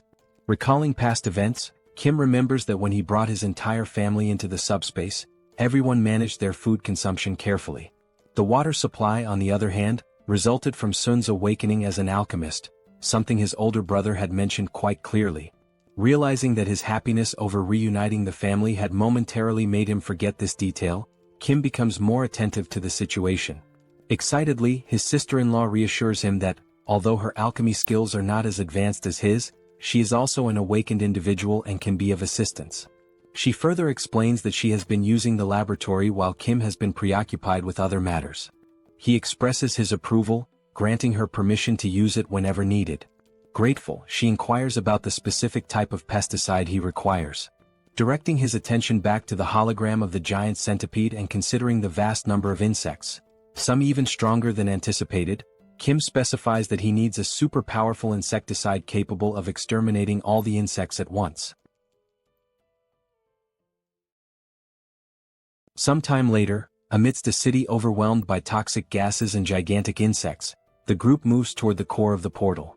As they advance, Anyang reflects on how the past 3 days have flown by like an arrow, and he now finds himself in the best physical condition he has ever experienced. His pure internal energy feels more powerful than ever. At that moment, one of the men interrupts his thoughts to alert him that insects have appeared up ahead. Thanks to Kim's assistance, they now have the means to fight against the insects, although they still don't know how to properly repay him for such invaluable help. Suddenly, a horde of insects emerges in front of them, prompting Anyang to instruct everyone to prepare for battle. The insects in their path are ants, obstructing their progress. However, before the Chinese fighters can initiate their attack using internal energy, a green liquid is thrown at the ants. The liquid makes contact and seemingly eliminates them with ease. This substance is, in fact, the insecticide that Kim's sister-in-law had created specifically for combating the insect threat. The Chinese warriors are left stunned by the potency of the insecticide. Anyang reflects on how, while they had been focusing on gathering and refining their inner energy, Kim had been developing this powerful insecticide. At that time, Kim is riding a motorcycle with Lancelot. Observing the scene before him, he realizes just how incredibly effective the insecticide truly is. He recalls his conversation with his sister-in-law, during which she mentioned that she had been using his laboratory and that the holographic system made everything far more convenient. Over the course of the past 3 days, she had been experimenting with various types of potions aimed at eradicating insects. She mentioned that although she hadn't succeeded in creating anything particularly powerful, the pesticide had been easy to make. In that moment, Kim had come to the realization that even what she had already produced was impressively effective against the insects. Moreover, it was completely harmless to humans and entirely odorless. Recognizing the functionality and value of the pesticide, Kim thanks his sister-in-law but adds a note of caution. The substance does not work against rank 7 insects, though it is excellent for dealing with common ones. After taking a short break, Anyang gazes out a window at what used to be a mountain known for its natural beauty, now transformed into nothing more than a dungeon swarming with insects. Turning to the others, he explains that from this point on, things become significantly more difficult. He expresses gratitude to Kim for getting them this far without needing to fight. However, the mountain itself will not be so easy to deal with. He further explains that many attempts have already been made to destroy the portal's core, but all have failed. Whenever they have tried to climb the mountain, the insects would unite and attack in force. Though they are mindless creatures, they seem to possess an instinctual understanding that they must protect the core of the portal. Anyang continues, stating that it has been a long time since their last attempt, and therefore, they have no idea what kinds of insects currently inhabit the area. Kim responds by saying that Anyang need not worry, as he is fully prepared to fight rank 7 insects. With a confident smile, he reveals something he had not mentioned earlier. He gestures to Lancelot and explains that Lancelot himself is a rank 7, and there is also something inside the subspace capable of dealing with rank 7 threats. Kim then reassures Anyang once more, encouraging him not to worry too much. However, their very first enemy on the mountain immediately makes Kim question just how powerful their opponents will be from this point on. Standing before them is a massive and terrifying grasshopper. Kim can only think that, unlike the lizard men they had faced before, this enormous insect is definitely a rank 7. As the grasshopper prepares to attack, Kim wonders whether such a creature could have possibly completed the dimensional entity's paperwork. He then recalls what Lancelot had once said about the traitorous goblins, that they had evolved through sacrificial means, a method that lacked intelligence. Those goblins had received unofficial documents, underwent evolution, and thus became what they are now. Kim begins to question whether some intelligent life forms had taken the shortcut of evolving by sacrificing other creatures. He then wonders how primitive life forms managed to achieve similar results. It occurs to him that perhaps, by eliminating and consuming the mana cores of other beings, they are able to evolve without needing any official documentation. Looking at the massive creature standing in front of them, Kim concludes that this grasshopper must have devoured many others to reach such an advanced state of evolution. It had grown into something incredibly powerful, so much so that intelligence was no longer necessary. Trying to catch the creature off guard, Kim opens the subspace and launches several beams from the Eames dimension, aiming directly at the grasshopper's face. However, even those powerful beams are unable to leave a single scratch on the creature. Kim is left speechless, realizing that although the beams had at least been effective against Yatu in the past, they now barely tickled the grasshopper. Just as Lancelot is about to say something, Seoul steps forward and announces that she will take care of it. Kim quickly urges her to be careful. As something catches Lancelot's attention, Kim mentions that it would be a good idea for Seoul to bring Lakis's spear with her. Lancelot turns all his attention in that direction, trying to understand what exactly is happening. He begins to wonder what that could possibly be. As he attempts to get a better look, he questions why the trees are moving. Gradually, those trees seem to be drawing closer. It is only then that Lancelot realizes that they are not trees at all, but rather the legs of something enormous, something whose full form is still obscured. Suddenly, the massive creature leaps forward, rapidly closing the distance between them. The loud noise from the impact causes Kim to turn his attention to the source, curious about what just arrived. Now, standing opposite the colossal grasshopper, there is a gigantic spider, both towering creatures facing each other, while the group of people remains in the center, caught between them. For a moment, everyone struggles to comprehend exactly what is unfolding before their eyes. Amidst the confusion, Kim remarks that the next wave of giant insects might appear on a continental scale, hinting at the magnitude of what they could face next. Lancelot calls out to Mr. Kim, urgently suggesting that they should climb onto the spider's back.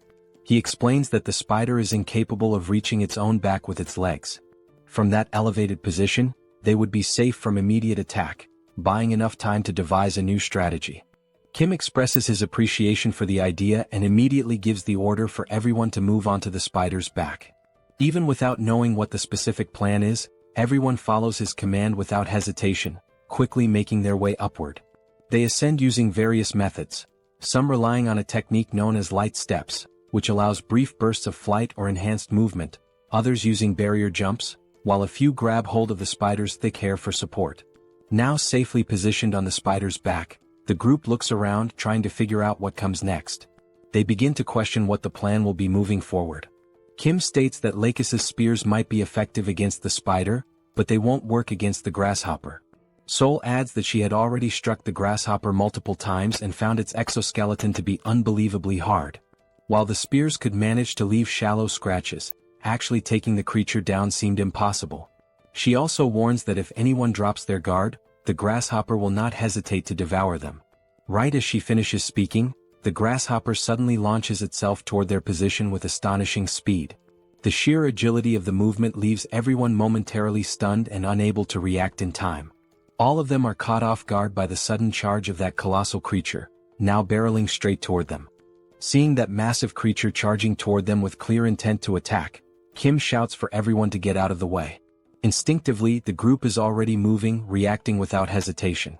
In the next moment, the giant grasshopper collides violently with the spider. From a distance, Lancelot shields Kim from the force of the impact, placing himself between his master and the shockwave. The men around them begin to question what on earth just happened so quickly. Looking down at the ground, they spot insect blood splattered across the terrain. The grasshopper remains standing, and now it begins to devour the spider it had just so effortlessly defeated. Witnessing this, Kim questions why the grasshopper would attack what seemed to be its own ally. It becomes clear to him that, although these creatures are capable of identifying enemies, they have no real concept of alliance or loyalty. They are instinct-driven beings acting on pure impulse, attacking first without consideration. Sticking to the original strategy, Kim points forward and says they must climb onto the grasshopper's back while its vision is obscured by the rising dust. Without delay, everyone follows the order, quickly making their way onto the creature's back. While ascending, Kim can only wonder whether the grasshopper has detected their presence. However, it continues feeding on the spider without showing any signs of awareness. Then suddenly the grasshopper stops moving entirely. No one can figure out the reason behind its stillness, but the unexpected pause grants them a valuable moment to breathe and prepare. Seoul turns to Kim and asks what the next step should be. Kim replies that they need to wait just a bit longer. If they can destroy the portal's core, the insects will be forced to return to their original dimension, making it unnecessary to fight the grasshopper at all. Once the right moment comes, they will descend and destroy the core. At that moment, the grasshopper begins to move again. It suddenly leaps into the air, forcing everyone to brace themselves tightly to avoid being thrown off. The landing sends a shock through its massive body, nearly causing the entire group to lose their balance and fall. It jumps once more, and as Kim holds on for dear life, the impact causes his protective mask to fly off his face. Each of the grasshopper's jumps hits with such intensity that Kim begins to vomit from the violent motion. He starts to question whether getting onto the grasshopper's back was actually the best decision after all. Not only might the repeated impacts break their backs and spines before they ever get close to breaking the portal's core, but the nausea is becoming overwhelming. Compared to the first time he rode with Yangso, this experience is significantly worse. At that moment, a new sound begins to rise, something similar to the sound of helicopter blades cutting through the air. Kim turns his head and spots a gigantic wasp approaching. The grasshopper halts in place as the wasp draws closer, and everyone remains still, waiting to see what will happen next. Seoul points out that dealing with the wasp right now will be extremely difficult. The wasp approaches even closer, revealing a long, sharp stinger. It heads directly toward Kim, who is in an exposed position on the grasshopper's back. Kim's eyes widen as he realizes the imminent danger he's in. Lancelot rushes toward him, urging his master to be careful. But it isn't only Kim who notices the threat. The grasshopper also seems to sense that it could be the next target of the wasp's sting. As the wasp gets close, the grasshopper reacts swiftly, swinging one of its powerful legs to strike it down to the ground. Kim starts to think that maybe the grasshopper assumed it was the wasp's target and simply acted in self-defense. Now the grasshopper charges toward the fallen wasp to launch a full attack. Trying to defend itself, the wasp bites down on one of the grasshopper's legs and successfully rips it off. The massive creature now stands with one less limb. Kim can only hope the grasshopper will continue to fight despite the injury. The wasp remains on the ground, seemingly vulnerable. However, the towering insect no longer makes any aggressive moves. Kim grows increasingly frustrated by the mindlessness of these creatures, annoyed at how they act like idiots without any coherent behavior. He begins to wonder if it's even possible to control such beings. At that point, he remembers someone capable of controlling certain things. Kim opens his subspace and calls for Yongsoo, who appears to be in the middle of playing a video game. Kim then asks whether it would be possible to control insects as well, not just vehicles. Shortly afterward, there was Yangso firmly gripping a set of ropes tied to the grasshopper's antennae. Kim states that the wasp is still exhausted and unable to get up. He adds that, in the worst-case scenario, they can retreat into the subspace, so it's worth trying to control the insects. Yangso agrees to attempt it and tells everyone to hold on tightly. He begins maneuvering the ropes, attempting to steer the massive creature, which to everyone's surprise appears to be responding. Slowly, the grasshopper begins turning toward the wasp lying on the ground. With a sudden move, the grasshopper strikes and tears the wasp's head off with a single bite. Witnessing that, everyone becomes overjoyed to see that Yangso has managed to control even a creature of that size and power. But before they can fully process their success, more insects emerge. This time it is a giant moth. Wasting no time, Yangso moves the ropes once again, signaling the grasshopper to attack the new threat. The grasshopper immediately jumps toward the moth and delivers a powerful strike. Alongside the moth, a mantis also appears, only to be swiftly eliminated by the grasshopper as well. Next, a swarm of giant ants arrives. To handle them, the grasshopper receives help from Kim, who summons beams from the Eames dimension to assist in wiping out the attackers. After all those confrontations, the group reflects on how they initially thought the grasshopper was special only because the dimensional beams had no effect on it. But now they realize it is an incredibly powerful predator, far beyond what they had expected. Seeing the grasshopper now lying lifeless on the ground, everyone expresses their gratitude for how much it had helped to make things easier up to that point. Lancelot remarks that among rank 7 creatures, there are very few that he believes could have taken down that grasshopper. Kim adds that without Yangso's intervention, they would have found themselves in serious trouble. Then Bedivere appears, reporting that the area is now completely cleared of insects and promising to remain on alert. As he looks to the side, something catches his attention, something he has been searching for a long time. There, standing before them, are two open portals. And beside those portals stand two creatures, guardians whose sole purpose is to protect the cores of the gates and prevent anyone from trying to close them. There stood the two grotesquely deformed creatures, shaped like massive balls of twisted flesh. Anyang steps forward, his presence firm, and says he has waited a long time for this moment. With his sword already drawn, he turns toward Kim and expresses his gratitude for giving him the chance to avenge his fallen comrades. Kim responds that no thanks are necessary, stating that nothing could be fairer than allowing Anyang to be the one to destroy the cores. Anyang nods in appreciation of the gesture, then turns his focus back to the enemies ahead. He remarks that no matter what he does, the millions of lost souls can never be truly honored. Still, he chooses to unleash his most powerful technique, because that is the least he can offer them. As he prepares to strike, an intense orange aura begins to radiate from his body. Gathering his strength, he raises his weapon and launches the attack, shouting for those disgusting insects to vanish. The skill, known as Descending Footprint, is released from a distance, designed to strike both gate cores simultaneously. The impact of the ability is overwhelming. Upon hitting its target, it obliterates the creature completely, crushing it with brutal force. The surrounding area is instantly engulfed in a thick cloud of dust stirred up by the shockwaves. Anyang turns around, his back to the devastation still unfolding behind him as the explosion continues to rumble. Watching the display of raw power, Kim acknowledges that Anyang had not been exaggerating when he said this was his strongest ability. The strength is truly formidable.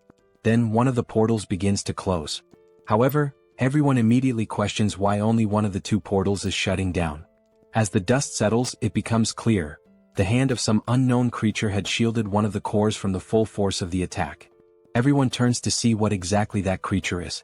And since it has not yet emerged completely from the portal, Kim wonders what kind of being it might be. Gradually, the creature begins to exit the portal. It has multiple eyes, far more than anything natural. The being resembles a monstrous, mutated fly. The sight of such a horror leaves Anyang stunned. His most powerful strike had not even left a scratch. Then the creature attempts to speak. It says it will likely face reprimand from the Chamber of Commerce, but given the current situation, everything is already a lose-lose scenario. It adds that it smells something quite delicious. Seoul asks whether that mutant can even still be considered an insect. Kim comments that the monster is revolting and questions whether it is also a rank 7 entity. Attempting to catch it off guard, he opens the subspace and gives the command for PX to launch the Lake's spears toward the fly. The spears strike the creature's eyes, yet cause no harm, not even the faintest scratch. This outcome surprises Kim, considering those same spears had managed to wound the grasshopper. His suspicion grows. Lancelot then confirms that the creature is indeed at least rank 6, possibly even stronger.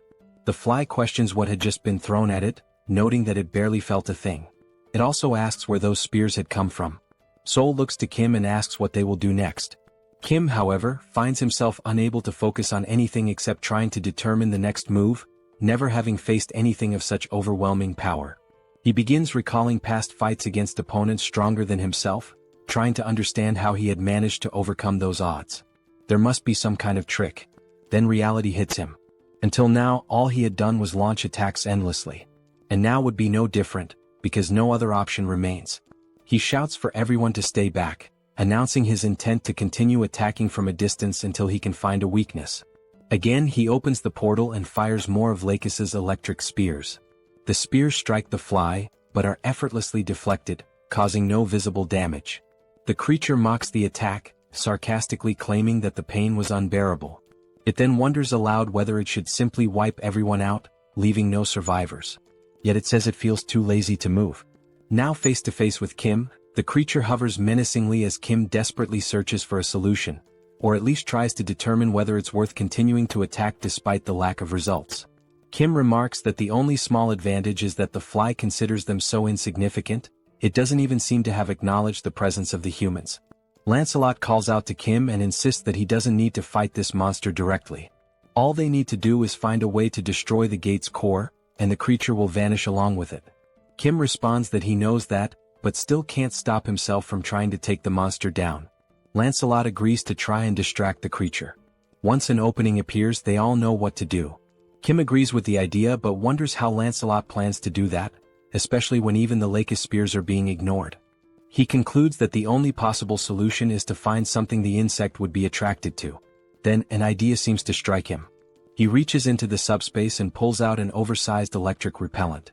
The system display shows that it carries an electric attribute, with functions including penetration, shock, and provocation.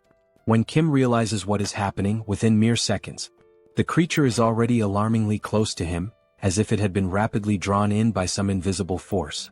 With its sudden approach, the hundreds of eyes covering the fly become clearly visible, revealing how horrifying the creature truly is. The fly then questions what the object is, calling it both fascinating and beautiful. Kim begins to tremble with fear, mistakenly believing that the creature is speaking about him, and not the oversized electric repellent it now holds. While he remains paralyzed with terror, Lancelot shouts out to Mordred, urging him to act quickly and strike at the hand that is still guarding the gate core, while the fly remains distracted. Using his stealth skills, Mordred advances toward the enormous arm shielding the core. He gets close and then leaps in the direction of the core. Maintaining his stealth, he strikes with his dagger, aiming directly at the core that had been under the creature's protection. The blow lands cleanly, slicing the gate core in half. In that very instant, the system displays a notification indicating that the dimensional account's ownership has been transferred, though there are no details available about the previous owner. The account now holds 48,881 mana stones, totaling 74,616 in Kim's possession. Additionally, the system reports that the dimension associated with Beelzebub has lost all commercial rights. The Beijing region is restored to Earth's territory. At that moment, while the fly is still holding the repellent, visibly mesmerized by it, the creature is suddenly pulled backward, sucked into the portal and sent back to its own dimension. Following this, the dark and oppressive atmosphere that had enveloped the area begins to fade, and daylight returns. One of the Chinese men, noticing that everything appears to have returned to normal, asks if it's really over. The sunlight breaks through once again, shining over a landscape that had, just moments earlier, been completely blanketed in toxic gas. All the men shout in celebration. At last, they have successfully cleared the Chinese gate. In a moment of relief, Kim collapses into a sitting position on the ground. Lancelot approaches and asks if he's alright. Kim replies that he is, even though his legs gave out and he nearly got eliminated by a giant fly. He explains that when the creature got that close to him, there was nothing he could do. The panic was so overwhelming and immediate that he couldn't even think about entering the subspace. In other words, this time he came back from the dead. He adds that what is most shocking is the fact that even a monster like that is afraid of the multidimensional Chamber of Commerce, the same organization behind the ongoing war. And if they wish to return to their former lives, they will have to confront that very group, to stand against something that even terrifying monsters fear. Seeing Kim so drained, Lancelot asks Mordred to remain on alert. Kim can only think about how he needs more allies, and how he must become even stronger. Sometime later he is seen speaking with Anyang. The Chinese warrior asks why Kim had requested to borrow the martial arts manuals. Anyang remains in disbelief, especially because when Kim mentioned that he could copy the manuals, he never expected it would happen instantly. With the help of Pax, Kim manages to compile all the manuals into a single, extremely thick volume. Anyang expresses that he still feels he hasn't thanked Kim properly, and says it's a shame that Kim has to leave so soon. Kim tells him not to worry as he is already configuring a portal to this location and will be visiting regularly. He adds that if they ever need help, they should not hesitate to reach out because he will be there. Anyang then asks what Kim plans to do next. Kim responds that his next destination will be Japan. And so, the scene transitions, revealing what awaits Kim and his companions in Japan. Sometime later, Kim had already returned to Korea and was now in conversation with the colonel, who began by congratulating him on successfully closing the gate in Beijing. The colonel, clearly concerned, asked if Kim had been injured or suffered any harm, to which Kim promptly responded that he was fine. However, Kim turned the focus back onto the colonel, noting that the commander himself did not appear to be in good shape. That was when Kim noticed a woman seated beside the colonel and asked who she was. The woman, visibly enthusiastic, introduced herself cheerfully as Park Seo-yeon, the representative of Busan. She added that it was a pleasure to finally meet Kim and mentioned that she had heard a great deal about him from the commander. Outside, one could clearly see the identification tags of both representatives, visible even from a distance. At that moment, the system displayed a notification. A declaration of war had been issued between Fukuoka and Busan. This time, the duration of the conflict would be 7 days, and the condition for victory was to eliminate the opposing representative. Everyone in the room was caught off guard, surprised that Fukuoka had declared war against Busan. The colonel then turned to Kim, asking if he remembered what had previously been said about Japan, that the situation over there was not looking good. Kim affirmed that he remembered, though he noted that China had been the more urgent matter at the time. The colonel explained that on that very same day the previous government of Japan had collapsed, and an ultranationalist group known as the Society for the Awakening of Restoration had seized power. As the name implied, this group revered beings from other dimensions and exalted awakened powers. Kim commented that it reminded him of the traitors from the First Corps who ended up turning into goblins. The colonel placed an image on the table and said that it showed the appearance of one of their enemies. Kim picked up the photo and was taken aback. It clearly depicted some sort of fish. He questioned whether they were not humans, to which the colonel responded that most members of the Society for the Awakening of Restoration appeared as fish-human hybrids. That was the only key difference between them and the goblins. Back in Japan there had been no one to stop them. Thus, their influence continued to grow unchecked until they eventually took control of the entire country. The situation escalated just the previous day when Hideki, a so-called assault captain, made a sudden appearance in Busan. Civilians working near the coast witnessed the arrival of the monstrous figure and were bewildered, unsure of what kind of creature it was. The shark-like entity then charged at the group of people, aggressively biting down on them without hesitation. Seo-yun began to explain that Hideki had shown up and immediately began indiscriminately slaughtering civilians. Now, it appeared the group's ambitions extended beyond Japan, with plans to invade other countries as well. And right after these brutal attacks, they issued the very declaration of war that Kim had just seen. Kim felt overwhelmed, struggling to understand how the situation had devolved into such chaos so quickly. Seo-yun explained that no one knew anything about the true nature of the enemy, only that they were fishmen. No one knew their numbers, nor the extent of their powers. What was known, however, was that in only 6 days the fish would reach Busan.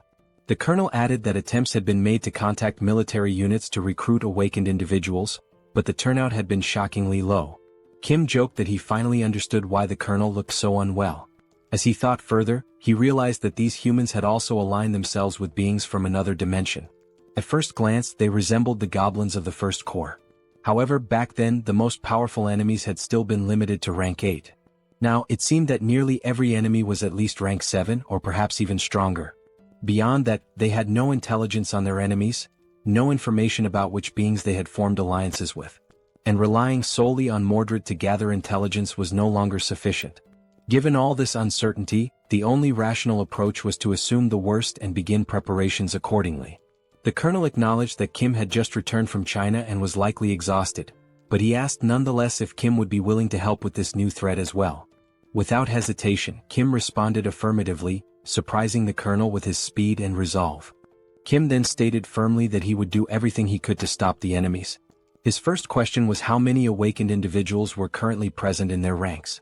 Then, without hesitation, he opens the subspace and causes a massive stack of papers to appear right in front of him, instantly drawing the colonel's stunned gaze. The sheer volume of documents leaves the colonel speechless for a moment, prompting him to ask what exactly all of that was. Kim calmly explains that it is a comprehensive collection of martial arts techniques, a compilation of manuals he had received from the Chinese. This vast archive contains teachings that could greatly benefit awakened individuals if they take the time to study them. Still in disbelief, the colonel asks if Kim truly intends to distribute such valuable material to the awakened units. Kim confirms that this is indeed the plan, but not only to the awakened units.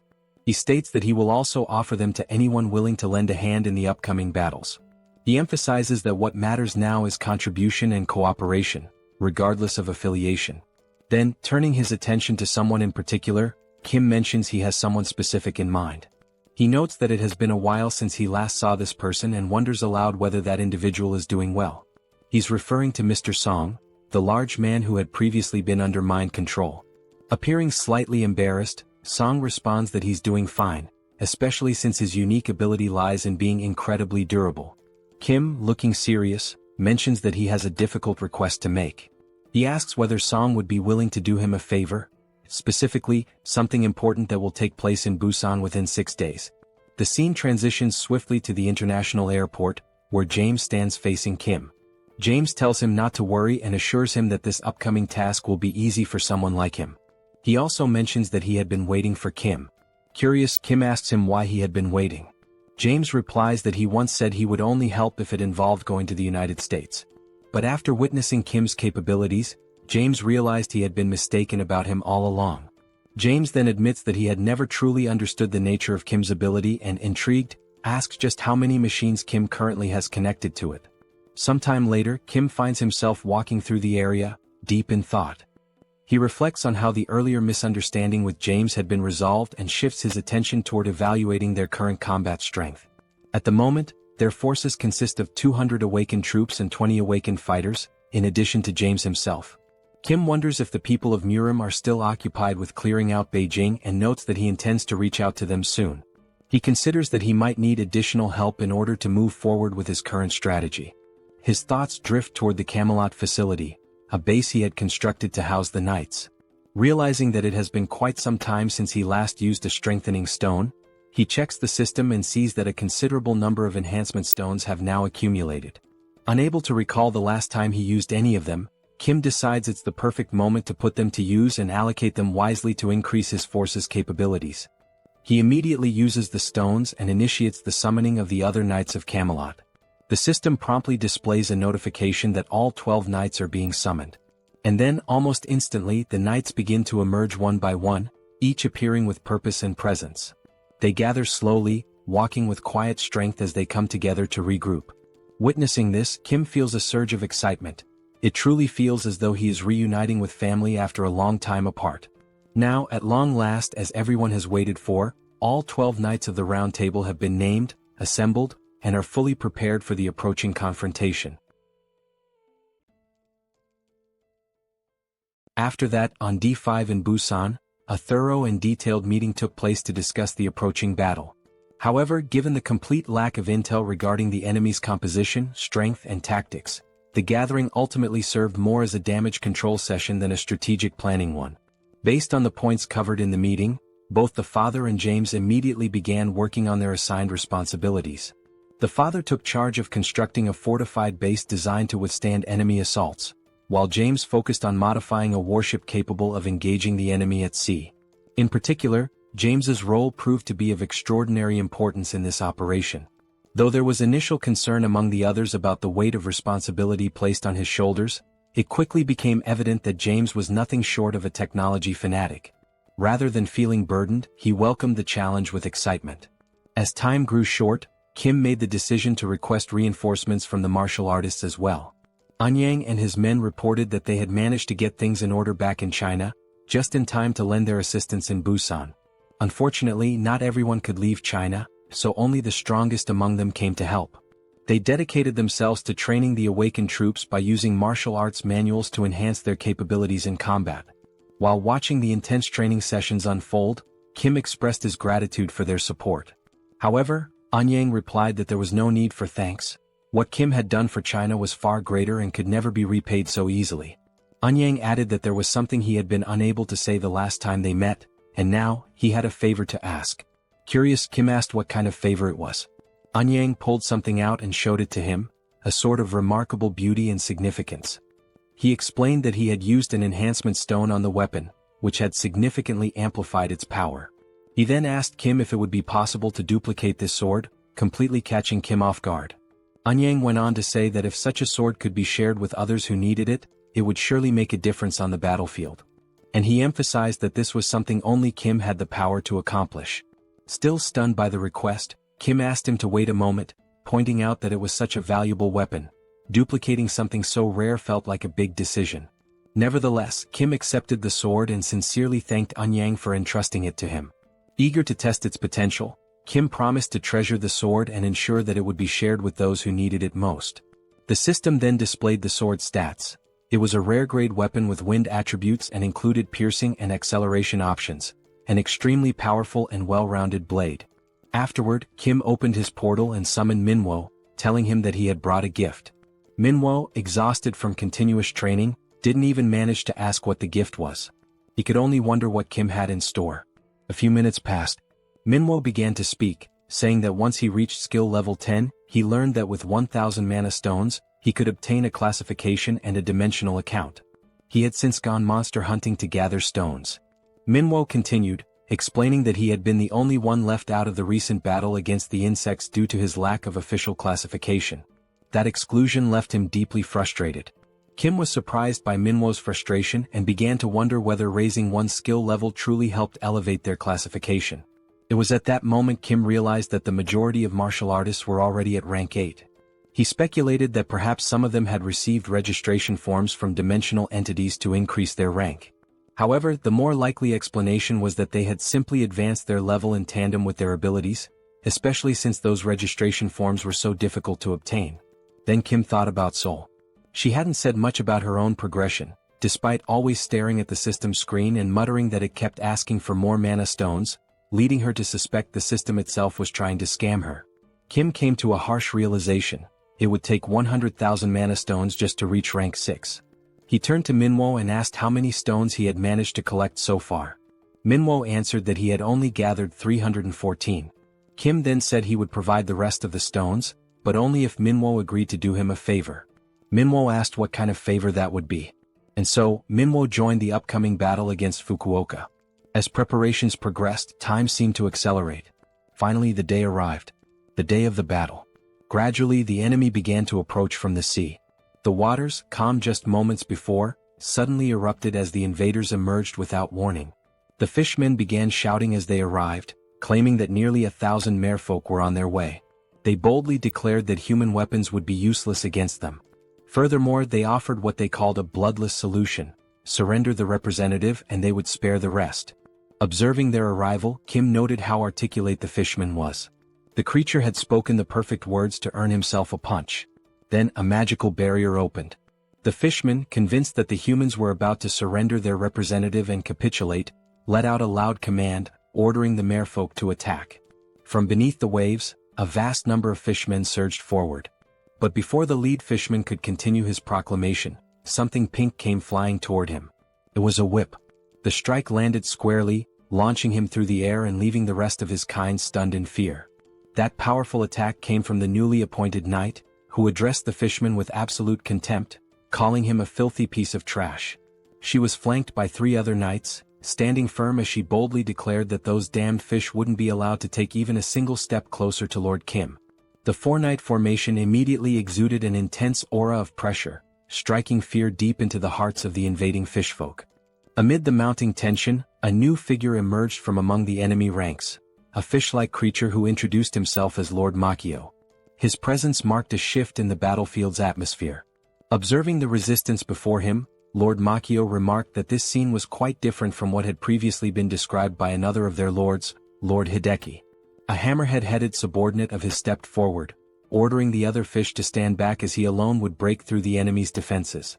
Wearing a confident smile, Lord Makio stated that he would now show them the vast difference in power between their forces.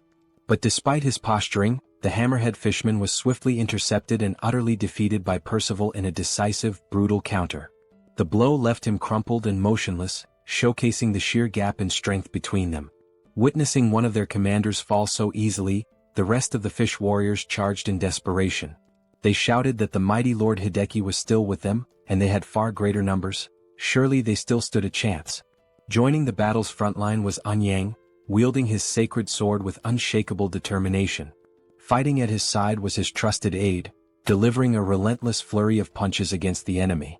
Also present on the battlefield was Seoul, effortlessly taking down wave after wave of fish soldiers. Her strikes were sharp and well coordinated, drawing from the new combat techniques she had recently mastered through rigorous training. A bright smile played on her face as she fought with poise and strength. Amidst the chaos, the second Lord Hideki finally made his entrance. Commanding his troops to charge, he stepped forward with a declaration of power, claiming that even among fishfolk, there existed a hierarchy of strength, and they were about to witness it firsthand. But his confidence was abruptly shattered. Out of nowhere, a Virga beam shot through the air at blinding speed and struck him square in the chest, throwing him back violently and halting his advance in an instant. The ordinary fish warriors gasped in horror, eyes wide as they watched their powerful commander being flung through the air like nothing more than debris. Seconds passed as confusion turned into panic. Suddenly, cries broke out among the enemy ranks, urging everyone to retreat. Something was clearly wrong. One of the fish soldiers, now frantic, shouted that they couldn't see any human ships nearby. If there were no ships, there should be no threat.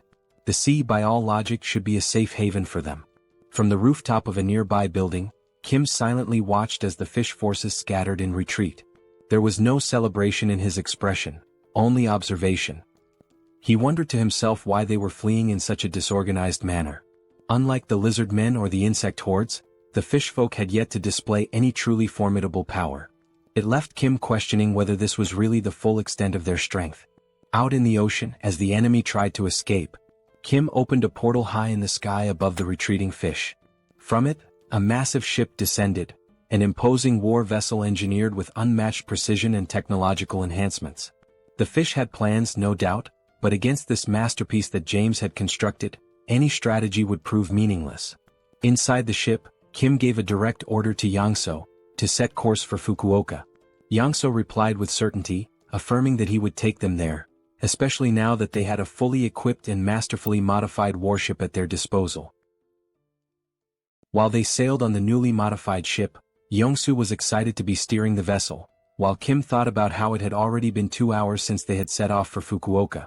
Besides having escaped earlier, no monsters had appeared. In other words, it had been 2 hours without any incidents or disturbances, completely silent. Kim wondered if perhaps they were being lured somewhere, but he considered that he would have to be extremely careless to be used as bait, which would be far too obvious.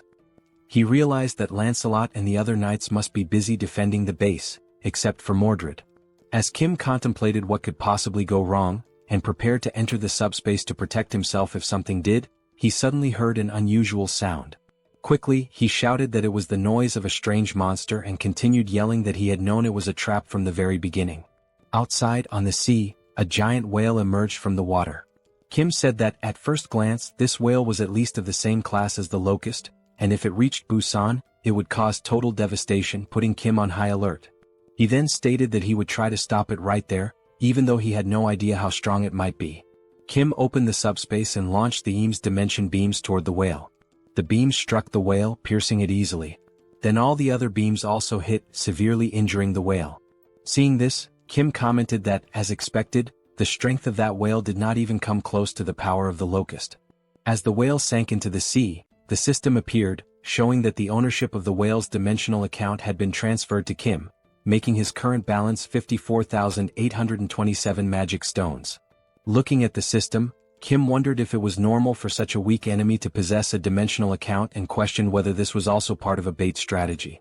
Suspicious, he thought about how strong the rank 7 enemies that would appear next might be, but he was ready for whatever came his way, if the enemy had the courage. Or so he thought. About 10 minutes later, Yongsu announced that they had arrived in Fukuoka. Kim was surprised at how quickly they had gotten there. Kim remained cautious since they had crossed the sea without any problems. He had expected to fight the merfolk in the water, but that had not happened. Regardless, he was glad they arrived safely. However, from that point onward, it was completely enemy territory, and he knew he could not lower his guard. Looking up, he saw the giant sign marking the representative of Fukuoka hovering above the heads of the representatives. Seeing that, Kim said that the target, the representative, was more exposed than he had expected, but he did not know what traps or monsters were waiting for him. Kim opened the subspace and said he knew someone who specialized in infiltrating enemy lines. He called Mordred and said it was his turn now, assigning him the mission to infiltrate and gather information about the enemies. Mordred replied that he would carry out the order as commanded by Lord Kim. Then the stealthy knight proceeded to enter the enemy lines without being seen. While infiltrating an enemy facility, he saw 2 monsters arguing with each other. Mordred stopped, intending to listen more carefully. One of the enemies called the other frustrating. The angry enemy said that they had sent 1,000 soldiers but still failed to break through the weak defense in Busan and eliminate the Busan representative. The one reprimanding them was a fat fish wearing clothes, scolding one of the fish who had fled. The fat fish asked why they had failed to complete the mission. Still furious, the fat fish asked where the hell Hideki was and what he had been doing. The fleeing fish said that Hideki had been struck by some gigantic structure and had simply been eliminated easily. The fat fish said that made no sense at all. While the fleeing fish apologized, someone was quietly listening in the background. A man said that apparently they had underestimated the strength of Korea, which had come to help Japan. A large fish security guard said that, in this bidding war, Korea's score had been very high and not without reason. The big fish apologized and told the man not to worry, assuring him that even if they lost Fukuoka, he would ensure there were no losses on their investment.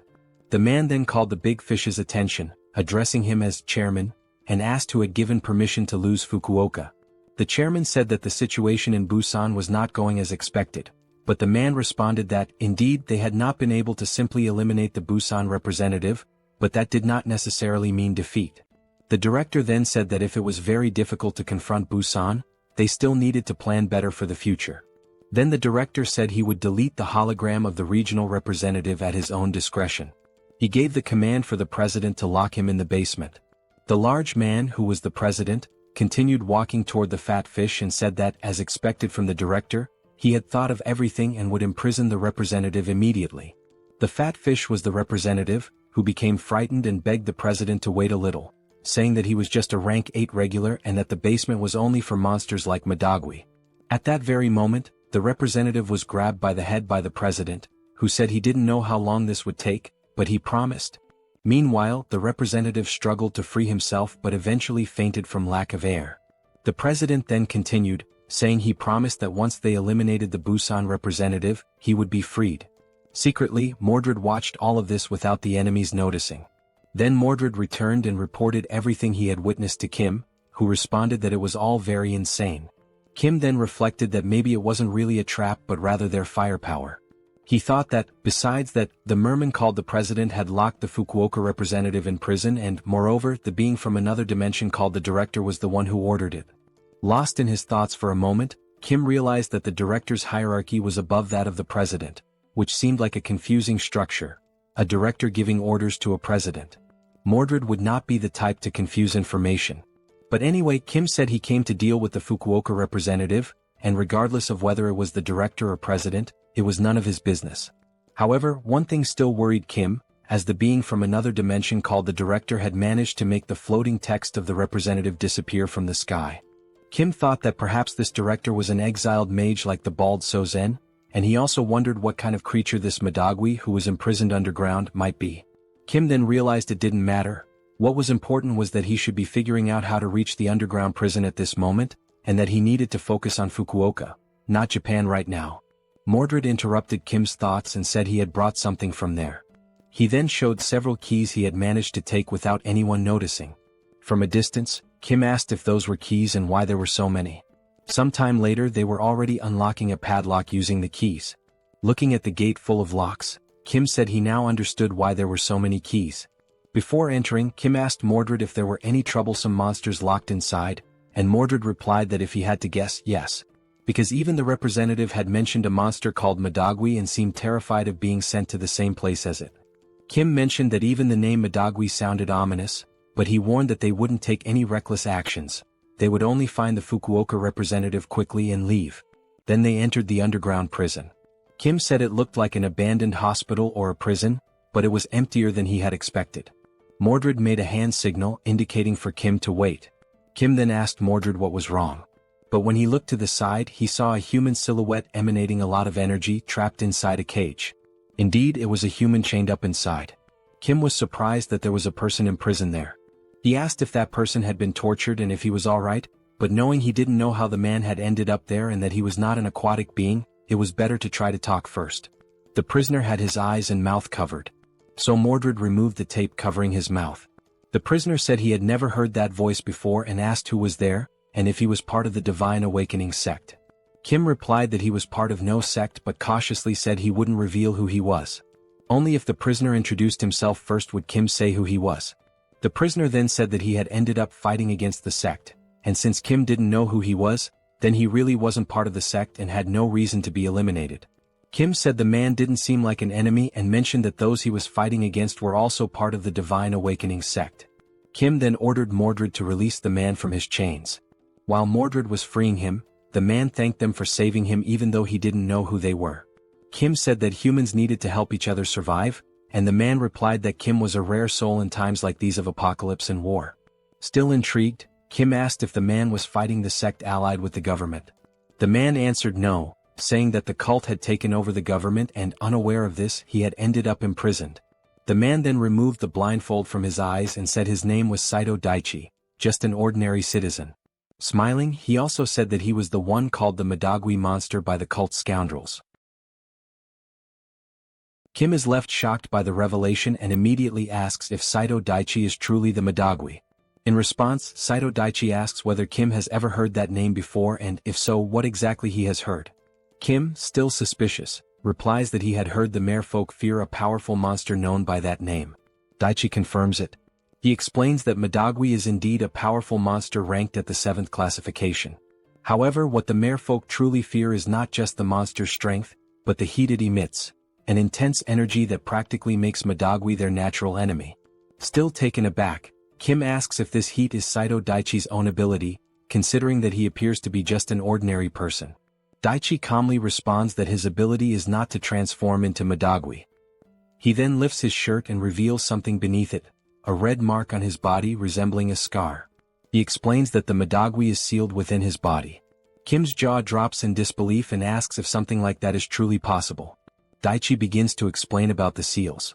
The system indicates that a master seal allows a target to be sealed inside a person's body.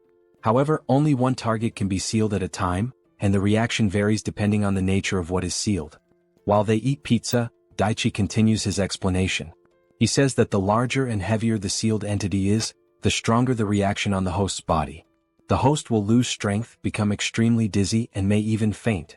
This is something he learned the hard way after sealing the Madagui. He explains that the Madagui is a monstrous creature of incredible power, immense in both size and strength. He assures Kim that it is without a doubt the strongest rank 7 monster Kim has ever encountered. Madagui destroyed everything in its path, be it monsters or humans. Nothing could stand before it. Its power was such that no attack could affect it. The only thing people could do was pray that the Madagui wouldn't pass through their territory. The only thing capable of stopping the Madagui was Daichi's unique ability. The government was aware of this and carefully planned the sealing of the monster with the help of several awakened individuals. And it was only through their combined efforts that the Madagui was safely sealed. But the real problem emerged after the sealing. Only later did they realize that the government faction pushing for the sealing of the Madagui was actually the Divine Awakening cult. But by the time they noticed, it was already too late. The cult had infiltrated by sending in agents who had not yet undergone the merfolk transformation, so no one suspected them. And as soon as the Madagui was sealed, the cult began killing the awakened. Because the awakened had gathered together to seal the monster, they were all conveniently in one place, making it easier for the cult to eliminate them all at once. This was how the cult exterminated every awakened who refused to join them. Daichi explains that he was one of those who resisted. As a result, they kidnapped him and imprisoned him there. Daichi then bows and thanks Kim for saving his life. Kim replies that such formality isn't necessary and asks what Daichi plans to do next. Daichi says that, unfortunately, he's not sure. There isn't much he can do on his own. He then adds that if it were possible, he would unseal Madagui and release it upon the divine cult to destroy them. However, if he did that, he too would be caught in the destruction and die. Because Madagui is uncontrollable and unstoppable, releasing him would result in the total annihilation of Japan. Kim then asks if there are any restrictions or a price to pay for releasing the seal. Daichi responds that there aren't. He simply doesn't release it because he would be in danger, and no one else is capable of controlling the monster. Kim is both surprised and excited, asking if that's really all that's stopping him, giving the impression that he's come up with a good idea. Sometime later within the city, one of the patrolling merfolk senses something unusual. What grabs his attention is a strange, loud noise. But when he looks down, he sees the building housing the merfolk being torn apart from within. The structure appears to be collapsing from the inside. Suddenly, it explodes completely, sending debris flying in all directions and destroying nearby buildings in the process. Amidst the devastation, the dust begins to settle. And from within the cloud of destruction, a monstrous gaze emerges. It is Madagui, now unsealed, rampaging and laying waste to everything in his vicinity. The merfolk who had been nearby see him and can do nothing but widen their eyes in sheer terror, fully aware that this is the end for them. They are frozen in place, paralyzed with fear, unable to move a single step, still struggling to believe that the Madagui is truly standing there before them. Meanwhile, the Madagui continued to advance, and with every step it took closer, the merfolk began to feel as if they could no longer breathe. A suffocating sensation overcame them, as though the very air was being burned away. The monster pressed forward, destroying everything in its path without mercy. As it walked, the merfolk nearby began to melt, unable to withstand the sheer heat radiating from its body. From within the subspace, an emergency shelter Kim had created to protect Daichi from Madagwi's wrath, Kim carefully observed the destructive force of the beast outside. At that moment, a notification from the system appeared, stating that the representative of Fukuoka had been eliminated. As a result, Busan had officially won the territorial conflict. Kim acknowledged the representative's elimination and told Daichi not to worry about the rebound effect from the unsealing. Turning to Daichi, Kim assured him that he would take care of everything properly, instructing him to focus only on resealing the monster. Upon hearing those words, Daichi realized this was not the moment to be impressed. But even so, he couldn't help but think Kim was a genuinely admirable person. And it wasn't just because of his strength. It was the way Kim simply did what needed to be done, helping others without hesitation, as if it were the most natural thing in the world. Moved by Kim's resolve, Daichi felt that he too had found someone to look up to, someone who inspired him to do what must be done. Steeling himself, he began removing his shirt. Yes, that's right, just like anyone else would when preparing to bear a scar of such power. Daichi gathered his courage, stood before the portal, and faced the approaching monster. He shouted that the beast's brief moment of freedom was over, it would now be sealed once again. Upon hearing that familiar voice, the Madagwi instantly recognized it as belonging to his natural enemy. Panic struck and it turned to flee. But Daichi had already begun channeling his sealing power. In desperation, the monster grabbed onto a nearby building in an attempt to resist. But the structure was no match for its strength and crumbled entirely beneath its grasp. Soon after, the sealing process was complete. The Madagwi was drawn back into Daichi's body, once again forming the distinctive scar-like seal upon his skin. Daichi, now drained of strength, collapsed backward. But Kim caught him just in time, preventing his head from hitting the ground. He calmly told Daichi that he had done a great job. Daichi, barely conscious, looked at Kim and thought that he had indeed done what needed to be done. With the last bit of strength he had, he gave Kim a thumbs up. At that moment, Yongsu came running over and asked who the man was. Kim explained that the man was from Japan and was suffering heavily from the aftereffects of his ability. For now, it would be best to move him somewhere safe. As Kim carried Daichi, he told Yongsu not to be surprised if more people appeared in the subspace, since this likely wouldn't be the last time. Suddenly, something caught Kim's attention. When he looked, he saw a new system message. The message congratulated him on his victory and instructed him to head to the Japan branch of the Multidimensional Chamber of Commerce for further instructions. Kim recalled the intel Mordred had provided, about a certain manager who held more authority than a president. Something about it seemed like a bug in the system, and Kim began to suspect what might truly be going on. However, before he could finish his train of thought, Yongsu interrupted, reporting that something was ahead of them. Kim looked up and saw two monsters peering intently into the subspace. What surprised him even more was the fact that, despite the widespread destruction in the city, the area where they stood remained completely untouched, as if protected by some strange field. Kim realized with a jolt that this place was none other than the accursed Multidimensional Chamber of Commerce, the Japanese branch. Yongsu, recognizing the monsters as enemies, said he would take care of Daichi and told Kim to handle the remaining business. Kim expressed his thanks. Outside, the two monsters conversed. They noted that the Madagwi had been unexpectedly released, and that the Fukuoka representative had been eliminated, likely the reason for the chaos. Seeing the floating tag above Kim's head identifying him as the representative of Seoul, they quickly realized that he was most likely the one responsible for everything. Then, a notification from the monster's own system appeared, showing that they had just received a fund of 3,000 magic stones. It was the perfect chance to redeem themselves for past failures. As one of the monsters, the president, devoured the stones, the other warned him to ensure the job was done properly this time. He urged the president to make sure the fight was worth the investment. In the background, the president, already a massive creature, began to grow even larger and more monstrous as he consumed the stones. His body mutated with raw energy. Now fully transformed, the monstrous president roared in fury and challenged Kim directly, declaring that he would not disappoint and demanding that Kim face him. After that, the director demanded that the president prove himself worthy of the investment. The president, with a ferocious expression, responded with determination that he would not disappoint. Raising his voice, he let out an earth-shaking roar, attempting to intimidate the enemy standing calmly in front of him. He anchored his feet firmly into the ground, gathering momentum, and then launched himself forward in a powerful leap. Charging with relentless aggression toward Kim, who remained composed, not flinching as the monstrous president barreled toward him. But just as the president closed the distance, a brilliant light emerged from within the subspace. This radiant burst revealed itself to be none other than the mighty spears of Lakis, which shot forth and pierced through the mutated fish-like creature with precision, forcing him down to his knees, immobilized and gasping. The director, witnessing this unexpected turn of events, stood frozen in disbelief. He could not comprehend what had just happened before his eyes. He questioned aloud, perplexed as to how the president could fall so easily and be overwhelmed so swiftly, especially after the substantial investment he had poured into elevating him to the prestigious 7th classification. His confusion was palpable, unable to fathom the failure after boosting his power. Then a system notification appeared, announcing that Kim had received 14,000 magic stones. The timing of the message puzzled Kim, for he had not yet finished off the president, who remained alive, albeit gravely wounded. Kim's attention was then drawn back to the director, who began speaking, remarking that, frankly, Japan used to be stronger. But as everyone could see, Korea had now become prime real estate in the world of awakened powers. Continuing his monologue, the director revealed his original plan.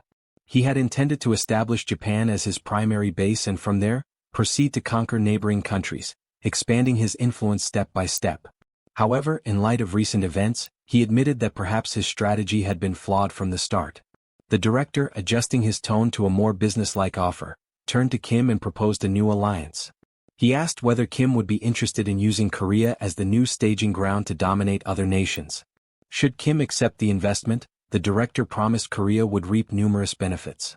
For example, Kim would gain the authority to declare war on regions such as Osaka or even Tokyo itself. Hearing these words left the president, still bleeding and crouched on the ground in utter shock. He could not believe what he was hearing. His eyes widened as he questioned what the director truly meant by this sudden shift in allegiance. But the director, showing no interest in the president's disapproval, continued as though uninterrupted.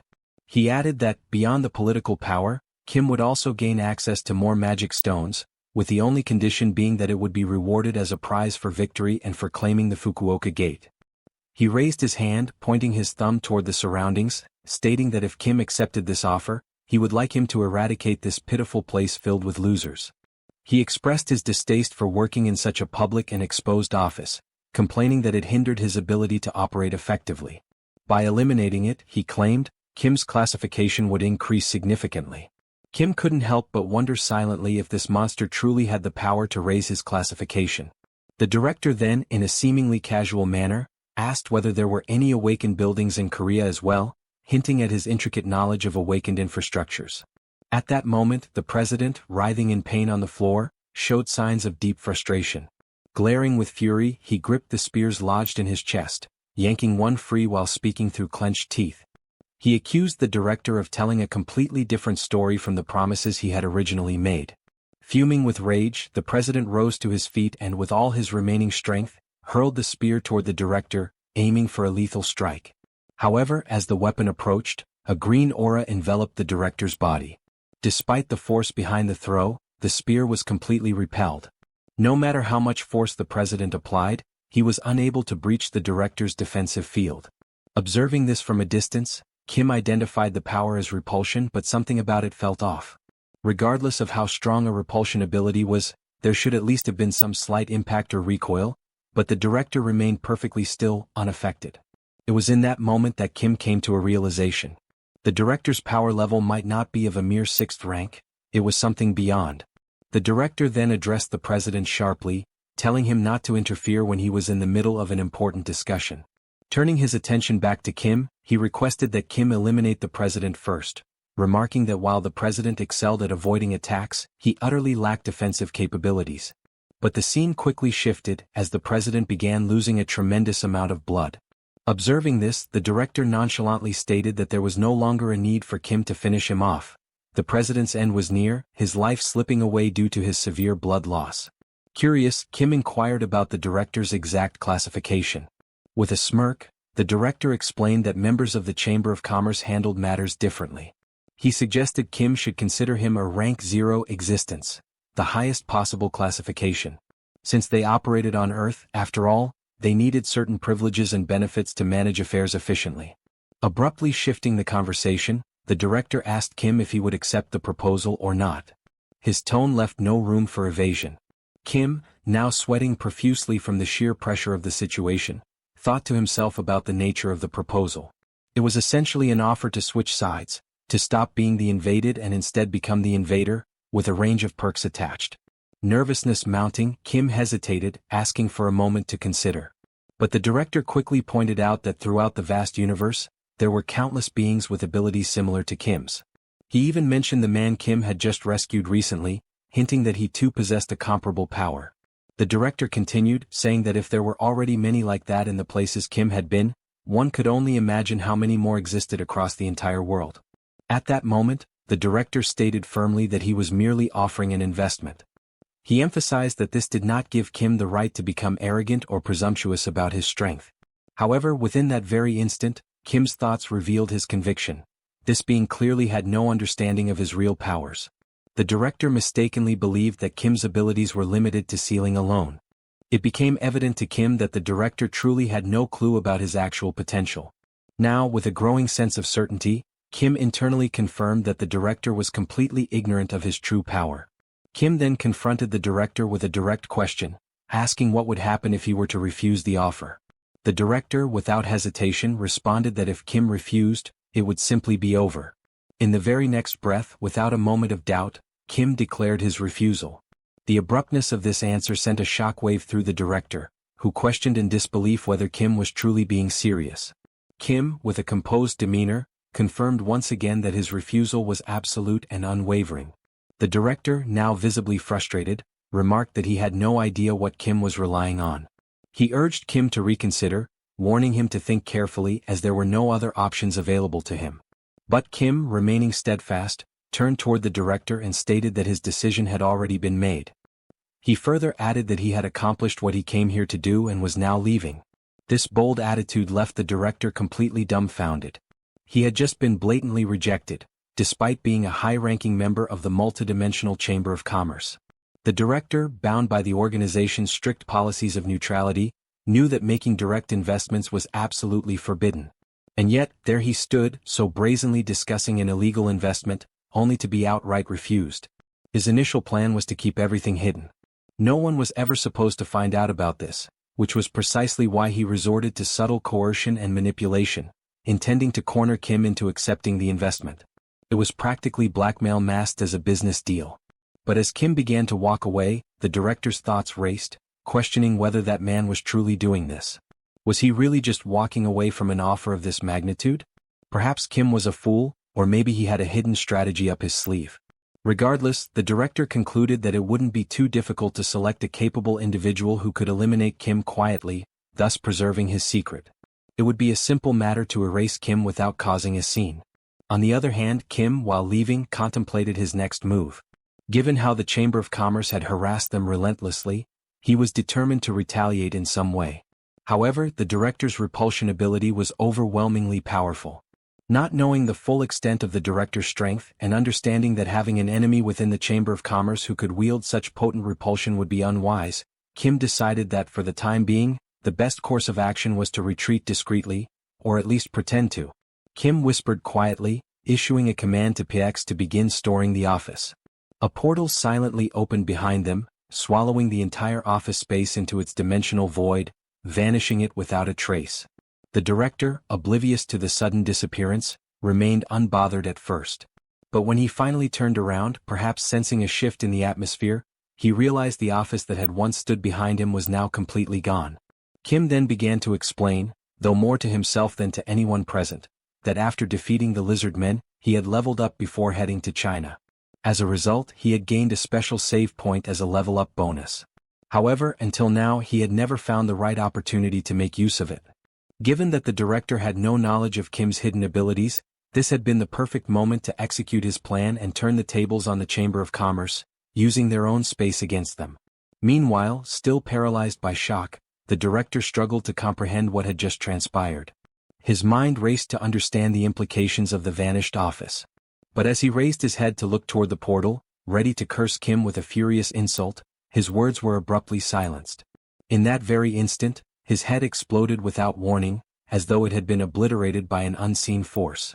The sheer suddenness of the explosion left the president, who was still pinned to the ground with spears, utterly speechless. Kim, too, stood in absolute astonishment, baffled as to how the director's head had simply burst apart on its own.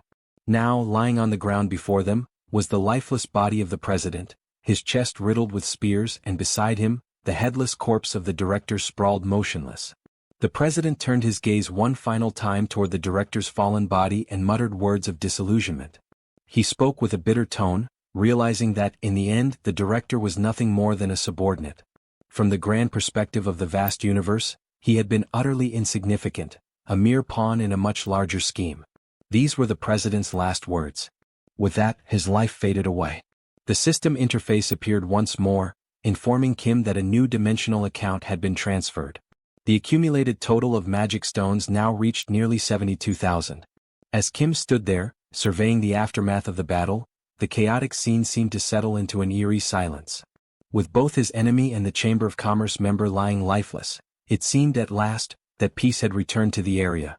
Yet, despite the apparent victory, Kim remained frozen, his thoughts consumed by confusion.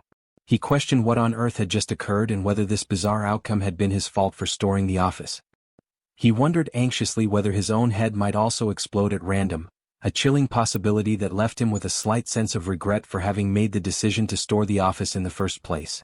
But no matter how much his anxiety grew, there was nothing he could do about it now. The primary threat had been dealt with, albeit in the strangest of ways. For the moment, Kim decided it was best to process everything step by step, rather than overwhelm himself with panic. He considered that perhaps the best move would be to return to Busan first and consult with Lancelot about what had just happened. Surely, Lancelot would be able to provide insights into this unprecedented situation. But at that precise moment, something caught his attention.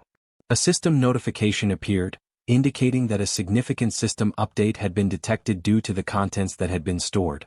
Reading this message, Kim's mind could only produce a single thought. With an awkward, somewhat perplexed expression, he realized that perhaps storing the office had been the right move after all. After accepting, the system displays that the update is currently in progress. Meanwhile, in another place within the subspace, Saito Daichi is taken aback by the scene before his eyes. He sees Kim standing there again inside the subspace, and the thought immediately crosses his mind that it has not been long since Kim sealed the Madagui. To him, it should be impossible for Kim to have completed such a task so quickly, and entirely on his own at that. Kim asks whether Saito Daichi is doing well, and at that moment, Daichi's eyes light up, as if only now realizing just how remarkable Kim truly is. Even though Kim is from another country, he came here, helped them, and did everything for the sake of Japan. Daichi calls out to Kim and expresses his gratitude for all the assistance, stating that he has recovered and is now about to leave. Kim is slightly surprised by how quickly he wishes to depart, but Daichi explains that, despite the help in defeating their enemies, there are still many pressing matters that need to be dealt with. He explains that Japan has lost 9 out of 10 bidding competitions. With clear frustration over the situation, he adds that even at this very moment, other awakened individuals are out there fighting monsters, risking their lives in the process.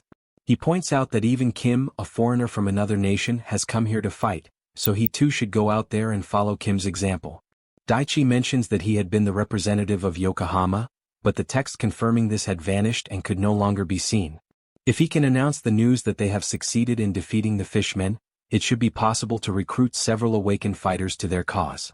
Kim remarks that, unfortunately, such is the reality they face. Still, he would have preferred Daichi to stay at least until the next meal. Yet, since Daichi has made his decision, insisting any further would not be appropriate. Saito Daichi says that if they make it quick, it will be fine. They then share a brief meal together, and afterward, Kim tells him that if he ever needs any assistance, he must not hesitate to reach out. Even though Daichi does not like depending on help from others, Kim also mentions that he had been planning to set up a subspace portal in the area. Kim asks whether Daichi ate well and if there is anything else he needs. Daichi promptly replies that he is fine and expresses his gratitude once again for all the help. With that, he begins walking toward the exit, turns back to face Kim, and says that if Kim ever needs help, he only has to say the word. Daichi will certainly come and will also make sure to release the Madagui. Watching his new ally leave, Kim feels pleased to have learned more about the regional representative, especially since Mordred had previously mentioned that the branch leader holds the authority to sign off on the title of regional representative. Looking at the system display, Kim notes that it is good that this new feature has arrived. The system then confirms that the update is complete. Inside the newly updated room within the subspace, Kim walks forward, remarking that everything seems so ordinary, with no documents or unusual objects in sight. Suddenly, something appears and announces that it has been waiting for him. The entity has the form of a cube, with small propellers that allow it to hover in the air. Recognizing the voice, Kim is taken aback and asks if this is now Pax. With his updated appearance, Pax confirms that it is indeed him. Kim asks what has happened to his appearance, noting that he looks somewhat different. Pax explains that he has acquired a proper form after the system update and that, along with this, new functions have been added. He asks Kim if he would like to see them. Kim, astonished by how much more human-like Pax sounds now, agrees that he certainly wants to check out the new features. With a cheerful tone, Pax announces that he will go over the newly added functions, which amount to 4 major updates.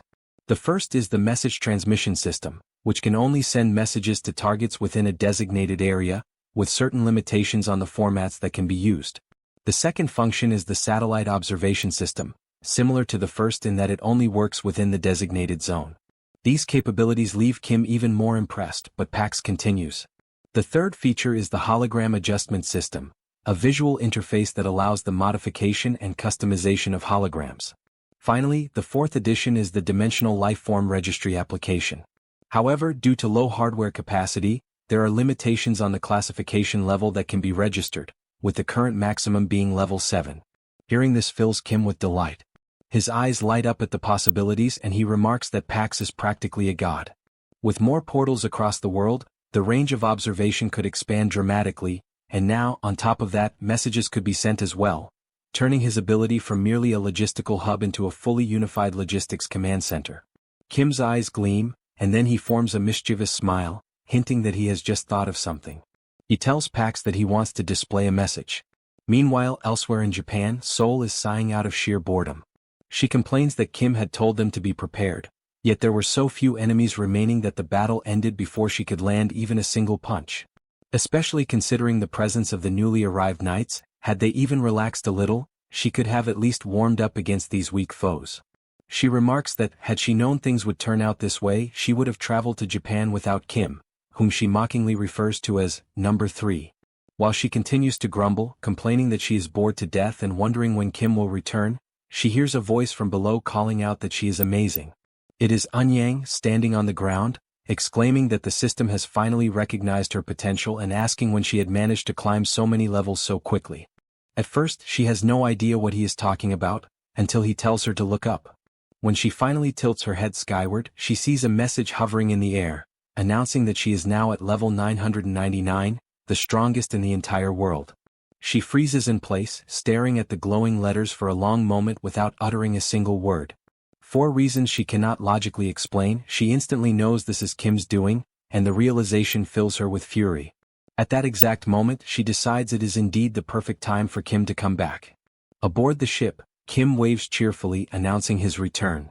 He also knows that, regardless of nationality, race, gender, religion, or culture, every sibling in the world possesses the supernatural ability to sense the murderous intent of their brother or sister. When his eyes fall upon Seoul, he sees a red aura boiling with rage, more intense and dangerous than that of any recent enemy he has faced. Realizing there will be no escaping unscathed, Kim quickly tries to divert her attention, producing a form from his belongings in the hope that she will ignore everything else. It is a level 7 registration form, but it carries a specific requirement, that the group must have at least 50,000 members before registration can be completed. After receiving a thorough beating from his sister, Kim admits he believed the form would be enough on its own, but he himself had not realized there was such a prerequisite of 50,000 members. Seoul demands to know exactly what this 50,000 members requirement means, and Kim replies that he will ask Pax for clarification. Pax then appears and announces that he will explain. Seoul also notices the change in his appearance. He proceeds to describe how the system includes a function that allows the creation of groups, enabling someone to establish a group and recruit members into it. Once registered in a group, members cannot join any other group or create separate ones. Seoul asks if, in order to raise the group's level, they must actually gather all 50,000 people, and Pax confirms that this is indeed the case. Once again she grumbles, declaring that the idea is insane. How on earth are they supposed to find 50,000 people? Kim tells her to wait a moment, explaining that he has a method to gather the required number. Elsewhere in another location, a ruined city stretches out under a gray sky, its streets littered with debris and broken structures. In the middle of the destruction, a massive foot slams down, belonging to a hulking creature that resembles an orc. The orc catches a strange scent in the air. When it turns toward the source, it notices a thin trail of blood smeared across the cracked pavement.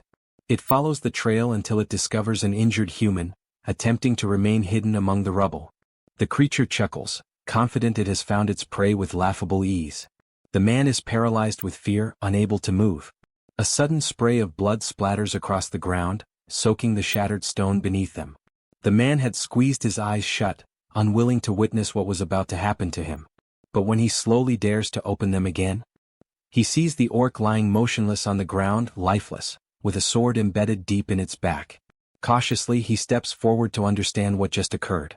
As he draws closer to the fallen weapon, a system notification materializes in the air beside it. A web notification informing him that a powerful sword has been delivered to his current location. Almost immediately, another message appears inviting him to join the group, PAX FC, a group that comes with certain benefits. And so, the clever nature of Kim's plan to recruit people becomes clear.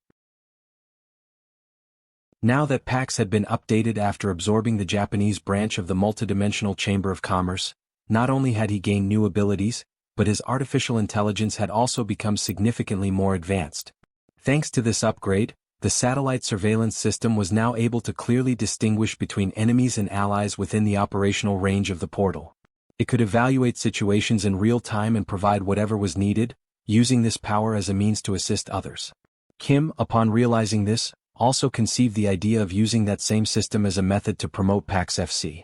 After some time, the system displayed that more than 10,000 members had already joined PAX FC. This discovery filled Kim with excitement, for his brilliant idea was not only working but flourishing. Wanting to recruit even more people, he decided to update the ability once again. The latest update allowed the broadcast range to be expanded, enabling PAX's messages to reach areas that previously would have been inaccessible. The system reported that 8,000 magical stones had been consumed during the upgrade and that both the communication range and the transmission speed had increased fivefold. With this improvement in place, Kim departed together with Yongsoo to install additional portals, beginning their journey with a trip to Busan, accompanied by his personal pilot. After successfully installing the portal in Busan, and just as they were on their way to Gwangju to establish another one, Pax suddenly appeared, reporting that a problem had arisen. Indeed, an unexpected situation had occurred. People had begun to gather in large numbers around the portal. Many did not truly understand what it was. Some even assumed that PAX FC referred to a football team. Observing the swelling crowd, Kim reasoned that the situation did not appear too dangerous at the moment, but if the number of people continued to grow, it could quickly become one. In that case, he resolved to request the colonel's assistance, asking the military to help manage the portal. Kim explained that outside the portal's range, blind spots were inevitable. He emphasized that if this task were too burdensome for the military, the colonel was free to decline. However, the colonel became visibly enthusiastic, declaring that the idea was excellent. His eyes gleamed as he proclaimed that this was the very first step toward rebuilding a nation, the precise duty that a soldier ought to fulfill. He promised that he would give the order for the units to begin immediately. Kim then explained that for the moment the active portal sites were located in Incheon, Busan, and Gwangju, though many more were still to come. The colonel responded by saying that he would require a great number of people. At that moment, Kim realized he had not considered the matter of manpower. Yet the colonel reassured him, stating that if manpower was the issue, he knew someone who could help. The scene then shifted to Kim speaking with the representative of Busan, asking her to take responsibility for managing that area. He explained that while the military would be in charge of the portal itself, blind spots beyond its operational reach would remain, and manpower shortages would make them difficult to monitor. As they walked together, he elaborated further, explaining that he needed her cooperation to oversee the areas surrounding the portal in collaboration with the military, promising to provide all the necessary supplies for the effort. Upon hearing this, she responded that it sounded fantastic. Seizing the opportunity, Kim then asked if she would also like to join PAX FC. Through the cooperation of the military and local awakened individuals, the shortage of manpower was resolved, and the chaotic surroundings of the portal gradually began to stabilize. At the site, soldiers were giving clear instructions. No one was to push forward, and distribution would proceed one box per person in strict order, so patience was required.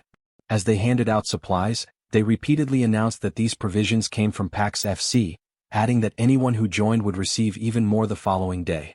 Through such promotional efforts carried out here and there, the system soon indicated that the number of members had surpassed 40,000. Kim's expression twisted into something almost psychotic, for everything was unfolding even better than he had planned. Now, only 10,000 more members were needed to reach level 7.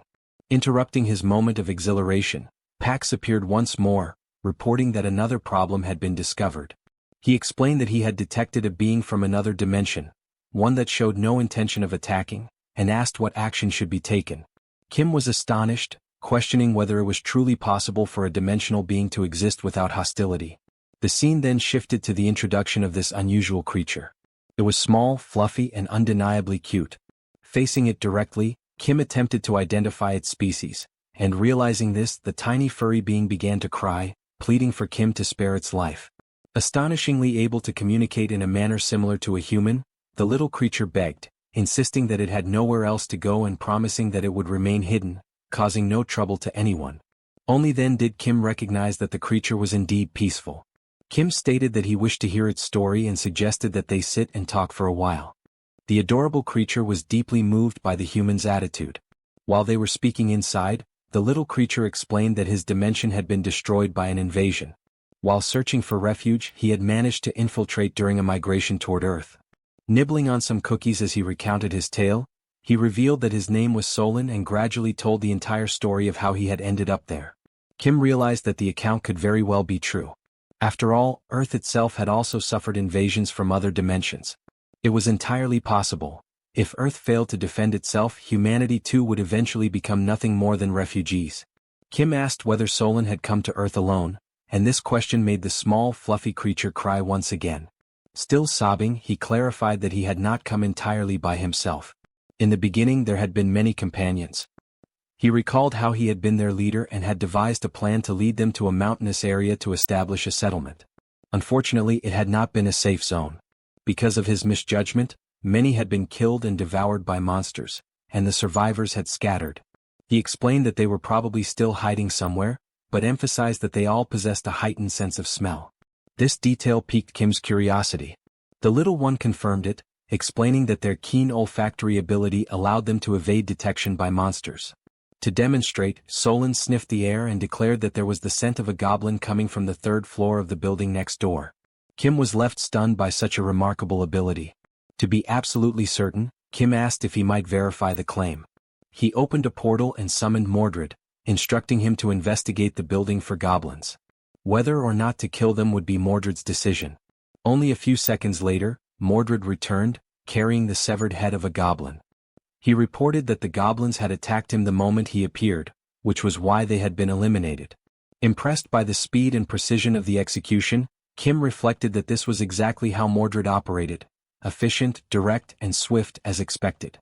Kim then considered that, while the result was not entirely surprising, it was still perplexing. Nevertheless, this new companion was astonishing in his own right, for he could identify goblins solely by scent. As Kim glanced back, he noticed the small creature now crying because the cookies had run out. It struck Kim that this ability was essentially a kind of wall hack, but at the same time dangerously exposed, since it left them vulnerable to sudden attacks from other monsters. Kim extended his hand and acknowledged that he could not pretend to fully understand the pain of losing so many companions. However, he reminded Solon that humans too had suffered greatly from invasions, which made both of them victims of similar tragedies. Therefore, Kim asked whether he might like to live with him, proposing a mutual arrangement. Kim would help him find his missing friends and in return, Solon would lend his assistance. The system then displayed that an invitation had been sent to join PAX FC. Looking at the notification, the furry creature saw that Kim was the leader of the group and asked if he might pose a question. He identified himself as Manhwa and explained that, throughout his entire life, he had never once eaten so well. Filled with gratitude, he submitted a request for his entire Manhwa tribe, more than 10,000 members, to join PAX FC. For a brief moment, Kim was rendered speechless by the sheer number. Then his eyes gleamed with astonishment and delight. He had never anticipated so many Manongs, and with their addition, the total instantly reached 50,000 members, enough to achieve level 7 immediately. He considered it a stroke of luck that might never be repeated and gladly joined forces with the Manongs. The system confirmed that together they now possessed 50,000 members. At that time, everything seemed marvelous. Yet Kim had not realized that this also meant he would now have to locate the 10,000 scattered Manongs. And thus began Solin's journey to reunite with his lost comrades. As they walked, Kim remarked that the initial search would begin in the mountain where Solin had first attempted to establish a settlement. Riding on Kim's shoulders, Solin admitted that he would only truly recognize the place when he saw it again. After some time, they arrived before a mountain, and Solin affirmed that this was indeed the very location. Kim recognized it as Mount Sirak, well known for its treacherous and difficult terrain. But this would not be an obstacle, for he had access to a helicopter and intended to survey the area from above. Kim asked whether Solin could detect the scent of any of his companions. At that moment, Yongsu explained that the steep, jagged rocks made landing impossible. Moreover, the strong winds from the rotor blades scattered the aromas, making it impossible for Solin to smell anything accurately.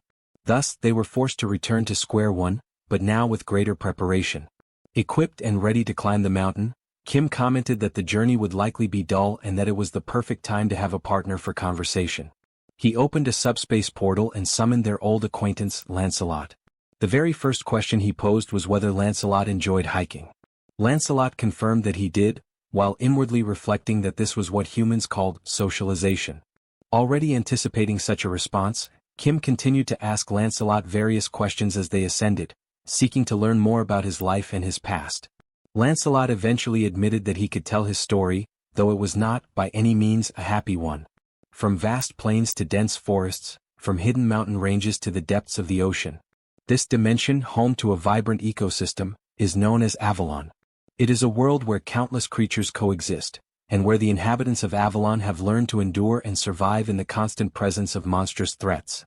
The fundamental skills required for survival were hunting and gathering. Even children barely learning how to speak already carried rudimentary hunting tools, and naturally the people of Avalon evolved into a warrior race. And yet, despite the ever-looming menace of monsters, the people of Avalon managed to push their civilization forward. Through this progress, monsters no longer posed the same overwhelming danger as before. However, with this advancement came a new trial: war. The strength that had been honed to combat monsters was turned inward, against their own kind. The struggle for survival twisted into bloody conflicts over power and territory. After centuries of civil war, when the people were weary and broken, a young knight rose to the occasion. Through peace and diplomacy, that knight put an end to the endless fighting. This knight, who preached love above all else, was cherished by everyone and was crowned king. His name was Arthur. To those scarred by violence, suffering, and poverty, Arthur offered forgiveness, compassion, hope, and laughter. He summoned knights renowned for their valor on the battlefield and ensured that their swords would never again be raised in war against one another. Arthur declared that the sword, once forged for destruction, would henceforth serve only to protect Avalon. Thus, the 12 Knights of Camelot were formally anointed. Together, these knights repelled invaders and defended Avalon with unwavering courage. Under their protection, Avalon flourished more than ever before. Then, on what seemed like an ordinary day of fending off invasions, an extraordinary threat emerged. These new invaders were black magicians from the dimension of Barnaul, and they were unimaginably powerful. From that moment onward, the Knights of Camelot were bound to cursed relics, and Avalon itself fell under a terrible curse. Stepping out of the flashback, Lancelot explains that this was how they became the undead, condemned to continue existing even after death. He then asks Kim if that sounds like a joyful story, to which Kim responds that it is indeed far from uplifting. With his small companion resting on his shoulder, Kim tells Lancelot not to worry about his reaction, but that he needed to hear the complete story at least once. Yet deep inside, Kim is shaken, for an entire dimension as strong as Avalon had collapsed completely. Such a fate is not spoken of lightly, for it meant families, friends, everything one knew, vanished in its entirety. Kim apologizes to Lancelot for making him recall something so painful. However, he also reflects that his own family and world are still safe, so he should not pretend with hollow compassion. In that moment, Kim grows nervous, struggling with what to say to Lancelot. Sweating with unease, he asks if there might be any possible way to restore Avalon. Realizing that this question is as futile as asking if one can bring the dead back to life at their own funeral, Kim feels utterly useless for having cast such a heavy shadow over the mood. Yet, Lancelot respectfully answers Mr. Kim, telling him that it is not possible and that he knows of no method to ever reach Avalon again. He explains further that the multidimensional chamber does not open portals to anyone except the invaders. Besides, reviving the dead is something he has never even heard whispered of. Kim apologizes once more, but Lancelot acknowledges that he understands the intention behind his words. Then Lancelot says something that leaves Kim momentarily speechless. He reveals that his obedience is indeed a result of the curse, but beyond that he also possesses genuine feelings. And the mere fact that Kim is not an invader is enough for him. He explains that it has been that way from the beginning and most likely the other knights feel the same. At this, both Kim and Lancelot exchange words of gratitude with one another. Just then Solon catches a scent and asks them to pause. A patch of grass nearby begins to stir, and soon another Manong emerges. Upon seeing one of his kin, Solon leaps with excitement and embraces his comrade warmly. The comrade anxiously asks if Chief Solon is injured in any way, but Solon reassures him that he is unharmed, explaining that he encountered kind people who promised to help them. That was why he returned, to reunite with his lost kin. His comrade then turns to Kim and expresses deep gratitude. He goes on to declare that he will also help, and that he knows where some of the missing Manongs are hiding. Hearing this, Kim is filled with excitement, realizing how much time this will save. He thinks to himself that from here, it will simply be a matter of climbing the mountain in search of the Manong tribe. One Manong will help locate another who will then lead them to even more, creating a chain until the tribe is whole again. But things do not go exactly as planned. A week later, Kim is completely drained in every sense. Only after that long and exhausting time is he finally able to gather all 10,000 members of the Manong tribe. Exhausted and moving like an old man, Kim tries to recall how many mountains he has climbed over the course of the past week, all while wondering why the Manong seem to have such an attachment to mountains. He once again expresses his happiness at being able to help them reunite, and tells them that he will create a portal to make it easier for them to remain on that mountain. He explains to the tribe that if a monster ever appears, they simply need to escape through the portal, and in addition if they are ever in need of supplies, they can retrieve what they need directly from it. The Manongs express their gratitude, admitting that they do not know how they could possibly repay such generosity. Kim tells them that thanks are unnecessary and instead asks them to continue doing what they do best, using their extraordinary sense of smell. Yet Kim also wonders if there is perhaps something else they might help with. The system then notifies him that the fierce trackers of the Manong tribe are now available for deployment. At that moment, with all the energy and excitement he can muster, Solon, the leader of the Manong tribe, raises his voice to rally his kin, calling on them to demonstrate exactly what the Manongs are capable of. He orders them all to flare their nostrils wide. And so, the Manongs begin working side by side with the humans, using their keen senses to track down hidden monsters. They lend their aid to Manhwa as well as to Seoul, allowing them to uncover enemies that would have been otherwise impossible to detect. The sense of smell possessed by the Manong tribe proves to be truly extraordinary. Within only a single week of their alliance, reports of damage caused by monsters drop drastically. Watching all of this unfold from within the system while casually eating a bag of chips, Kim remarks that even though it may be impossible to completely wipe out every last monster, the fact that casualties have decreased is already more than enough. Things are definitely more stable now than they were before.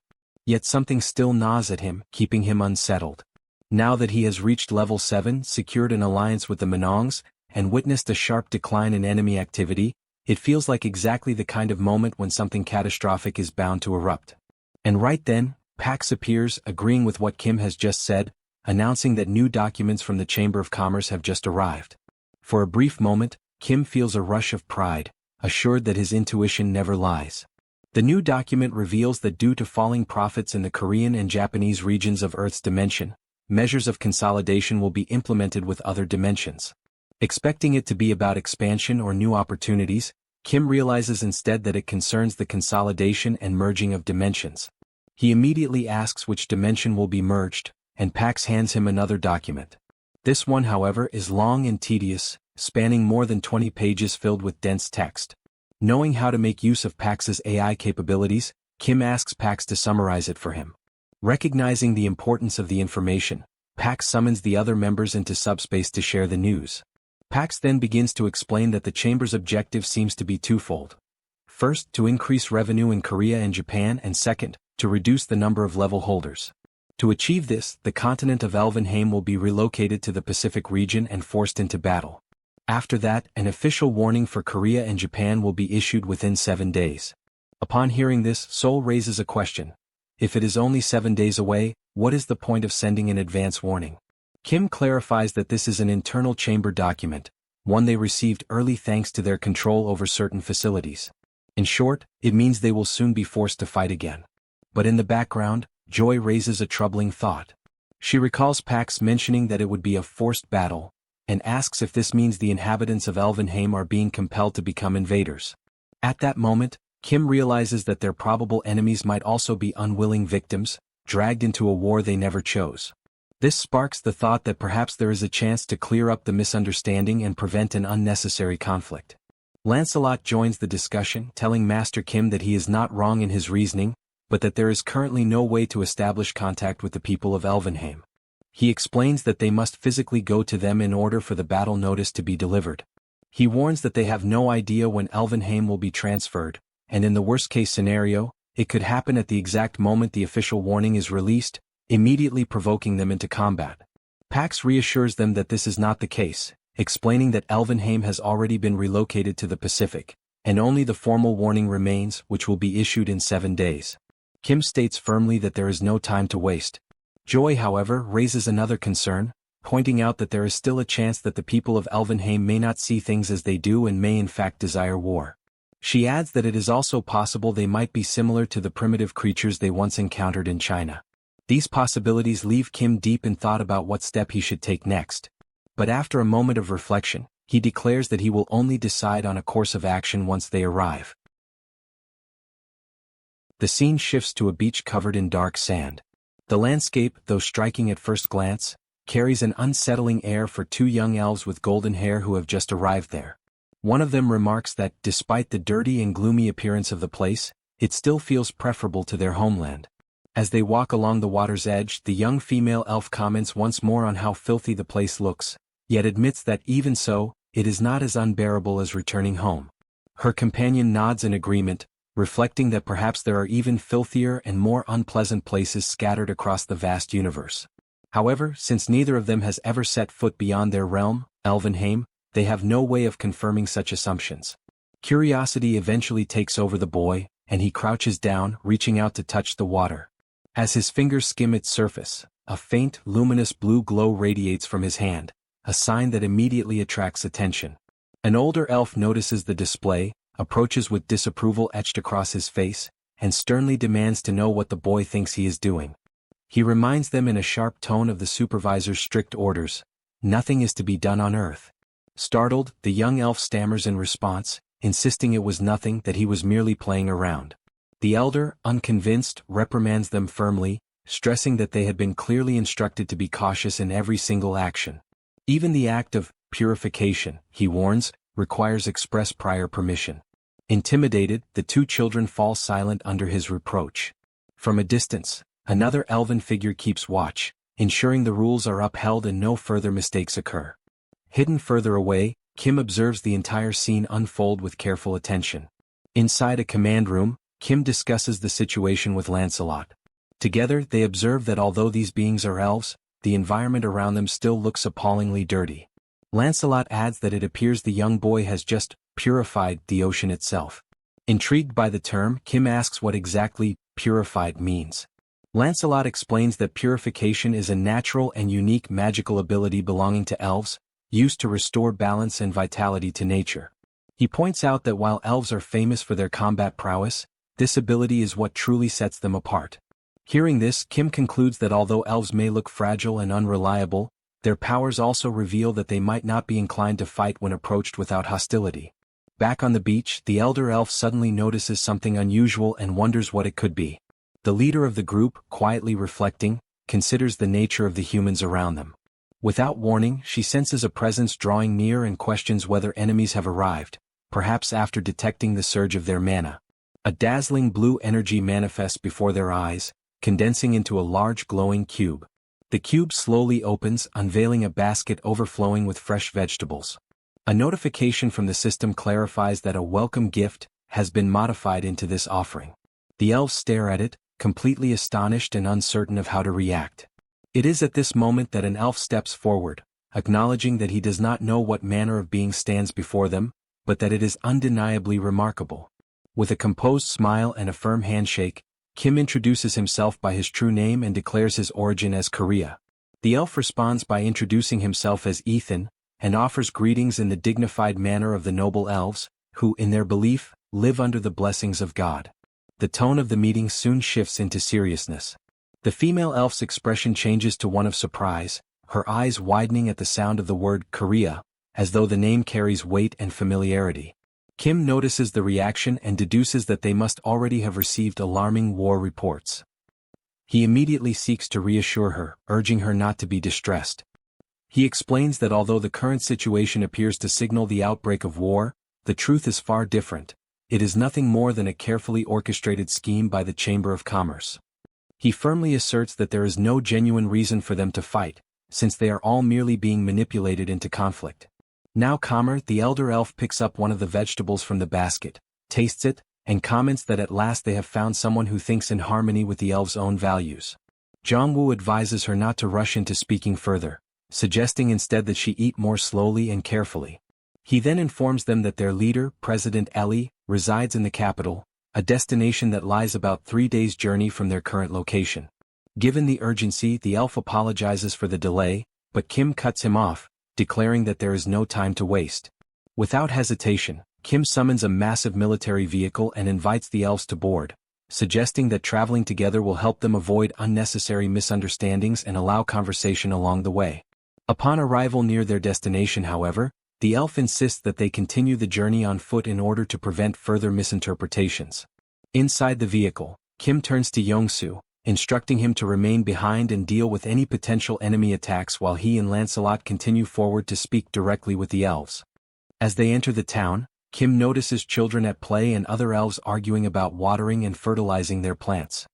He observes that the materials look worn and that nobody appears particularly powerful.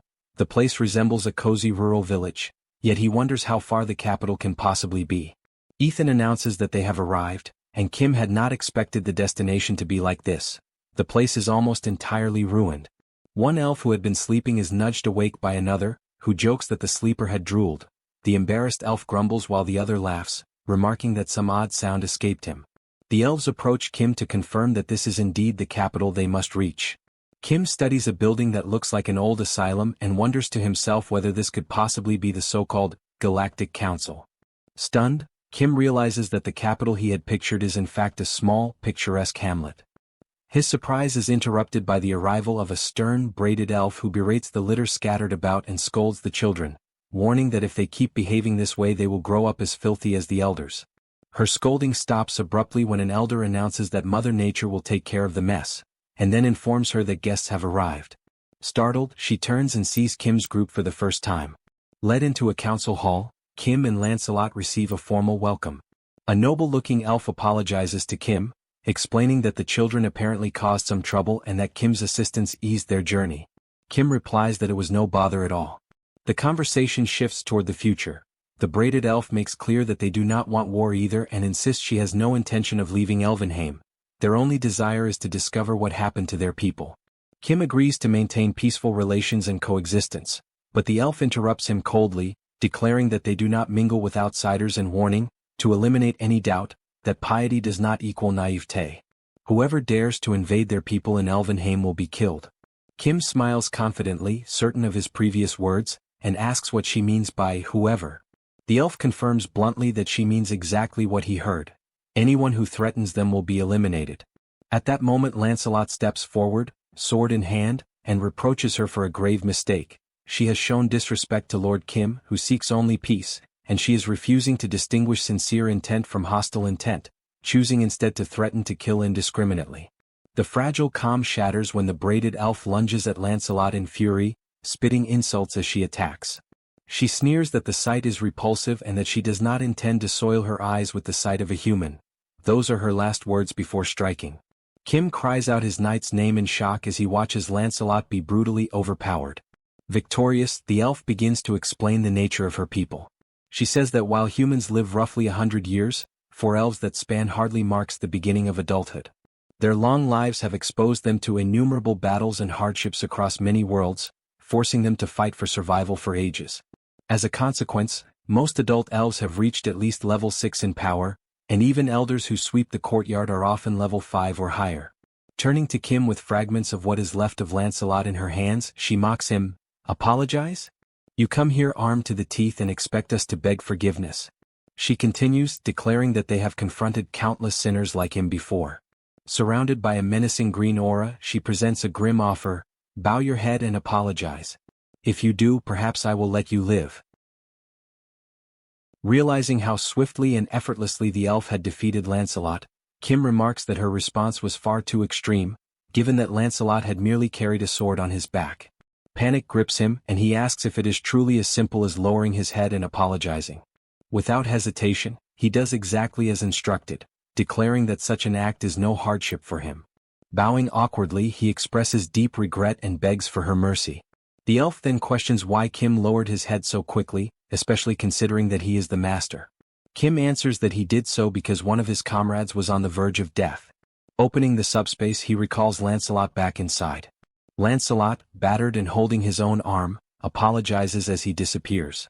Observing the interaction between the humans, the elf finds Kim peculiar, yet she resumes the earlier discussion, emphasizing that the elves will not invade them, but they will show no mercy to any who attempt to invade Elvenheim. She repeats that anyone who approaches will be considered an intruder. Kim can only remark that they are incredibly reclusive. The elf responds that whether reclusive or not, humans should at least be grateful that elves are not the ones invading them. Furthermore, she explains that the elves are prepared to die in silence, and so she sees no issue in maintaining such isolation. Kim counters that he cannot understand why the elves would prefer death over accepting aid, suggesting that perhaps their pride is too great, and insists that they ought to accept help when it is freely given. The elf watches him silently, her aura of intimidation beginning to radiate once more. Kim, sensing the tension, tries to ease the atmosphere with humor, remarking that she could speak less since his own words seem to slip away from him. The elf then declares that she has an idea, one that will be faster than endless talking, and instructs him to follow her. Caught off guard by her sudden decisiveness, Kim can only wonder whether she has been offended by his earlier words. Cold sweat trickles down his face as grim possibilities flood his mind. She might kidnap, imprison, and torture him. Resolved not to overthink, he decides to follow, reassuring himself that if anything happens, he can retreat into the subspace and look for an opportunity to escape with the helicopter. After all, she does not possess wings to chase him through the skies. Suspicious but determined to endure, Kim clings to the thought that as long as he maintains his composure, he can survive even within the den of a tiger, though this elf is both swift and overwhelmingly strong. As they walk, he notices in the background elves training with bows and arrows. Watching them, he comforts himself with the notion that arrows could never bring down a helicopter. That fragile reassurance vanishes instantly when the elf fires an arrow. The shot is so powerful that a helicopter would be obliterated effortlessly if struck. Horror grips him as he realizes that escape is impossible. The elf explains that the child who fired the shot possesses little skill, which is why she trains separately. Her power cannot compare to that of her peers and she lacks composure, but even so, she must prepare for the possibility of war. If this is the strength of a weak elf, Kim cannot begin to imagine the might of a strong one. Trying to mask his fear, he jokes that he finally understands the saying, "When one tries to keep composure in the tiger's den, one simply dies with a clear mind." The elf turns and declares that they have arrived. Already resigned, Kim asks where exactly the den is in which he is expected to lie. But instead of danger, he is met with an unusual sight. A small tree enveloped in a glowing aura. The elf identifies it as the World Tree. She explains that within Elvenheim, a land steeped in curse, the tree has endured until now, allowing them to survive. Kim asks if it truly is a curse and she confirms it. She recalls how the tree was once unimaginably vast, radiating a brilliance so bright it could overwhelm the eyes. But after the elves were defeated in a battle against a particular dimension, the World Tree began to shrink. Not only were the elves cursed, but the entire continent of Elvenheim as well. Since then, the tree has resisted the curse, though it has been slowly dying all this time. Thanks to its resistance, the elves are still able to harvest a small amount of crops. Yet the elf warns that it will not last much longer. At last, Kim understands what she meant earlier about dying in silence. She falls silent once more, prompting Kim to ask who cast the curse. She questions his sudden curiosity, and he responds that perhaps he can help. The elf insists that his level is far below that of the elves, but he counters that he might help in other ways. She dismisses the notion, telling him that he cannot comprehend the scope of the problem, as Earth's dimension was only open to the multiverse less than a year ago. Finally, she reveals the truth. This curse was the work of the black mages of Barnaul. Kim's expression changed instantly as he remembered that Barnaul were the same ones Lancelot had mentioned, and he began to question who exactly these dark mages were, spreading destruction wherever they went. The elf gathered energy in her hand and declared that this was natural power. She explained that Barnaul had been careless with the natural energy radiating from the World Tree, a power belonging to the elves. She further explained that even among elves, there are those born with the talent to wield natural power, and they are marked by horns on their heads, beings known as superior elves. Distracted, Kim remarked that perhaps he had seen a few earlier. The elf quickly responded, telling him that most of them had already been killed by the dark mages. She confirmed that only a few superior elves were still alive, but they had disappeared when transported to Earth. Then she asked if he had seen any horned elves on Earth. At that moment, Kim realized he should have kept silent and hastily said that he must have been mistaken. She then requested that if he ever did encounter one, he should inform her immediately. Kim understood that he had nearly walked into his own grave by pretending to know something. The elf concluded that she had nothing more to say to him and suggested that perhaps it was time for him to return to Earth. She said she would accompany him to the plaza, and that Ethan would guide him to the exit. Kim thanked her and followed along. As he gazed at the World Tree, he wondered if the tree was constantly struggling against the curse, and whether he might be able to resolve the situation by replicating it. The system interrupted, informing him that the corresponding category did not exist. Kim realized then that, although it was indeed a tree, it belonged to a category different from ordinary trees. This left only one possibility: the special storage spaces available at each level of the subspace. Since the current subspace was at level 5, and he had already managed to store the branch of the Chamber of Commerce within it, perhaps the World Tree could only be stored at level 6. He checked the requirement. The cost for level 6 was 100,000 magic stones, yet he had only 68,000. At that moment, the elf announced that they had arrived at the plaza. She asked him to wait while she went to call Ethan, and she added that although their time together had been brief, she was glad to have spoken with him for the first time. Kim then said that before leaving he wanted to give her a gift. He opened the subspace and summoned forth a massive pile of crops and food for the elves. He clarified in advance that he was not asking for anything in return. It was simply a gift, and they could eat as much as they wanted, promising that he would return soon. At that instant, someone emerged from the subspace. It was Saito Daichi, stating that he wanted to speak with Kim. Kim asked whether there were still fish left and whether Saito needed help. Saito confirmed that there were, explaining that only one location remained, but the enemies had seized the core and escaped into the sea, now guarded by a giant kraken along with the fishmen. The elf listened to their conversation, still in disbelief, and recalled what Kim had said earlier about offering help. She thought to herself that even though he was not particularly friendly, he had still given them a great amount of food, which made her wonder if he would eventually demand something in return, perhaps a contract or even a trap. And if not that, then maybe this human named Kim simply had some sort of intellectual deficiency. The scene shifted back to Kim, who confirmed that there was indeed a massive kraken spraying acidic ink that made it nearly impossible to approach. No one had the range to deal with such a creature, since its attack radius was 800 meters. Kim's own ability only reached 500 meters, which meant it would be difficult for him as well. He realized then that they needed a long-range, powerful attack, and the only one capable of this was the elf. Kim declared that since she had already received his gift, he wanted to ask her for a favor, thereby confirming the elf's suspicions. The elf said she had already guessed his plan, since it had always seemed strange to her, and she questioned whether it was not shameless of him, given that he had previously insisted he wanted nothing in return. Kim then countered that if she accepted, he would give her double. The scene shifted again, showing the kraken spraying its acidic ink in several directions. From a distance, the elf observed everything. Slowly, she began to gather her hair and tie it back. Kim handed her a bow, jesting lightly and asking her to take good care of it. The elf then focused her energy, preparing to unleash an overwhelming attack powerful enough to defeat the kraken at a range of 800 meters. The elf released her shot toward the octopus, and the arrow struck the kraken with such overwhelming force that it defeated the creature in a single blow. The beast exploded into countless fragments, scattering pieces in every direction, while, in the background, the humans erupted into celebration. That single arrow, fired by the elven leader and imbued with the pure force of nature, not only destroyed the kraken but also shattered the portal core it was protecting. This meant that both the monster's magic stones and the portal's core would soon be recovered. Depending on the value Kim received, two possibilities emerged. If the total amount of magic stones, those he already possessed combined with the new ones, reached 100,000, he would be able to upgrade the subspace level, store and reapply the world tree, and thus save Elvenheim. However, the entire process would have to remain secret, for the elves would never accept such an act. They would believe he was trying to exploit the world tree, and if they ever found out, they might misunderstand his intentions and kill him in a cruel way. The second possibility would arise if the total number of stones failed to reach 100,000. In that case, he would need to act as though nothing had happened, plan again, gather more stones, and gradually increase his level before visiting the elves once more. Both alternatives were difficult, requiring absolute secrecy, but the second, starting over from scratch, was the most dangerous of all. Looking at the system window, Kim expected to see only 32,000 stones remaining. However, he actually had 68,000, and he believed that by defeating the kraken he would finally reach the 100,000 mark.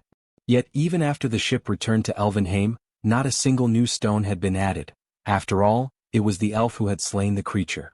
At first, Kim was not overly concerned, thinking he could trade food for the stones. However, the elf soon sought him out, demanding the promised food since she had fulfilled her part by killing the monster. Somewhat embarrassed, he agreed but asked if he could at least receive the magic stones obtained from the kraken's defeat. The elf replied coldly that this was not part of their agreement. Kim insisted, saying he wanted nothing for free and that he would offer 4 times the amount of food. The elf was surprised by the proposal but refused. Kim asked why, reminding her that she herself had said her people were in need of food. She admitted that was true but found it suspicious that he would offer so much more than what had been agreed upon, especially when the original offer was already generous. Her distrust grew. She suspected an ulterior motive, perhaps a hidden plan. She asked why he needed those magic stones so desperately. Trying to sound casual, Kim said that he always needed them and used a few here and there. The elf replied sarcastically that she too used a few here and there, making it clear she saw through his evasive answer. Kim realized that his vagueness had only fueled her doubts, and she was not naive enough to overlook it. She then declared that she would keep the stones and that he should simply uphold his end of the bargain by delivering the promised food. Nervous, Kim began to sweat. The elf, growing impatient, demanded that he act quickly, warning that if he delayed any longer she would turn him into food instead. Irritated, Kim opened the subspace and ordered Px to unload the vegetables until he said to stop. The portal opened and the food began to pour out, forming a massive pile of vegetables that continued to grow. During this, Kim decided to be honest. He explained that he could replicate anything infinitely within the subspace and that the reason he wanted the magic stones was to store and reapply the world tree, thereby saving the elves. Yet he knew she would not believe him, and she confirmed that she truly did not. That was why he had preferred to keep the truth hidden. She even doubted the food itself, suspecting it might be some kind of trap. Still, she continued to watch. The subspace kept producing food without end, the pile growing larger and larger before her eyes. The elf stood there, speechless, astonished by what she was witnessing. Kim asked if she believed him now. She answered that she still was not sure whether he could truly replicate infinitely, but she admitted that he could reproduce an impressive amount. Even so, she questioned how she could trust him to return the world tree to the elves instead of keeping it for himself. She said that such a matter was not something to be taken lightly, and entrusting the fate of her people to a stranger was unthinkable. Kim replied that there was no need to worry, for the world tree to him was nothing more than an ordinary sapling. That statement only confused her further. Without gaining anything from it, he seemed to be risking everything merely to help them. She asked why he was trying so hard. As she reflected, the elf remarked that his hesitation to answer clearly revealed he was hiding something. Kim denied it, explaining that his motivation was simple.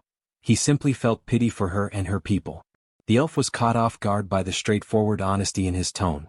He elaborated that, despite their strength, they were on the brink of collapse, starving, frail, with both children and adults pale and sickly. He wanted to help them not out of self-interest or hidden ambition, but purely because he sympathized with their suffering. Kim then asked if she did not see things the same way, that her people were in desperate need of help. He added that, if they truly wished, the elves could easily invade human lands and seize food by force, but they chose not to. The elf remained silent, and from her body began to emanate a faint green aura, its gentle glow carrying an undertone of intimidation that made Kim slightly uneasy. In that moment, a fragment of the past resurfaced in her mind. She remembered a distant conversation, someone once scolding her for provoking others.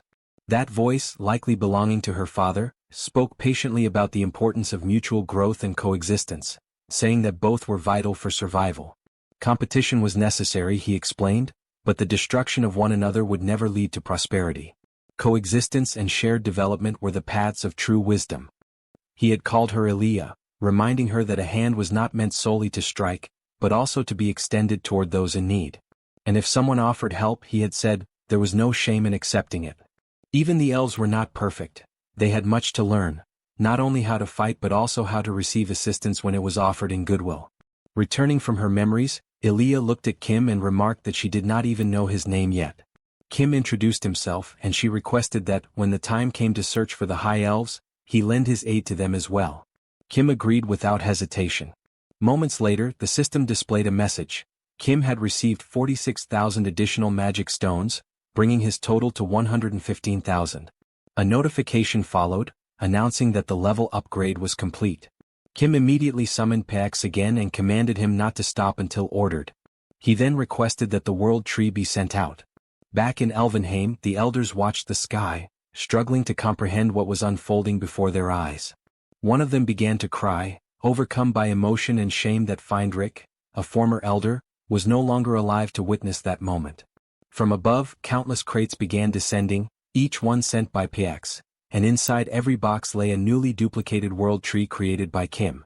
The elves were overwhelmed with emotion, their cheers and tears blending into one. After some time, Seoul, Kim's sister, pointed out that there was no more space left to plant and asked that the remaining trees be placed near her. Witnessing the scene, Elia's composure finally broke. Tears streamed down her face once more. Even after all these years, she still cried like before. She was not alone. All around her, other elves were weeping too. They said that they had always given their utmost to endure hardship, but expressing gratitude, that somehow was even harder. An elder replied that they could not help it, for their tears would not stop flowing.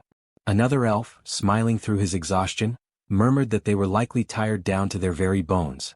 Meanwhile, everyone, elves, knights, and even Kim with his family and friends, joined together in replanting the world trees.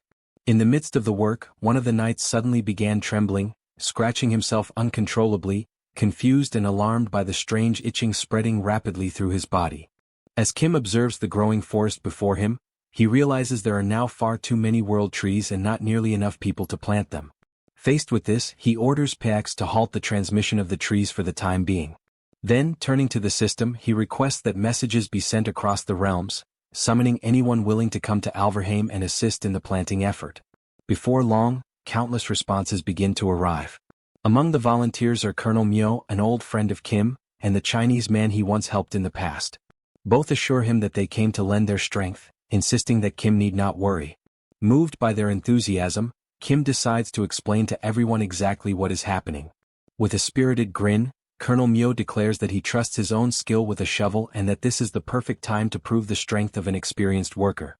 Kim smiles faintly and instructs everyone to think of the mission as a grand divine reforestation campaign, a sacred effort to plant the world trees throughout the continent of Alverheim. Each volunteer is to take one tree, plant it at a safe distance from the others, and ensure that its roots are firmly set in the soil. As he speaks, a voice calls out urgently from behind. It is Seoul, his sister, who pleads for him to come quickly, saying that something is wrong with the knights. Concerned, Kim rushes toward the location she indicates. Meanwhile, the elves remain cheerful, invigorated by the presence of the world trees. Their hearts and bodies brim with vitality, a feeling they have not experienced in ages. Yet, upon reaching the knights, Kim is met with a disturbing sight. Every one of them is trembling and scratching at their skin, their bodies appearing gaunt and skeletal. Lancelot, visibly shaken, struggles to explain that his entire body itches, the same sensation he once felt when trapped within the subspace. Observing closely, Kim suspects that the power of the world tree might be attempting to heal them, though he cannot understand why the reaction is so intense. Without hesitation, he decides to send them back to Camelot immediately. But before he can act, one of the elven elders raises a hand and asks him to wait. The elder calmly explains that the natural energy radiating from the world tree is never a force of harm. Lancelot, still trembling, argues that an excess of that same energy can sometimes act like a curse. The elder responds with quiet assurance, saying that perhaps all that is needed is a simple adjustment, a realignment of the tree's natural properties so that their energy may harmonize with the knights' bodies. Approaching each of the knights in turn, the elder begins to manipulate their energetic balance. Kim watches intently, fascinated yet uncertain about what exactly is being done. The elf reassures him that it is merely a gentle calibration, meant to prevent their suffering. Moments later, Lancelot blinks in surprise. The itching has vanished completely. The others soon relax as well, their symptoms gone. At that moment, Kim recalls something Elia once mentioned, that among the elves existed a level 6, the highest and most formidable rank, comparable to the winged monster they had fought in China. Studying the elder before him, Kim realizes that no ordinary measure could truly gauge the depth of this being's power. Then, in a voice as calm as the wind through the branches, the elder reflects that no power under heaven or earth ever remains fixed. Nature itself moves and transforms just as people do, and within the countless paths of providence, there must exist a way to restore those men, to bring the skeletal knights back to their human forms. The words strike Kim deeply. He stands frozen, mouth slightly open, unable to respond. As the elder turns to leave, Kim drops to one knee and implores him to explain further.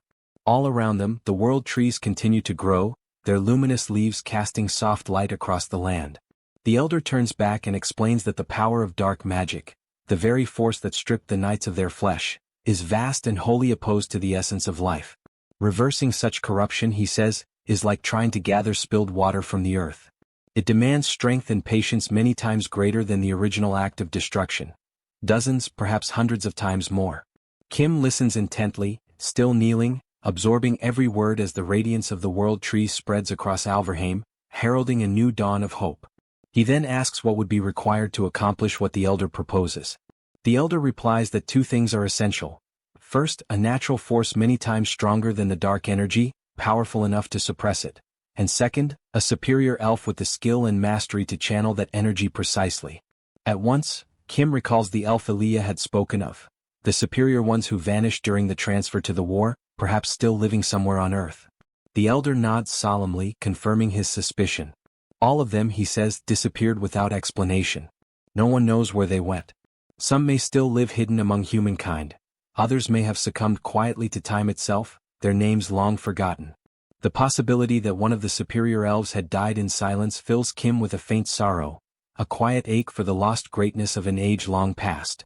The elder then asks whether it is even worth continuing to speak of natural force, given that the whereabouts of the superior elf remain unknown. Kim, though visibly shaken, insists that he continue and demands to know how much natural energy would be required. The elder explains that this power flows from the world tree itself, and to gather the necessary amount would take no less than 150 years. The response makes Kim smile awkwardly, aware that such a span of time far exceeds the life of any ordinary human. The elder adds gently that the amount they possess now is still a mere fraction of what would be needed. With a tone of resignation, Kim realizes that the task before him is not simply difficult. It borders on the impossible. Yet the elder continues, explaining that there is no way to hasten the growth of the world tree. The only path forward, he says, is to repeat the cycle of pain and recovery again and again. Kim understands the principle and, as he reflects, interprets it as a process of enduring suffering and then healing from it, a painful yet potentially feasible path. The elder emphasizes that such a procedure is far from simple. The energy they face is extraordinarily resilient, nearly destroyed by the curse that taints it, and lesser beings could never hope to inflict even a scratch upon it. As Kim listens, his mind races through the meaning of pain and recovery, and gradually he begins to believe there might be a way to make it real. A faint but confident smile crosses his face as he recognizes that he already holds what is needed to begin. The scene shifts to Camelot. The system presents it as the grand palace of the knights, a fortress blessed with a unique property. Within its walls, countless enhancement stones are forged, artifacts designed to channel and amplify magical power. Holding one of these stones, Kim observes how the life force drawn from the world tree radiates through it, magnificent and pure. The cycle of stone reproduction has become drastically shorter, accelerated by the energy accumulated since the naming of all the knights. With the addition of 2 world trees, the process intensifies further, spawning an unending flood of new enhancement stones. Now the stones multiply at an exponential rate, so quickly that Kim deems it pointless even to attempt counting them. He cannot be sure how much Camelot can accelerate the growth of the world tree, but he knows that it will take some time before the results become apparent. With a mischievous glint in his eyes and a determined expression, he resolves to begin enhancing his weapons. Kim grasps Rakiza's sacred spear and attempts to elevate it to a new tier of power. Yet the attempt fails. The enhancement requires a C-grade stone or higher. Curious, he checks the system and finds that all the stones in his possession are merely D-grade. This discovery leads him to question how one might obtain the superior grade. Back in Elvenheim, Kim seeks answers from the elf. She explains that C-grade stones can only be crafted by dwarves, small, sturdy beings renowned for their unmatched skill with the hammer. Startled, Kim realizes he has never once encountered a dwarf. The elf remarks that this is likely because no dwarves exist on Earth, and she briefly describes their kind. According to her, such creatures truly do exist, though they are absent from this world. Still curious, Kim asks if there is any other way to acquire C-grade stones without relying on the dwarves. The elf answers plainly that it is practically impossible. It is at that moment that Kim fully understands the gravity of his mission, the sheer magnitude of the path that lies ahead. He glances at the massive piles of enhancement stones surrounding him and recognizes that they are all useless. The realization dampens his spirits, especially after having been so eager to forge countless powerful weapons from them. But the elf, noticing his disappointment, adds one final remark, that perhaps not all hope is lost. She explains that it is possible the dwarves may also have come to Earth, since the elves may not have been the only race affected by the dimensional consolidation process. She continues, noting that the level cap of the earthly dimension was raised to match that of the elves, and thus the presence of other races in this world is not impossible, merely uncertain. The elf adds that if an immense, previously unseen mountain range were ever to appear, there would be a high chance that dwarves dwell within it. She advises Kim to seek them out if he wishes to continue with his plans. Then, with a graceful nod, she takes her leave, saying she must finish planting the world trees. Kim thanks her for the information, straightens his posture, and prepares to depart, his mind already turning toward the next great step in his journey. Before departing, the elf remarks that Kim is regarded as the savior of Elvenheim, and because of that he may speak to her more informally. She adds that she has spoken with his sisters and that all of them seem to be wonderful people. They conversed casually, and it would be strange if only he remained formal. Yet Kim cannot help but recall the moment when that very same elf had effortlessly destroyed Lancelot before his eyes, making it impossible for him to behave naturally in her presence. He turns his gaze toward the horizon and concludes that, for now, there are no pressing problems left to resolve. With a faint smile, he decides that it is time to move forward. As the sun sets, he prepares for his departure. The colonel watches him closely and asks whether he truly intends to travel to America, curious about the reason behind such a choice. Kim reflects that James had expressed a wish to return home and that, in any case, he himself must continue exploring new lands. However, something in the colonel's reaction draws his attention, a subtle expression that suggests he knows more than he is willing to say outright. The colonel explains that he no longer maintains direct contact with the United States and does not know every detail, but he states firmly that the federal government there has collapsed. Among the few remaining state governments, something strange seems to be unfolding. He goes on to say that the real issue may not lie within America itself, but rather with the monsters that have taken positions above the Pacific Ocean. The revelation catches Kim off guard. The colonel then mentions that there is a video that can better illustrate what has been happening. The footage shows fighter jets streaking through the skies at nearly the speed of light. The pilots report unidentified flying objects approaching at extreme velocity and attempt to change course to avoid collision. Before they can maneuver, however, enormous creatures tear through the aircraft as though they were made of paper, obliterating them with terrifying ease. It is not a single attack. Multiple monsters move in coordinated formations, defending their aerial territory with frightening precision. As they watch, the colonel explains that only one pilot survived, thanks to an emergency ejection. Through him they managed to retrieve the recording. After the incident, American forces stationed in Korea attempted to return to their homeland, but every attempt ended in failure.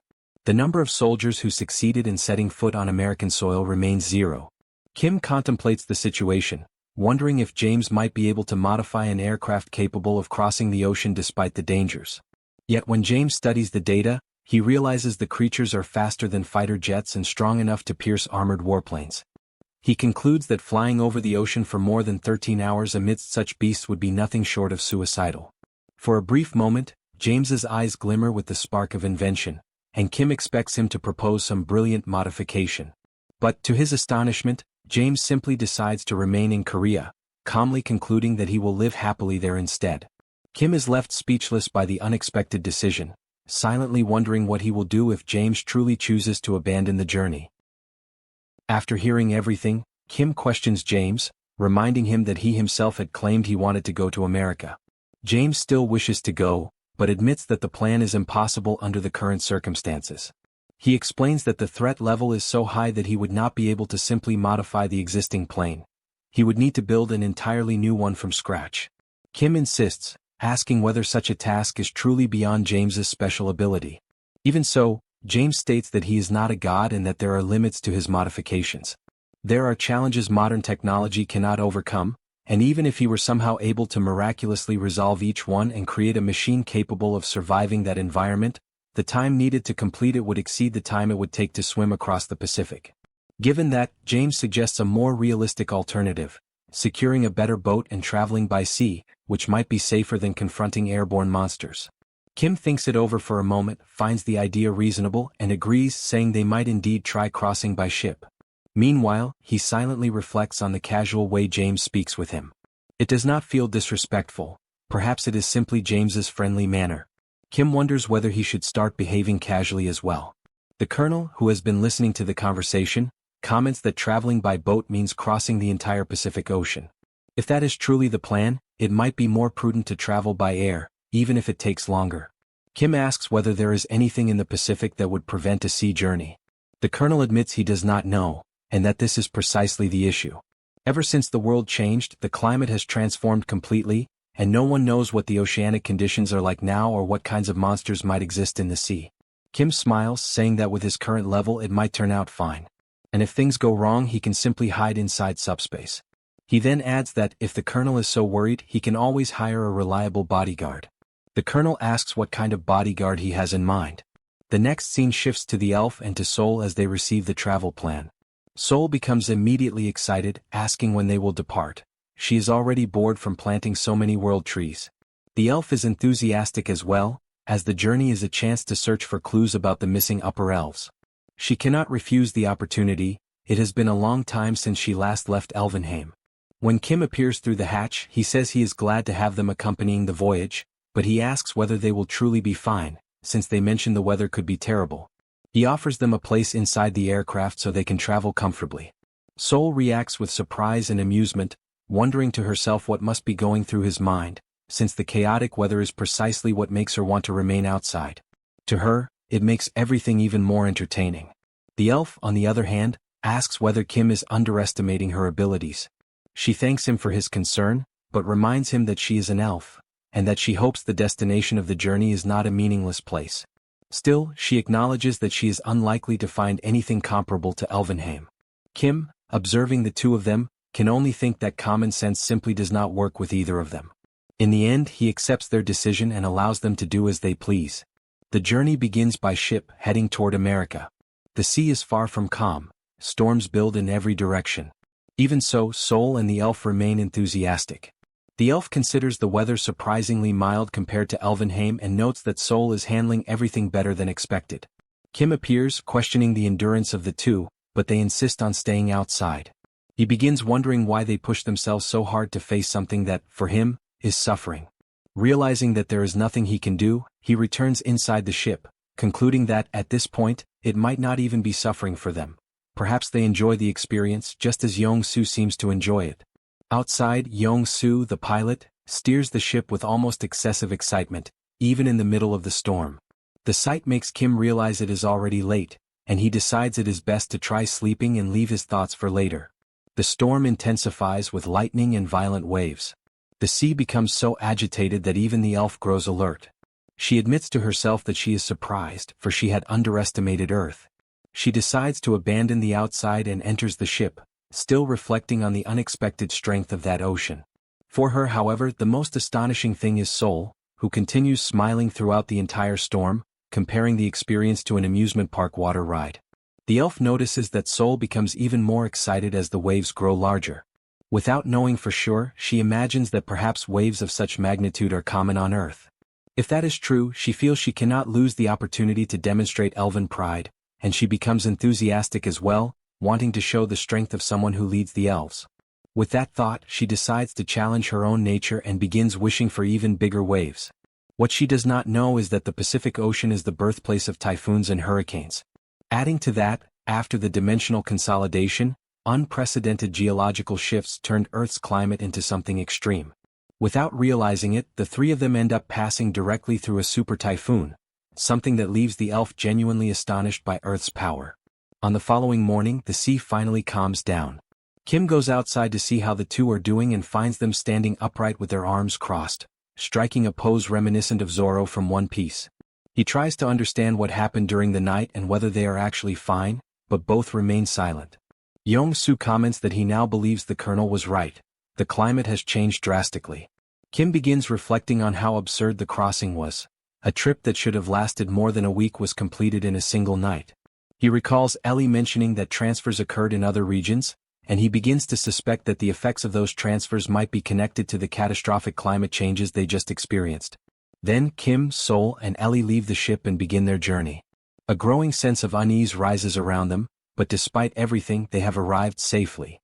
Seoul, with an intimidating expression, wonders silently whether she will be forced to plant trees again and threatens in her own mind to assert her strength if anyone tries to make her do so.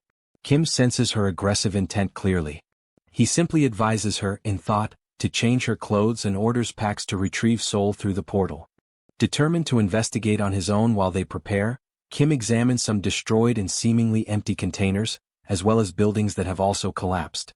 He walks silently through the area and notices that there is not a single person there, not even monsters. The atmosphere resembles that of an abandoned city. At the rate things are going, he realizes he will not be able to gather any information at all. It is then that he finds a piece of paper on the ground. Written on it are the words, "State against state. War breaks out. Kill or survive." Other pieces of paper posted on the wall form something like a bulletin. Observing everything, Kim thinks they resemble newspaper clippings and assumes they were left there some time ago. To him, it confirms what one would expect from a federal nation. The states appear to be competing with one another. Kim assumes that, at that point, the forces in the region must have consolidated into two warring factions, which might explain the absence of people. He concludes that, aside from the ongoing war, there is nothing else worth noting. At that moment, something catches his attention, a poster announcing the discovery of a mine in Arizona. Kim tears the paper from the wall and tries to remember where Arizona was located. He checks the map and realizes that the state is near California, and therefore close to where he is now. While he analyzes this information, the subspace portal opens and Seoul and the elf appear, asking what he has found. Kim is about to answer when he interrupts himself after noticing something unusual. Seoul is wearing something similar to pajamas, while the elf appears dressed like a cowgirl. The sight surprises him. Seoul casually remarks that she intended to put something warmer on him as well but prefers to observe the elf's more conventional choice of clothing. The elf, however, thinks the hat is uncomfortable, though there is nothing she can do about it. Kim notes that the outfit ends up drawing attention and, in a way, suits her. Seoul, impatient, considers it exhausting to change clothes again and simply urges Kim to hurry up. She asks what information he discovered. With that, the group heads toward Village 49 in an army vehicle. During the ride, someone complains about the abrupt braking, feeling worse than they did on the ship and blaming the situation on the fact that someone with an expired driver's license is behind the wheel. The amount of sand and dust around them also draws attention, prompting the person to wonder about the cause. When they exit the vehicle, someone asks for silence and orders everyone to stop complaining for a moment, stating that their first destination will be a store. Seoul questions whether the place was not supposed to be abandoned, but the group agrees that it is far too clean for that, suggesting that someone has been taking care of it. Kim considers the possibility and prepares to open the door. He pushes the entrance aside and announces their arrival. To his surprise, the interior reveals a bar, and several people turn to look at him with visible confusion. Seoul confirms that there are indeed people inside, while Kim forces an awkward smile, recognizing the unexpected presence of so many individuals. The elf remains silent, simply observing from behind. The people in the bar keep staring at the group, clearly judging their presence there. Seoul immediately hardens her expression, showing irritation, and wonders to herself why they are receiving such sharp looks. Upon noticing Seoul's hostile expression, one of the men in the bar reaches for his waist, unbuttons his holster and grips his revolver, fully prepared to react. However, a cowboy interrupts him by asking whether the group is Korean, causing the armed man to hesitate. The cowboy considers it a pleasant surprise to meet Koreans there in the United States and introduces himself as Park Dong-gyeon, shaking Kim's hand with enthusiastic energy. Kim responds somewhat awkwardly, states his own name, and follows the man to a table along with his two companions. Excited, the cowboy declares that this must be fate and enthusiastically announces that he will buy everyone a round of drinks. He calls the waiter and orders 4 beers. As the group settles in, the cowboy leans forward and lowers his voice, explaining that he acted that way because of Seoul's aggressive stance. He believes she had been moments away from provoking trouble with the people in the bar and warns that any sudden movement like that could result in death, especially because, according to him, the reinforced bullets used in the region are powerful enough to pierce through protective layers. Hearing this, Kim quietly reflects on how even in that place ammunition is apparently enhanced.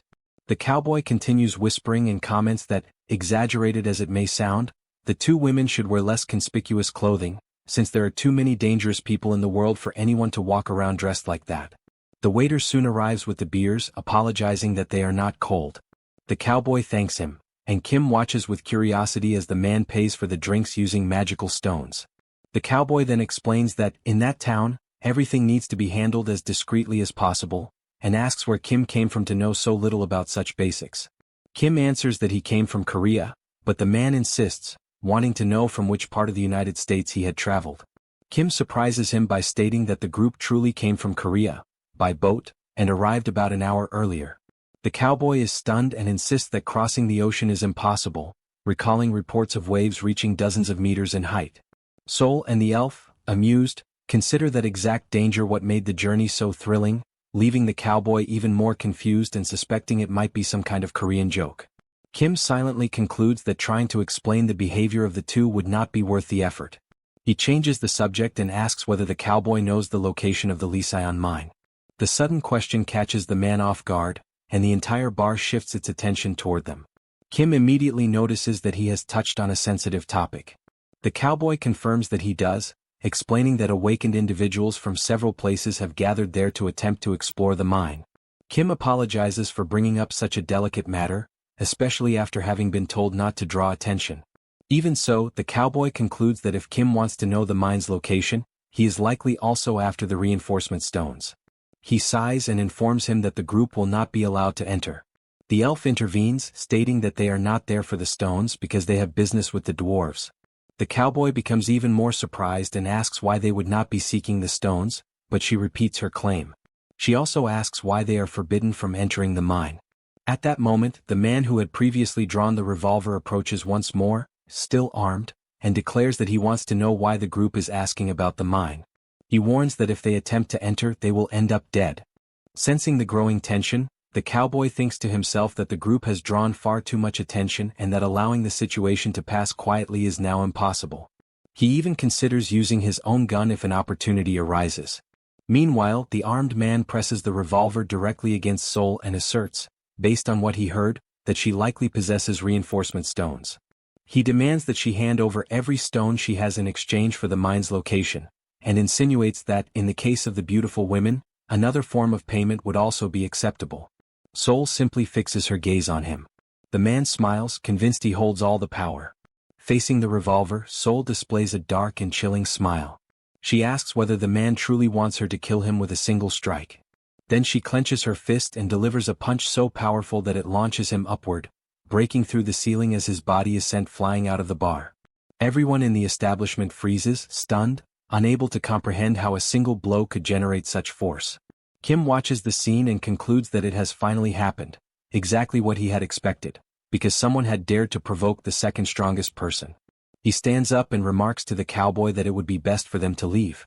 The cowboy thanks him for the warning, and the group promptly exits the place to avoid further trouble. Seoul follows after Kim, asking him to wait. The cowboy, still in shock, tries to process what he has just witnessed. He wonders how a person can literally be sent flying by a punch and begins to reconsider whether the group truly did cross the ocean by boat. He imagines that, if they are indeed who they appear to be, then perhaps anything is possible. As Kim, Seoul, and the elf run toward the vehicle, they hear someone calling out to them. It is the cowboy, sprinting after them and asking whether they truly intend to go to the mine. He pleads for them to count on his help and insists that they listen to his story. When he finally catches up, he explains that finding the mine without guidance is practically impossible, and he offers to guide them there. In return, he asks only that they decide whether they still want to go after hearing everything he has to say. Kim agrees to listen even though he feels a hint of hesitation. The cowboy then activates a system notification related to his own story. The Liseon mine appears listed as an occupiable territory in Arizona, containing vast quantities of reinforcement stones and buried treasures. The mission is to occupy the territory and claim the reward. The cowboy recounts that upon receiving this alert, he immediately called his friend Gordon and commented on how close Arizona was. Gordon questioned whether pursuing that opportunity was truly wise, but the cowboy insisted, certain that many others were already heading there as well, and confident that with enough reinforcement stones, there would be no reason to conserve bullets. They set out for Arizona. Once they arrive, they discover a large crowd already gathered, forming a long line to enter the mine. Inside, they hear people saying that the environment is extremely complex, so intricate, in fact, that even a low-intelligence monster could easily get lost and starve. Then, unexpectedly, they notice small men moving about the area, dwarves who apparently reside inside the mine. The group tries to understand who these beings are. After a brief exchange, the dwarves realize they are in the human world, the dimension of Earth, and explain that they primarily live inside mines, constantly searching for reinforcement stones. They invite the newcomers to follow them and guide them to the main area, warning that many more stones exist beyond that section and cautioning them not to get lost. They also offer their services for any type of craftsmanship. The cowboy remembers expressing sincere gratitude for the dwarves' hospitality. However, shortly afterward, the situation devolves into chaos. Countless people begin digging simultaneously and fighting over spots inside the mine, arguing that they were the first to arrive. Disputes erupt everywhere. Some accuse others of stealing their stones, while different groups push out those they call intruders, claiming the area is already overcrowded. Tension escalates when several individuals insist there is no guarantee of finding stones elsewhere, and that they will not abandon the place where resources have been confirmed. Others accuse them of selfishness, pointing out that all visible stones had already been mined anyway. From there, the situation collapses entirely, with people resorting to violence to seize stones from others, triggering widespread brawls. At that point, men begin raising their weapons, firing into the air and shouting that anyone who tries to take their reinforcement stones will be shot. In the midst of the chaos, one man screams that, since the world is already ruined, he will not hesitate to kill every selfish person around him. The cowboy and his friend realize that everyone has completely lost their minds. Gordon insists that the reinforcement stones do not matter at that moment. Survival is what truly matters. Meanwhile, the dwarves of the mine argue among themselves, trying to understand the source of the sudden noise. One of them assumes that the humans must be causing trouble again. When they decide to investigate, they encounter a frantic man, desperate to protect his reinforcement stones. The dwarves attempt to understand what is happening, but the man reacts with immediate hostility, pointing his gun at them. He demands that they hand over every reinforcement stone they possess. The dwarves attempt to calm him, explaining that there are stones all throughout the mine and that there is no reason to attack them. But the man loses all control and fires directly into one of their chests.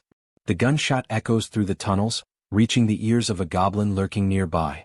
Meanwhile, the cowboy and Gordon run as fast as they can, trying to escape the mine, still completely unsure of where the exit is, disoriented by the chaos around them. The goblin arrives at the site of the shooting and finds several human bodies lying on the ground beside the stones they had been carrying. It begins devouring both the corpses and the reinforcement stones, consuming everything it can until it undergoes a mutation. A golden aura wraps around its body, revealing that it has become far stronger than before. Sensing the abnormal presence, the cowboy, the sheriff, and Gordon all feel a chilling shiver of warning. The goblin suddenly appears before them, transformed into a much more powerful creature. Realizing the danger, Gordon panics and orders the cowboy to run before it is too late. All three of them sprint with everything they have, but the goblin charges after them with terrifying speed. After great effort, they finally manage to see the exit of the mine in the distance. They are moments away from reaching safety, but when the cowboy looks behind while calling out to Gordon, he sees that the goblin has already reached him and seized him firmly. Gordon pleads for help, but the cowboy has no way to save him.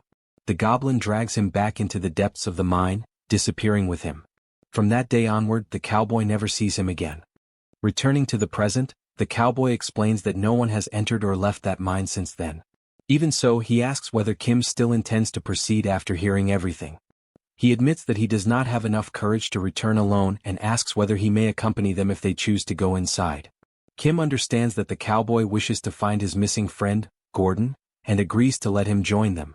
He states that they will seek out the dwarves while Park Dong-yuan, the cowboy, will search for the friend he lost. Thus, the group sets off toward the interior of the mine, determined to find those who vanished and to confront whatever awaits them inside. Now, with their feet firmly planted inside the mine, the group advances with caution.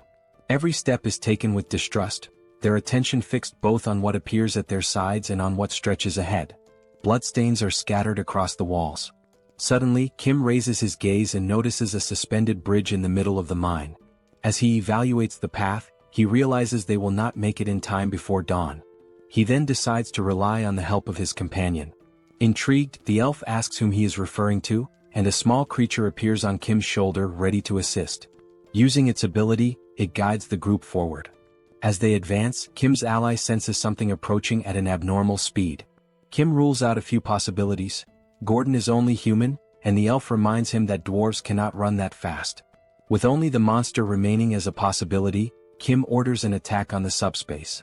Spears are launched, but their trajectories are forcibly deflected, astonishing Kim as he watches even a sacred spear, traveling at nearly 500 kilometers per hour, being repelled. The elf decides to act, and an aura begins to envelop her hands as she moves forward with steady steps. As she observes the surroundings, she notices that the sound seems to grow increasingly distant. Kim, however, remains focused on the mission. For now, the best course is to keep moving. The cowboy watches everything in silent admiration. He does not fully understand that ability. Shortly afterward, Kim's companion, still perched on his shoulder, catches a strong, pungent smell of blood coming from somewhere nearby. The group decides to investigate and breaks into a run through the mine. It does not take long before they find a body lying on the ground. It is a severely wounded dwarf. Kim quickly assesses the situation and concludes that the dwarf has lost too much blood and cannot wait. Without hesitation, he decides to move him into the subspace, where number one can take care of him safely. Meanwhile, Kim's ally once again senses a threat. Something else is approaching at high speed. This time, the elf takes the initiative and moves ahead without hesitation. The enemy emerges in an overwhelming manner. A goblin bursts forth violently from the path. Before it can attack, it is struck by a single punch to the center of the face delivered by the elf. The impact is intense, killing it instantly and causing the crystals to jolt. The elf observes the scene without any sign of revulsion. To her, the enemy had seemed larger in her imagination. Meanwhile, the dwarf passes through the subspace. When he awakens, he finds himself frightened and disoriented, surrounded by figures watching him with concern. Gradually, he gets to his feet as Kim explains that this place is safe, where he can recover without risk. The dwarf is informed that he was found unconscious inside the mine and treated in haste, and he is warned not to make any excessive effort. Upon hearing this, he asks about the monster in the mine. The elf reassures him by explaining that the creature has already been eliminated. She then introduces herself as Ellie, the leader of the elves. The revelation leaves the dwarf visibly confused. For him, it is difficult to understand how an elven elder could be traveling alongside a human. Ellie replies that it is a long story and asks whether all the other dwarves besides him are dead. With sorrow, the dwarf confirms that not only the dwarves, but also all the humans in the mine were killed. The cowboy intervenes, worried, asking whether he saw someone named Gordon, a close friend. Before answering directly, the dwarf asks whether only one monster was killed, which the elf confirms. The dwarf states that there is another creature, similar to the first, called Gordon. The cowboy reacts in shock, unable to comprehend what that means. He recalls the last moment with Gordon, being dragged into the depths of the mine by a goblin that held him tightly and slammed him violently to the ground. Just as it is about to devour him, the creature is suddenly distracted by crystals scattered across the floor. The goblin temporarily abandons Gordon and begins feeding on those crystals. Seizing the moment, the dwarf approaches Gordon and tries to help him. He leads Gordon to a hidden door in the mine, taking him into a protected area. Inside, Gordon is astonished by the enormous quantity of crystals stored there. The dwarf explains that this is a deposit used by his people, deeper and more valuable than any area Gordon has ever mined, assuring him that monsters will not find him there. He introduces himself as Brock and asks about Gordon's injuries, and Gordon thanks him for saving his life. When questioned about the creature, Brock admits he does not know for certain, but believes that the monster, driven by hunger, devoured human corpses and ingested a reinforcement stone and a magic stone, which caused it to lose its sanity. Brock concludes that the monster now displays an intense obsession with magic stones and reinforcement stones. What is certain to him is that the creature has become a deranged monster, placing everyone in grave danger. Gordon suggests that, once people discover the area has become an occupied zone, they will eventually gather there. Surprised, Brock admits he had not realized this, as he had been focused on his craftsmanship. Upon further reflection, Brock concludes that, if that is the case, there must be a guardian somewhere in the mine. He explains that he has never seen a guardian personally, but that it is possible to control one if someone possesses a special gem called an occupied stone. Brock describes the guardian as a massive living rock, capable of moving on its own, likely installed by the multidimensional Chamber of Commerce. Gordon concludes that all they need to do is find the occupied stone, but Brock points out the problem. He does not know where it is and the mine is enormous. He also recalls the monster's speed and suggests that Gordon should be the fastest one. Gordon refuses, preferring to wait for reinforcements. He realizes he still has food and proposes talking to pass the time. Gordon begins to speak about his childhood as time drags on in the hiding place, bringing fatigue and tension.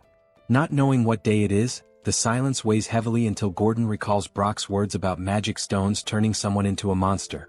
After a few moments of reflection, Gordon, with renewed conviction in his eyes, states that he has come up with a good idea. Brock reacts with unease to Gordon's statement.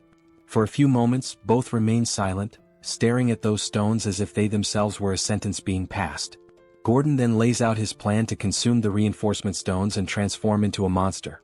While he confronts the creatures outside, Brock will be able to escape. The dwarf states that this is far more interesting than the empty conversations they have had over the past few days. After reflecting, Brock questions whether Gordon is serious. He warns that the action is reckless, requires many magic stones and allows no return. By consuming them, Gordon would become nothing more than a monster guided by instincts. Gordon listens and asks about alternatives, but there is no other plan. Consumed by hunger, he accepts the option so that at least one of them may survive. Brock says he has nothing left to lose and suggests mutilating himself, but Gordon recognizes the absurdity. That is not survival, it is despair, and the transformation leaves no path back. Gordon tells Brock that he does not need to sacrifice himself. The choice is a personal one. He recalls that he has already died once, reliving the brutal scene of a woman being devoured while he watched helplessly. He remembers who saved him that day, the cowboy. Brock questions him, but Gordon begs, saying it is his final wish. Brock's hands begin to crush the crystals, one by one, while Gordon waits in silence. When everything is ready, Gordon makes one last request, that Brock survive and kill him if he continues living as a monster. Brock promises and leaves the room, carrying the weight of that decision. Alone, Gordon approaches the crushed crystals and begins to consume them. Meanwhile, Brock runs desperately through the mine tunnels. Behind him, a massive goblin advances, drawn by the sounds of hammering that had echoed earlier. The goblin opens its mouth grotesquely, about to attack him. However, something interrupts it.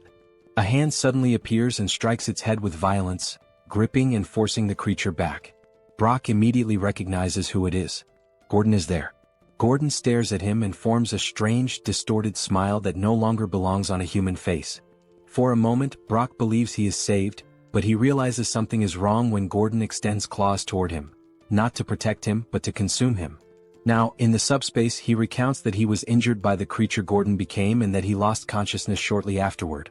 The cowboy remains motionless, trying to process everything. The revelation leaves everyone in shock.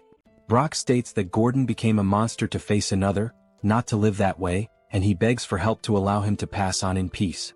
Kim concludes that only the elf could face him, as their weapons would barely wound him. He then begins to consider reinforcements and asks whether it would be possible to forge a grade C reinforcement stone from lower grade ones. Brock explains that 10 grade D stones of the same attribute would be required, a quantity they possess. The problem is that none of them have a divine attribute, making it impossible to reinforce Ranks' sacred spear. Kim quickly evaluates the options and decides to reinforce the pistol, which, although less powerful than a rifle, stands out for its portability. He reinforces the pistol without hesitation, and when he opens the system interface he is surprised. There are few resistance stones, rare enough to allow only 3 more reinforcements on the pistol, which still supports an additional bullet enhancement. The decision is made.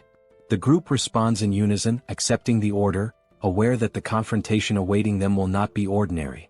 At that exact moment, someone asks Kim for permission. It is the cowboy. He states that this will be the last moment of his friend's life and that he wishes to accompany them to the mine's exit. Kim considers and explains that the situation is extremely complicated and dangerous. Even so, the cowboy insists, pleading to go along. Kim reflects for a few moments before agreeing. He accepts but imposes a condition. With that decided, the group returns to the interior of the mine. As they advance through the tunnels, the cowboy walks in silence, with a small companion perched on his neck, sniffing the air with focus. Along the way, the cowboy wonders whether Gordon would still be alive if he had not called him, and whether everything might have been different had they not returned to the mine together. Suddenly, Kim's ally senses something. His keen sense of smell detects an intense presence ahead, and he points toward a dark area. It is from there that something emerges.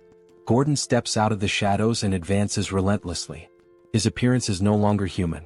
His presence sends an immediate shock through the group. The cowboy reacts instinctively, raising the pistol with resolve. The shot echoes through the mine. The bullet strikes Gordon directly in the center of his body. Upon impact, crystals scatter across the ground. Deep within, the cowboy bids farewell, wishing that at last Gordon may rest in peace.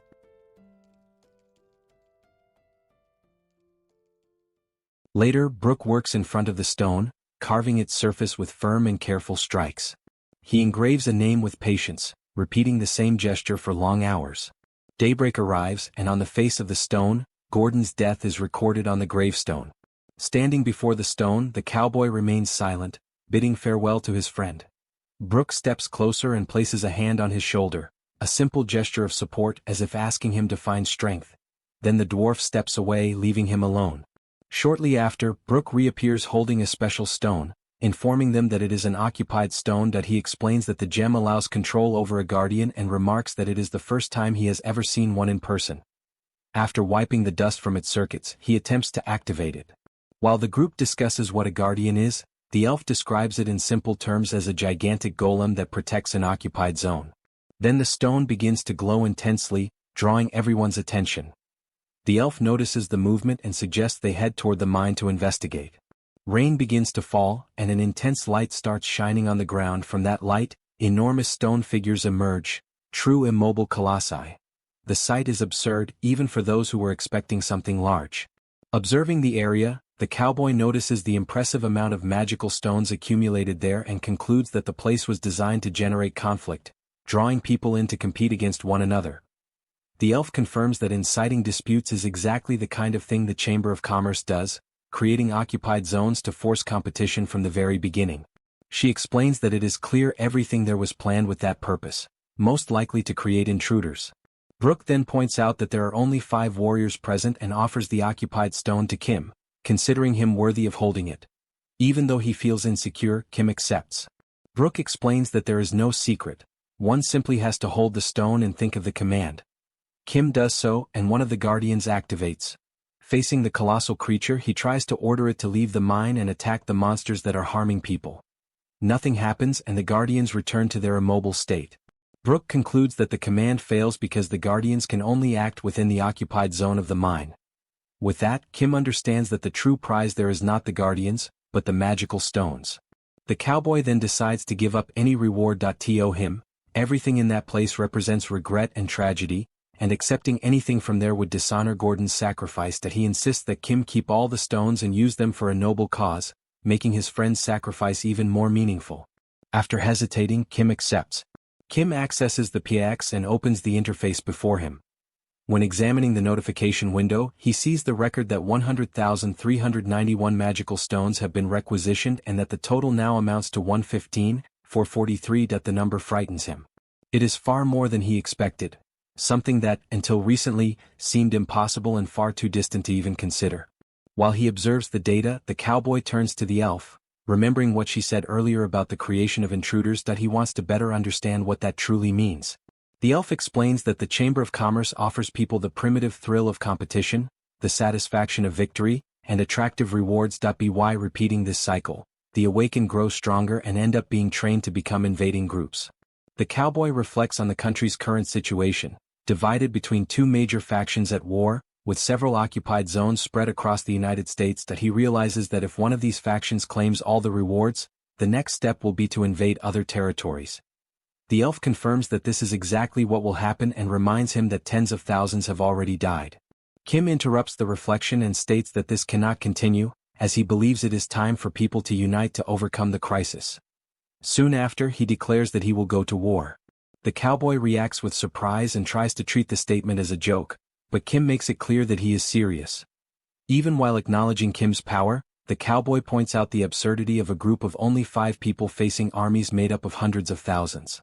Kim then realizes the misunderstanding and explains that he has never made his true abilities clear. That he clarifies this by opening the subspace, revealing that each member of his team is part of the elite, unveiling the strength of his knights. The demonstration leaves the cowboy deeply frightened. Faced with what he sees, he asks what exactly is happening. Kim then changes the subject and comments that he needs someone to manage that occupied zone. After reflecting, he concludes that the only person suitable for the role is the cowboy himself. A system notification appears, informing the cowboy that he has received an invitation to join the PAX. That he reads the message while Kim explains the benefits of the position, including guaranteed access to water, food, and unlimited supplies. Confused by the speed of events, the cowboy questions everything that is happening. In response, Kim demonstrates how the system works, making the scenery change, and the two of them find themselves in a room equipped with a table filled with food. Still in shock, the cowboy looks at the food in front of him. Kim asks him to help himself and suggests that he take some time to think about the offer while he eats. The cowboy lowers his head and begins to eat. While he eats, tears fall silently, the result of the unexpected and painful direction his life has taken. Now, elsewhere, a man stands with a serious and rigid expression. Before him is Kim, maintaining a firm posture. The man summarizes the situation in a straightforward manner, confirming whether Kim is truly saying that the ongoing war in the United States needs to be stopped. Kim confirms and explains that, between the two factions in conflict, there can be no winner. Before he continues, the elf intervenes. The Chamber of Commerce encourages conflict with promises of reward, shaping winners into invaders. If the war ends in the United States, the rest of the world will follow. The man listens attentively and admits the need to intervene, but he does not see a concrete plan to achieve this. Kim then explains that this is exactly why he is standing there before him, speaking directly to the head of operations. The head of operations admits that he has not been closely following the situation in the United States, which makes any definitive decision difficult. Even so, he points out what is essential: identifying the two factions and strengthening their own forces until they are able to match them.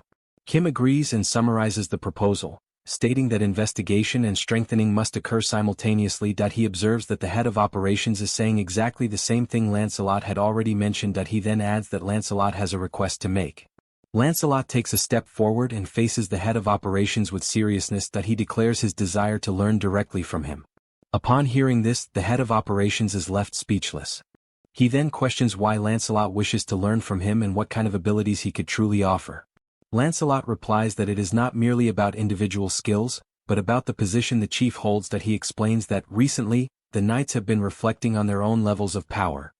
When their attacks cease to be effective, they begin to question whether they are still capable of protecting their lord. According to him, Kim had already anticipated this issue and created items to compensate for this limitation, such as a weapon. Upon observing the weapon, the head of operations concludes that they are referring to the use of firearms, but Lancelot states that the knights have already learned how to use them. That being said, the chief questions what remains for him to teach, to which Lancelot replies that he seeks tactics and strategies. Kim intervenes, confirming the intention. He makes it clear that he wishes to forge the Knights of Camelot into a true special operations unit. The head of operations lowers his head for a moment and acknowledges that he does indeed have something to offer. He makes it clear, however, that the training will be extremely rigorous. Meanwhile, the elf watches in silence, reflecting on the unwavering confidence of the head of operations. The group then decides on the direction of the training and the measures necessary to strengthen their forces. Lancelot leaves the room and Kim watches him depart, reflecting that this is good for the knights, since they were likely frustrated by not being able to act more actively. Even so, he feels a certain melancholy at the thought that the reliable Lancelot will not be by his side for a while. Kim also stands and suggests that the elf rest. Soon after, he decides to check his own abilities. He opens the system window and realizes that he has not reviewed them since reaching subspace level SIX. As he analyzes the information, he notices only a slight increase in the subspatial healing rate, with no significant changes. While examining the interface, a long notification suddenly appears, drawing his attention due to its unusual size. He reads it carefully and discovers new unlockable abilities, some with high costs. Among them are portal-to-portal transportation and an automatic system for product ordering and dispatch, but nothing that aids in combat, which disappoints him. Even so, he accepts the situation, reminding himself that he already has enough people to handle firepower.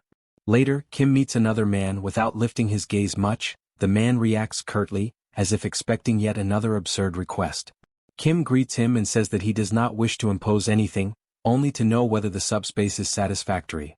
The man remarks that it is late for that, but appears relieved to see that Kim is well.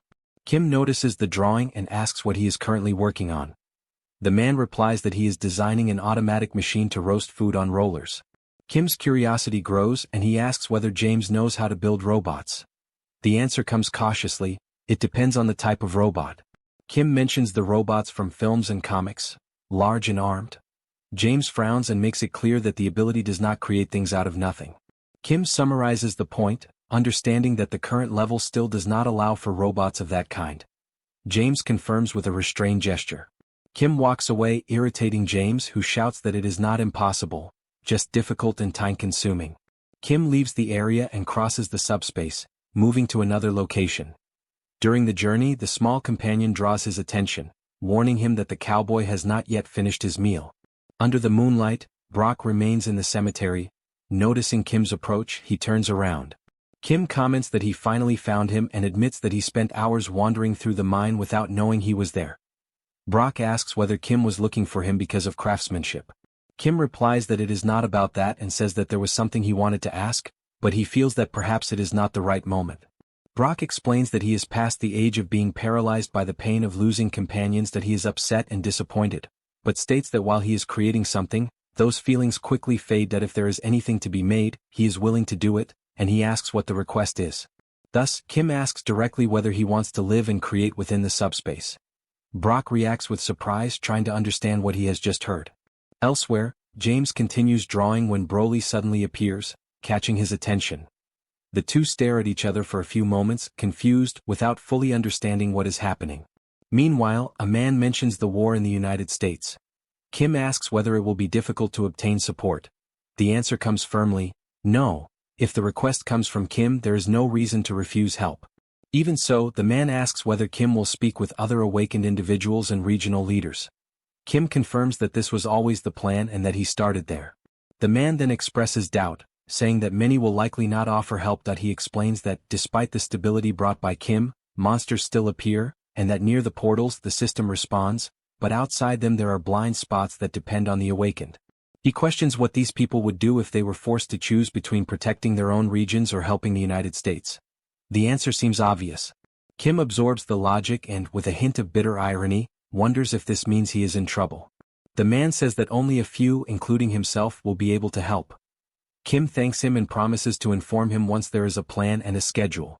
Kim returns to the subspace, reflecting deeply. He realizes that he naively assumed everyone would help him without hesitation. He analyzes the current situation in Korea. Within a radius of 500 meters from the portals, the system automatically identifies and eliminates enemies. Outside this area, security depends on patrols carried out by regional representatives and military awakened individuals. He concludes that he himself would not leave his region under such conditions.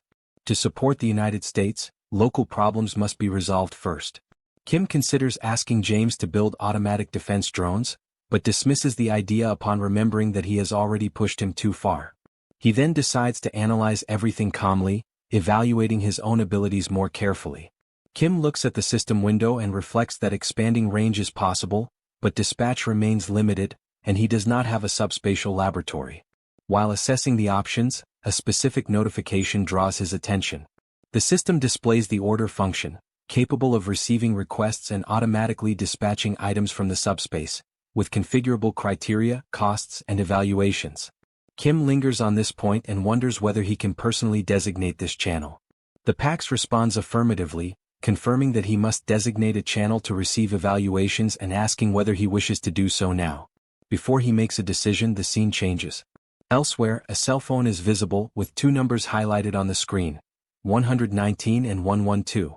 A man shows the device to another, explaining that the numbers are used for rescue and support requests, requiring only that the user press and hold.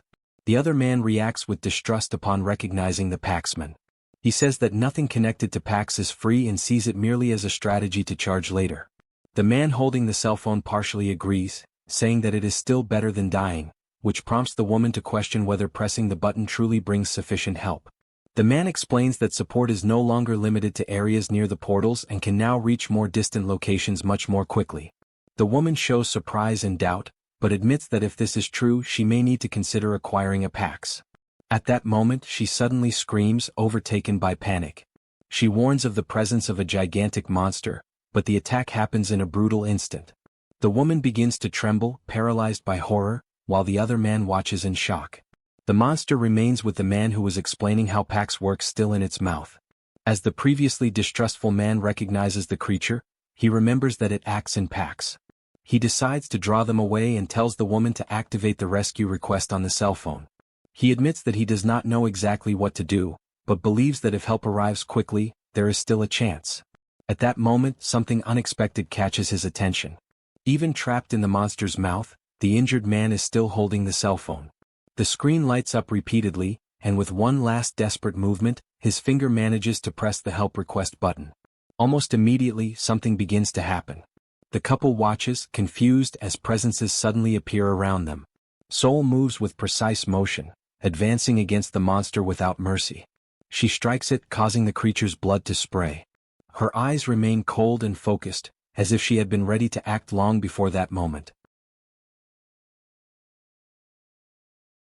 Elsewhere, Kim reflected on the two abilities he could unlock upon reaching level 6 in the subspace. The first was portal transport, which allowed travel from one portal to another without having to traverse the subspace, at a cost of 10,000 magic stones. Product request enabled receiving orders and automatically sending items from the subspace. It was possible to set criteria, types, costs, and conditions, as well as receive evaluations if a designated method was provided. He organized the information mentally, noting that portal transport allowed direct movement between portals. Product request, on the other hand, when assigning an intermediary, allowed people to order PAX products and receive them within a radius of 500 meters from a portal. He could receive messages sent by PAX, and users could send evaluation messages to the PAX. Kim noticed a crucial detail. Although the delivery of products had a range limit, the messaging function did not. He asked the PAX where the medium was. The system responded that whenever an evaluation was received, the sender's location data came along with it. Kim immediately understood. He reflected that he could use this function as an emergency call system. Thus, he created the 112 and 119 buttons, which, when pressed, sent a predefined message to the PAX. The system analyzed the content and, based on the received location data, forwarded the information to the nearest PAXman. The agent receiving the data was then dispatched to the indicated location. In one instance, PAX sent an emergency rescue notification with detailed location instructions. The PAXman simply read the message and ran immediately to the indicated destination, determined to complete the mission. While Seoul ran, Kim's friend guided her using his keen sense of smell. At one point he leaped. Back at the scene of the attack, Seoul reached the destination of her mission and faced the monster without mercy, driven by absolute courage. After defeating it, she saved the boy, who then received proper medical attention. Elsewhere, 3 days had passed since the short man appeared to James, who watched him in amazement, unable to understand how he could keep crafting without pause. He wondered if anyone could truly devote themselves to something all day, no matter how much they loved it. James concluded that if he had lost it, he could simply find it again, deciding to rediscover the joy of creating and return to his paints. He resumed drawing while Brock and the dwarf remained engrossed in their crafts. Later, Brock informed Kim that the works were completed. Kim observed and realized that this reinforcement stone would bring him to level 5. He reflected that 3 days had passed since the creation of the emergency system. With Brock's effort, several weapons had been produced. Even so, he would not go to the United States. there was insufficient information and moving forward blindly would be risky. As he contemplated the diamond created by Brock, he thought that taking a +5 weapon would provide immense peace of mind. He decided to enhance it, the ultimate multifunctional knife, transforming it into a blade sharp enough to cut a level 6 enemy. However, as soon as the knife fell on the table, it split in half. Seeing this, Kim asked if the item had been destroyed. Brock explained that he had expected this. Ordinary items could not withstand the power of the reinforcement stone. Special items were needed to resist its energy. He then mentioned that a special item would be something like the object before them. Brock said that the item was a special artifact, like those of singular power or forged by dwarves, and that such an object must withstand the energy of the reinforcement stone. At that moment the cowboy approached the two. Kim remarked that 3 days had passed and asked if everything was fine at the mine. The man, however, replied that he was not there by chance and revealed a weapon. Kim looked at the object and asked what it was. The cowboy explained that the item had belonged to an invader from the southern faction who had attacked the lithium mine without warning, but the weapons used had caught his attention. Kim asked if it was an enhanced weapon, and the cowboy replied that not exactly, saying it would be easier to demonstrate. The cowboy then crouched, rested the weapon on his shoulder, and aimed at a distant point. At the moment he fired, a massive explosion erupted in the distance, shaking the surroundings. Kim watched in surprise as the cowboy explained that the power alone was impressive, but the strangest thing was that the weapon fired even without being loaded.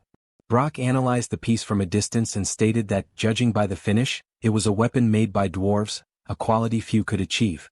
Yet, he noticed something odd and questioned whether the southern faction actually possessed such weaponry. Brock said that dwarves feared hurting others more than dying, so it was strange that they would make weapons for war, and that perhaps they were not acting of their own free will. The cowboy affirmed that the southern faction was advancing too quickly. They had already reached Arizona. If this continued, the North could be defeated. Kim felt the urgency and said that time was running out, asking where the northern faction was. The cowboy believed it was near Chicago and asked what he intended to do. Kim stated that he needed to somehow join the North, but admitted he did not have a concrete plan and intended only to go there and see what would happen. Sometime later in Chicago, everything was devastated. The streets lay in ruins, buildings partially destroyed and abandoned vehicles scattered along the avenues. Giant creatures wandered the city, driven by an insatiable hunger for destruction. A group of survivors tried to resist, launching improvised explosives while shouting instructions to each other amid the chaos. The group's leader ordered everyone to hold their positions and aim for the creatures' heads. The attack began, but as they fought the initial threats, more beasts emerged from the rubble. Upon seeing them, the leader swore and immediately ordered a retreat. The group retreated in a disordered formation, running through the ruined streets as the beasts pursued them with terrifying speed, closing in rapidly. During the escape, one of the men tripped and fell. The leader looked back and called his name, ordering him to get up. Mateusz tried to rise but declared that it was too much, telling them to go on without him. One of the beasts lunged forward, ready to attack, but suddenly it was pierced by something invisible, striking with deadly precision. It toppled to the ground. Another, just behind, was also struck and fell before even reaching the group. The captain watched the scene, unable to comprehend what was happening. Raising her eyes to the distance, she noticed 3 figures approaching through the dust and debris. She narrowed her eyes, confirming that someone was indeed coming toward her. As the silhouettes became clearer, she saw the knights, and at the center, Kim. The leader wondered who the man in the middle could be and concluded that, even if he carried a secret weapon of the southern forces, that alone was no reason to fear. Yet something made her shiver. She sensed movement behind her. One of Kim's team knights, who had been in front moments before, was now atop a building. He asked for her identity, then announced that his lord wished to speak with her. Shortly after, the group's leader guided Kim and Lancelot inside the building. A scream caught Kim's attention, making him turn his head. He saw a man on an improvised stretcher while a woman tried to calm him. Covered in burns, the man begged for the pain to stop. Kim watched the scene with restrained horror. The captain noticed his gaze but called him to follow her down another corridor. She led them to a secluded room, simple and empty, where they could talk. As they settled in, she remarked that she would offer something to drink, but given the circumstances, she had nothing to offer. Soon, the leader asked what matter he wished to discuss. Kim summarized the situation. The multidimensional chamber of commerce was fueling the war, and when a winner emerged, it would transform them into a new intruder, like the monsters from the Launches War. The captain appeared to understand that a war was underway. Relieved that he did not need to explain the basics, Kim went straight to the point. He wanted to end the war, but he was operating in the dark. Lacking information, he asked her to share what she knew. She agreed readily. She explained that, in fact, there were no complex interests or elaborate political schemes, only a conflict essentially centered on stopping the Southern commander. The leader then asked if he had seen the monsters at the entrance, those creatures with tentacles emerging from their bodies. Receiving his implicit confirmation, she explained that they were the work of the Southern commander, a result of inhaling the toxic gas he produces.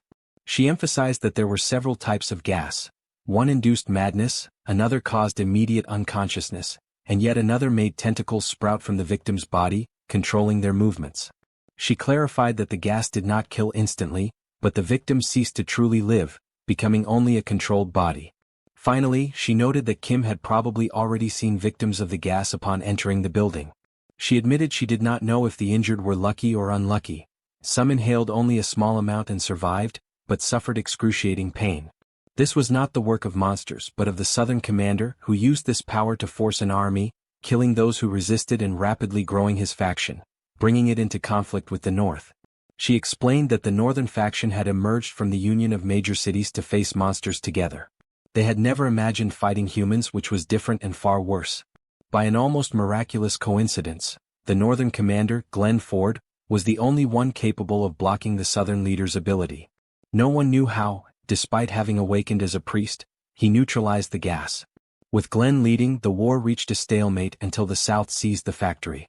Kim asked which factory she meant, and the leader explained that after the dimensional merge, zones emerged occupied by the United States, and the so-called factory was a dwarven workshop.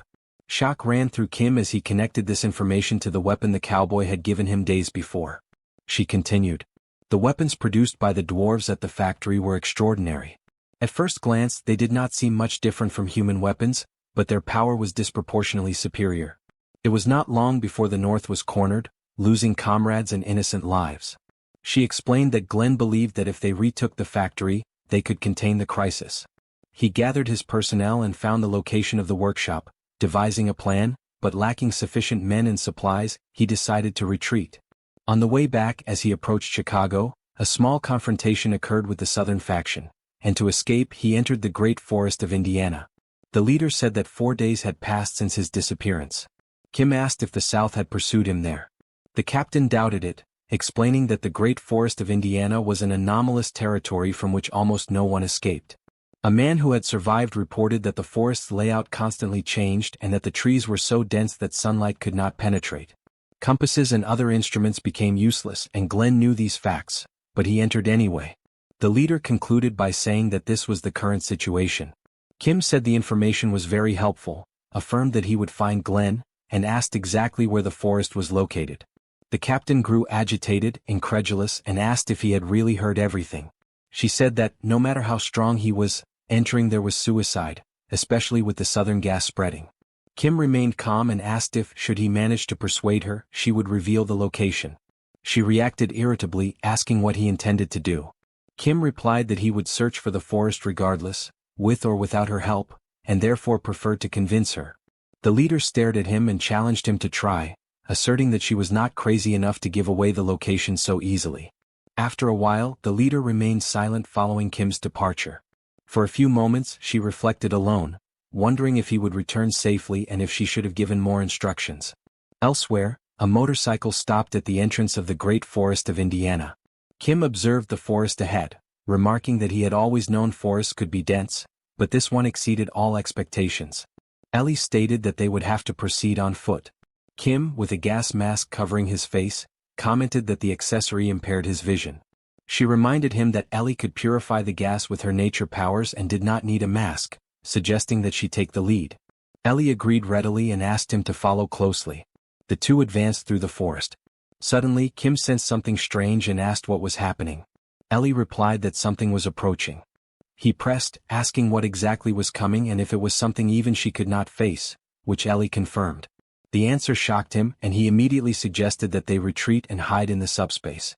Before they could act, a tree toppled beside them.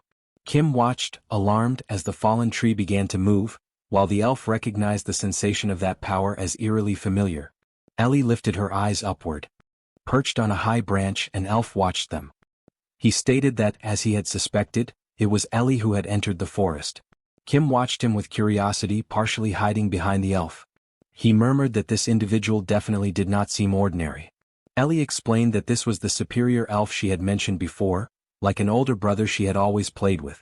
When she had said she could not handle the situation, she had been referring to him. She could face him if necessary, but out of respect, she did not want to. Kim noted that she should have said that from the start.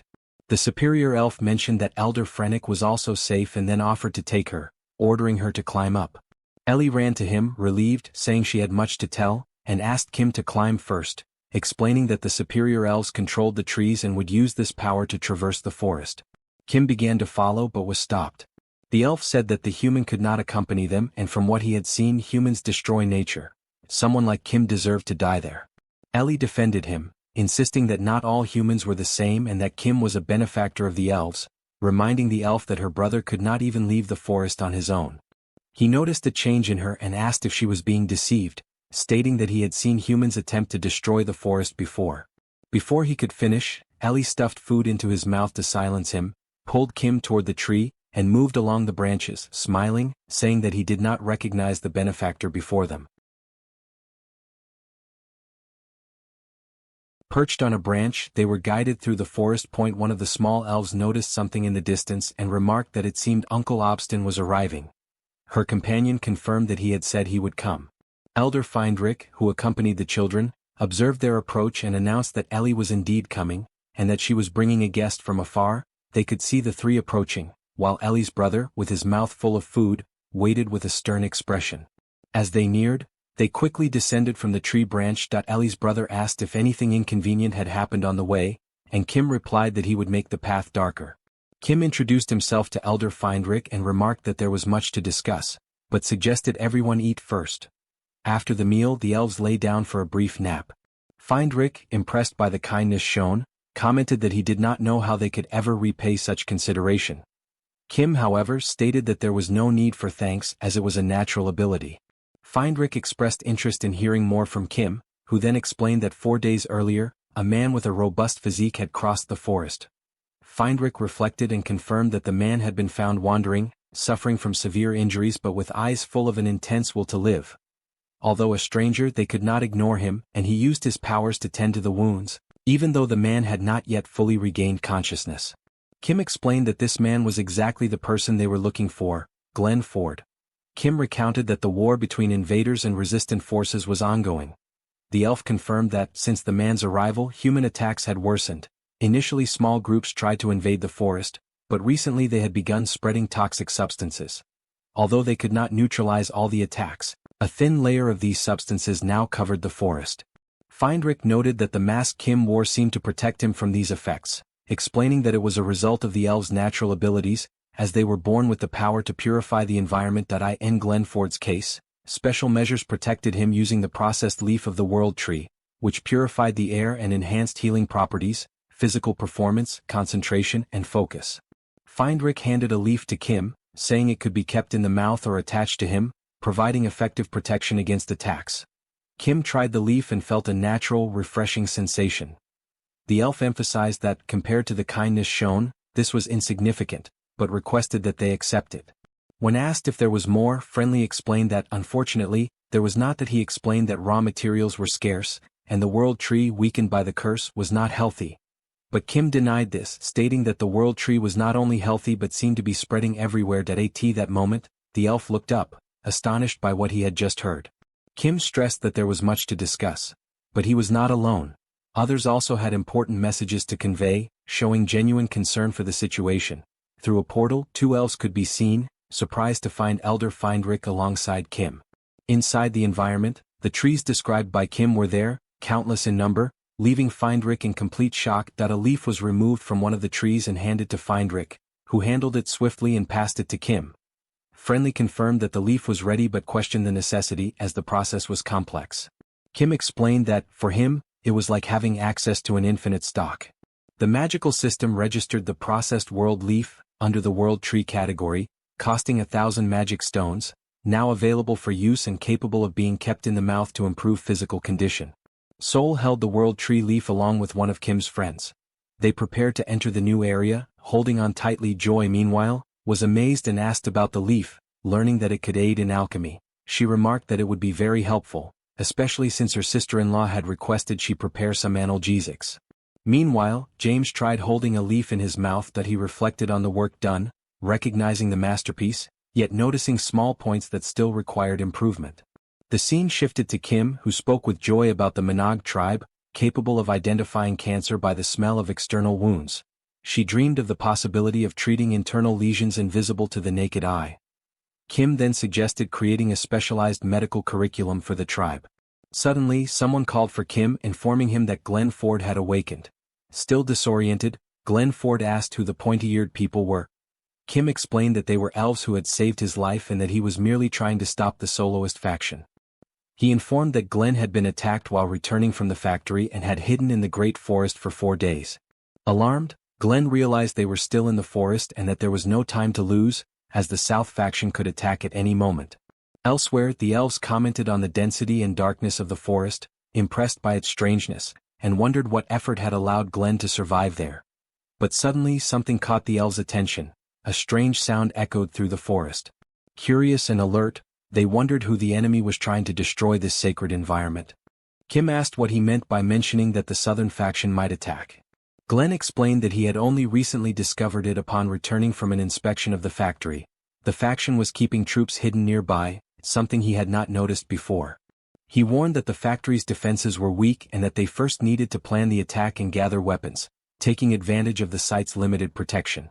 As he contemplated the plan, Glenn sensed something behind him. Someone was aiming a weapon at him. Suddenly, from the upper floor of a building, an attack was launched, causing a massive explosion. The southern faction members, believing they had hit Glenn, discussed the effects of the attack, remarking that even if he was not dead, he should be severely wounded. They also mentioned that the dolls brought by General Ferrix were not simple toys but dangerous weapons. They assumed the invaders probably did not know who Glenn Ford was and decided to merely confirm the body. Despite being struck, Glenn remained alive and reflected on what had occurred. He noticed that no visible troops were near the factory and deduced that, if he had been attacked by tentacle dolls, they would have stood out. He concluded that nothing had been lost but questioned why the troops were hiding. Was it a surprise attack? If so, the North was in grave danger and he needed to warn the Allies. At that moment, a door opened and a man, frightened, had a knife pressed to his neck and was eliminated by Glenn. The southern faction reacted quickly, but Glenn managed to flee into the Great Forest. Upon waking, he realized his injuries had improved and that 4 days had passed. He understood that the faction, having failed to confirm his death, had attempted to destroy the entire forest. Kim grasped the severity of the situation, and Glenn emphasized that there was no time to lose. Action had to be taken swiftly. The sounds of explosions drew their attention, and Glenn reflected on the number of troops the enemies had brought, realizing that they intended to destroy the entire forest. He warned that, at the very least, they needed to move away from the area. Someone questioned Kim about the situation, noting that he normally did not remain still. Kim explained that the elders had just inspected the forest, which left Glenn confused. The nearby elves, surprised by the events, commented on the sequence of attacks and destruction. First the smoke, now the attempt to devastate the forest. Feindrick observed that intervening was the least they could do to repay Kim, although the other elves argued that they were too old to move. Feindrick countered that, when repaying a kindness, one should not distinguish between large or small actions. Sincere help should be offered whenever possible. He explained that if he could manifest the powers of nature, he would have done so long ago, but as he was not a high elf, he was doing his best to help. One of the elves present, the bald one, surrounded by fire, commented that they did not need help and that Kim should handle the situation alone. Yet, contrary to his words, he decided to act and took a step forward. Spotting the rivals, he declared that a great challenge lay ahead. Determined, he promised that he would return soon. Meanwhile, elsewhere in the forest, goblins fired relentlessly, causing massive explosions. General Ferrix commented strangely that, before the explosions reached the Great Forest, the trees seemed to stretch to absorb the impact. He then suggested that perhaps it was time to release the children present. At that moment, something caught his attention. Amid the explosions, the elf ran with complete focus on his objective. The general, confused, wondered who this lunatic was traversing the occupied forest zone without a mask, ignoring the dangers. Ferrix ordered the children to move and advance from there, instructing a ceasefire until the Titans reached the forest. The Titans, receiving the orders, began moving toward the forest with unwavering determination, following their mission. The bald elf, however, remained vigilant. As he approached, he realized that the Titans were in front of him and muttered in surprise that they had not only come to shoot from afar but had almost approached to greet him. Laughing, he asked how he could even thank them for that. Without mercy, the elf began attacking the Titans in front of him, one by one, slicing through the wave of enemies and advancing toward those further ahead. General Ferrix, watching the scene, was shocked, thinking to himself as he observed. The elf was slicing elite level 7 trolls as if they were tofu. Alarmed, he concluded that he needed to retreat. He then ordered his forces to concentrate fire on the elf while planning to use the dolls to buy time and escape the chaos. The general called Carter, asking where the vehicle was, and received the answer that it was ready for the withdrawal. At that moment, the factory lost its importance to them. Escape was the priority. But when he turned his head, General Ferrix realized that the elf had already arrived there. The elf, nostalgic, remarked about the old times. At the height of his career, he dealt with arrogant types like those. His temperament was calm and he did not seek unnecessary conflict. He merely drove the enemies away quickly. The observers, stunned by his efficiency, recognized the gravity of the situation and felt helpless. At that moment, the system notified, Glenn Ford was recovering well. The Southern faction forces near the factory had been annihilated. The factory had been discovered and would be occupied by the Pax. Kate, perplexed, reflected on what the man had been doing, trying to comprehend the magnitude of his actions. The scene shifts to a conversation in which they mention the Earth dimension, while another argues that it is not a deserted place, but rather a growing dimension that needs them. Excited, one of them comments on the reaction of the inhabitants to their items, citing creations such as the Sword of the Arrogant Ego and the Mana Vampire Blade. During the exchange, one of them provokes Grant, recalling the time his confidence led to the destruction of his work by Jorana's fire. Irritated, he snaps back that it happened decades ago and accepts a challenge to create the best item without using that fire. Shortly after, a group arrives requesting a long-range high-power weapon, even if it is disposable. Grant disapproves, stating that items should carry history and meaning, not be made for temporary use.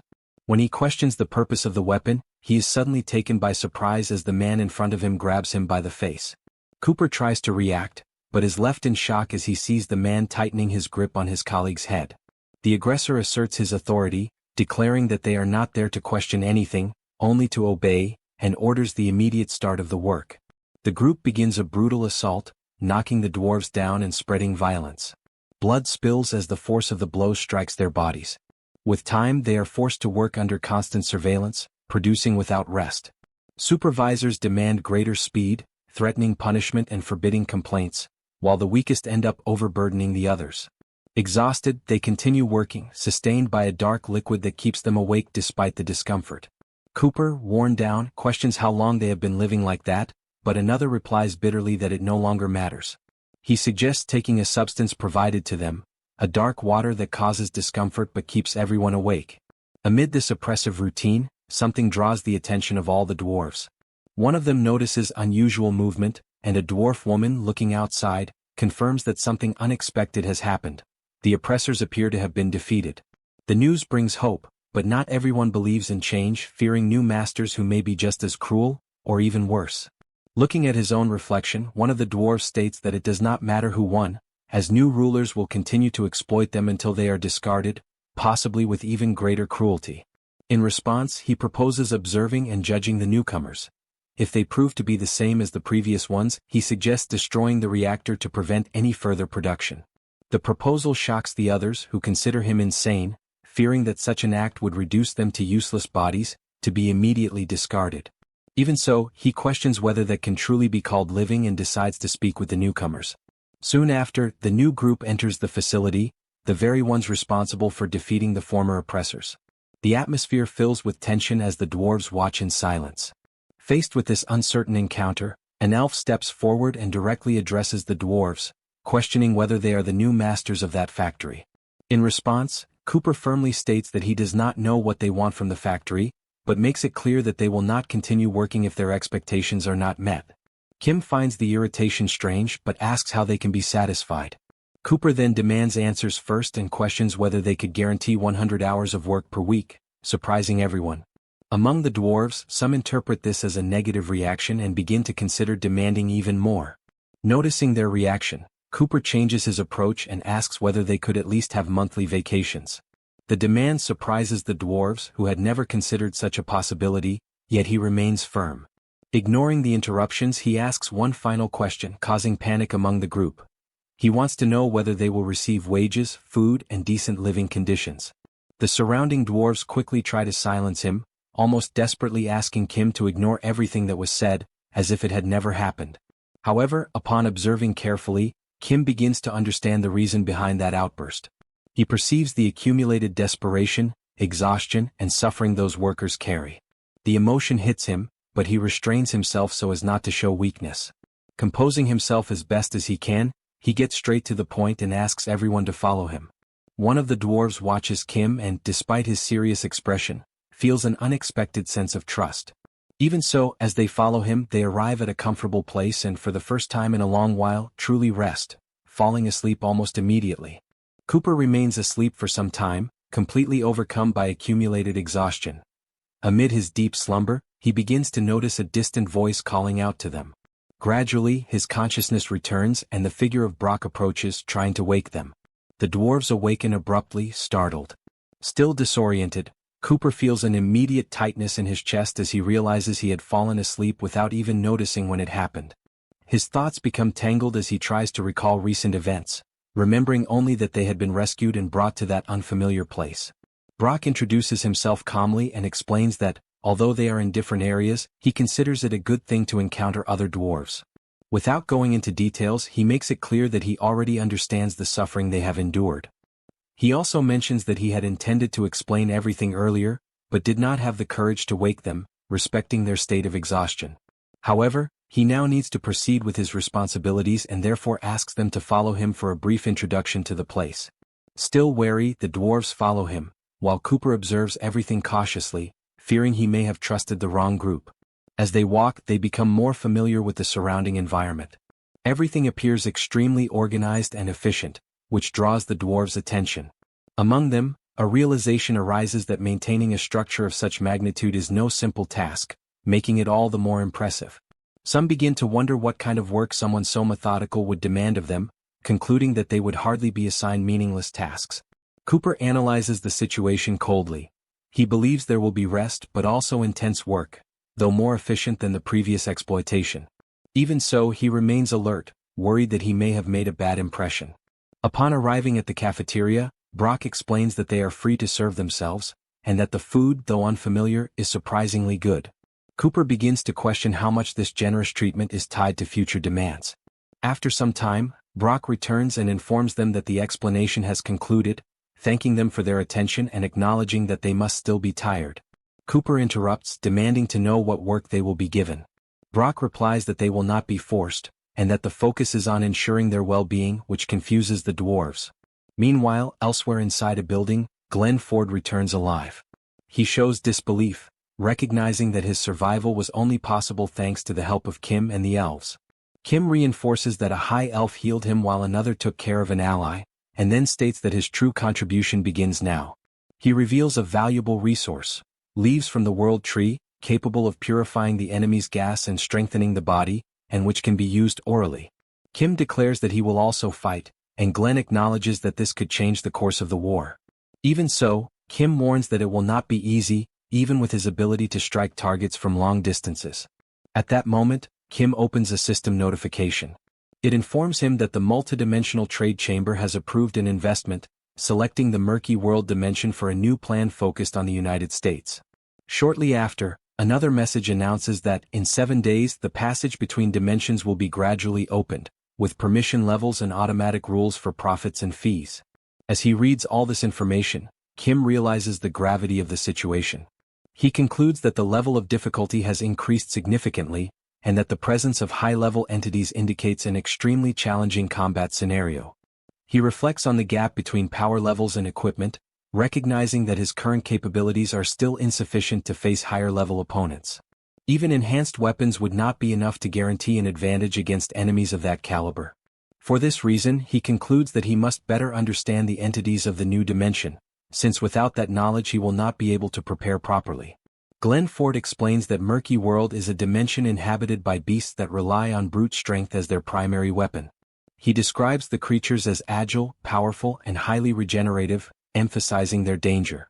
He states that he has already faced them in the last bidding war and reveals that some are controlled by the Southern faction, making them even more treacherous. Upon hearing this, Kim concludes that if that dimension was chosen and Glenn Ford has already fought those creatures, then the Southern commander is likely involved. Glenn Ford confirms this, stating that the commander, after losing allies in the factory, has become even more desperate and willing to take extreme measures. Kim realizes that the situation is worse than he had imagined. Bringing entities from another dimension reveals an alarming level of recklessness. Even with the support of the elves, he understands that he cannot rely solely on that and concludes that he urgently needs a countermeasure. Without wasting time, he calls an emergency meeting and lays out the entire situation. Ellie states that she does not believe they will lose, but makes it clear that if they want to guarantee victory, there is only one viable option: to create an item enhanced to +5. Brock explains that such a level of enhancement requires a special item, capable of withstanding the extreme power of a reinforcement stone. Kim states that the solution lies with the dwarves in the factory, and Brock reminds him that they are still resting, but leads him to the room. On the way, Kim hesitates to ask them to return to work, but realizes there is no choice. Upon entering, he finds Cooper already standing, saying that he was about to go look for him. Kim finds the situation strange and asks if something is wrong or uncomfortable. Cooper responds directly, making it clear that the situation is indeed uncomfortable. He recalls the conditions he had imposed, admits that he exaggerated, and states that they had only asked for reasonable work, not a complete absence of it. Restless, he adds that his hands are almost itching from the lack of activity. The reaction catches Kim completely off guard, leaving him momentarily speechless. Meanwhile, in another location, the scene shifts to one of the individuals responsible for the enemy faction's entire operation. He observes the surroundings and, although he does not expect much from the trade chamber, acknowledges that those selected are suitable. Around him, large and menacing creatures wait. One of the creatures remarks that it analyzed the location before the general's arrival and concluded that, aside from that one man, everyone else there is nothing but scum. Another creature points out that only 1 week remains until the massacre of the Northern Army, while a different one suggests using the useless ones as sacrifices. The man allows them to do as they please and asks about the arrival of the level 6 general. He is reprimanded for his lack of respect, but is informed that the general will arrive soon. Faced with any doubt, the creatures dismiss the possibility of defeat, asserting that they do not need strategy, as the sheer power involved guarantees a swift victory. Even aware of the risks, the man accepts it. The scene then returns to Cooper, who hears everything and understands that Kim needs a +5 weapon, and that it would require creating an item capable of withstanding a reinforcement stone of that level. Kim immediately confirms, adding that, if possible, he would also like the weapon's design to be striking. Cooper responds directly that it will not be possible. Surprised, Kim asks whether the problem lies in the design. Cooper dismisses that idea and states that the issue is not the design, but the impossibility of creating such an item under the current conditions. The answer weighs heavily, and Kim, in silence, realizes that without the weapon, his chances drop drastically.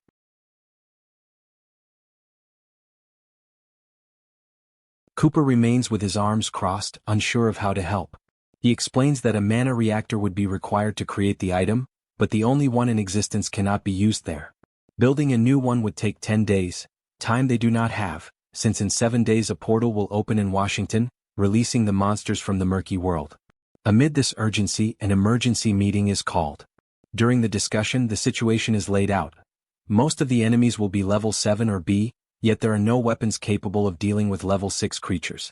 James reflects that if the stones fail, nothing else will matter, while others question why the elves would lose or disappear.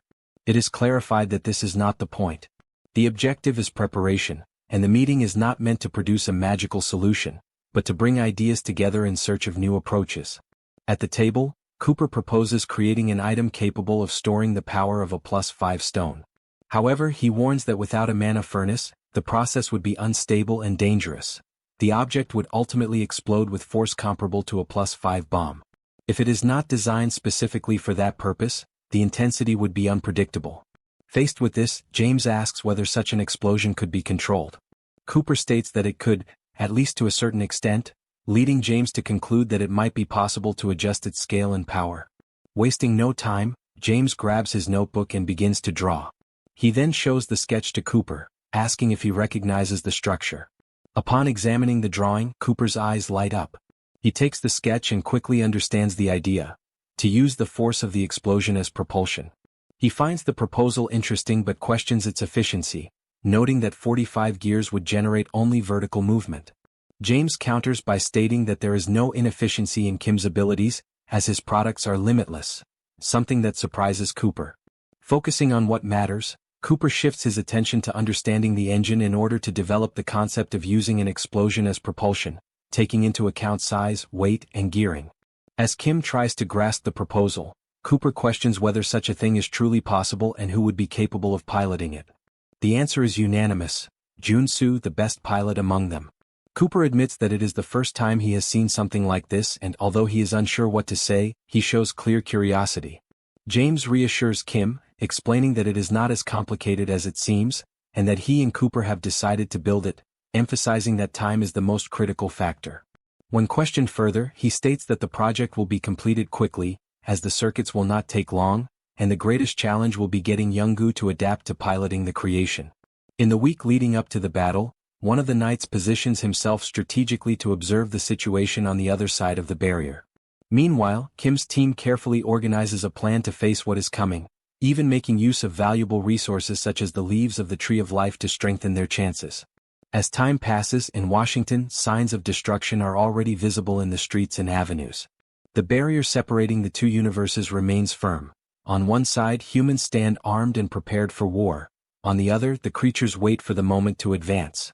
When the decisive day finally arrives, the day of the battle, the atmosphere is one of absolute tension.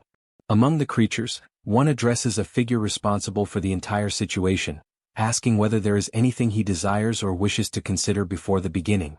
The man, maintaining a firm posture, shows no demands other than a swift victory.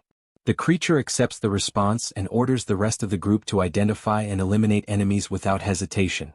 As soon as the command is given, the creatures surge forward at high speed, moving in a coordinated and relentless manner. On the opposite side, Seoul prepares for combat and immediately strikes, hitting the first creature that appears before her. However, the others continue advancing, fully focused on their objectives. In the midst of the clash, one of them lands a powerful blow on Seoul, knocking her down. Seeing this, a knight reacts instantly, calling out to her. Without hesitation, he aims directly at the center of the creature's head and fires. Even so, the creature's advance does not stop. Gunfire continues in succession from the army, attempting to contain the relentless assault. Amid the chaos, Seoul rises again, demonstrating resilience, while the creatures press forward against Kim's forces, maintaining an aggressive pace and constantly pressuring human defenses. In the midst of the battlefield's chaos, Lancelot grips his sword with determination. Without mercy, he delivers a precise strike and decapitates one of the creatures, eliminating it instantly. However, the victory lasts only a moment. Another creature quickly emerges in his direction, ready to attack. Before it can reach him, a shot strikes it. The bullet comes from a weapon wielded by Ancelotti, who intervenes at the exact moment to halt the advance. Even so, the situation escalates rapidly. Unexpectedly, a third creature appears and strikes Ancelotti with a brutal blow. The impact is so powerful that it sends him flying, hurling him a great distance. The creature watches closely as he falls, tracking every second of the impact as if certain of its victory. But against all expectations, Ancelotti rises again and, even while injured, lifts his sword and resumes his combat stance. The creature advances toward him confidently. As he attempts to raise his arm to fire, the severity of his condition becomes clear. Ancelotti has lost one of his arms. Even so, he does not retreat. In response, the creature declares that he should be surprised, emphasizing that no dimension has ever been able to withstand their strength. At that critical moment, something unexpected happens. Suddenly, the prototype appears on the battlefield, piloted by Jun-soo, and with a sudden movement, it slams the creature into the ground, completely shifting the rhythm of the fight. With the turn of events, the provocation is reversed. The word, surprise, echoes once more, now carrying an entirely new meaning.